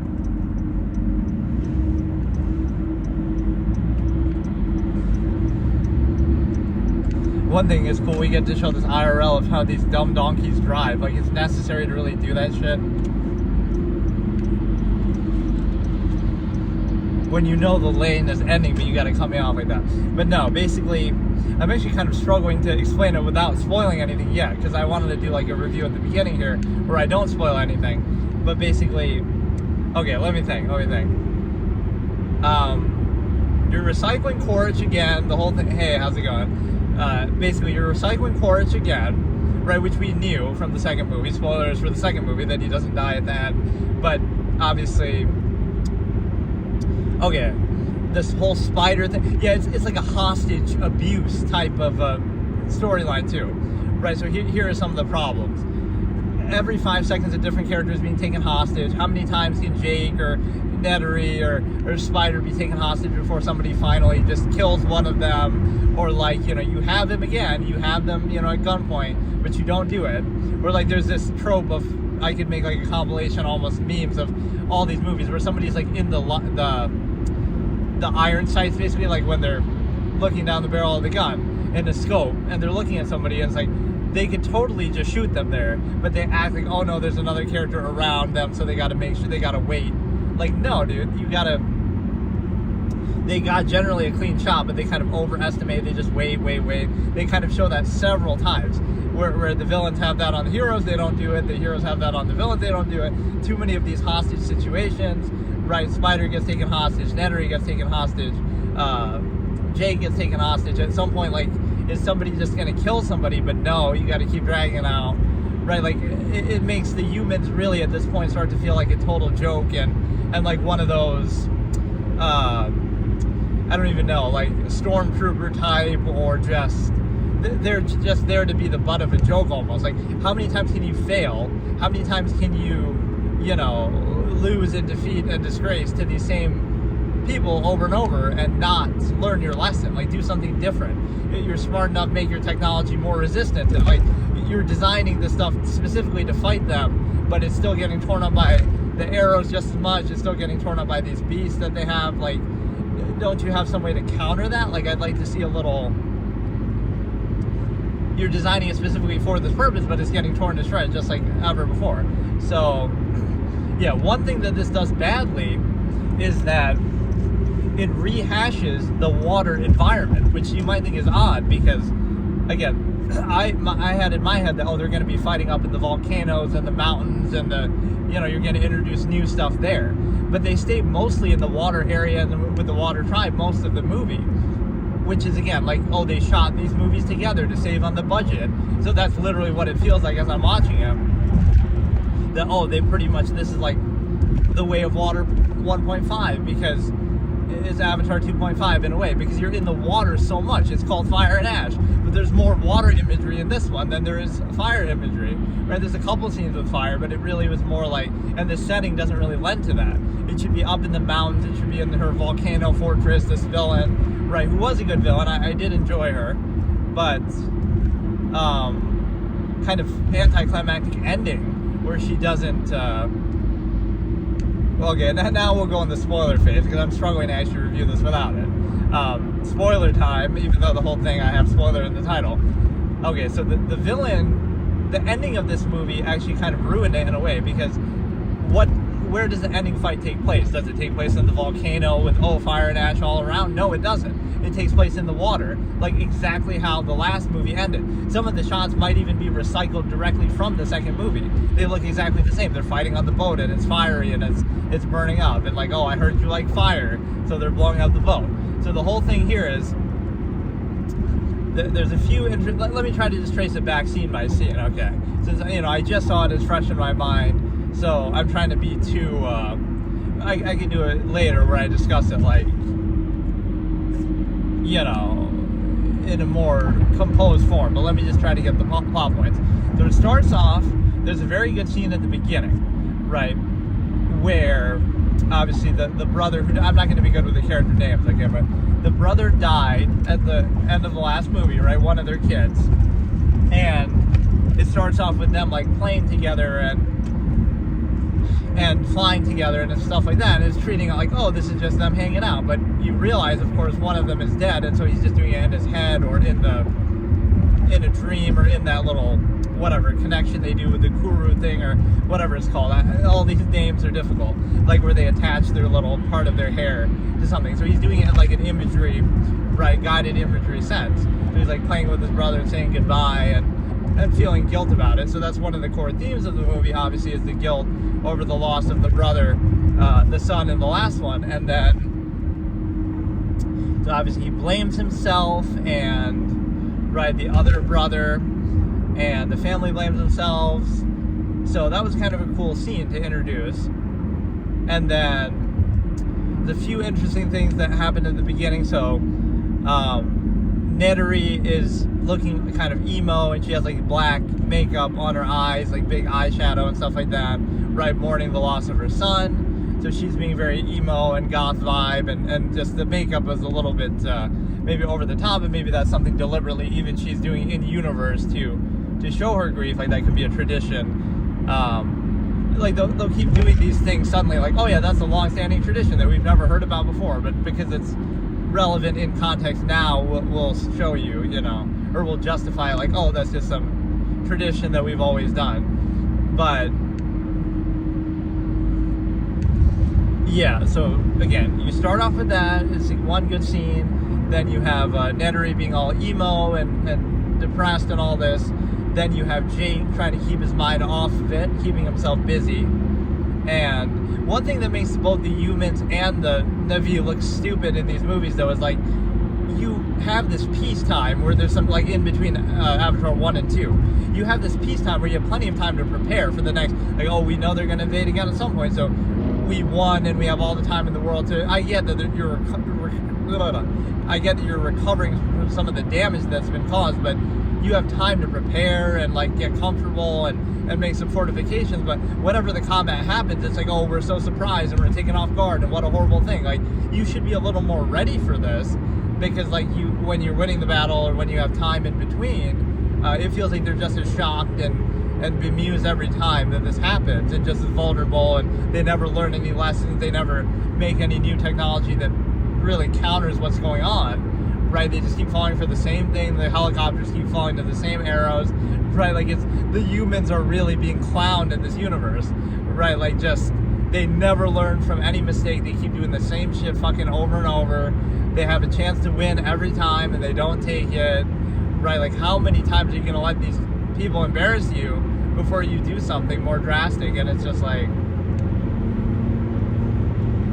how about this plan? I'll be an evil villain for the next movie.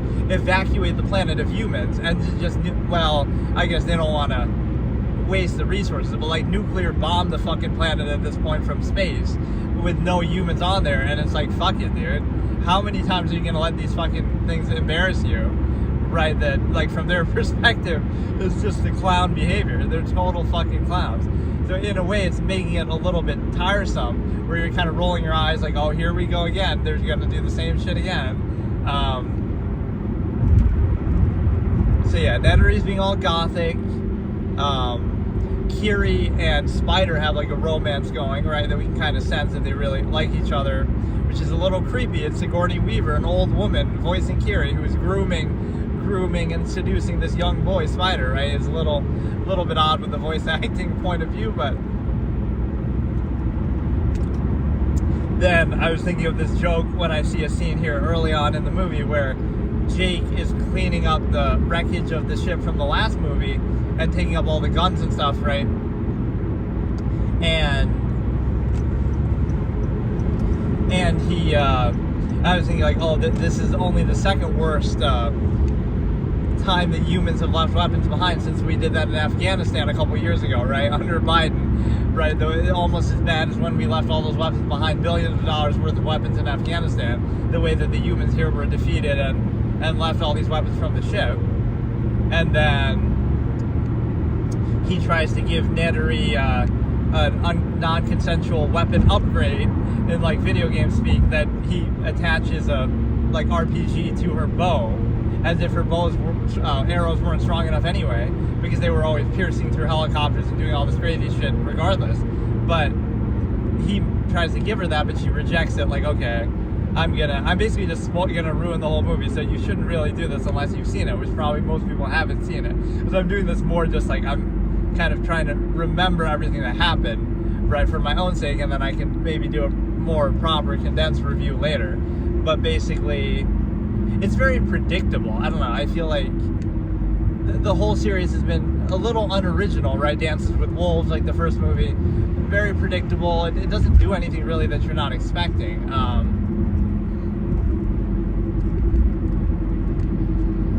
Okay, Onda.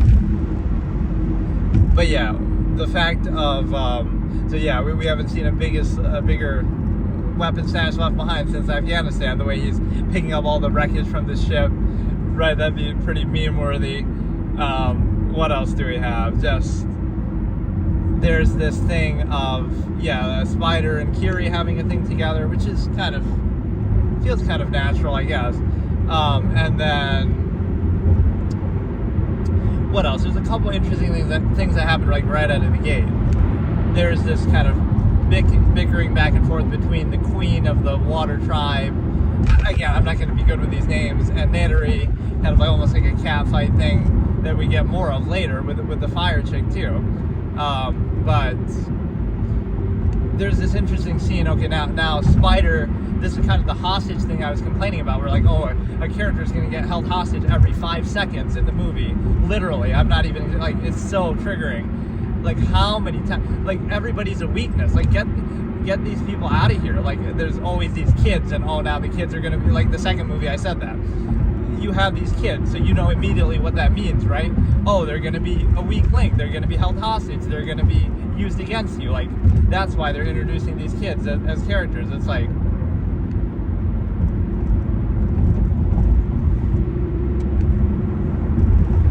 right, and so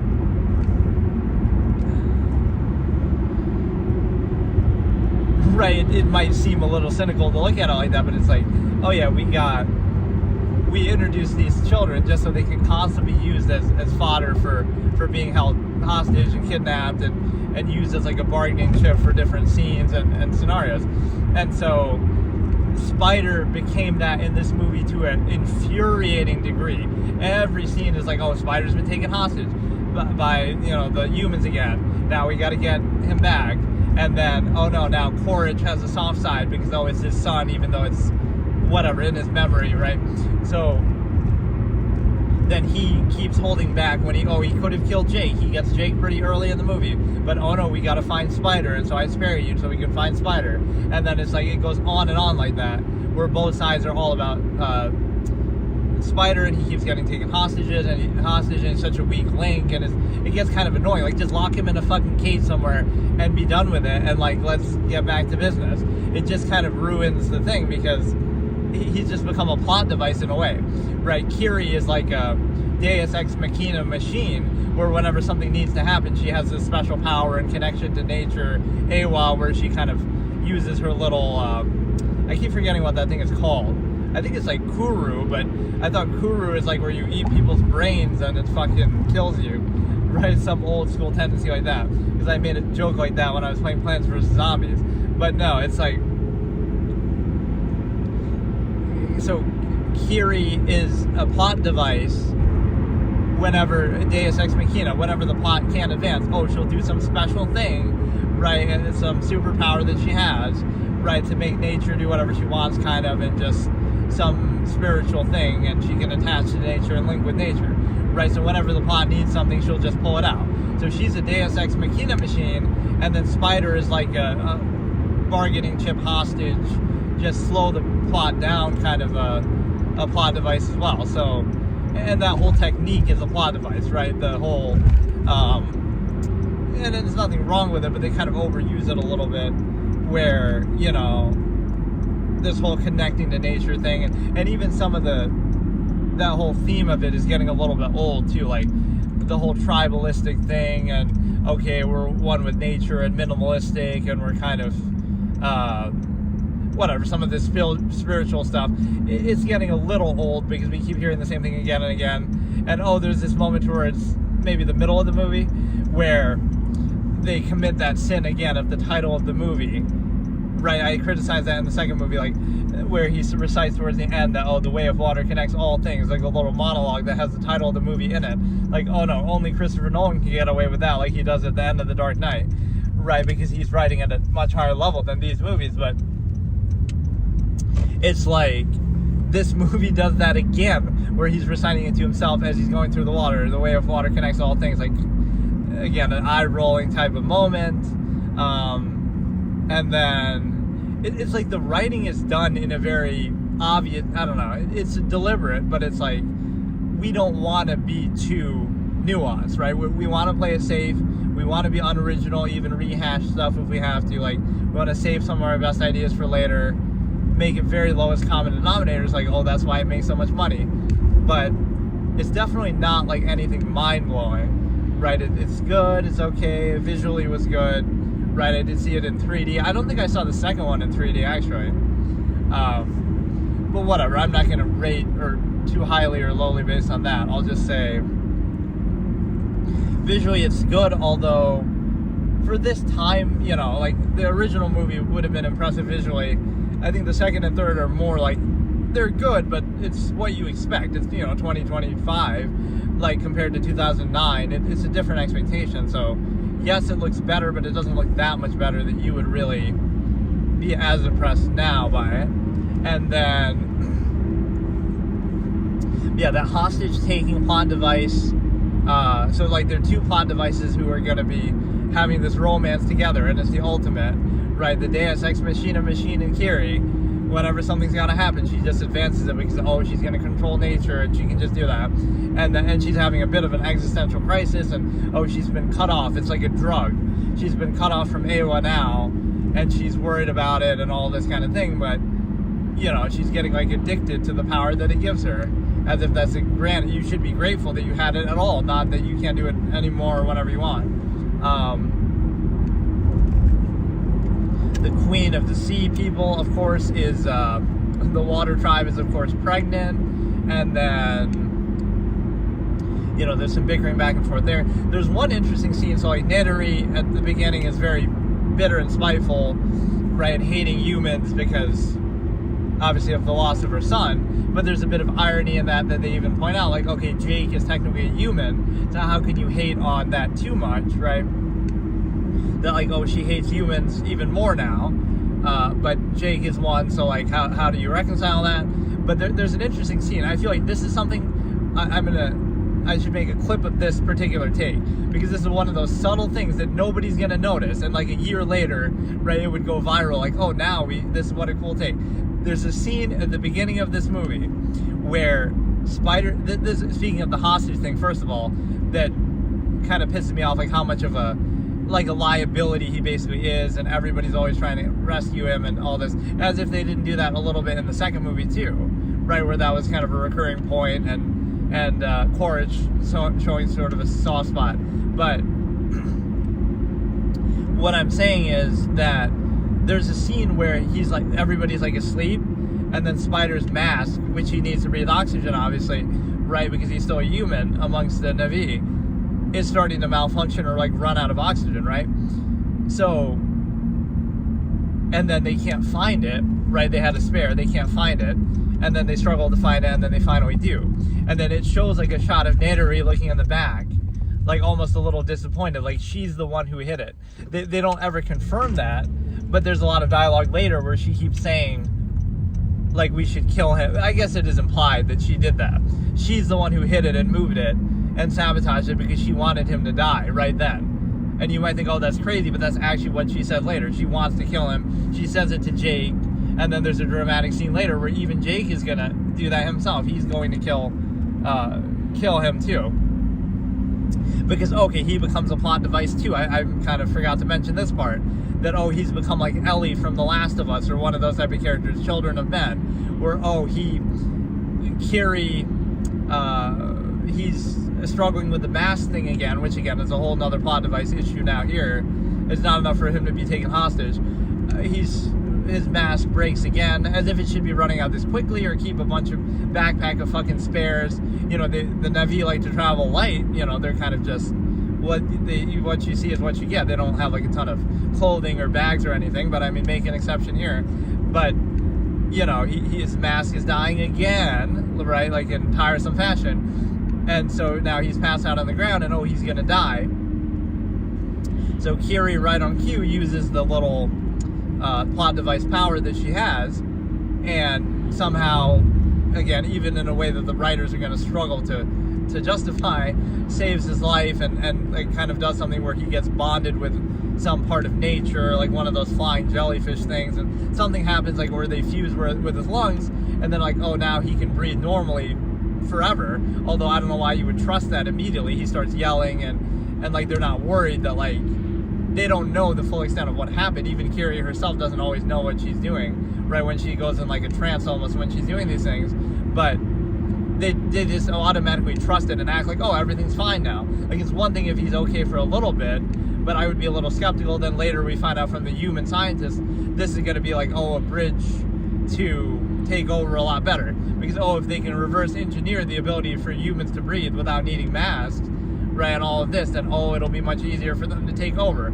So that becomes a Deus Ex, not a Deus Ex Machina, like a MacGuffin device for the humans now. Oh, now we can't kill Spider, and we need Spider because Quaritch would do that anyway. Oh, he wants Spider because it's his son and he has some weird affection for him, whatever, regardless. But the humans want him now because, oh, we can reverse engineer this thing of his ability to breathe without needing a mask. So now, and then that's why Jake is trying to kill him later, like, oh, he's worried about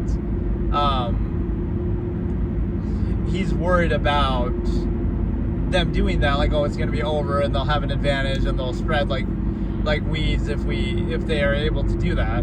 So yeah, again, it's turning Spider into a very Ellie from The Last of Us type of cure, of kind of like that kind of character where you're just the one special person who can cure some major problem. In this case, I guess it's the opposite. You're not curing something in a positive way. You're allowing the humans to win by making it easier for them to breathe and everything like that. So, yeah, that's all good stuff.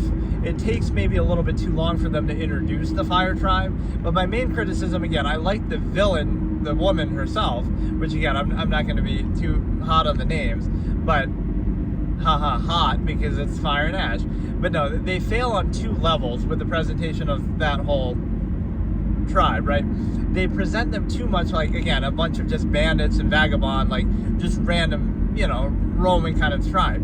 I thought it would, again, have more structure to it, like you have a big castle, you're on the volcano, we need the volcano setting. Instead, guess where the final fight takes place of this movie? The same exact place and form of the second movie, where you're on the battleship and in the water, and the whales and the different things are Tanuk or whatever they're called,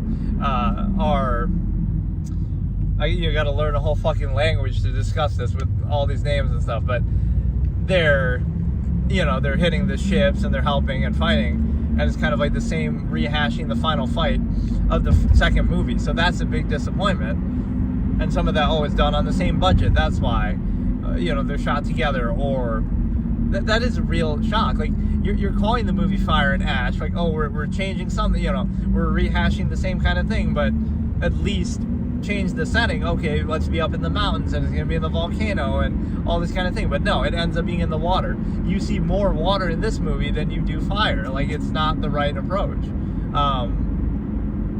I would have committed to that a lot more. We want to see something different visually. But no, there's a lot of the same water imagery, a lot of the same fish kind of helping and encounters, and the whale hunter guys is getting a little bit old and doing the same thing over and over, right? And it's like,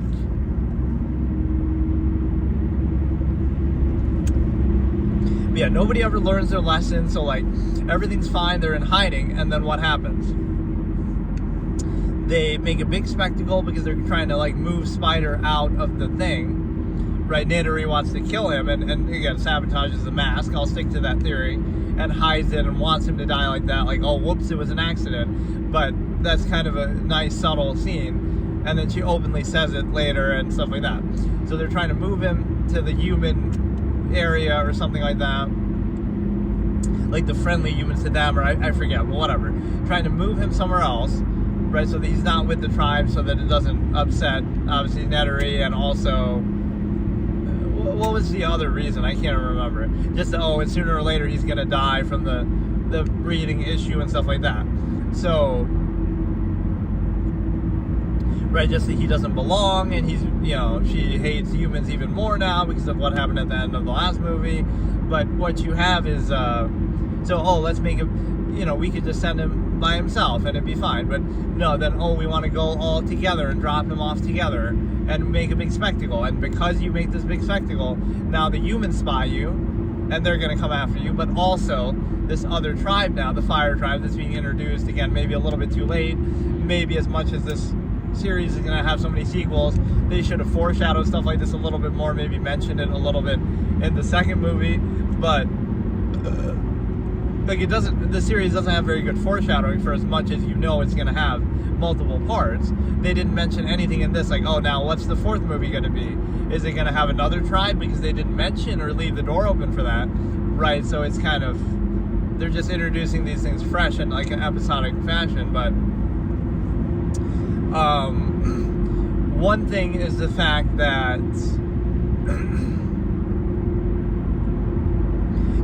they're going in a big spectacular fashion, so they attract attention. Like, what could go wrong? Everything's fine, and then we suddenly make a big trip and we get spotted, and now the Fire Tribe starts. So the way that combat is shown in these movies is sometimes a little bit underwhelming from this perspective. It's good on the level of like guerrilla warfare and kind of involving the major characters, but it's the whole planet basically versus, it's Earth versus this whole planet. That's what it, Pandora. That's what it should feel like more. But in both the second movie, in the first movie, it kind of felt like that. But in the second movie and this movie, it feels more like these smaller microcosm type encounters and conflicts. Like, again, this Fire Tribe is introduced. Like, it's just a couple of them just coming in, and they're just fighting like they're bandits, and it didn't feel really like this whole society or tribe, really. Right? It felt sort of small. It felt sort of just random. The way they're presented is not that impressive with infrastructure. And then the same thing with even with the humans and the like Jake's crew.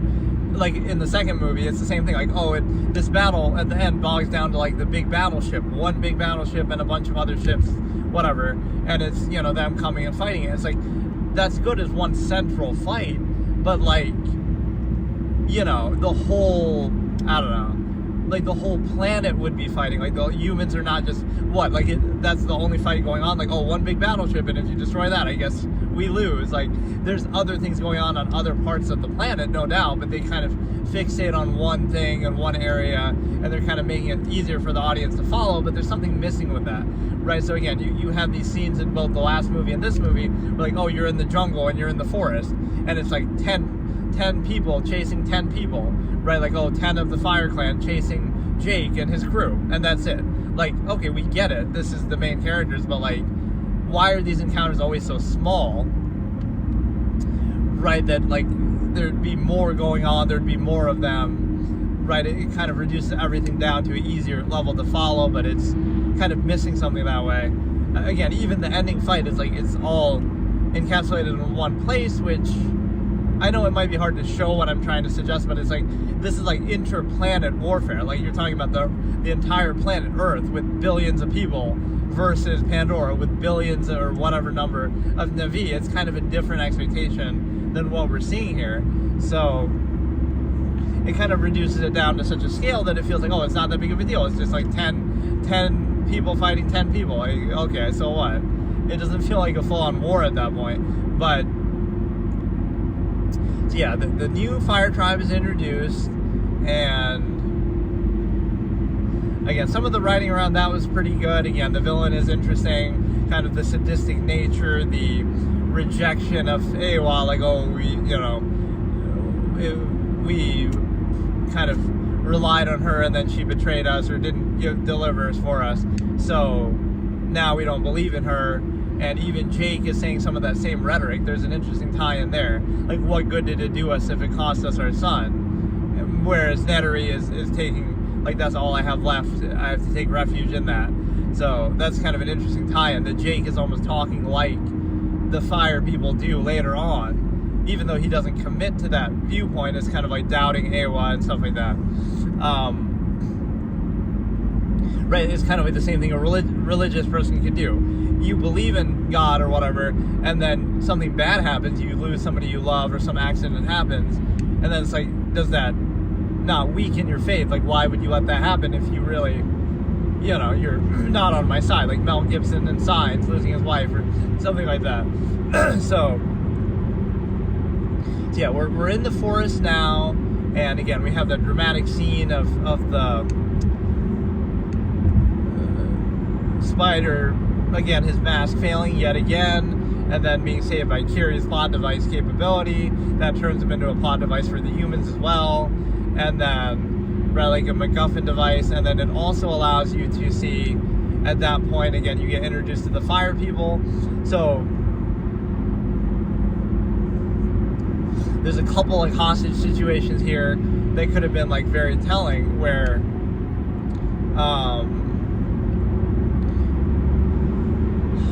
Quaritch gets Jake very easily, right? He just gets him and he's caught, and he's, I forget, he's like distracted doing something, and then he has him basically in his sights and at gunpoint and stuff like that, right? And then you also have Spider being taken by the Fire Clan, or like everybody being taken by the Fire Clan. So like all the others. And so now it's like one hostage situation to another. So Quaritch decides, you know what? I'm going to let Jake help me. Let's team up. And I'm going to let Jake help me to find Spider, because, he can track him or whatever better. And then, as if Quaritch shouldn't be able to track his own son, or be able to do some of the same tracking capabilities. But yeah, there's a couple of flaws with that whole premise of Spider. Why can't they just make an avatar body for Spider the same way they do for Jake? Or why can't they just make a better mask or have more masks? Like, it doesn't feel like it should be that big of a problem to solve. But yeah, so Courage gets him pretty easily, but oh no, now we got to team up because now the Fire Clan is going to steal Spider, take hostage of Spider and everybody else. So now they're sneaking together, they're working together to try to rescue them. And then what happens is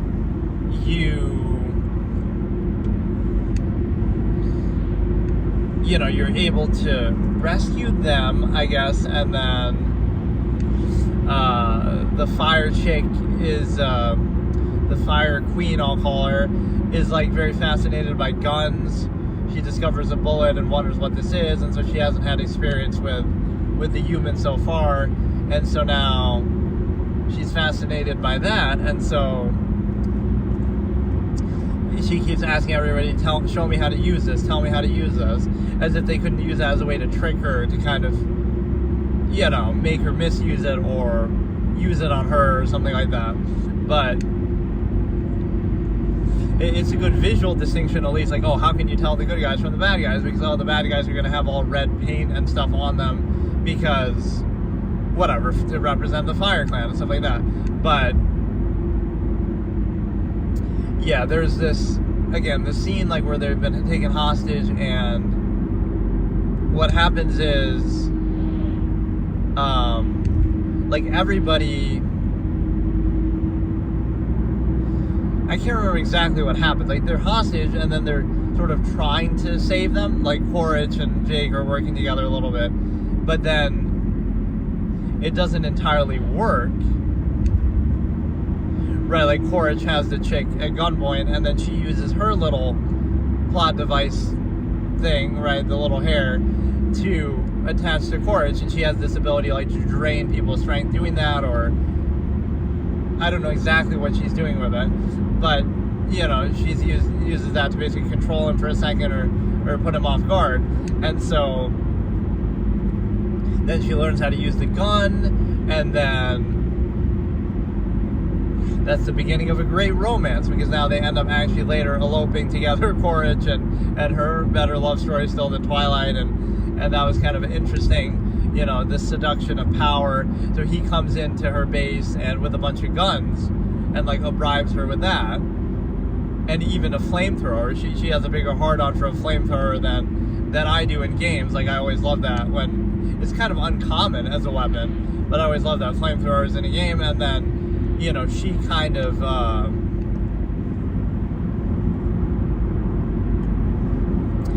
she's a pyromaniac, and she's really getting off both on the guns and on like the flamethrower and starting fires and stuff like that. And then, there's like a scene where Quaritch even burns down part of the village, right, of the Water Tribe, but I thought water has an advantage over fire type stuff, but, and it's like, oh, they specifically burn it, not just blow it up or anything else, as if just to give her a hard-on and please her as her guilty pleasure of being a pyromaniac. They specifically, burn that part of the village. Like she's getting off on this, and he's doing it just to appease her, right, to do it in that exact way. It's kind of how I interpreted that scene. Right, just like burn anything on command, and then we have some of the same, animals and different things, whatever, but I really can't deal with the names, but the flying one that was the whole reason why Jake was considered a hero, right? And then, so they're, it's a nice way to come together for the final fight. Like, okay, they have the flying side, they have the fish helping. They don't really have much ground combat there. There should have been like a fight happening on the volcano and on the ground and stuff like that with some fire related beast or something like that. But yeah, like it all comes together, and then they're still kind of losing the fight even after all that.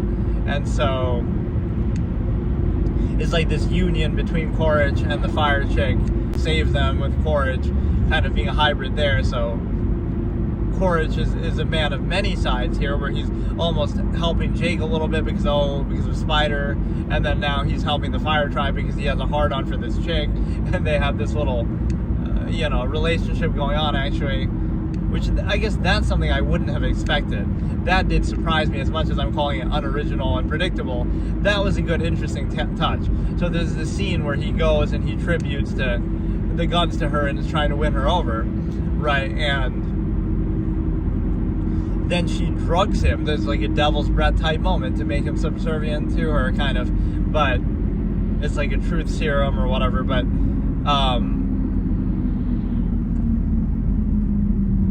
there's a couple, like, let's say adult or dark type things in this movie. So one thing, again, the Fire Tribe being all sadistic and stuff, they use like a suicide bombing technique. That's one of the first things you see from the Fire Queen. So that was kind of cool to show how ruthless they are, right? How they just don't give a shit and they're just, you know, willing to kill their own, kind of a thing. So, and that catches Jake off guard. So that was a cool moment. Then you have later here where she's drugging Courage, and then she's, you know, I'm gonna eat your heart. She's cutting his chest, and then she, you know, is getting off on just being a pyromaniac. So there's a nice theme of sadistic tendencies there that I like with how the Fire Tribe is portrayed, right? That they're kind of getting off on this and just,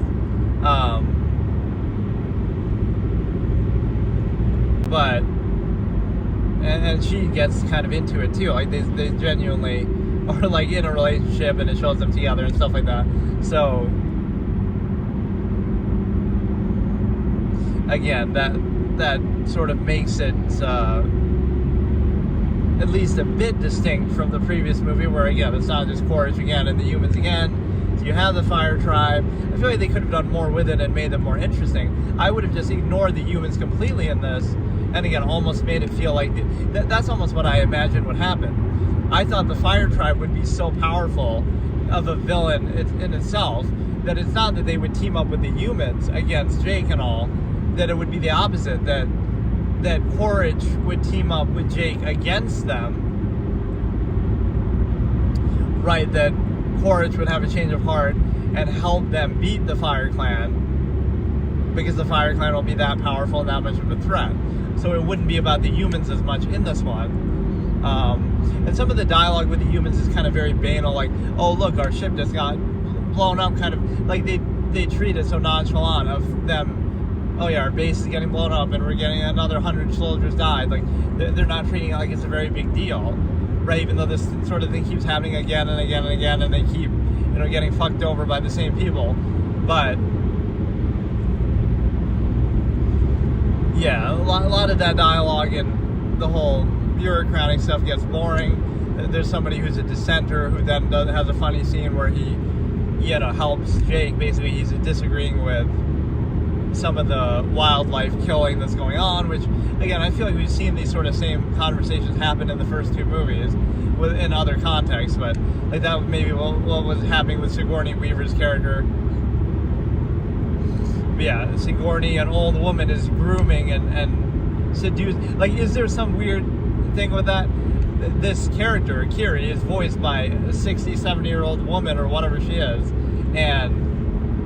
but yet that character is eloping with a young boy because they're the same age in the movie. Like, I'm not trying to make it weird, but it already is kind of weird that you chose to, you know. And there's a few moments where that slips. Like, generally she does a pretty good job, but there were a few lines of dialogue, especially when she's like exasperated, where it sounds like, oh, this does sound kind of like an older character, older woman. Because I guess to her credit, I didn't know that in the second movie that it was her doing it, but I noticed something was odd about the voice a little bit.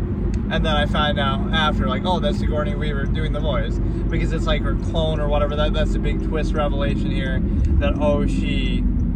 I don't know why I feel like I already thought like I knew that. But she at least finds out, like, oh, you're more like a clone of her than an actual child. But yeah, like, why couldn't you have just gotten like an avatar body for Spider then, the same way you do for Jake? It makes more sense for Jake because, oh, he's in a wheelchair. We kind of forget that. Like, we don't even see his body anymore, or like where he originally was, or I forget if he somehow fully assimilated to here, but... Or that's how the series will end. The avatars will finally win by doing this. they'll have you, that'd be fucking hilarious actually. I should make like a skit like that. They'll finally beat the humans back to Earth all the way, and the humans will just give up, but they won't leave it at that. They'll travel to Earth and put Earth-like avatars that they control the same way and infiltrate like that. So it'll be a human controlled though by the Navi, right? So we'll reverse it, we'll send it right back at them. So now there'll be all these humans on Earth that are actually secretly controlled by Navi, trying to sabotage their society and beat them from within the same way.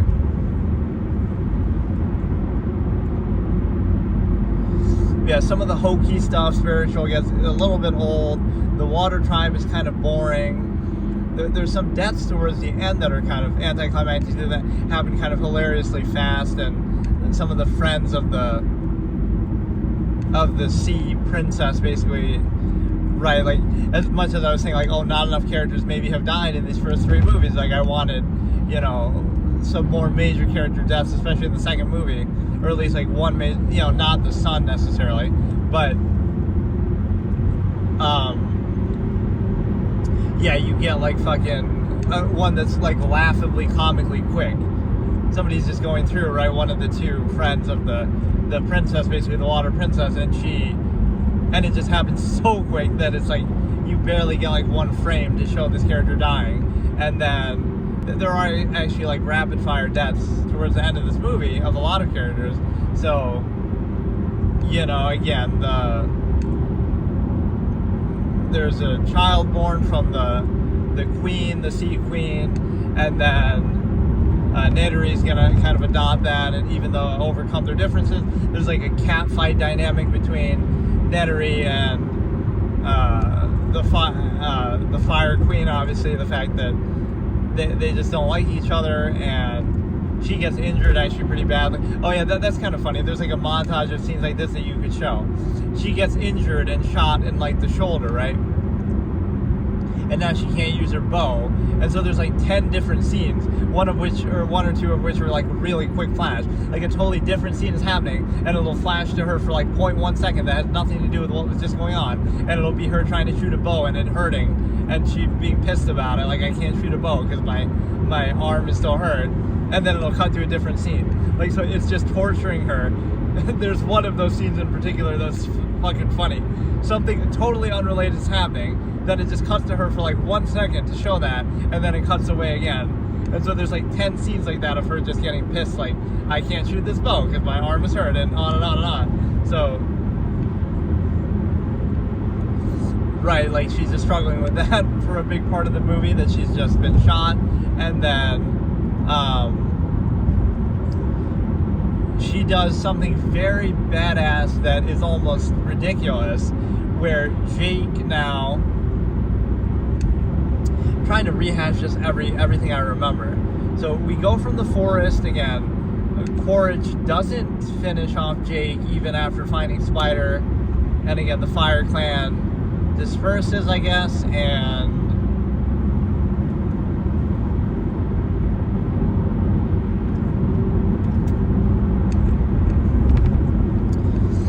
so basically at that point, Quaritch could have got him, and they're even having like this tongue-in-cheek type scene, like, oh, we're both too tired, better wait till we're healthy again, at full strength before we fight.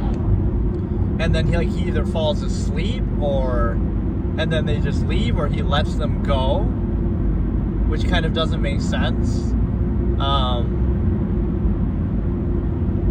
Right, so he just kind of spares them right there, and then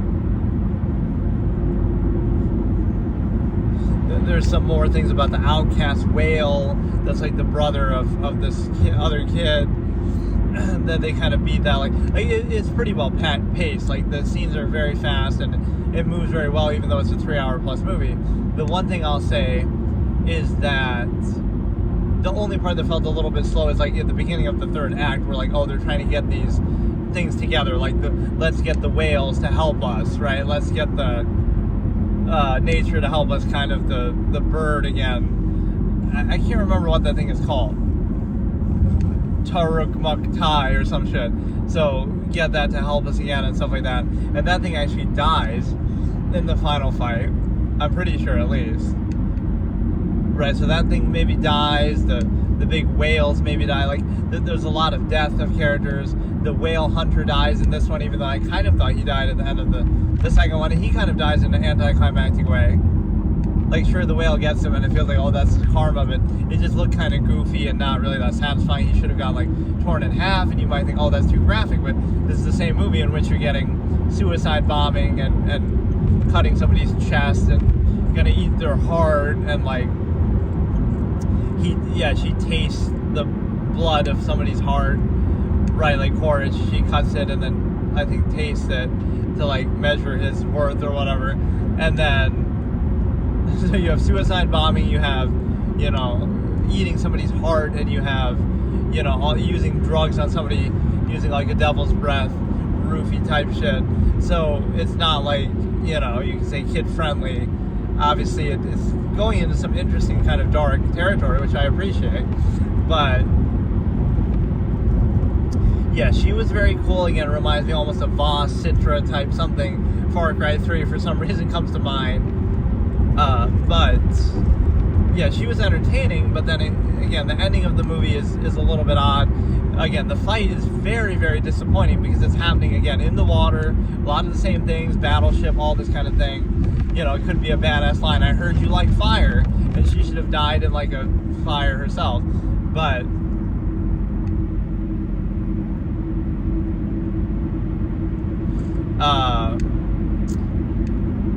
no, I guess the ship is burning and stuff, like, oh, I heard you guys like fire. So again, she makes the alliance, or Quaritch makes an alliance with her. And then, right, they're working together. The humans don't appreciate it. The general is still there. So, but yeah, Nettery does something at this point that is extremely, extremely important. Well, first of all, again, Jake turns himself in, which some of these scenes are taken like right out of the second movie. Like, they come to the beach, and then Jake turns. Didn't they have exactly the same thing? Like, turn yourselves in, or show yourselves, otherwise we're gonna destroy the whole village and kill innocent people. Right? They had that same exact scene in the second movie. So they have it again here. Then Jake does turn himself in, and then Nettery is all pissed, and so what did she do? Does she rally a bunch of Na'vi to come and help her? No, she does one of the most badass things in movie history that is almost comically badass as to how this could work. She goes to the human military base by herself and single-handedly just rescues him, basically. The one guy who's protesting helps out, right, in kind of a funny way too. He takes his big bulldozer and helps free Jake, but I'm just basically ruining the movie. Like, you don't need to watch the movie if you see this. Like, don't watch this. I'm doing this more for my own benefit, just because it's fresh in my head. But no, she goes by herself. No army, no helpers, no family. By herself. Badass Nettery. And she goes now, she finally relents and upgrades her bow to the RPGs that Jake was trying to attach earlier, right, that she rejected. Right, so now her arrows are causing major explosives and stuff. So what does she do? She goes on her little flying bird here, right? And she flies in, and you're like, how could they not notice her? But oh, because the Fire Clan has already been here, she disguises herself, and they're kind of aligned. She disguises herself as one of them with the red paint, and then she also has this little chip from one of them, right, that's like a neutral thing, like, oh, they can't be attacked, right, or like they, you know, it's an older code, but it checks out type of moment, right, so it makes it seem like she's one of them, the Fire Clan. And then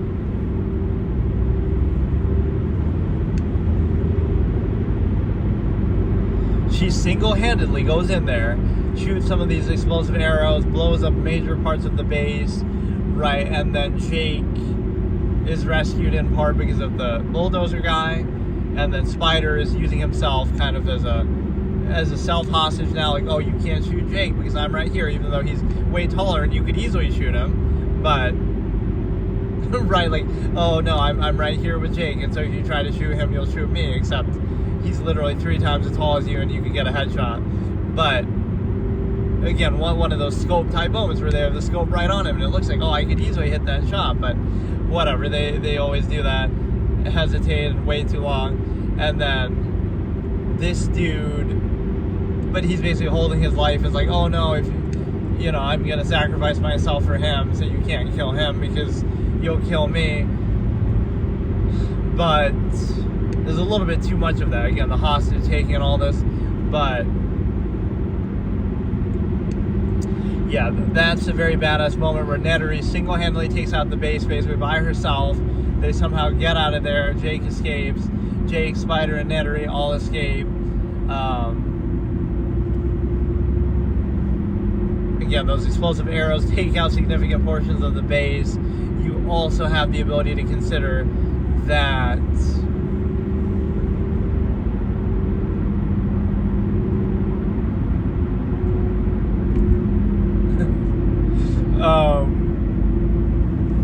you also have the ability to consider that was just cracking me up though. It's like, how is she gonna single-handedly fucking do this? Right? You're not coming with an army or any, you're just coming by yourself. Right? And she's just that badass that she can do that. So then after that, you have this dramatic scene of, again, them potentially killing Spider, which was kind of out of character for Jake, where I wouldn't have really expected that. But that he's the one who then volunteers to do it and says, you were right. And then Nettery has a change of heart and says, oh, he saved your life, which I kind of didn't understand when she said it in that scene. Like, saved your life in what way, when? But I guess when he threatened to... Jake's, like, pinned down, and then Spider threatens to...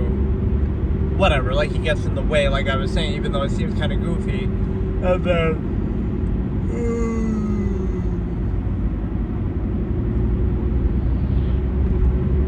and then from there, it's a situation where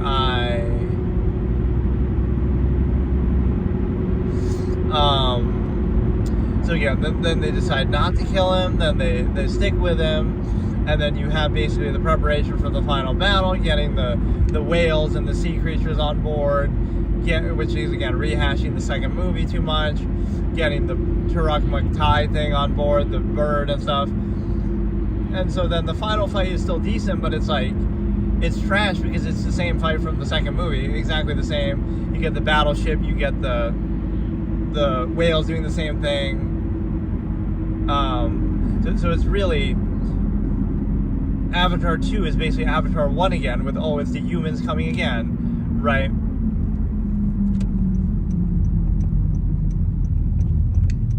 And so, like, you rehash that. So Avatar 2 is Avatar 1, but the only difference is, oh, you're fighting the humans in the water, and now they're blue too, they're the Na'vi too, instead of in the first movie where it's just the humans straight up and you're fighting them in the jungle. So part 2 just rehashes the first movie, but changes the setting, all right, and the appearances a little bit. And then the third movie does the same thing. Oh, it's the second movie all over again, mostly in the water tribe, and the same final battle, the battleships and the whales and stuff and everything like this. It's the same exact setting and everything in kind of a disappointing way, but it's just that, oh, we're just going to add in the fire tribe, and so the enemy is a little bit different and interesting there, but that setting should have taken over a little more because, right, it didn't take on the identity of the Fire Clan enough, the movie, like with the environment and kind of what you're dealing with, volcano and some of the animals maybe that you're dealing with, could have been better, like, related to that.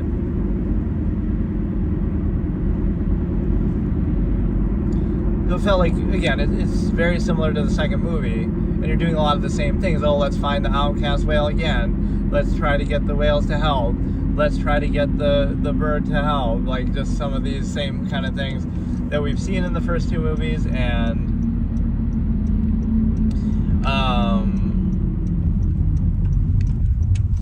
again, so Nettery has that badass moment at the military base. Then the other thing that happens is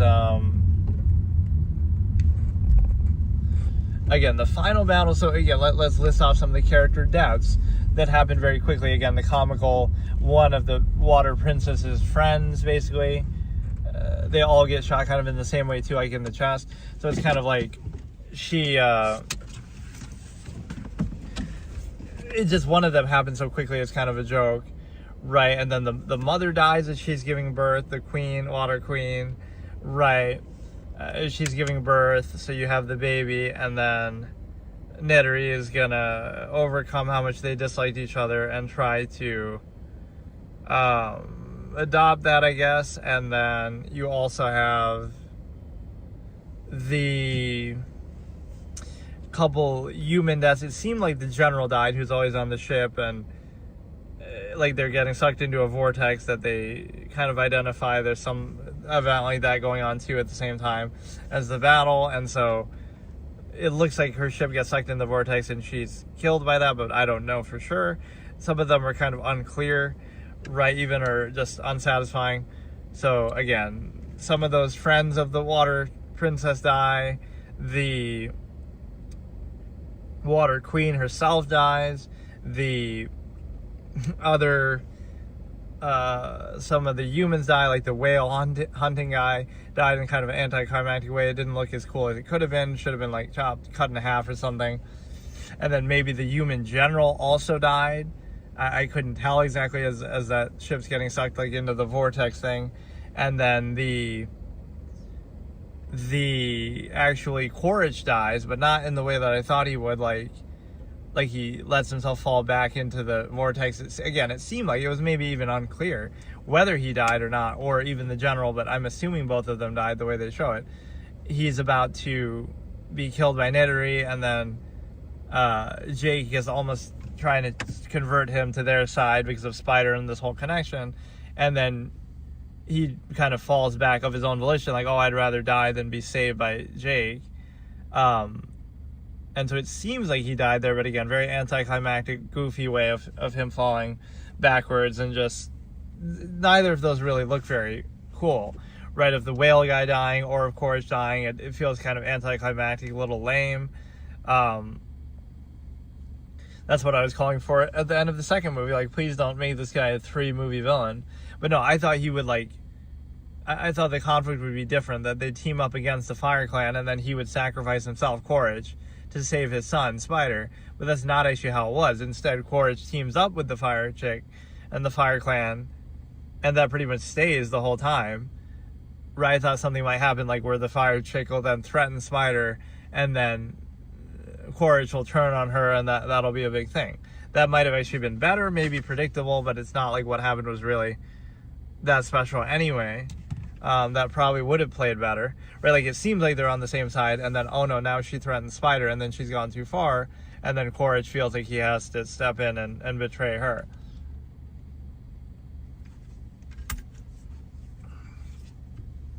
And then what else happens here? The other one was the fact that the Fire Chick actually doesn't die, and she gets away. And she runs away kind of scared in a bit of an anticlimactic way that doesn't suit her. Is Kiri just... Kiri does her, again, plot device thing again, attaches the hair, and then that kind of fucks with her and makes her scared and run away. And so that wasn't really enough. Like, she should have died or burned up or some ironic kind of thing. So these deaths are a little bit underwhelming. Or, again, she's not even killed. Like, it's sort of, yeah, it's like Bane in The Dark Knight Rises. Like, oh, he just, gets killed by Catwoman's thing, and that's it, the vehicle. Like, just kind of, really, that's it. So a lot of these were kind of like that. She doesn't feel like she's beaten in a very convincing, memorable way. So what, now she'll appear in the next movie too? Instead of Quaritch being recycled as a 3-movie villain here, or maybe he somehow survived that too. They kind of leave it unclear. And then this chick is gonna be, but no, she definitely didn't die, and so she was kind of goes out in a bit of an anticlimactic way. Again, Kiri kind of just Deus Ex Machina, plot device abuse all the way. And then you also have what else happened? The ending kind of drags on a little bit, and again, like I said, that fight is garbage because of the setting being recycled right out of the second movie. that was very, very disappointing. That's almost what the second movie does to distinguish itself from the first one, is that, oh, at least we're having the same sort of fight against humans and stuff, but at least it's in the water this time. So I thought, oh, at least this one will be in the volcano or something this time, different setting. But no, it's not. It's actually in the water again. So that really didn't even make any sense, right? It should have been more about the Fire Clan and less about the humans, but they keep doing this human thing over and over and over. That's almost what I thought. I thought this wouldn't be about the humans at all. I thought they'd put the humans on the back burner, and you'd be fighting against the Fire Tribe mainly only, and then the only human involvement would be like Quaritch having a change of heart and helping them beat the Fire Clan, kind of. I would have portrayed it more like that, like made the Fire 5-star threshold. And I feel like they're holding a lot of their best ideas back. They're kind of saving on the budget by shooting maybe this one and the last one together, because it's basically a Way of Water 1.5, 2.5. Like, there's some good scenes with that character too. I like that character a lot. It's just, first of all, again, the ending is totally stupid, because she doesn't die or get defeated in like a convincing way. She just kind of gets scared by Kiri's, plot armor type powers and just runs away. But it doesn't, that wasn't very satisfying. Even Quaritch's death wasn't very satisfying. I don't know. It just leaves something to be desired. Again, the setting of the final fight is stupidly identical to the last movie. Some of the same shots might have even been used. And so, yeah, it just feels way too much of a rehash of the last movie. Right, like there's a few scenes that feel like in the right setting, but most of it is just, again, in the water tribe area again. So this could have, like, you could have called this, oddly enough, you could have called this the Way of Water, and it almost would have worked. Even in a direct sense, it's maybe more the Way of Water, because even though, yes, you have some of this fire reference, it's like, oh, water beats fire. There should have been some, direct, like, joke or something like that, where, again, it takes place so much in the water tribe area, and the fight happens on the water, that, it feels more like the Way of Water than even the second movie. Just, it's the same thing. So that's disappointing how much they say in the same setting, right? It almost goes against the philosophy of what the second movie was trying to do. Like, let's at least change the setting from the first one, from the forest to the water. So yeah, it's a little bit surprising how they're doing this, just kind of rehashing things. So I guess my prediction there would have been wrong, though, that Quaritch would do something. He's constantly trying to help and save Spider the whole movie anyway, but the way that he goes out is just kind of dumb. Or, like, there's something funny that happens too, like, as that vortex is going on, right, Quaritch and Jake are there, and they're getting flown about by it. And so, like, all their weapons get sucked in by it. So now they have to resort to hand-to-hand combat as the final fight. Right? It's a good plot device way to kind of force that to happen. But it looks kind of funny as you see it, like, their weapons have to get taken away so that they have to fight hand-to-hand combat. As we've seen, again, in like, the first two movies. Although, I guess the first was more like he's in that machine fighting him. Yeah, it is underwhelming. I'm actually kind of surprised, because I don't know, it just seems odd. Just so much is recycled. Again, even Quaritch, I won't rag on too much, because I said that more so with the second movie. But the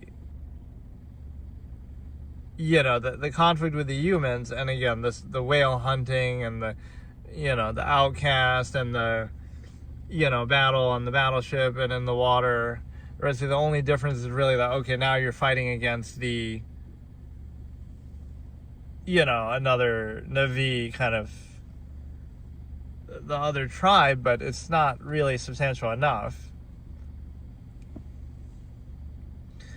So yeah, Nedry has the really badass scene, but generally, again, it's kind of underwhelming, and it's kind of shockingly not even like unoriginal, but it's not even trying to be original.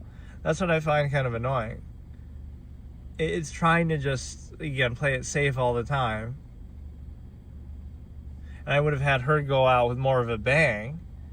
Again, whether in death or just even in defeat. So now they're going to recycle her. And maybe they've moved on from Courage. So they needed like another villain stand-in. But she doesn't seem like the type to ever change sides. So I feel like even this was a missed opportunity. Courage should have maybe stuck around or sacrificed himself to save Spider, which he didn't do, right? That's not the context in which he died. So that should have been what it was. Like, oh, he redeems himself by doing that, but that's not what it is.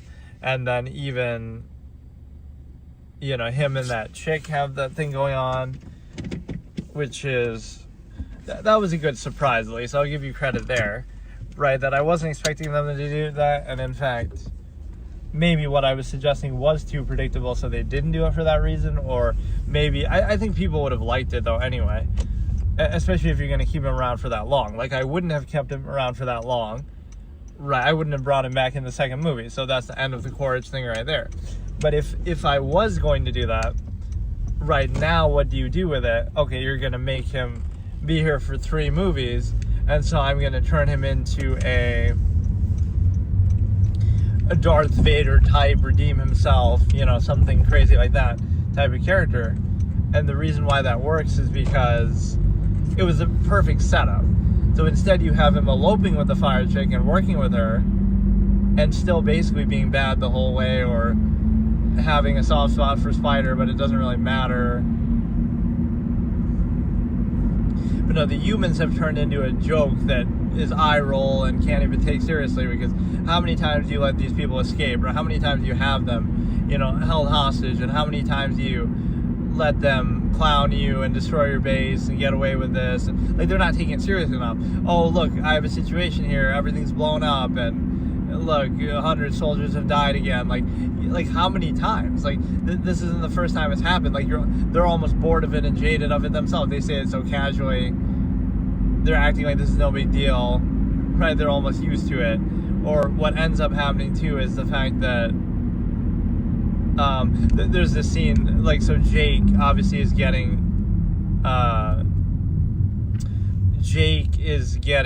taken again, like when they threaten him at the beach and we're gonna destroy everything, right? And she's getting a hard-on from Courage burning a part of the village.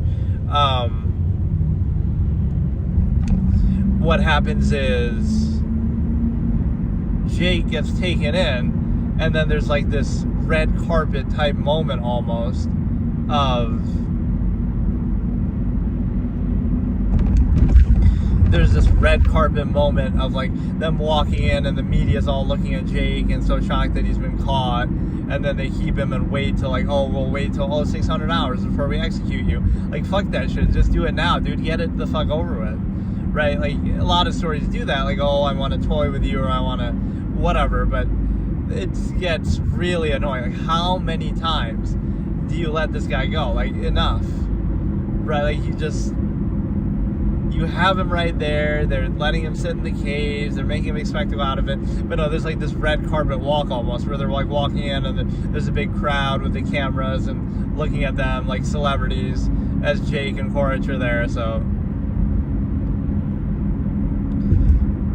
yeah, Courage had some pretty good moments actually in here, the way he sort of stands up to and seduces in a way the fire chick. So she's definitely the highlight of the movie, but it doesn't matter enough. Either she should have gotten a major kill on a character, which she almost does, I guess, with Nattery, the fact that she, you know, injures her so badly, but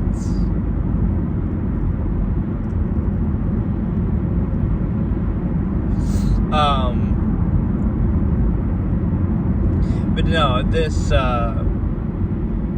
the rest of the movie is, I'm almost shocked by that. There was a point where I'm almost thinking like, oh, this shot is taken directly from the second movie of them going on the ship or in the water, or you know, some of those images. That, you know, that's the only way to explain it. People might not think this deeply about it. The only reason why that's the case is why? Because they shot these two movies together. They shot Avatar 2 and 3. I even remember reading something about that years ago. Like, they're going to shoot some of these together to save on the budget and to, whatever, which is fine, but it doesn't mean that you have to rehash the whole thing and make the whole movie like that and rehash the final fight.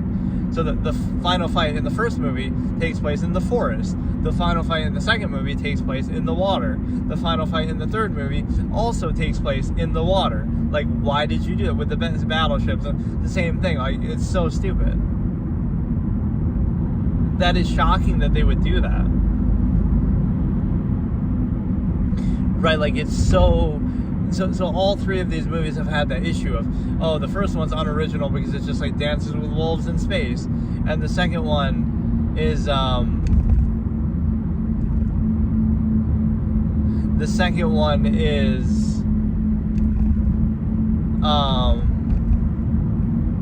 same story, just fighting the humans again, except, oh, we're just gonna make Quaritch and Navi this time, and we're gonna,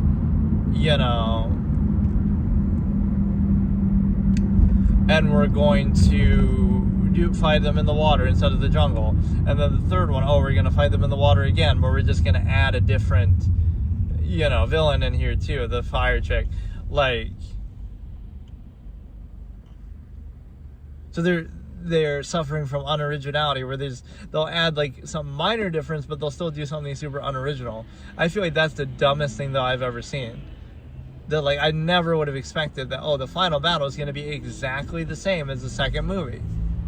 That's such a crazy thing to do. It should be, oh, we're fighting on the volcano and she gets knocked into a pit of lava, how ironic, and she's laughing sadistically even as she's burning up because, oh, she loves the fire. Like, give us something like that. Right, like Gollum getting knocked into Mount Doom type imagery or some shit like that. So yeah, I'm pretty disappointed. I'll probably give it around the same score as the second movie, like a 3 to a 3.5. And this review is maybe much more spoilerific than what I typically would do, but it's more like I'm just trying to get I have like all these little jokes and different things, like I said, that just come to mind. And so unless I take notes, which I don't, like, I did all of that off the top of my head. So like, that was kind of crazy. This shows you, like, I'm a film critic at heart. Like, there's something that happens. Yeah, I just saw it, but like my recall of what I just said like every single major thing that happens in the movie, all these different jokes and memes and tropes and things going on, right? Like, it's pretty impressive. Not to toot my own horn, but there's something that you go into it so much, you get immersed that. Right. So the other layer is that I don't know what to even say about it. I'm just stunned by that. And I feel like, again, the average audience member isn't that perceptive, but at least live up to the title, right? Like, okay, the second movie's, again, the first movie is about the forest people and the jungle, and then the second one's about water, and then the third one's about fire. But at least live up to that then. Okay, it's about fire, so now go and do that. Go to the volcano and go to the... Like, really, you don't get much imagery like that. Right, and especially where they're fighting. They're not really fighting there. They're still fighting in the jungle for some of the early part. They're fighting in the water. They're fighting in the skies and stuff. So they did a bad job with the setting here, that it feels too similar to the second movie. Some of the same thing with, oh, we're hunting the whales. I swear, it's just like copy-pasted. Some of this shit, and even the same guys there, right, hunting the whales. And so like some of the things I said should have happened in the second movie happened here. Like, Quaritch should have just died then, or the whale guy should have died, or whatever. So they were holding stuff back. But yeah, just to say, that's really what it is. I've identified it. To save on the budget, they did that. To save on the budget, they shot these two movies together, and so that means that the final fight has to happen in the same area too. Right, in the water, in the battleship, and all that shit again. I could have just imagined it in the mountains, in the volcano. They're, using natural things to their advantage again, like little spots of lava or some shit, I don't know. Right, that's what you'd almost picture. And she has like a big fortress, a big castle in the mountains.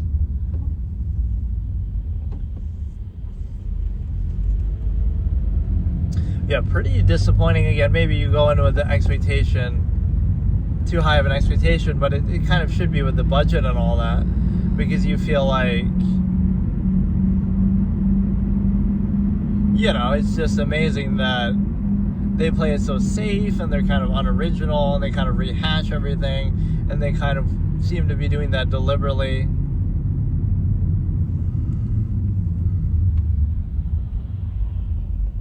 Like, if you watch these two back to back, you'd be like, wow, I just saw the same movie. Because again, some of those scenes are taken right out of it. Them coming on the beach and threatening them. Right, that's the scene in the second movie where they do the exact same thing and they threaten everybody and then they either turn themselves in, or I forget what exactly happens, but right, they threaten the beach tribe and stuff like that. So you might think, oh, would be stupidly episodic to just like, oh, now in the third one we're gonna meet the Fire Clan and go in the mountains in that setting. But that's almost what it should be, right, where it's just every part is just like that. The first one we meet the forest tribe, then the second one we meet the water tribe, then the third one we meet the fire tribe. But again, they kind of cut out of actually doing the setting properly. So it's kind of hard not to spoil stuff. I feel like Roger Ebert, where he would sometimes do that, he would spoil stuff kind of blatantly in his reviews. But I don't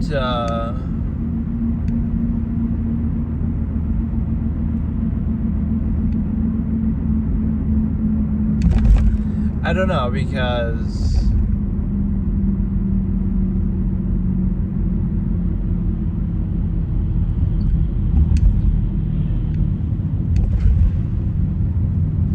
I don't know. It just kind of rehashed the second movie too much. I honestly wasn't expecting that. I was rooting for it more because I thought, oh, they held back some of their best ideas for the second movie because they thought everybody was just going to watch it and it's going to make money anyway. And so why bother? And they're holding some of their best ideas back because they know they're going to make more sequels. But with this one, they're almost doing the same thing again, and I wasn't expecting that. I thought this would be better because since they held their ideas back for the second one, they shouldn't do it here. And I thought they would just do whatever they wanted, right, and kind of go all out, but they clearly didn't do that.